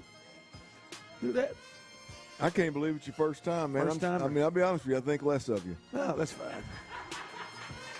I mean, I thought for sure you had a good story around a buttery nipple. I mean, y'all laughing a little too damn hard over there. Just yeah, I heard that over here. I mean, let's just calm down. That wasn't that damn funny. All right?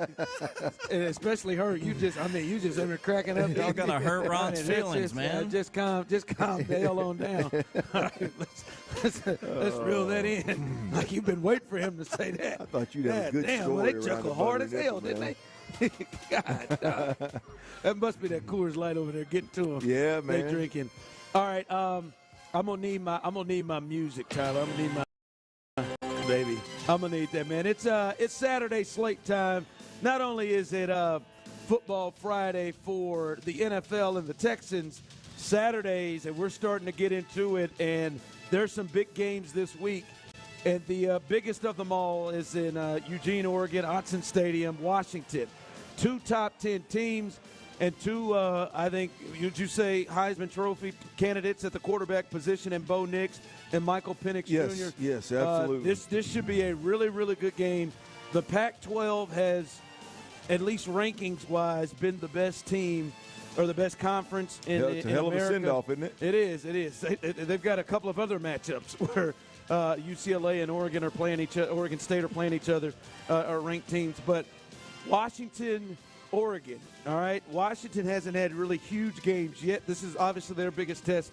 The last time we saw Oregon in a game that was built was when they beat the hell out of Colorado and Deion Sanders. How you see this one going on Saturday in Autzen Stadium? Well, I think it's going to be a hell of a game because of the 2 quarterbacks you mentioned. But I'm anxious to see if Washington can hang with the big boys, because I do believe that Oregon is from a roster perspective, from a Jimmy's and Joe's perspective, I just believe they got dudes that can compete with anybody in the country. There may be 10 or 15 teams that have that level of dude on the roster, and it's throughout with Oregon. So I'm anxious to see if Washington has that. Do that. I know Michael Penix can throw it all over the park. I know their offense is wide open and they're going to score some points. But can you legitimately stand toe-to-toe with Oregon and compete down in, down out, in the trenches, that true powerhouse in college football? We know Georgia, Alabama, Florida State's there right now. The Clemson of the past, obviously, those level of they're not only a good football team, they just got dudes that can absolutely dominate. I feel like Oregon is in that conversation year in, year out. Can Washington, can they stand up with one of them big boys? I'm anxious to see this. I believe Oregon wins it convincingly. Oh, you do? I think Oregon's that good. But if you look at my picks last week, that means Washington probably going to win outright. Well, I just thought this would be a high-scoring game and a highly competitive game. But I think Oregon will win. I think they'll win, especially at home. That's really a tough place to play. But I'm excited to see this game. Those 2 quarterbacks are really, really, really, really playing good football right now. And I'm intrigued to see this one. That game is in Washington. Is it in Washington? Yes. All right, I'm sorry. I thought I had that one in Husky Oregon. Stadium, baby. It's all right. Well, that kind of changes things a bit. I thought that was in Autzen Stadium, so my bad on that one. So it is in Washington. Husky Washington is -3. Yeah. Tyler may have a more official line. I'm looking at ESPN, but boy, that's is me. Yeah. So that. Well, it looks like they got it as a pick'em game. and giving them the 3 points because it's in Washington. Yeah. So that is that first game. All right, the second one, Tyler, your Aggies need a bounce back game. Can we talk? Can we spend a couple of seconds on this game a little longer? I just came across something. Go ahead. Please do. I knew these two cats were good, but I hadn't dug into these stats. Bo Nix has thrown. I can't even do the math on the completion percentage. I'm just looking at a box. I mean, he is 131 of 163 for 1,459 yards, 15 touchdowns, and 1 interception. Michael Penix Jr. he's 133 for 178. 1999 is a hell of a year. 1,999 yards, 16 touchdowns, and 2 interceptions. They're playing. Yeah, they're good playing. God. The winner of this game, 31 touchdowns and 3 interceptions, Ron, across the board. These guys, good God. The winner of this game, that guy potentially jumps at the top of the Heisman race. Yeah. Right, because we'll talk about the current Heisman winner. He hasn't been exceptional this year yet. So I think that's why that's a big game for national championships. I think the Pac-12, with the strength of the Pac-12, will actually get a team in the playoff this year, and the winner of this game could be that team. We'll see, as they both have USC a little bit later. But all right, we'll get to you, Tyler. Your Aggies name, and Clint spoke earlier when we started to look at the schedule on if Jimbo would be in trouble. They lose the Alabama game. Now they go on the road to Knoxville in Tennessee, and they play, I think, a gettable Tennessee team, right? Tennessee has got some players, but I don't know that they are head and shoulders. This is a winnable game to me for A&M, but they need a big one and a big bounce back. This could be huge for Jimbo, and if they lose this, now you start looking at that schedule, and you could see this thing could, at least for Jimbo standards, this could get pushed to 4 losses or more. Yeah, I mean it could unravel really quickly if Jimbo doesn't get this one. And look, I'm gonna tell you, man, Tennessee is a very gettable football team. They're not near as good or as explosive as they were last year. They lost a lot of talent. Had to restock, if you will, and they're a very gettable football team. To me, this is with A&M. It comes down to how fragile of a football team are you. I think the loss to Miami early in the season, that wasn't. I thought they would win that game, no question, but I don't look at that and go, uh-oh, Jimbo, what the hell are you going to do, right? I don't look at losing to Alabama, although that win would have gone a long way, and go, uh-oh, Jimbo, what are you going to do? This, to your point, you said this. Do they unravel? Does Jimbo throw in the team, lose his team, and they just unravel from here on out?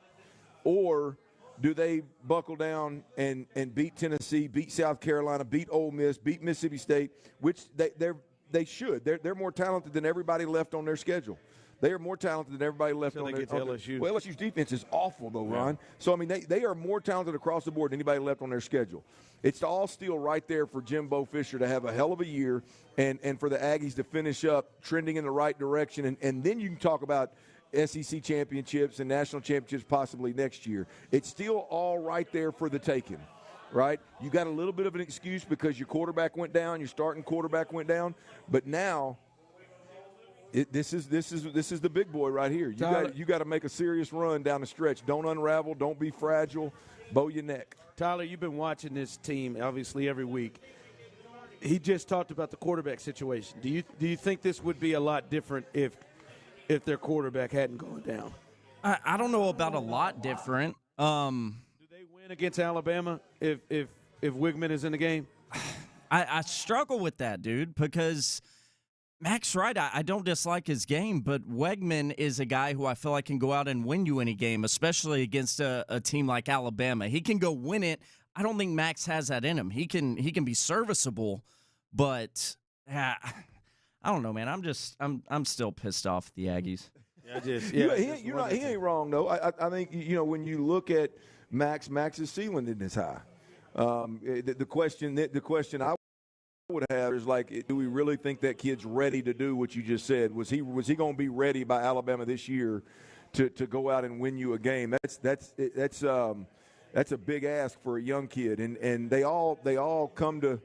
They all come to light and become a superstar at some point in time. It very well could have been Connor Wegman's night to do that, but he definitely has the ability. All that means to me, though, with the Aggies right now is that a legit – I don't say excuse is not the right way to say it, but is that part of the conversation after week 10 or 11? Yeah. Right?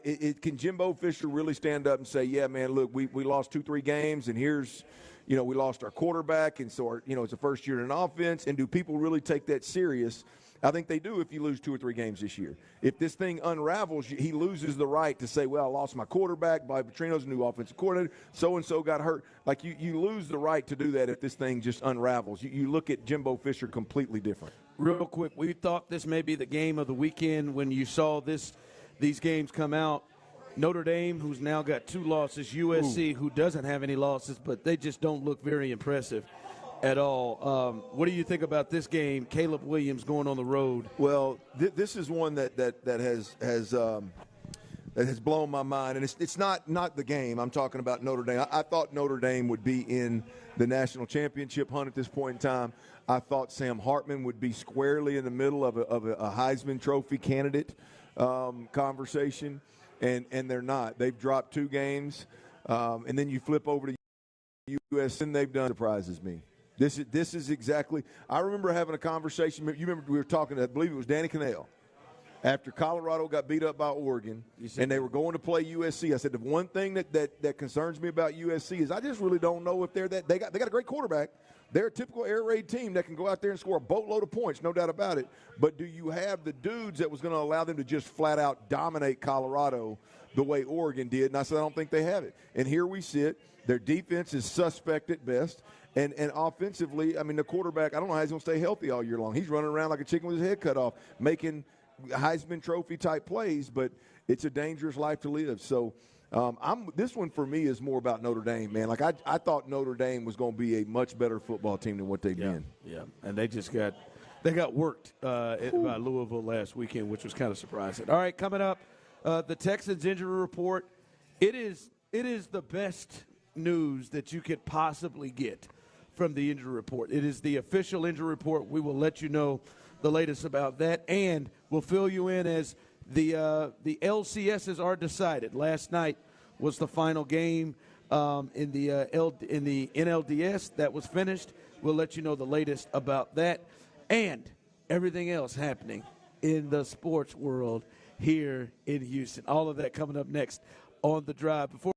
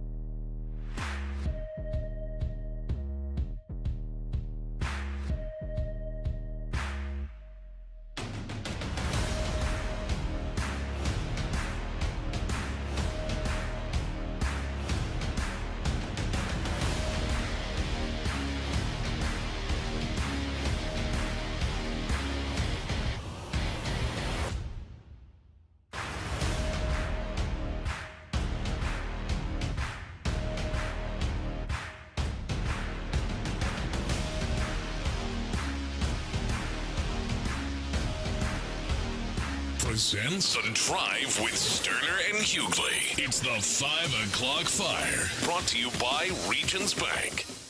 It is 5 o'clock. Congratulations. Hopefully you're off work. Luckily for you, old dirty Dilf and Mr. Psycho T. Mr. Psycho Dirty T. Dilf and Psycho T. Has the latest for you. And the latest is, it is Attackers Fiber Internet Football Friday, and we are live here at Stats Bar and Grill right off Loetta. And you can make your way on out here. We'll be here till 6 o'clock. Hanging. Where is it? Loetta. Loetta? Loetta. Hey, it's coming out of me. Boy. Yeah, we got an hour. And I don't know if I got it. But no, man, it's a good time out here. And at the end, and I'm telling you, anybody in here, and if you're walking out to try to hit a dart or whatever it is, you got your Virginia Slims or your Cools or whatever it is you're smoking, I'm telling you, as this segment ends. Is Calming there? Oh, man, come on, man. Cal smokes cigars. He doesn't smoke cigarettes. Right. Come on, man. We're already in the damage. You already pushed the envelope. I mean, okay. Yeah, you did it. But no, I'm just telling you, in the building, when this segment is over, we will do our last giveaway. Your chance, if you have not signed up and put your name in that raffle, your chance to win a $50 gift card to La Michi Wakana. We will do that coming up as soon as this segment ends. So make your way on out here. Have a good time as we will as well. All right, Clint, the Texans injury report is out.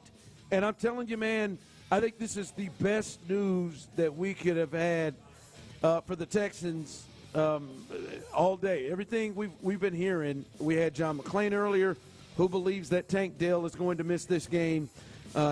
We also had Aaron Wilson, who reported it earlier before the show started that he is going to miss the game and will be out against the Saints on Sunday. Well, the official injury report is out, Clint, and Tank Dell did practice at a limited basis today. They have him as questionable, and I think this is last week. Christian Harris was just out, and he had a concussion situation.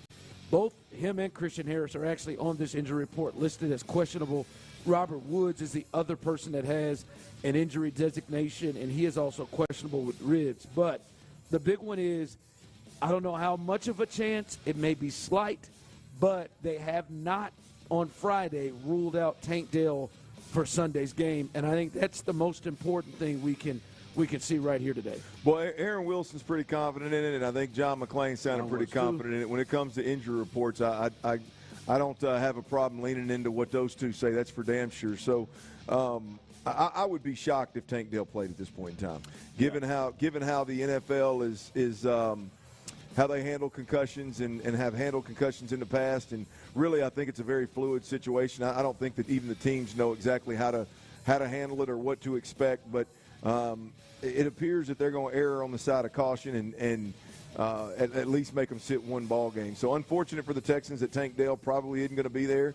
But if I'm wrong and he is there, it's going to be a huge boost to the Texans offense. Yeah, it will be, and he is a big piece. I mean, he's a big piece, Clint, and they've seemingly tried to add different pieces and parts of him each week. They've used him in the run game the last 2 weeks. We saw jet sweeps multiple times against the Steelers. Last week, they tried to get him involved more than just down the field in his normal routes.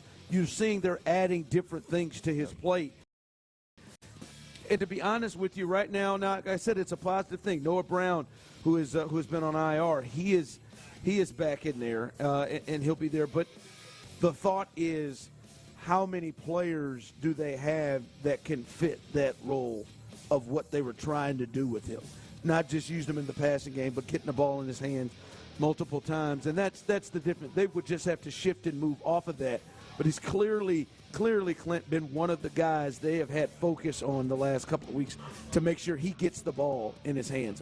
Yeah, it's crazy how they've tried. Not crazy, it's smart. It's one of the better things Bobby Slowick has done in terms of coming around, and treating Tank Dell like the weapon that he really is, in terms of whether they're getting him touches in the punt return game or they're getting him touches in the run game. obviously getting him some touches underneath in the pass game, as well as some easy catches where he can run after catch.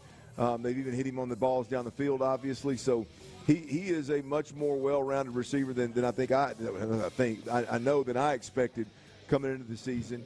And he is a player, I think, that's irreplaceable in this particular offense. With this roster, if you had a different, if your wide receiver room was built a little different, then you could replace him and keep it moving. But they don't have a guy that has even a similar skill set to what Tank Dell has. Yeah, the other piece here to this injury report, as I said, it's the best news possible. Like, there's no one who is listed out.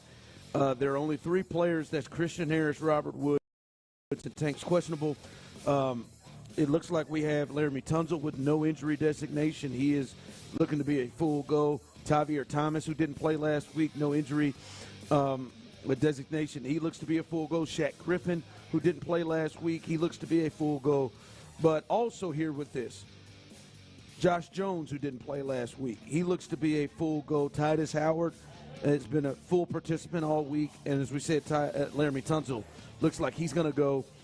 Any way you believe they are honestly or seriously entertaining changing up the offensive line from last week. By the way, George Fant as well. He was limited on Wednesday, but he's been a full participant all week long with the hip and shoulder. Yeah, no, I don't think they change anything. I think they keep it moving, man. There's no reason to create a problem before it ever happens. If something happens on that offensive line and George Fant can't hold his own, or for whatever reason you feel the need to move Titus, then you do it. But right now, man, I think the offensive line, I think it's the best offensive line the Texans can field on a Sunday right now, the way it's constructed right now.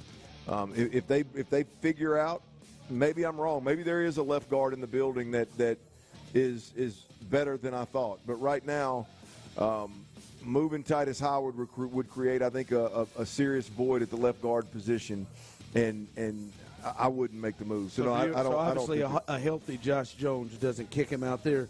Look, I think Josh is a true tackle. It could. I mean, like I said, if George Fant starts to struggle, and then all of a sudden everything's in play at that point in time. But I would allow George to struggle before I created a problem up front for the Texans. And they'll have a game. They'll have a bye week. As we see, there is still no Juice Scruggs as a part of this, who is eligible to come off IR last week. That kick. To me, that's something now you can really start talking about, okay, who the best 5 are. If Juice Scruggs comes back and either him or Jarrett Patterson can play guard and center, any combination of those two, that could potentially be an upgrade, because you got Jarrett Patterson, who's played well at center as a 6th-round draft pick. He had to play because of injuries, and now hey, the kid's a pretty good player. Juice Scruggs is a second-round draft pick that you believe is, from a talent perspective, would be an upgrade at left guard over anybody not maybe at this point not named Titus Howard. So that could, and that's a future play as well. That's a future play with getting Juice and Jarrett Patterson reps inside, getting Titus back at his original position. That to me, I could understand the mindset behind it. Just moving a guy right now just to move him and creating that void inside, I don't like that. All right, Sunday, we'll see what the lineup is. We'll see if Tank Dell is able to go for the Texans as they take on the Saints here at NRG. 5 o'clock fire. All right, last night the NLDS closed and the division series is over, and we'll move on to the championship series starting on Sunday with the Astros and Rangers, because the Philadelphia Phillies, they did exactly what they did to the Atlanta Braves last year. The Atlanta Braves had the best record in the National League last year. They to the Phillies in 4. This year they did the same thing. They had the best record. They had 104 wins. And I think clearly, if you were to say who is the best team this year in the in Major League Baseball, it was the Atlanta Braves. They had the highest OPS in the history of the sport as a team.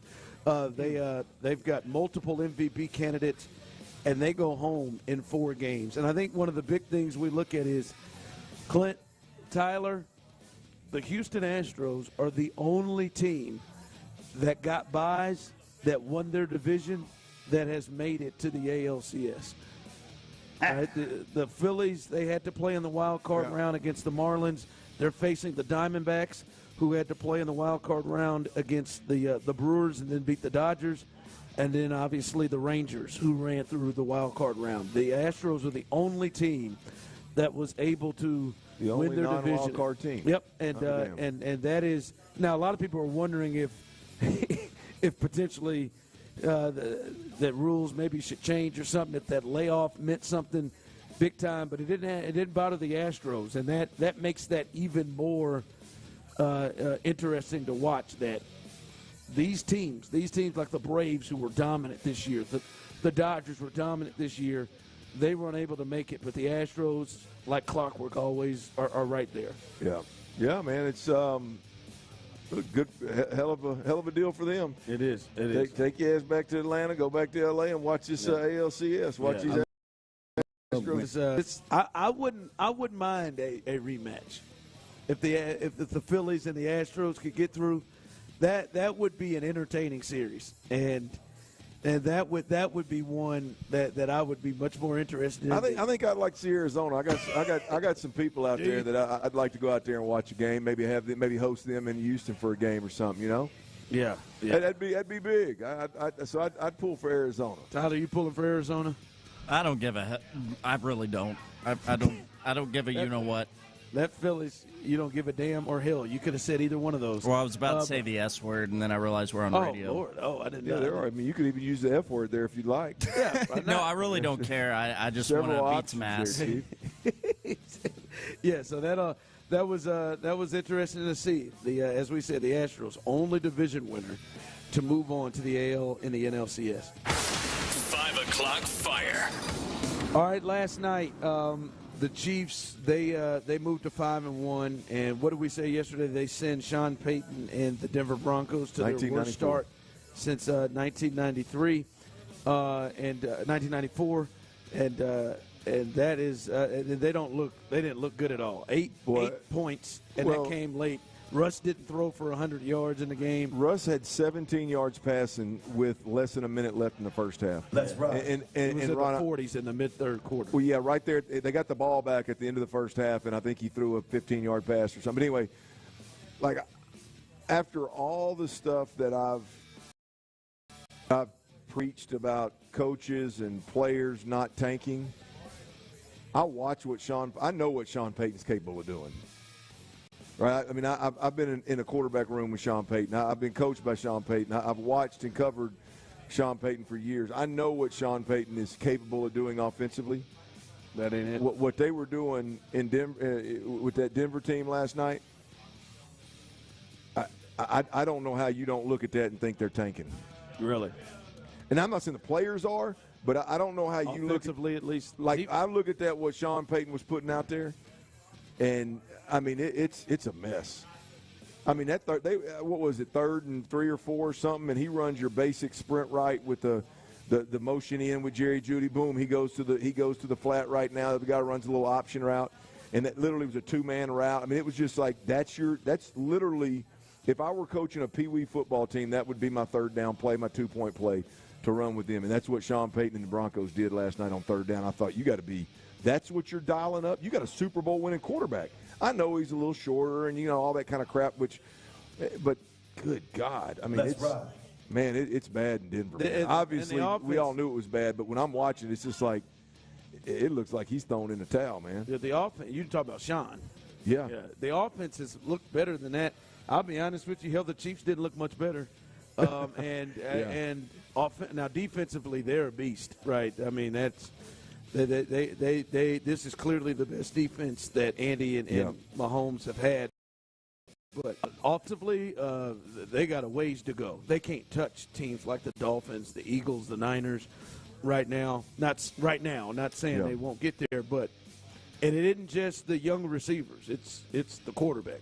Patrick Mahomes he's not playing to the level you normally. He's not. He's making piss poor decisions and turning the football over. And I mean, he did it twice. Yeah. He got away with one of them. Yeah. Hey, old Kermit the Frog here. He's been getting away with like 2 or 3 games. They're so far ahead of other offenses, and even really good offenses. They're so far ahead because of the chemistry between Pat and Travis. As long as those two are healthy, that whole I heard McAfee was talking about it this morning. these Kelsey routes where he's clearly there's no like he just know, like the quarterback, he knows what everybody else on the field is doing, so he knows, hey, I can work the outside third of the field, or I can work the middle, or as long as I stay under 15 yards, I can go anywhere I want to. Like, there's no doubt they're doing that. There's no doubt that they're snapping the football, and everybody else has an assignment, and Travis Kelce, you do whatever the hell you want to do to get open. There is zero doubt that they're doing that. And that is such a huge advantage when you can do it well to the tune of what they do. It's just such a huge advantage because you're battling teams where the play caller's got to be right and he's got to be hot and he's got to see it the same way. The quarterback's got to go out there and execute. They're just Pat and Travis in critical situations. They take Andy out of the mix. They take everybody out of the mix and go, hey, in this huddle, 87. What is Pat? 15. Yep. 87 and 15. Man, let's just go get this. Let's 3rd and 5. Let's go get it. Well, that's not going to keep working against. No, they got to do more than that. But that is such a huge advantage, man. I mean, it is such a huge advantage. All right, coming up, I honestly really believe the Texans have a really good opportunity to win this game and get themselves back to 500. But I cannot help going into this game. I've been listening all week. I am really, really nervous. Really, really nervous about one thing that could potentially really give this team problems. We'll discuss that coming up next. It's Texans Game Week.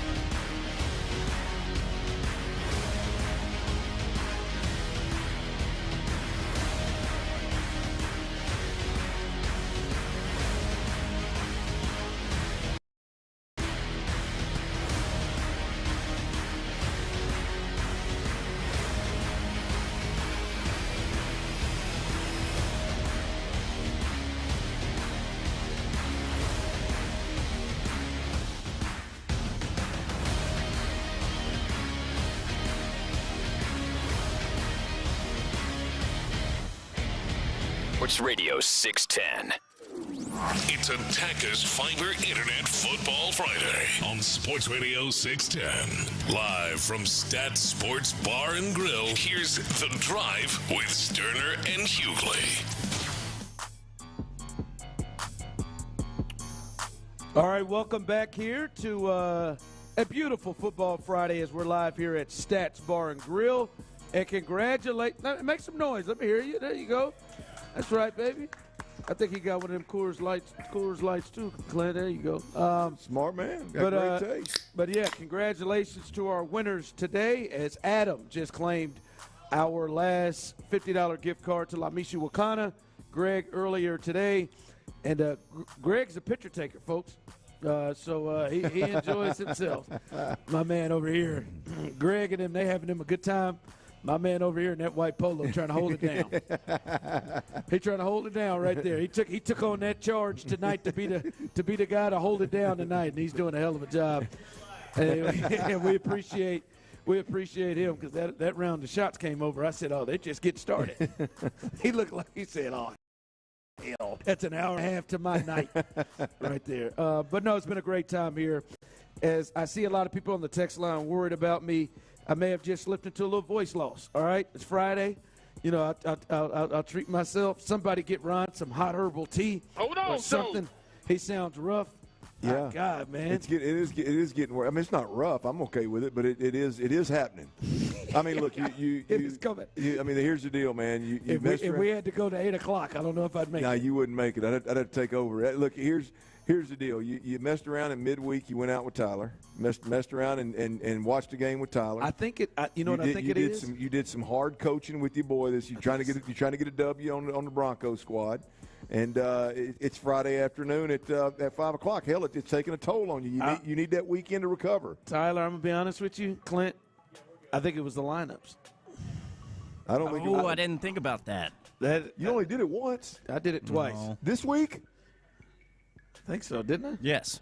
Yeah. I did it both days. You must have did it Tuesday when I wasn't. I did it twice. Oh, you did it Tuesday when I wasn't in there. I put Alvarez in the lineup. That's right. Tyler told me about different that. times. Yep. You got to keep doing it, though, because the Astros are undefeated when you do it. Oh, man, that one little old lineup, it don't take you but about 2-3 minutes to get through it. He gives it all he's got, but I empty the clip. He goes really hard. I empty the clip. I do. I hope you got about 32 minutes worth of bullets left in that clip, boss. We got a minute here. Because as we're gonna be out at Little Woodrow's on Monday, and I got to give a big one, and the crowd's gonna be there, and I'm scared of that. I'm nervous of that, fellas. Let me see if I can help you a bit here, Shell. It's breaking news. Got a little information for you. I think I might be able to help you here with this voice thing you're talking about. Man, I don't know if I even know about this. And being out at Little Woodrow's on Monday for the Astros ALCS game. Your boy's gonna be with you.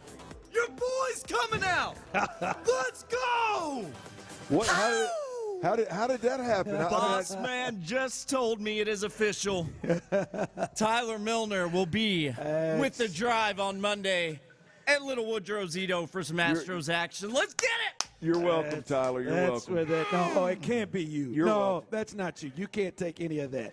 I was the one that personally called Clint, the you boss sit this one out, bro. Because you told him you can't do it. You Look, said I don't need the credit. Man. Y'all go ahead. I said it. Oh, dudes, I'm pumped. It's just, you're right. I'm not saying you owe me one, Tyler, but listen, I'm just telling you, we're there for each other. I came out and I said I'm not doing it if he doesn't go. That's what I said earlier in the week. You can mark it. You can find it. Yep, good for him. Yeah. That's going to be fun, man. It's going to be a good time. What are you going to do? Are you going to be on the mic? He's got a lot of stuff to do. I'm going to be hyping everybody up. I'm going to be making sure y'all are good. Bring your drinking bat, a bit. Get the gas. Bring your bat. Find some guests. I bet there's going to be some in-person guests we could probably have. Probably not. Time? I'll figure it out. Robbie Nightingale, he's got to be rolling around there somewhere. We can get us at 2 o'clock out of the gate, like at 2:05. Right out of the gate, yeah. Can we get Roflo or Bobby Nightingale? Yeah, that'd be nice. Hotel Lobby Bobby. Can we get him at 2:05? That'd be money. Or, if you really want to work it out, see if we can get Jeremy Pena. At 2 o'clock? Pelvic thrust on our live stream. When you get through with In BP, uniform? Won't you pelvic thrust your ass on over here across the street, Little Woodrow? Give us a little pregame interview. Uniform. Well, that is Monday, so the whole Drive family will be there. So you all can come out and see everybody when we go out says, is that Tyler? No, that's Matt. But you can come on out and enjoy yourself. Somebody came and was like, dang, Tyler got his hair braided. I didn't know. It's like, no, that's Matt. But no, yeah, you come out and see the whole Drive family. I have braided my hair before. As I know you have. I can see that in your eyes. So come on out, hang out with us, Little Woodrows in Edo. It'll be a good time. I do want to get to this though, Clint, because I really believe, as I thought, a lot of these games are winnable games. I think especially after the first 4 weeks, I think we saw last week, obviously by the game, the Falcons were in the same level of team as the Texans, and the Texans didn't play their best. I think the Saints fall into that same category as well. I think these are two similar teams that are in the same level. But the thing that makes me nervous, because I do think the Texans have a legit chance to win, is I am really concerned about this Texans offense versus the Saints defense, because that they're going to follow the lead of the Falcons and potentially dare the Texans to kind of throw the ball over the top and just really suffocate down and bring a lot more bodies in the box, guys closer to the line of scrimmage to try to cut down on the strengths you've talked about all week for the Texans. That's my concern in this game for the Texans against the Saints, is that the Saints just kind of smother them as they'll have everybody within 10, 12 yards of the line of scrimmage. I think it's going to be a long Sunday for the Texans, Ron. Oh, okay. I agree that this defense is significantly better. I think they're going to have the potential to suffocate them. There's no Tank Dell. You're missing that weapon that can make something out of nothing.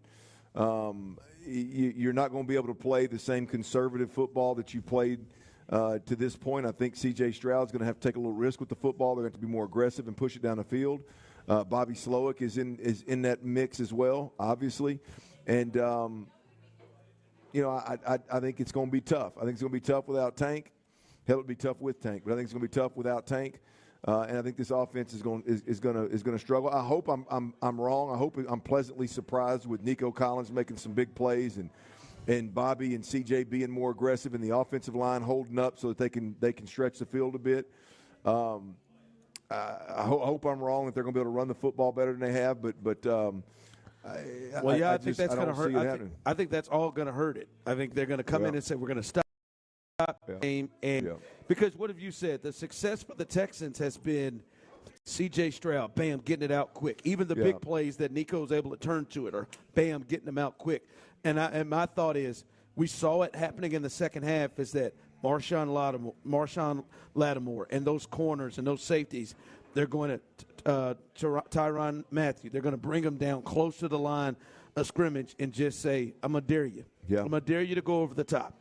Because you saw that, and it actually worked in their favor, but you saw it late against the Falcons. They had no fear that anybody was going over the top. Yeah, but look, with Titus Howard back and Laramie Tunsil back and George Fant playing good, Jared Patterson playing good, Shaq Mason is Shaq Mason.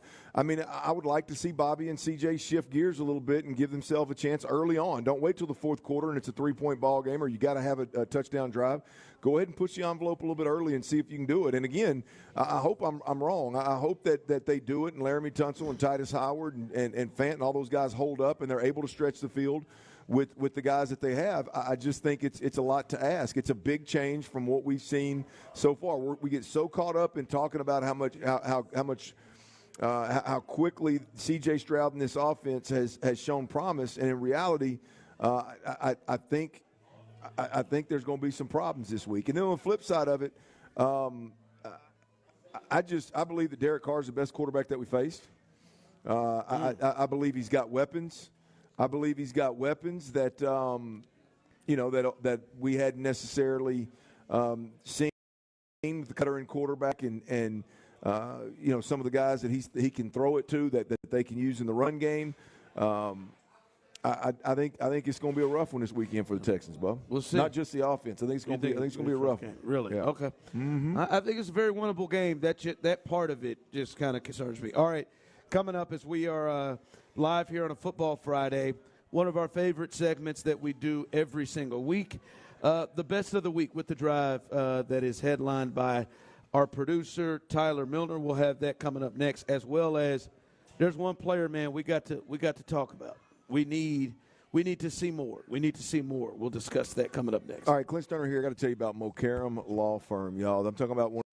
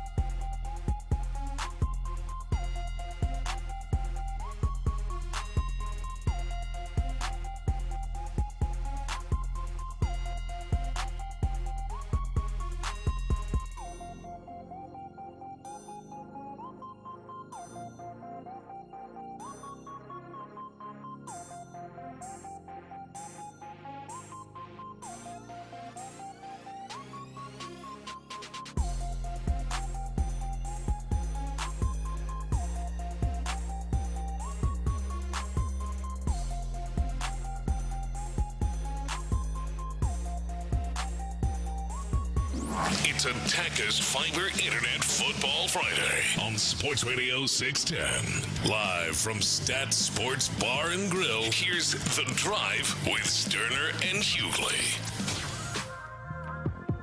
All right, welcome back in. Stats Bar and Grill, little football Friday. It's been a great time here. Second time we've been here. And it's a great spot, one of our favorite locations. As Clint said to kick off the show, it is set up very, very well. They got patio action. They got TVs everywhere. Great food, great food, great drinks. The wings are great. I had the teriyaki joints. What you have? You had some Cajun rub? I had a dry Cajun rub, man. That's how I do dry wings. I didn't want to go lemon pepper. The dry rub, Cajun dry rub was the other option. And funny. Yeah, love a good rub. Little ranch on the side. And I tell you what, the most beautiful thing about getting you some wings is when that celery's just right. Oh, they had that good celery? Yeah, it was right. It was a little bit chilled. Ooh. It was on the thicker side, but the shorter side. Set up, Tyler. It was a little shorter sticks, but they were chilled and they were thick. And really, really good celery. So that if you got good celery and you sell good celery, then usually your menu's pretty damn good. And this is one of them spots. There it is, Clint. I'm telling you, you're a Cajun restaurant. If you got gumbo, good gumbo, believes in the rest of your menu, and then it's that one makes sense. Celery. Tyler, find me a joint that look, Ron said, what's your most popular item on your menu? And my man said, my wing. Right, my wing. My wings are killer, man. I don't skimp on my wings. I spend the money, and we sell good wings. And he didn't say nothing about no damn celery. No, he didn't. No, but look, he went there, and I said, okay, well, let me get them. And when they put them on the table, nice, bright green, healthy celery. A couple of stalks of celery right there staring at me. If you got good celery, your damn wings are good. You better believe it. Because, Tyler, if that was a little dingy celery, he may not eat them wings. Yeah, I'm telling you, if it was off-colored, and it wasn't damp and it wasn't chilled, find me a place that has dry, brown celery, and their wings are great. Well, find me one. Well, they have bad celery. Yeah, they probably just got bad food. They're probably just not doing a good job. Fair. Well, I don't think great or good celery signals I disagree. Great or good wings. I believe the rest of the menu. You are paying attention to details. You are buying good produce, and you care about what you're serving to people's table when that damn celery is right. Just telling you.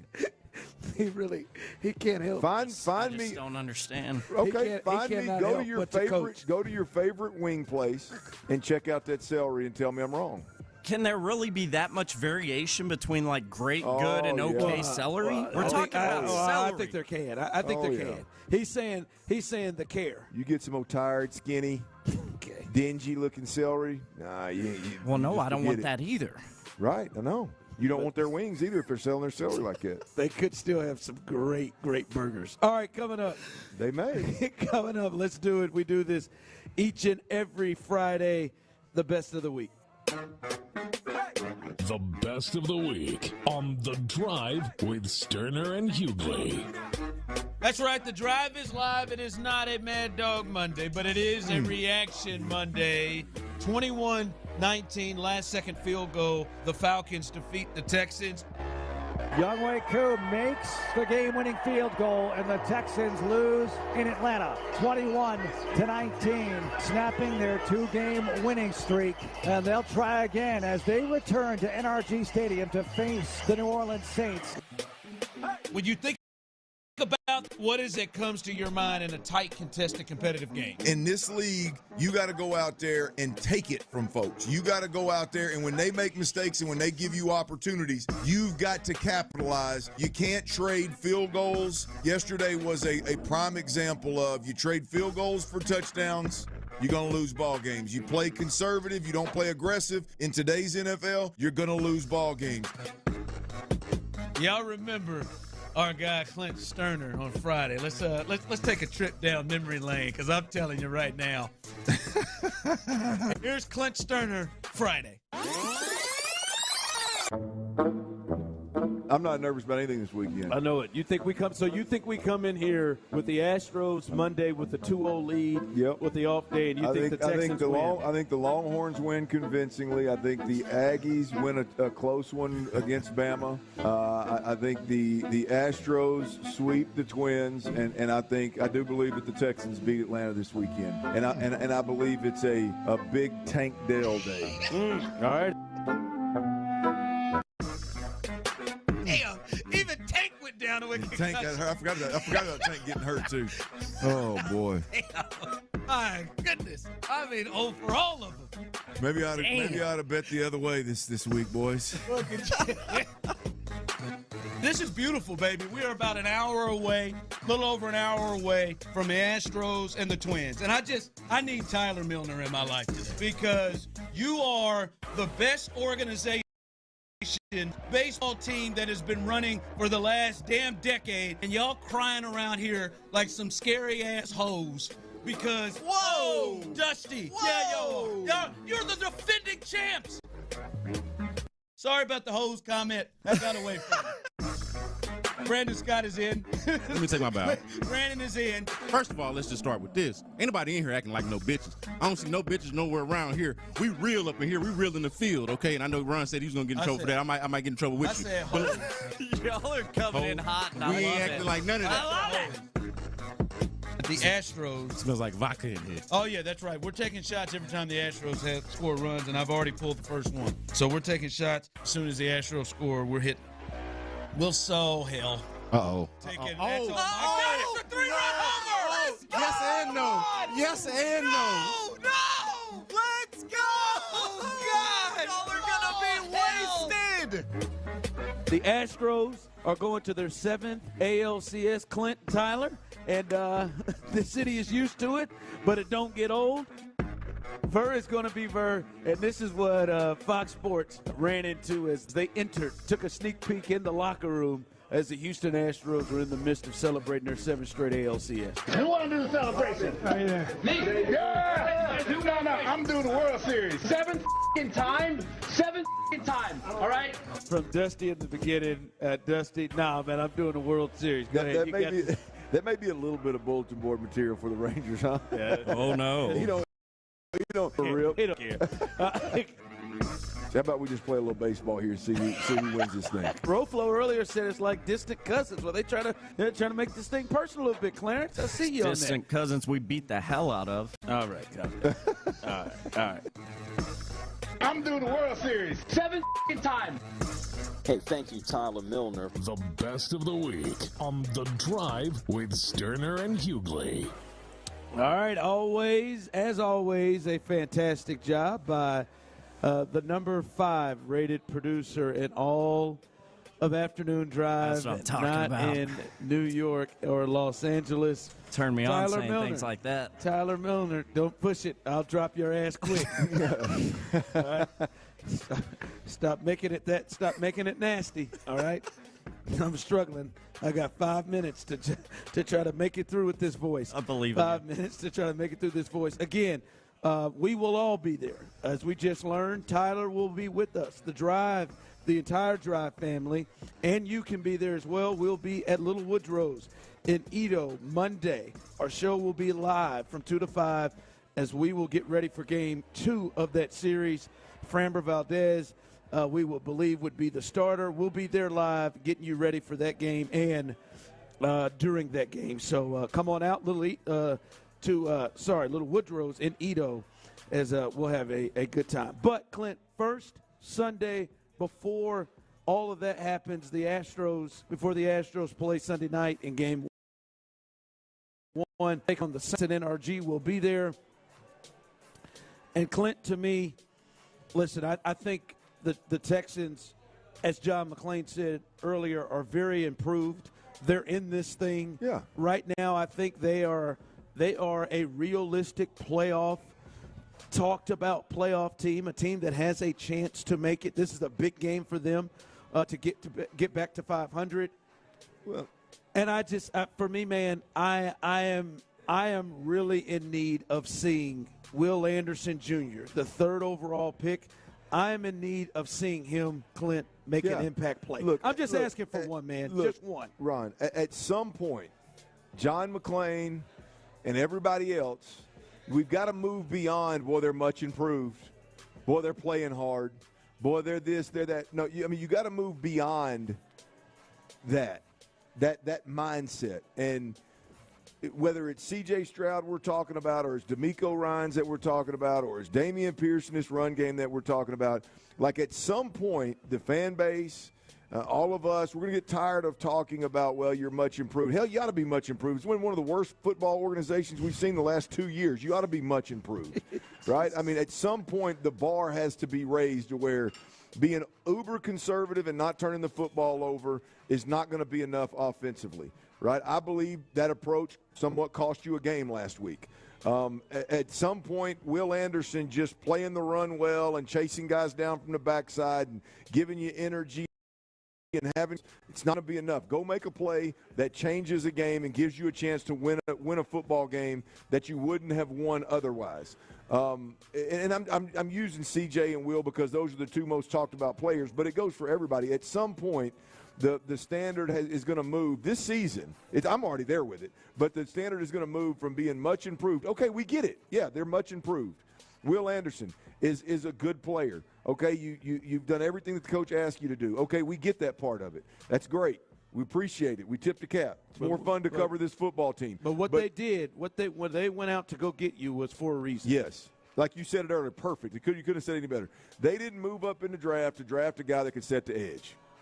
You know, they part. You hope he could do it. They didn't move up there and draft a guy because he gives you good energy and he can chase the run down from the backside, right? I mean, that's just not the reality of it. This is a week for me with the Texans versus the Saints, where you can go beat a veteran quarterback that's got weapons. You can go beat one of the better defenses in the league, and in order to do that, CJ's going to have to be bigger. Slowick's going to have to be more of a weapon. Nico's going to have to stand up and make plays. The defense is going to have to stop, again, a veteran quarterback with a group of skilled guys that can hit their head on a goalpost at any point in time. I want to see it. I'm not asking him to be Von Miller today, but I would like to see moments where, like Detroit saw with Aiden Hutchinson. Yeah. Like, hey, that dude, that's why we got him at 2, and that's why the Texans traded up to get him at 3. All right, appreciate everybody. John McClain, who joined us today. Team, our engineer staff, Matt, who always does a great job holding it down, Tyler at the station, everybody here at Stats, our winners, Greg and Adam. Clint, great job as well. I am Ron Hughley, as always, Houston. We love you, baby. I don't know what that buttery nipple's like, but... You've never had a buttery nipple? I don't think so. What is the buttery nipple? The shot? You're on a roll right now, man. Wow.